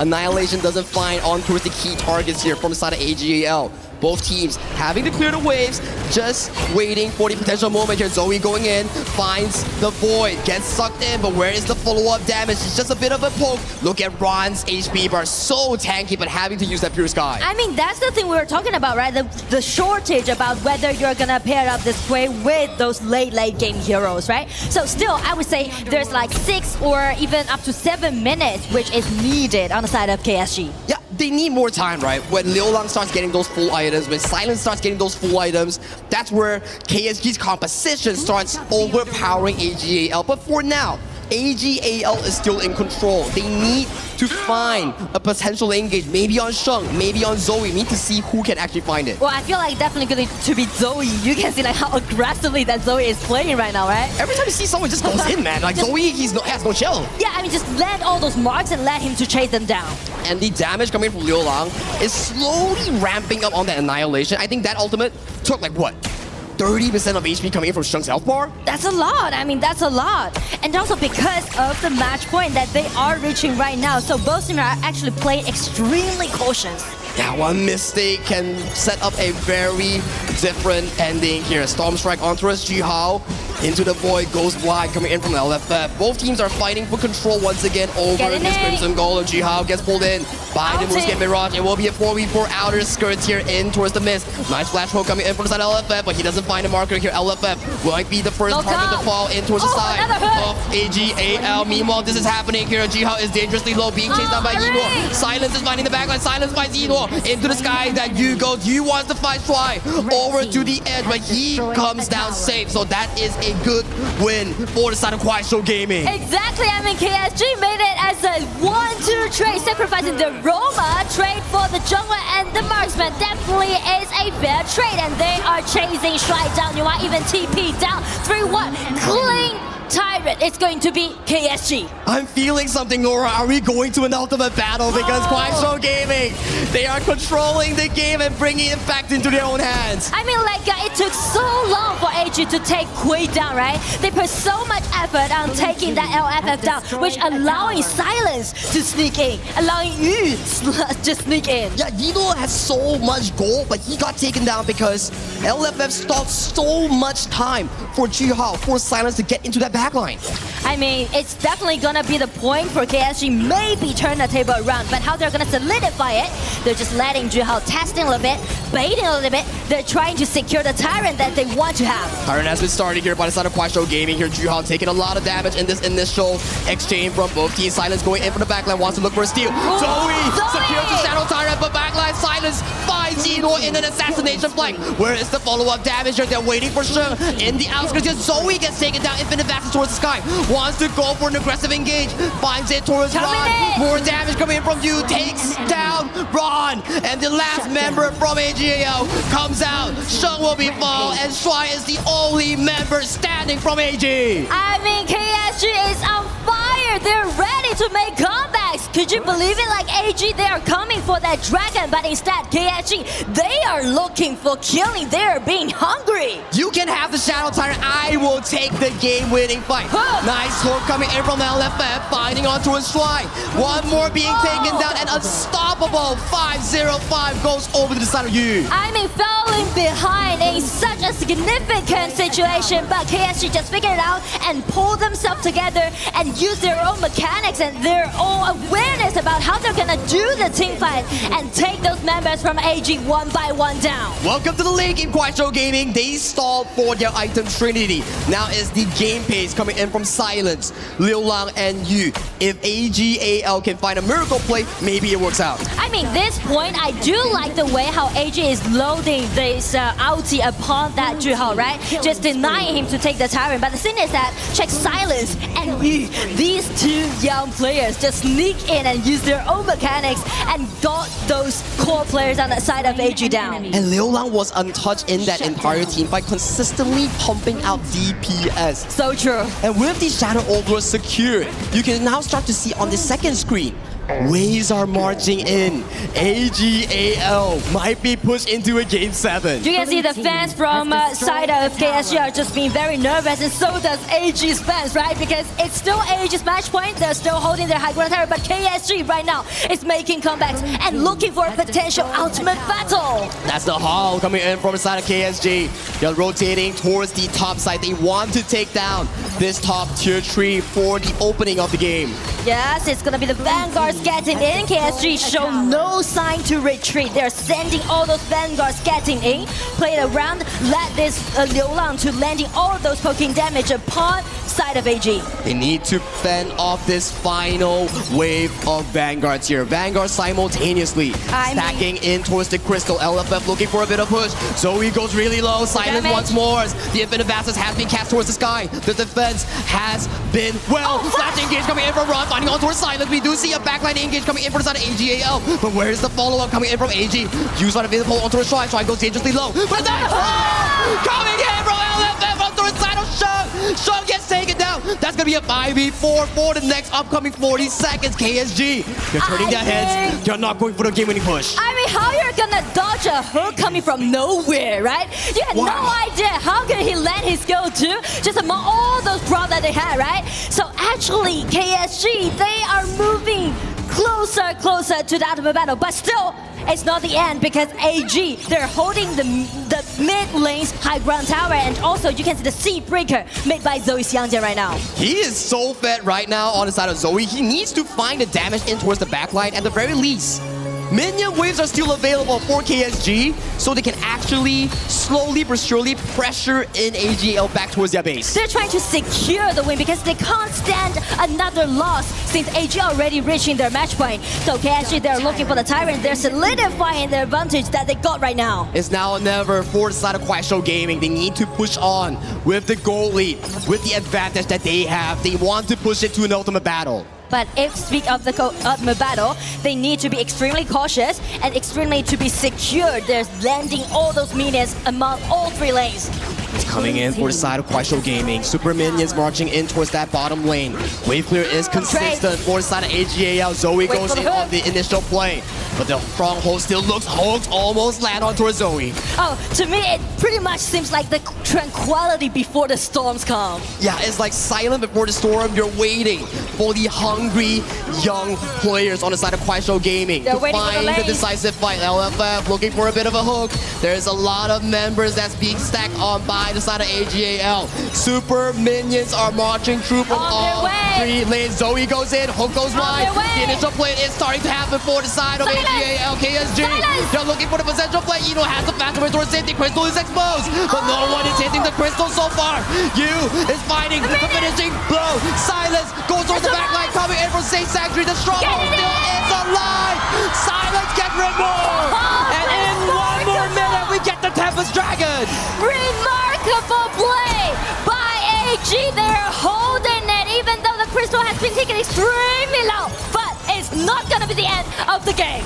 It's such a back and forth series between these two teams, and before the Tempest Dragon, Kuaishou Gaming secures the Overlord. They want to pace into a macro win against AGAL's base. I mean, check the replay, right? Everything went so chaotically, but KSG, they feel like it might be their spot. But the thing is that after, has been recovered from that HP bar, he just dived back into the battlefield. And also, check Zoe, double dash in, take the shutdown, and just deny Charlotte from taking that crystal down. The fans are in awe as well with how that play exactly happened here. And welcome to the Tempest Dragon, ladies and gentlemen. It's the 20-minute mark, and both teams are fighting again. LFF has no flash. He's the first target to be targeted down. Jiao goes towards the backline, finds the initial play on towards the backline of AG. Both teams are looking for the play. LFF is dangerously low. Zoe is the first on the ball. Legendary goes over the side of Yu. Yu takes on his dragon, goes up to the sky, wants to find towards Eno. Eno gets taken down in Saint Sanctuary. He will be taken down. Yu still alive. Resurrected from space. Yu takes down, and that's 4 members down for the side of AGAL. KSG win against AG from Team 5. It's gonna be 2-4 trade, and there's minions spawning on the top lane. Ladies and gentlemen, we are heading to an extremely outstanding performance done by KSG. And right now, ladies and gentlemen, welcome to the ultimate battle. What do you like now? The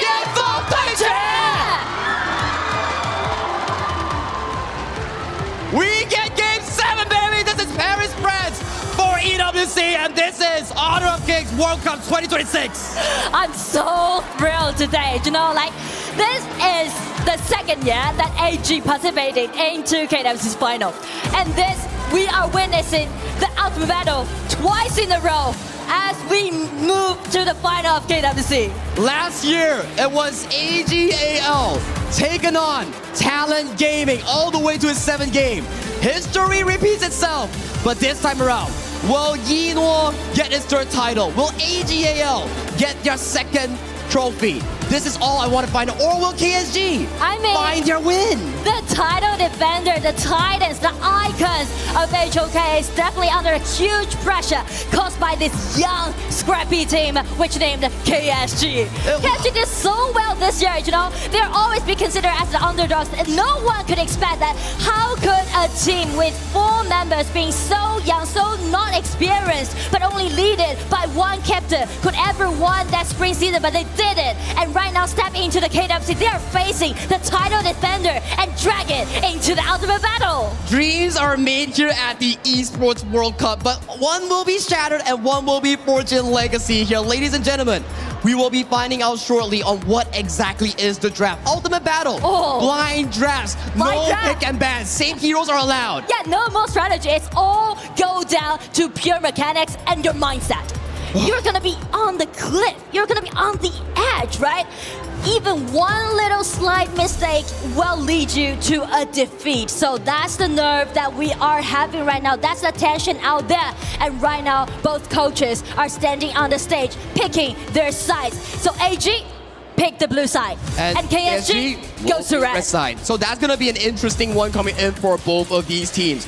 Both coaches will have 3 minutes to structure the drafts coming in for this final game. And Nora, what could we ask for more?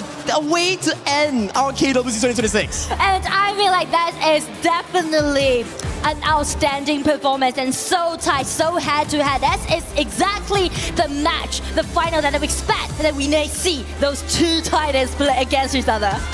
All gamers, AGAL, going up against Kuaishou Gaming. You talk about it. It's about legacy.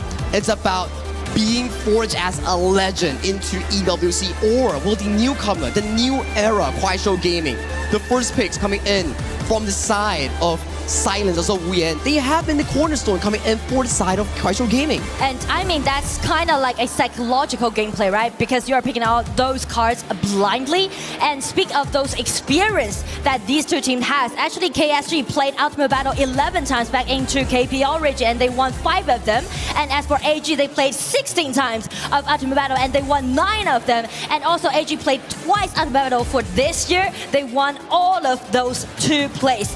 And on behalf of KSG, actually AG is the most ultimate battle that has played against them in their own team history. So how many of those games has Kuaishou Gaming won against AGL in the BO7 Ultimate Battle? Well, I didn't really calculate the winning rate, but the thing is that I know the last time when they played against AG in the final, they even didn't make it to the Ultimate Battle because they lost the game as a 1-4 against AG back in 2024 summer season. And right now KSG is ready for revenge and AG is ready for defending. The storyline hasn't been greater here, Nora. The perseverance really paid off for the side of Kuaishou Game. Imagine, match point, losing early game against the tournament title defenders, only for you to find outplays after outplays after outplays and putting yourself into the ultimate battle in this game 7 as the clock is ticking. 2 more minutes before the teams have to submit their blind draft. And I feel like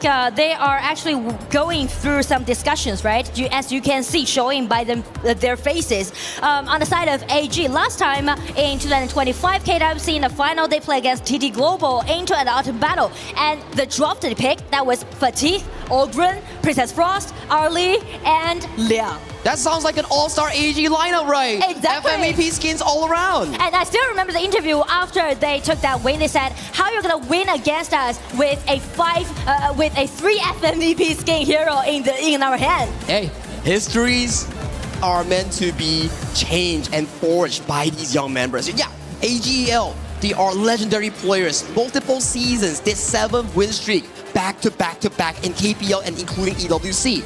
for Kuaishou Gaming, if they can win this VO7, it's about building their legacy, and maybe it starts from now. Yeah, and only 1 minute left for both teams to prepare for it, right? And also, we are very curious about what kind of draft that KSG might take it out. So far, the comfort picks that we have seen might be the Aoyan and Arlie. These two makes sense for both farm laners. Mid lane, maybe the Haya. I think both mid laners has been amazing. Haya or Lorian, I guess, like one of them. What about Mai? I always love a Mai pick. You know, it's so risky, but still, it's trustworthy if you play it well. Those are the available picks. And Romer, we have a lot of beautiful picks thus far, with AoV heroes included in towards the draft. Maybe the Anet has one of the more so amazing picks, especially on towards players like Shuai. And right now, there's only 20 seconds left for both teams. Ladies and gentlemen, could you please count down with me, please? 一起倒计时好吗？准备好！5、4、3、2、1，欢迎来到巅峰对决 ！Welcome to the ultimate battle. Neither you're gonna be in KPL region or you move into Paris into the stage of KWC. Still, the tension is out there, and these historical teams are trying to make the history happen. Coaches shake their heads. Let's check what Sky has to say as we pass it towards the main stage. Please, the crowds, tell me who's gonna be the winner of tonight. Who can take that trophy on the stage going back? Are you ready for the ultimate battle? All right, raise the hands. Anyone, you have something to say at this very moment? 有谁还有什么话想要对我们的选手们说的吗？现在的这个非常关键的时刻，有任何人有想要说的吗 ？Hello, nice to see you. What do you want in mind? May the best team wins. Which is? The best team wins. Well, it remains as a mystery. Say the answer. What do you got for us? Hello. AG 一定能赢的，让 AG 带奖金回家。We're going to take the ultimate prize back home. Oh, I see a KSG answer from right now. Hello. What do you want to say for now? 快手一定赢，国内比赛输，我们国外一定赢。快手的粉丝在哪里？ Okay. Woo! How about you? What do you want to say for us, Akira? We have a very nice guest here. 想说什么？喊个口号好不好？心怀荣耀。One more time. 心怀荣耀。 All right, let's keep moving forward. Who raise the band? Who wants to say something right now? That will be your only chance of your lifetime. How about you? I see a very cute sign over here. What you got in mind? 现在有什么想要和我们的选手说的吗？大帅叔叔加油，你一定能赢的。You will definitely be the winner of tonight. What you got, Mara, over there? Are you ready for this? Sky, it is so intense in here. We saw the left side. Now we gotta go to the right. We got a fan in here. Hello, what's your name? I'm Claudia. Where are you from, Claudia? London. London, how did you get here? I drove over 5 hours. You drove over 5 hours. We got the AG scarf, the AG jacket, and the pandas. Okay, who are you here to watch? Inuo. Inuo is watching right now. Look into the camera. Pretend he's staring you right in the eye. What are you gonna say to him? Inuo, thank you for everything that you do. Thank you for your positioning, for always being amazing team player, the way you know how to just be aggressive or when to back off, and I know that we can always count on you. So thank you so much. Okay, I'm gonna ask a question, and I need everybody to answer this. Who will win today? AG! And now we gotta pass it back to Sky. Of course, here we are standing with a very special guest here. We can take a look at who is standing by my side. Hello! Hello, what do you have to say at this very moment? 你好，哇，好久没有见了。What do you want to say? 今天有什么想说的吗？舞台有多大，战场就有多大，干！ It will be super awesome if we can have, thank you so much, warm sentence from our parents and team members over there. 萱萱，有什么想对你哥哥说的吗？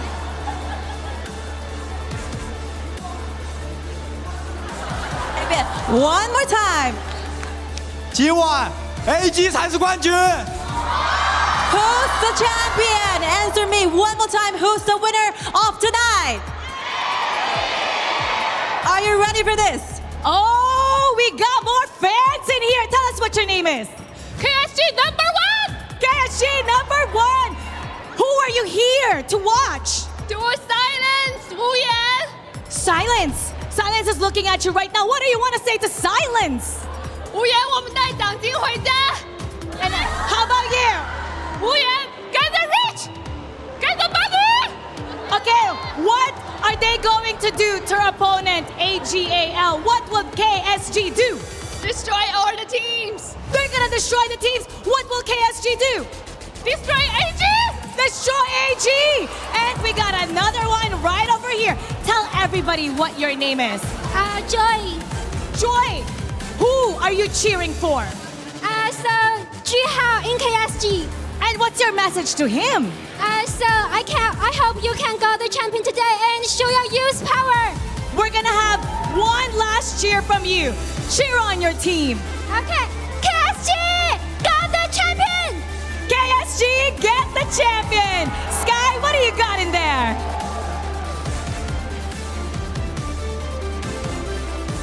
Sky, let's hear from your side.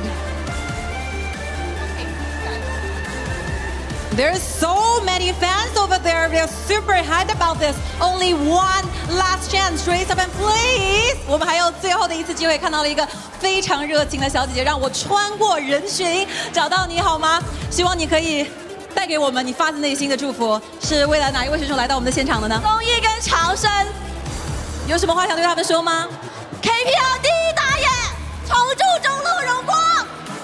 Cheer for this, please. One more time. Any person? Oh, you have something to add. Okay. 一诺，我等你，再拿一个冠军。Answer me. Well, they get it. AG, can they be the winner of tonight? 心怀荣耀。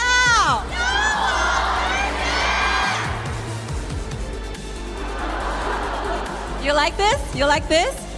Who do you root for today? 今天是为了哪一位选手来到我们现场的呢 ？AG 的每一位选手，喜欢他们多少年了？我陪我朋友来。Wow, you could possibly count. What a shy person, but I can feel your attention and hype right there. We can see a little bit drums over there. Who can play the drum for us? Anyone? Come on, come on, come on, come on, come on. Okay, here we go. You're gonna play with that drum, and I will ask Akira to do the model one more time. With the drum being taken away, 喊出你们的口号，好吗？我们一起来 ，1, 2, 3。心怀荣耀，勇往直前。心怀荣耀，勇往直前。心怀荣耀。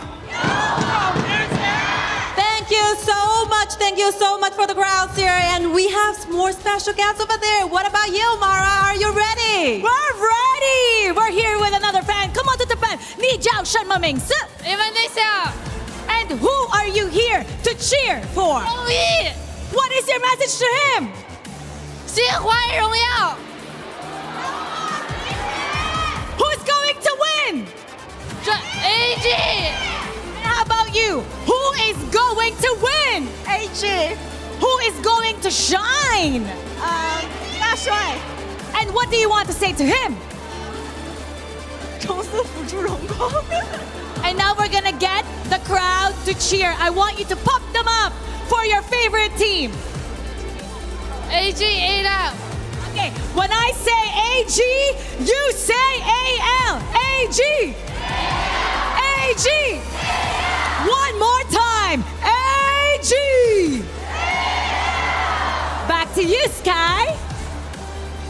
All right, here we go. I have another very cute little lady here, Lady Sun Concert. How are you feeling right now? 你现在有什么想说的吗，AG 加油，然后你们5个永远最厉害。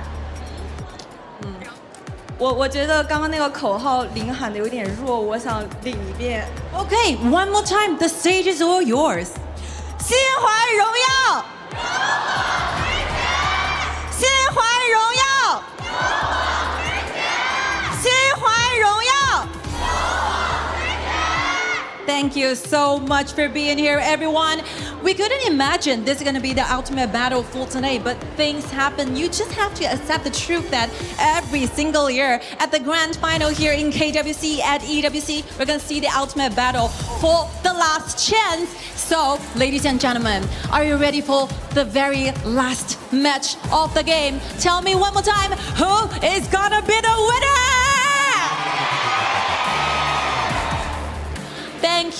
Thank you so much for the hype filming. Thank you so much for being here. I believe there will be a lifelong memory for this. Thank you so much, everyone.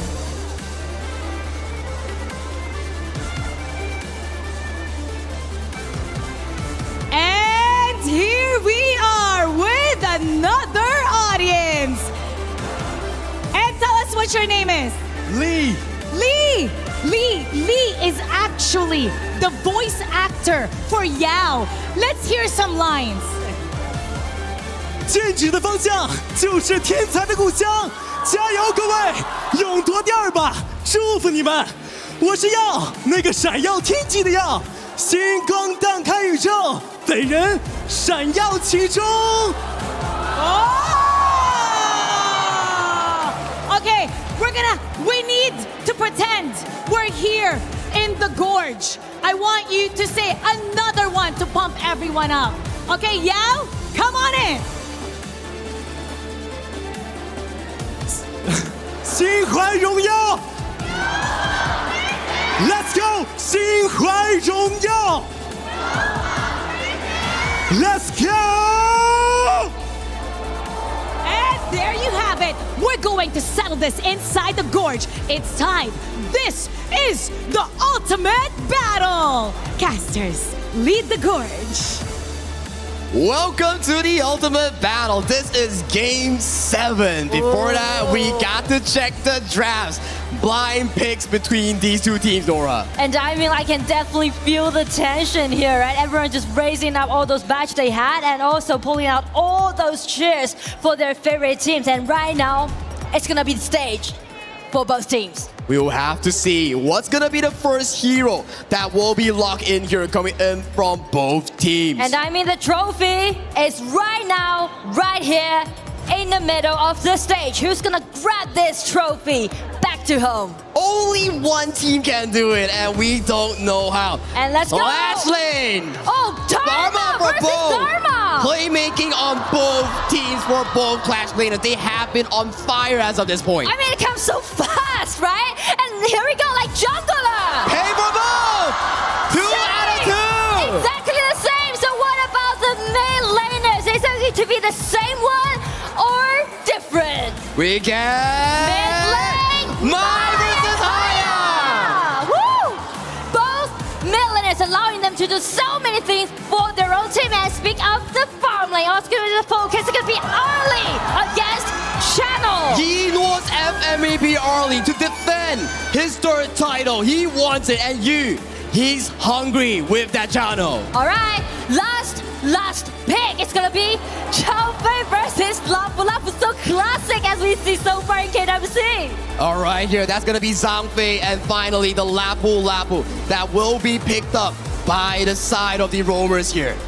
All right, and we can see from all those drops that they picked, it's kind of be very interesting because they are picking up 2 same top laners, right? And also for the junglers, they also stay the same. Exactly the case here as we will be getting into our final game of our Honor of Kings World Cup. This is the final match of tonight. Only one winner will be given birth, a rebirth here in Paris, France at the Esports World Cup. This will be AGAL going up against Kuaishou Gaming for the final time of tonight. Ultimate battle, may the best wins. It's gonna be one game underway. Already towards the mid lane here, 3v3 has been escalated by the side LFF. Finding a bit of knockup here, but it's only for the side of AG to clear out the wave.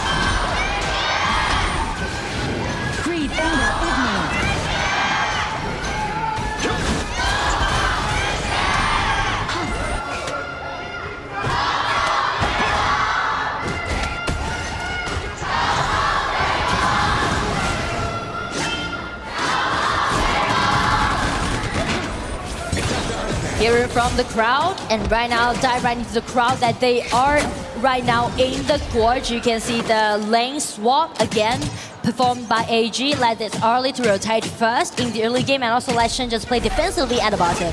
It's still really good stuff, right? You want to make sure that Yino doesn't get a hard lane.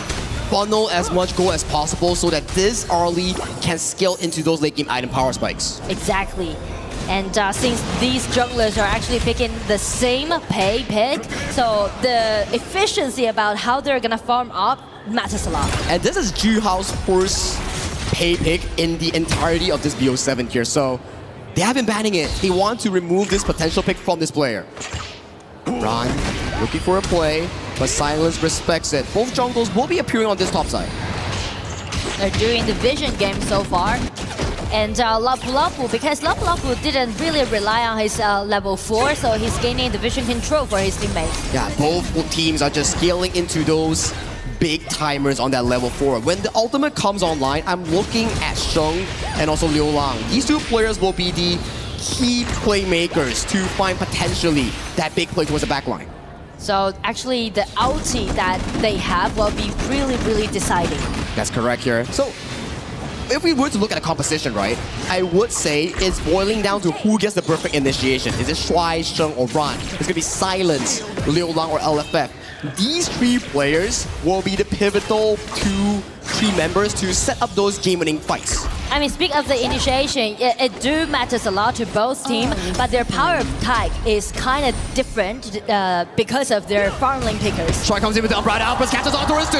Moonskip Mirage saves Liu Lang in towards that 1v1 zone, but Silence, he is looking for the play, he's looking for the re-engage, sets him on towards the wall. That's a beautiful disengage for the side. Zoe gets the first blood. Sheng flashes away, gets taken down by Liu Lang, and Liu Lang has nowhere to run, but Zoe gets taken down in towards the backline. It's gonna be potentially the 2-for-2. Liu Lang still running over. He wants to run. Can he run though? He makes it out! He escaped away from that kind of circling. So after it's gonna be a 1-2 trade. Wow, that was a play that has been initiated by Shuai, but Liu Lang single-handedly turns it around, and Silence was so patient on his mobility spells. But as you can see, right, it all happened in 1 second. It just break out, and everyone just putting all those skill set that they had and try to make that last-ditch effort. If we get the replay here, we can actually see what exactly happened, because Sheng was waiting for Silence to do his flash before he went for the combo. But that was amazing stuff coming from both teams. And also, that's something I really want to mention about is that Mai has the pressure to get first hand upon KSG's members. Now, 4th minute mark. Tyrant has been spawned. LFF gets engaged on. He does charge away towards safety here. This first Tyrant of our ultimate battle goes over to the side of KSG with 1,000 gold lead. While they are actually securing their bottom lane, and since they got the first Tyrant, everything just went very optimistic so far on the side of KSG. Yeah, it's not the best moment to be looking for here. You need AG to find those equilibrium moments here. They're looking for an engagement towards you, but they don't find it. At the very least, towards the bot side, Shuai finds a bit of a vision control to give Yino more space to farm. Exactly, and actually Arlie already carrying the red buff can be quite explosive, dealing out all those damage at the bottom. Yeah, we need Yino to find 10th minute mark. Once he is 10th minute mark, 3 items, that's where he has more advantage over you. But right now, with this slow and steady tempo coming in from both teams, we'll have to see what comes next. It's gonna be some skirmishes happening right now on the top side. It's gonna be the flash coming out from Silence, get control, get a punch upon Zoe. Zoe turning into a tigress mode and trying to get out exclamation, flashing in and save Zoe from such a extreme situation. Such tanky health bars coming in from both teams as of right now. They are going neck and neck at it. We were thinking that Zoe might be falling, but he was able to find a really nice angle to jump away towards safety. Turn it into a Tigress mode, but still, again, it's gonna be another ambush. You already rotating to the top, and right now it's gonna be Liu Lang breaking out his ulti, trying to drag Arlie in. It might be a possible solo kill. That's disaster for Sada AGAL and Liu Lang. He finds another signature play on the Haya. And right now, it just opened a window for them to get invasion into the red buff side. Juha is already on his way. They're waiting for this red buff to spawn. They definitely need to secure the red buff away from Arlie, try to shred him down. Oh, they're giving props towards Ron. Ron is here, so they have to give the respect towards Ron. Make sure they back away so that Silence can actually pick up the farm on towards cross map. But so far, we can see Liu Lang, the captain of KSG, is definitely under the spotlight. Yeah, Liu Lang 2-0-0. Just now we topped the top side. He was gonna fall, but he made it happen here. No flash on towards Silence. Flash. Gets set on towards the wall. They do find a play, but a nice disengage coming in from LFF. Silence gets taken down by the side of Yino. More damage galore on towards Liu Lang. Liu Lang also gets taken down. And AGAL, you can never count them out. I mean, AG just punched back so fearlessly, right? And getting into the other rebuff side. I mean, like AG, you could never underestimate it, even though they fall behind. Ron and Strike, take a look at this replay here, capitalizing the fact that Silence had no flash, capturing him for the play in towards the line. We see Shenron going in for the backline, doesn't find on towards the key member here, but they do take that tier 1 tower, and this is a good win for AGAL. I mean, this tier 1 tower fell such an early stage for KSG, which means they were suffered from now. Backflashing in from Silence, but nice reaction time from Yino. He made it look easy on that play. I mean, like, Ino is pretty much like in his zone right now. Yeah, he's locked in for sure right now, and he made it look easy to dodge that play. Now, we go into the mid game. Both teams will need a hero. Is it gonna be LFF? Is it gonna be Stripe? Or the side of Silence and Ron? I feel in this certain stage, it's gonna be Haya and also Arlie being on the spotlight, because AG, they need to use Arlie's power pike, right? To deal enough damage upon KSG, and then they can push it forward. It's about the 2 captains, right? Yeah, two captains. 2 captains. The storyline just fits here. Okay, mid game. Both teams are stacking on towards that mid lane here. KSG needs to be careful. There's no tower behind them. So if there's a cheeky flank from Ron, that could be disastrous. I mean, the goal difference is quite even. Actually, it's quite tight. And so does those kills right now. And it's going to be the ambush from Juha. Try to guarantee the red buff side, because it's going to be AG's next target. AG wants to fight here. 3 seconds to spawn. AG wants to fight here. They started off this Crimson Golem here. Strive halves us forward here. Ron doesn't find anything though. Liu Lang finds or Sheng. Sheng gets pulled into the Moonscape Mirage. That's going to be a 1v1 between Liu Lang and also Sheng. Who wins it? Sheng has to use the Splendor here, but he gets taken down. Alright, Albert attacks towards the backline here. Liu Lang is the first one to fall from the side of KSG. Meanwhile, this is happening. Ron goes dangerously low. LFF flashes towards safety here. Yino goes dangerously low. He gets taken down. Oh, he gets out, and so he pays for his mistake. That's 4 down. Triple kill for the Tiger, and he wants more, but Stroy escapes, but the damage has been done by KSG. I mean, a 2-4 trade. Everything was triggered by Liu Lang's ulti with that flash. That's what Captain need to do, and it come up with Juha's burst out damage. Just check the replay, right? Make it as a solo, even though actually Shen just buy more time for his teammates and also jump in, land his ulti in such a beautiful way. But just check out this complicated setting that KSG, right? You channel being so comfortably just dealing out all those damage, and also Lapulap's control ability, allowing them to make this wombo combo happen. Liu Lang pulling in the Mai Shiranui was the game changer there. Without the Mai Shiranui, they cannot go for you, and you had a field day with those damages, but a kill! Zoe's Dragon Theft again, so it's gonna be another back and forth. Wow, everything just being so tense right now in this field. 5 to 7 in terms of kills. 30 more seconds until we see the shadow variants of the spawn here. And we are back again at this Crimson Golem. Both teams want to fight. Silence finds a beautiful engagement on Sheng.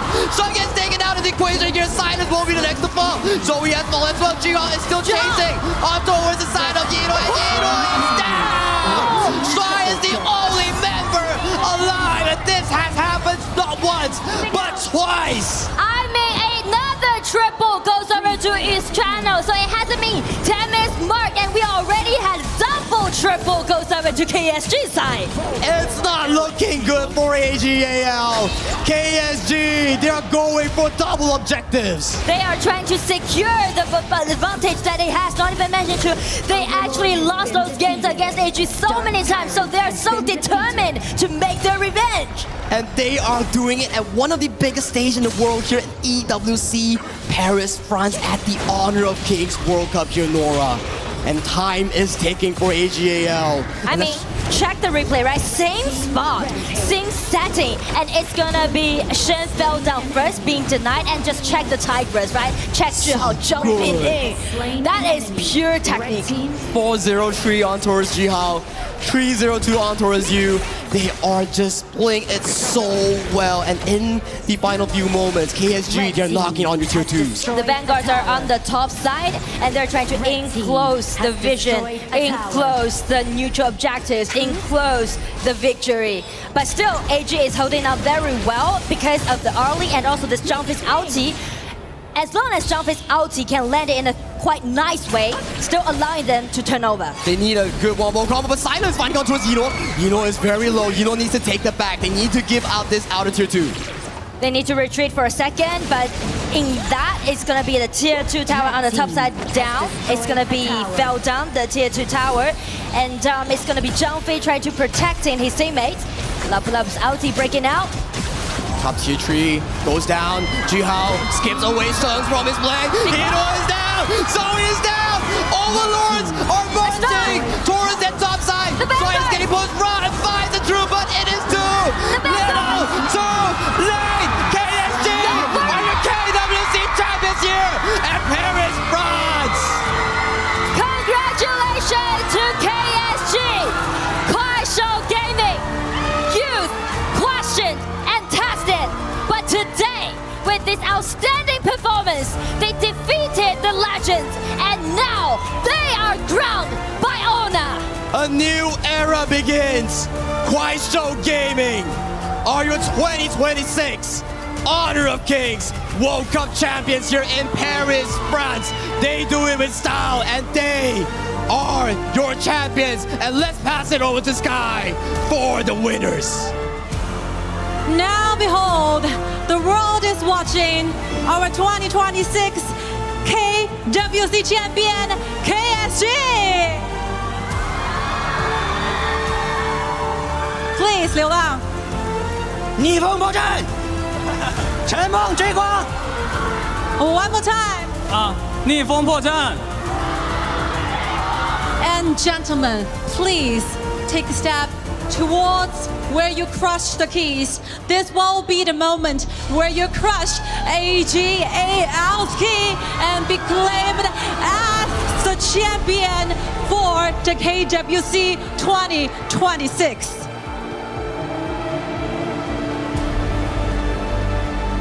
It's KSG's first way here in KWC Journal. They've managed to walk away with the ultimate prize. This is a story of a rising star, and I believe this is gonna be a beginning of a new dynasty. Come on, boys, run for the trophy. 走吧，跑向属于你们的冠军奖杯。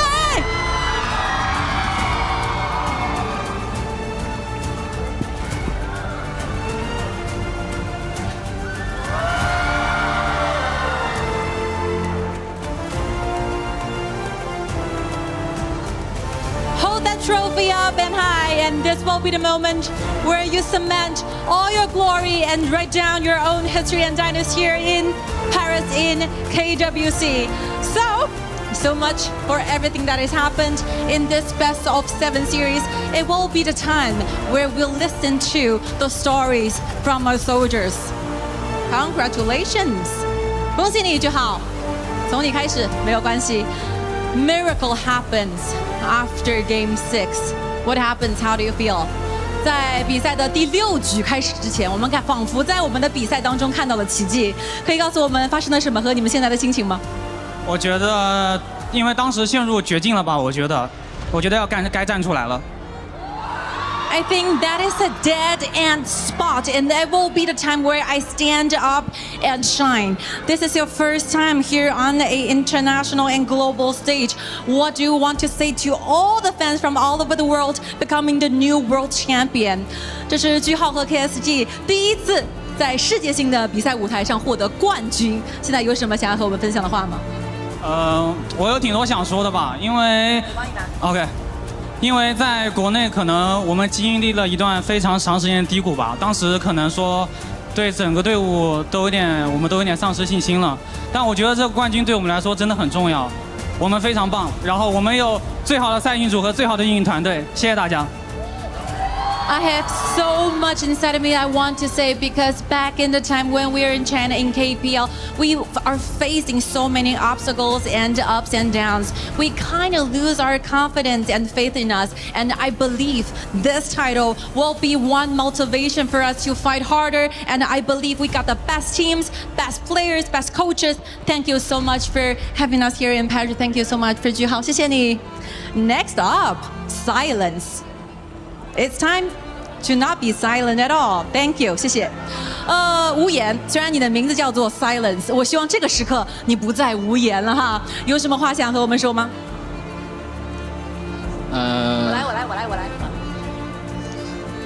我觉得没什么说的吧，不如好好看着，最后是谁站在这里？There's nothing much to say. How about you just look at who's standing here, be the winner of this series. Thank you so much, Silence. Thank you for that. Oh, 流浪.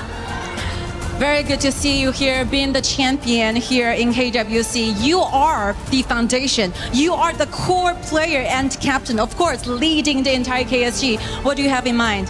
其实在这样子时刻站在流浪身边，让我觉得非常非常的有感触。你作为目前非常年轻的这个战队的队长，我也是看着你一步一步长大的。现在来到了我们 KWC 的舞台，成为了全新的世界冠军。有什么想和我们分享的吗？可能确实在国内打的状态不好吧，我觉得现在这里我们大家都调整的非常快吧，相信团队的力量吧。I think back in the days where we are having those matchups in KPL, it's not our best headings, but now here standing on the stage of KWC, we got the best version of ourselves back, and we just reclaimed the faith in ourselves, in our crews, in our families, and we are so grateful to be here. Any words? What will be happening next for us to anticipate in the future? 我相信这里只是你们中间的一站，未来的2026年，我们还可以在 KSG 身上看到全新的期待吗？这也是我们的第2个冠军吧，希望我们再拿第3个、第4个吧。This will be our second title for the year of 2026, and I truly wish for the 3rd and the 4th in the upcoming tournament. Thank you so much, Lilang. Thank you. 小雨 Hi. Hello. What do you want to say to the audiences all over the world, since this will be your first KWC champion? 想说什么呢？在这个荣耀的时刻，真的要说吗？当然要说啦！都给我低调点！ Keep it low key, everyone. What else do you have in mind? 除了这句经典名言，还有什么想跟我们分享的吗？虽然下棋赛一直在输吧，输的我心态要炸了，因为打的自己打的不太好嘛。但是呢，我现在已经调整过来了，我现在感觉我是无敌的。Even though we got somehow defeated and taken down back in the summer season, I lost confidence in myself. I started losing my ways during my path as an esports player. But now, standing on this very stage, I feel invincible and I will be super powerful in the future. Thank you so much. Thank you. 谢谢小雨。Last but not least, 烈风风。This is your first time joining KSG as a roster, and you managed to be the final champion. What do you feel? 这对于烈风风来说，这场比赛非常非常的珍贵，这也是你成为 KSG 的首发成员拿下的第1个冠军。所以此刻有什么想和我们分享的吗？首先现在很开心嘛，然后感谢4个队友和教练组一直对我以来的帮助，尤其是流浪嘛，流浪真的教会我了很多东西。在这个时刻，你也应该感谢你自己。有什么想要对自己说的话吗？好好加油吧，努力变强。其次，从青训以来，我都是一直看着 AG 的比赛成长的，这是第1次战胜 AG，真的爽。All right, first of all, I feel really excited being the champion here, and I want to express my sincere gratitude towards my coach, Ziqi, and towards the 4 teammates that are standing beside me, especially for Liu Liang. He taught me a lot. And for myself, actually, when I was in boot camp, I admire AG. I watch every single match from AG, and this will be my first time defeat AG on this kind of stage, and I'm super awesome. It's so exciting. Thank you so much. 谢谢烈风风. Last, let's talk a bit much with Ziqi. I think you're super proud of your players. What do you want to say? 我相信此时此刻你应该非常非常的自豪啊！有什么想对自己的队员们和所有支持你们的粉丝说的吗？我来。首先的话就是，我觉得今天这5个选手打得他非常棒。这是第一个，然后第二个呢，就是我们在来到 EWC 之前，确实成绩不是很理想，输得比较惨吧。但是我们今天在这里拿到了冠军，我觉得我们做到了败不馁。然后呢，我希望就是在将来，不管是我还是我们的5个选手，我们要做到胜不骄。谢谢。Thank you so much. First of all, I would say I have the best players on this planet for my 5 players. And second, even though we lost a bit during the KPL summer season, but I believe we could still fight back because this is a lesson learned. This is where we know that we never give up during setbacks, and we will know that and show to the whole world, prove ourselves to be the best ones. We never got to hockey when we are leading, and we never give up when we are losing. Okay, so much for the interviews, and I believe there will be a time where we announce a very important thing to the world. Shall we, Milosh? Yes, Kai, please. This is the moment for our Sony MVP award. And this will be given out by the head of Honor of Kings Global Esports, Team E Studio Group, Tencent Games, our honored guest, Mr. Jackie Huang. So please, ladies and gentlemen, give it up for your MVP, KSG, Juha! 恭喜句号 Let's take a picture together. 让我们一起合影留念，记录这个属于句号和 KSG 团队的宝贵瞬间。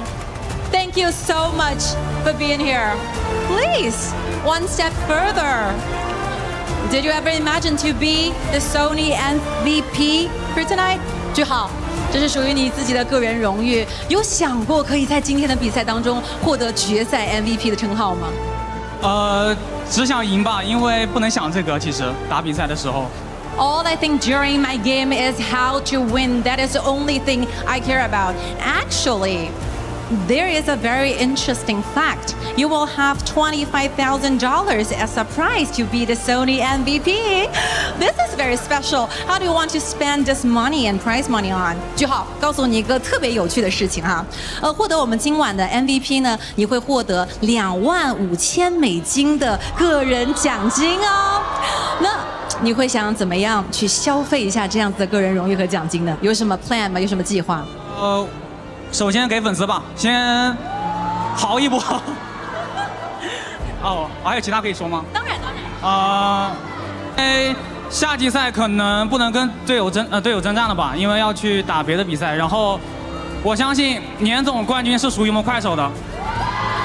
So first of all, if I have the chance with my prize money, I want to share all the benefits and special gifts for the fans, of course. And very last but not least, I'm not going to be all the time out there in the summer season, and I believe that my teammate will do the same great job as I was here, and hopefully we can get the final champion in the annual KPL tournament. Thank you so much. Thank you so much, KSG.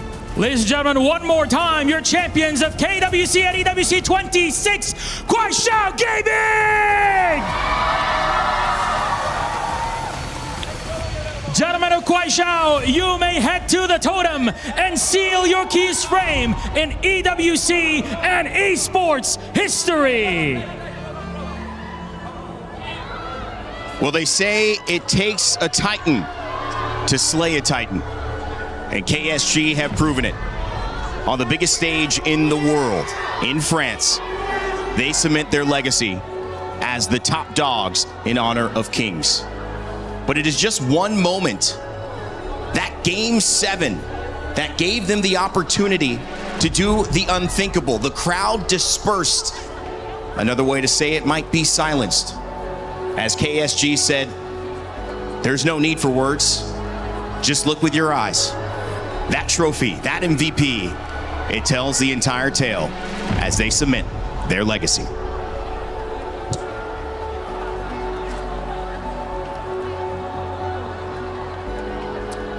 Please welcome to the totem your KWC and EWC 2026 champions, KSG Gaming!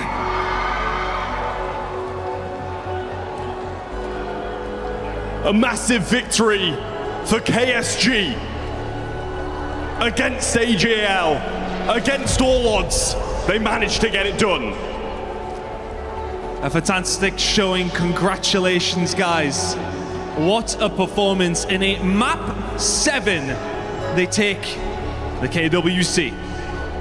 Please, guys, take to the stage, put your frame in the totem, and write your chapter in the Esports World Cup history.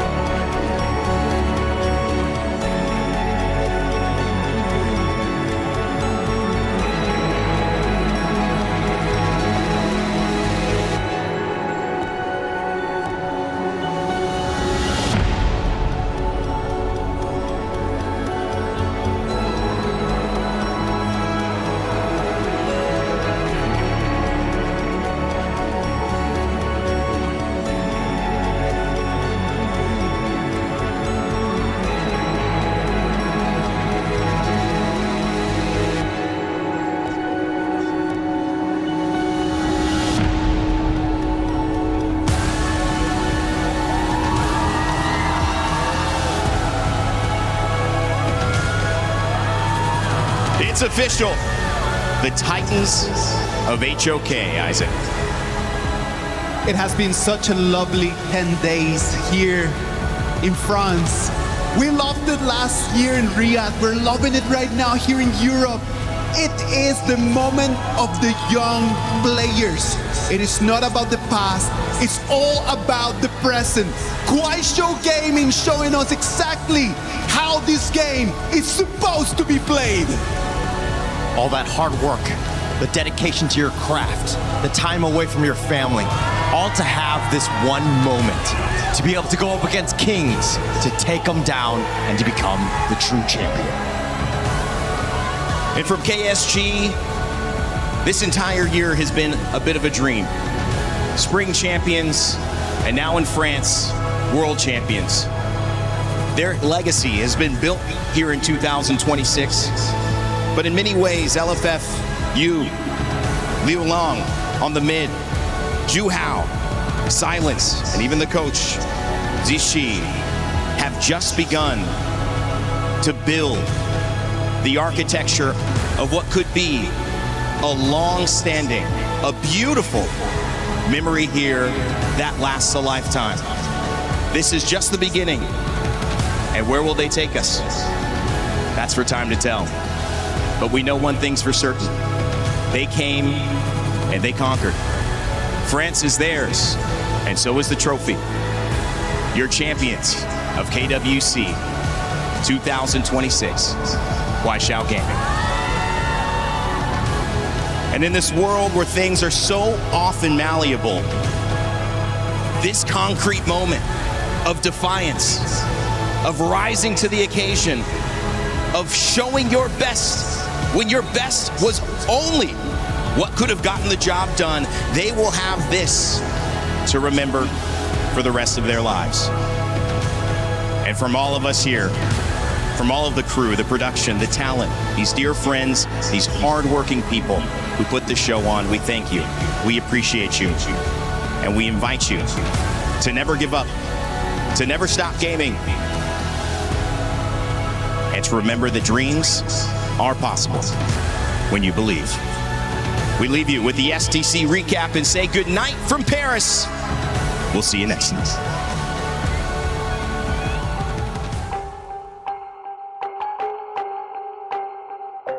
Got our minds made up cause we were born to be contenders. When trials lie ahead, you know we never will surrender. Gonna be bold, gonna stand a little bit taller. As long as we are here, we can go a little longer. Caught up in this fight, now we're chasing every victory. Feeling every move, yeah, we're writing out the history. Running to the light, feeling calmer than a river. Ready for the fight, we go harder, we go bigger.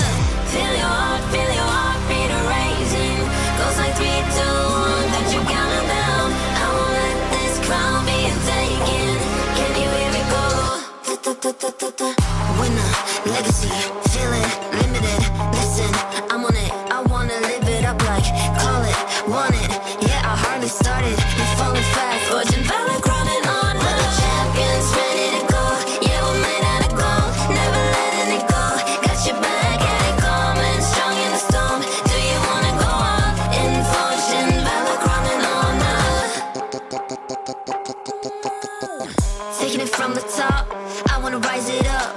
I wanna go with the feeling, all that we do is succeeding. Wanna get up and feel myself again. Wanna build a legacy, so undeterred, I'm making them listen. I bet you love what I bring to the table, yo. They got us now, wanna raise it up, raise it up. It's in the blood, wanna live it up, live it up. Don't wanna stop, wanna bring it home, bring it home. Just wanna be the one, stay proud. Feel your heartbeat raising. Goes like 3, 2, 1, got you counting down. I won't let this crown be taken. Can you hear me go? Winner, legacy, feel it, limited. Listen, I'm on it, I wanna live it up like, call it, want it. Yeah, I hardly started, you're falling fast. Fortune, Valor, crowning on. We're the champions, ready to go. Yeah, we're made out of gold, never letting it go. Got your back, and it coming, strong in the storm. Do you wanna go up in fortune? Valor, crowning on us.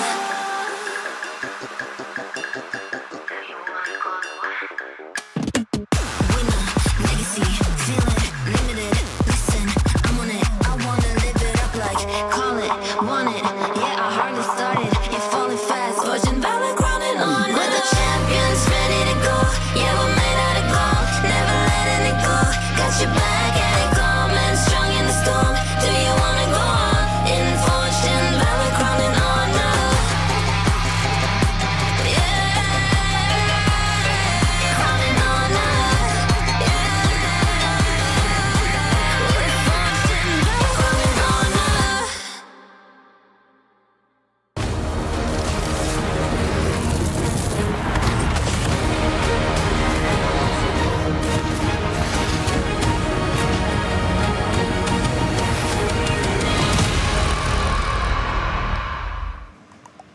Hello and welcome to the EWC Spotlight, where we're about to break down everything that you have seen so far. I'm Avalie, and joining me today, I've got Glitter and Soggy with me in this beautiful studio. I think they kicked us off the totem area, Glitter. They said that we are not worthy to be up there. You know, I'm not that surprised. We have to earn our way back into the championship area. We just haven't won yet. No, not yet. But Soggy, how are your vocal cords, brother? Because everyone was screaming over at the Lenovo Legion Gauntlet stage. I mean, I was casting just now. I was doing play-by-play, and I think I ripped a vocal cord or something. All right, well, honestly, let's jump straight into Honor of Kings and Arena of Valor, because a full 7-game series, a new champion. My God, what was it like? It was lit on the desk itself, and the crowd was just going at it crazy. It was at, like, what, 3-2, AGL defending champions about to win, and all of a sudden, poof, KSG coming in, whooping 2 back-to-back games, and they are the champions, new one in 2026. Yeah, and we actually have the full bracket as to how we got here, but walk us through how we went from day one all the way to the end of these finals. Now, let's just focus on AGAL and also Quasho Gaming. They've been dumpstering the entire tournament, just 4-0, 4-0s all the way. Yeah, MKL teams, they came in clutch. They closed out the 3rd place of the match with 3rd and 4th, but for AGAL and Quasho Gaming, coming from KPL, coming from defending Titans, man, they've been clean at it, not dropping a single series win up until the final moment.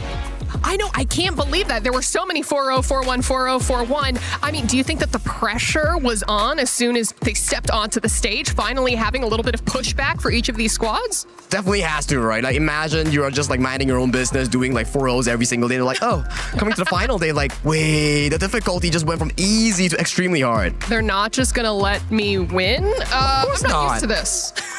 Who would you say was the superstar, the standout? Oh, I gotta give it to Juhao, man. Like, Juhao, KSG, the jungler. He's the FMVP just now, and his final game in Game 7, we have this thing called blind draft, right? Like, in Game 7, there's no more like pick and bans. You just go directly into blind draft, which is called Ultimate Battle. And he was doing extremely good in that final game. Man, you love to see it. You love hearing that there's a new champion because, I mean, Glitter, we'll get to it a little bit later as to what those champion points mean at the end of the day. But let's go ahead and move over to the Alliance Vault because we have Tekken. We started with top 8, and I think we are now at some top 4. We are, and we got to talk about how we got there too, Ovely, because an upset, I think, is what you would call it, because our two-time defending champion Ulsan was taken out by Lowhigh. I see your face. You're shocked. Like it's the same storyline, right? We have Yino coming in for AGAL. He's the title defender from 2024, 2025, and he was about to do a three-peat just to lose at the final game. That's heart-wrenching. Absolutely heartbreaking. It's rough. But I mean, listen, everyone has been following one certain player as we get into Tekken, and that's Arslan Ash. Well, Arslan did it big as well, okay? Not only solidified that top 4, but took out Falcons along the way, which means Falcons are no longer in the running in Tekken 8. And I think, you know, that was a place that they still did get those club championship points on the board like you're talking about, but not as much as they would have liked. Huge for Twisted Minds. Now, as we look over to the STC Arena stage, the big stage where everyone is kind of gathering around, we do have some Call of Duty Black Ops 7. What have we seen so far? Now, we've also kind of moved into the championship bracket side of things for Call of Duty. First match out of the gate, Heretics take G2 out of the running, and it went the full 7. 4-3 was the final scoreline, so it wasn't exactly an easy battle. Metal Z, with 146 kills, had to write this down. 1.16 KD, absolutely insane performance. And we do have the bracket that we can also take a peek at just to see where everyone currently is in the standings. Here's our Group A. Again, we saw some of the opening matches. We have the decider matches here. And then as we can see, I mean, FaZe Clan taking that win there, advancing on. And I mean, look at those. And this is going to be fun as we continue to move through all of these groups, because the result of what we got out of COD's group stage was that we're going to also see a little bit of a rematch. You'll notice it when we get there, of our recent World Championship Grand Final. And if you know what I'm talking about, it's between Optic and FaZe. I mean, talk about the most perfect setup in Call of Duty. We were also talking a little bit about yesterday about Optic making it back in after losing 100 Thieves. Yeah. Like, is Nade happy somewhere? Is what's happening in the Optic offices? Either way, some exciting Call of Duty Black Ops 7 ahead. But Glitter, we got to go to your stage. This is your expertise over at the Qiddiya City Grid with some PUBG Mobile. We had some Group B. We sure did. And it was a very exciting, literal record-breaking Group B, okay? We talked about it. Vitality was a big team coming into today, 6 matches on the board, and they managed to get 108 points. Now, just for context, that's in one day. Yes, or out of Group A, 4 Thrives across 2 series of matches got 107 points. Vitality did that in just half of that amount of time. So it was a dominating performance, to say the least. We had Nongshim Remforce there in second place, and they only had 60 points. So a 48-point gap was just crazy. I wanted for a second to make Soggy do quick math. I'm like, okay, if Vitality has those points and then AGAL gets half of those, then how many points does Falcons need in order to get in first? I failed maths. Oh, no. That's why we're all here working at Esports. We all failed math together. Ooh. But maybe as we take a look at the club championship rankings, we can do a little bit better with these numbers, Glitter. Now, this is really cool to get a visual for, because we were talking about AGL, what they could have gotten if they had won Oh my god, they could have been first taken over Falcons. My oh my, that's gonna be something to look at if we were to tally it up at the final week. Right, and so now that has happened, right, so they're still second place. They are still alive in Tekken 8. They are currently top 5 in Tekken 8, so this is actually a massive opportunity for Zubair to potentially put AGL still at the top of this leaderboard. And again, here are all of the teams that we have on the second page who are, I don't want to say that they're so far behind that they can never, No. hope to see. Can't count them out yet. The first page.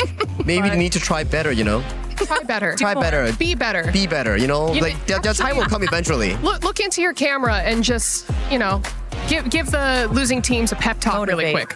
You got this. Maybe not this EWC, but maybe the next EWC. Maybe next year you'll be able to find some points. I can guarantee you I can only give you hope. And hope is what you're looking for. That's classic Hope Core right there. Hope Core. Is there a club in particular or a team in particular that you're kind of like, where are you? Hello? Can I find you? Are you putting me on the spot right now? I cannot put you on the spot. You can also just say all of them. Say, where are you? Ooh, maybe I'm looking at RoK Esports. I'm personally a big fan of RoK Esports, but ever since their loss at the top 4 in KWC, I haven't been seeing them much in the Esports World Cup. Shame. Sorry about that. I'm sorry, RoK Esports. Good shout though. Yeah, but that's a fantastic point there. Glitter, any final thoughts before I release you from the couch and unlock the door? My final thoughts are that I just really hope everyone is ready for when we have final results, not only from Tekken, but also Call of Duty and PUBG Mobile. I think we're going to see some big changes on our CC leaderboard.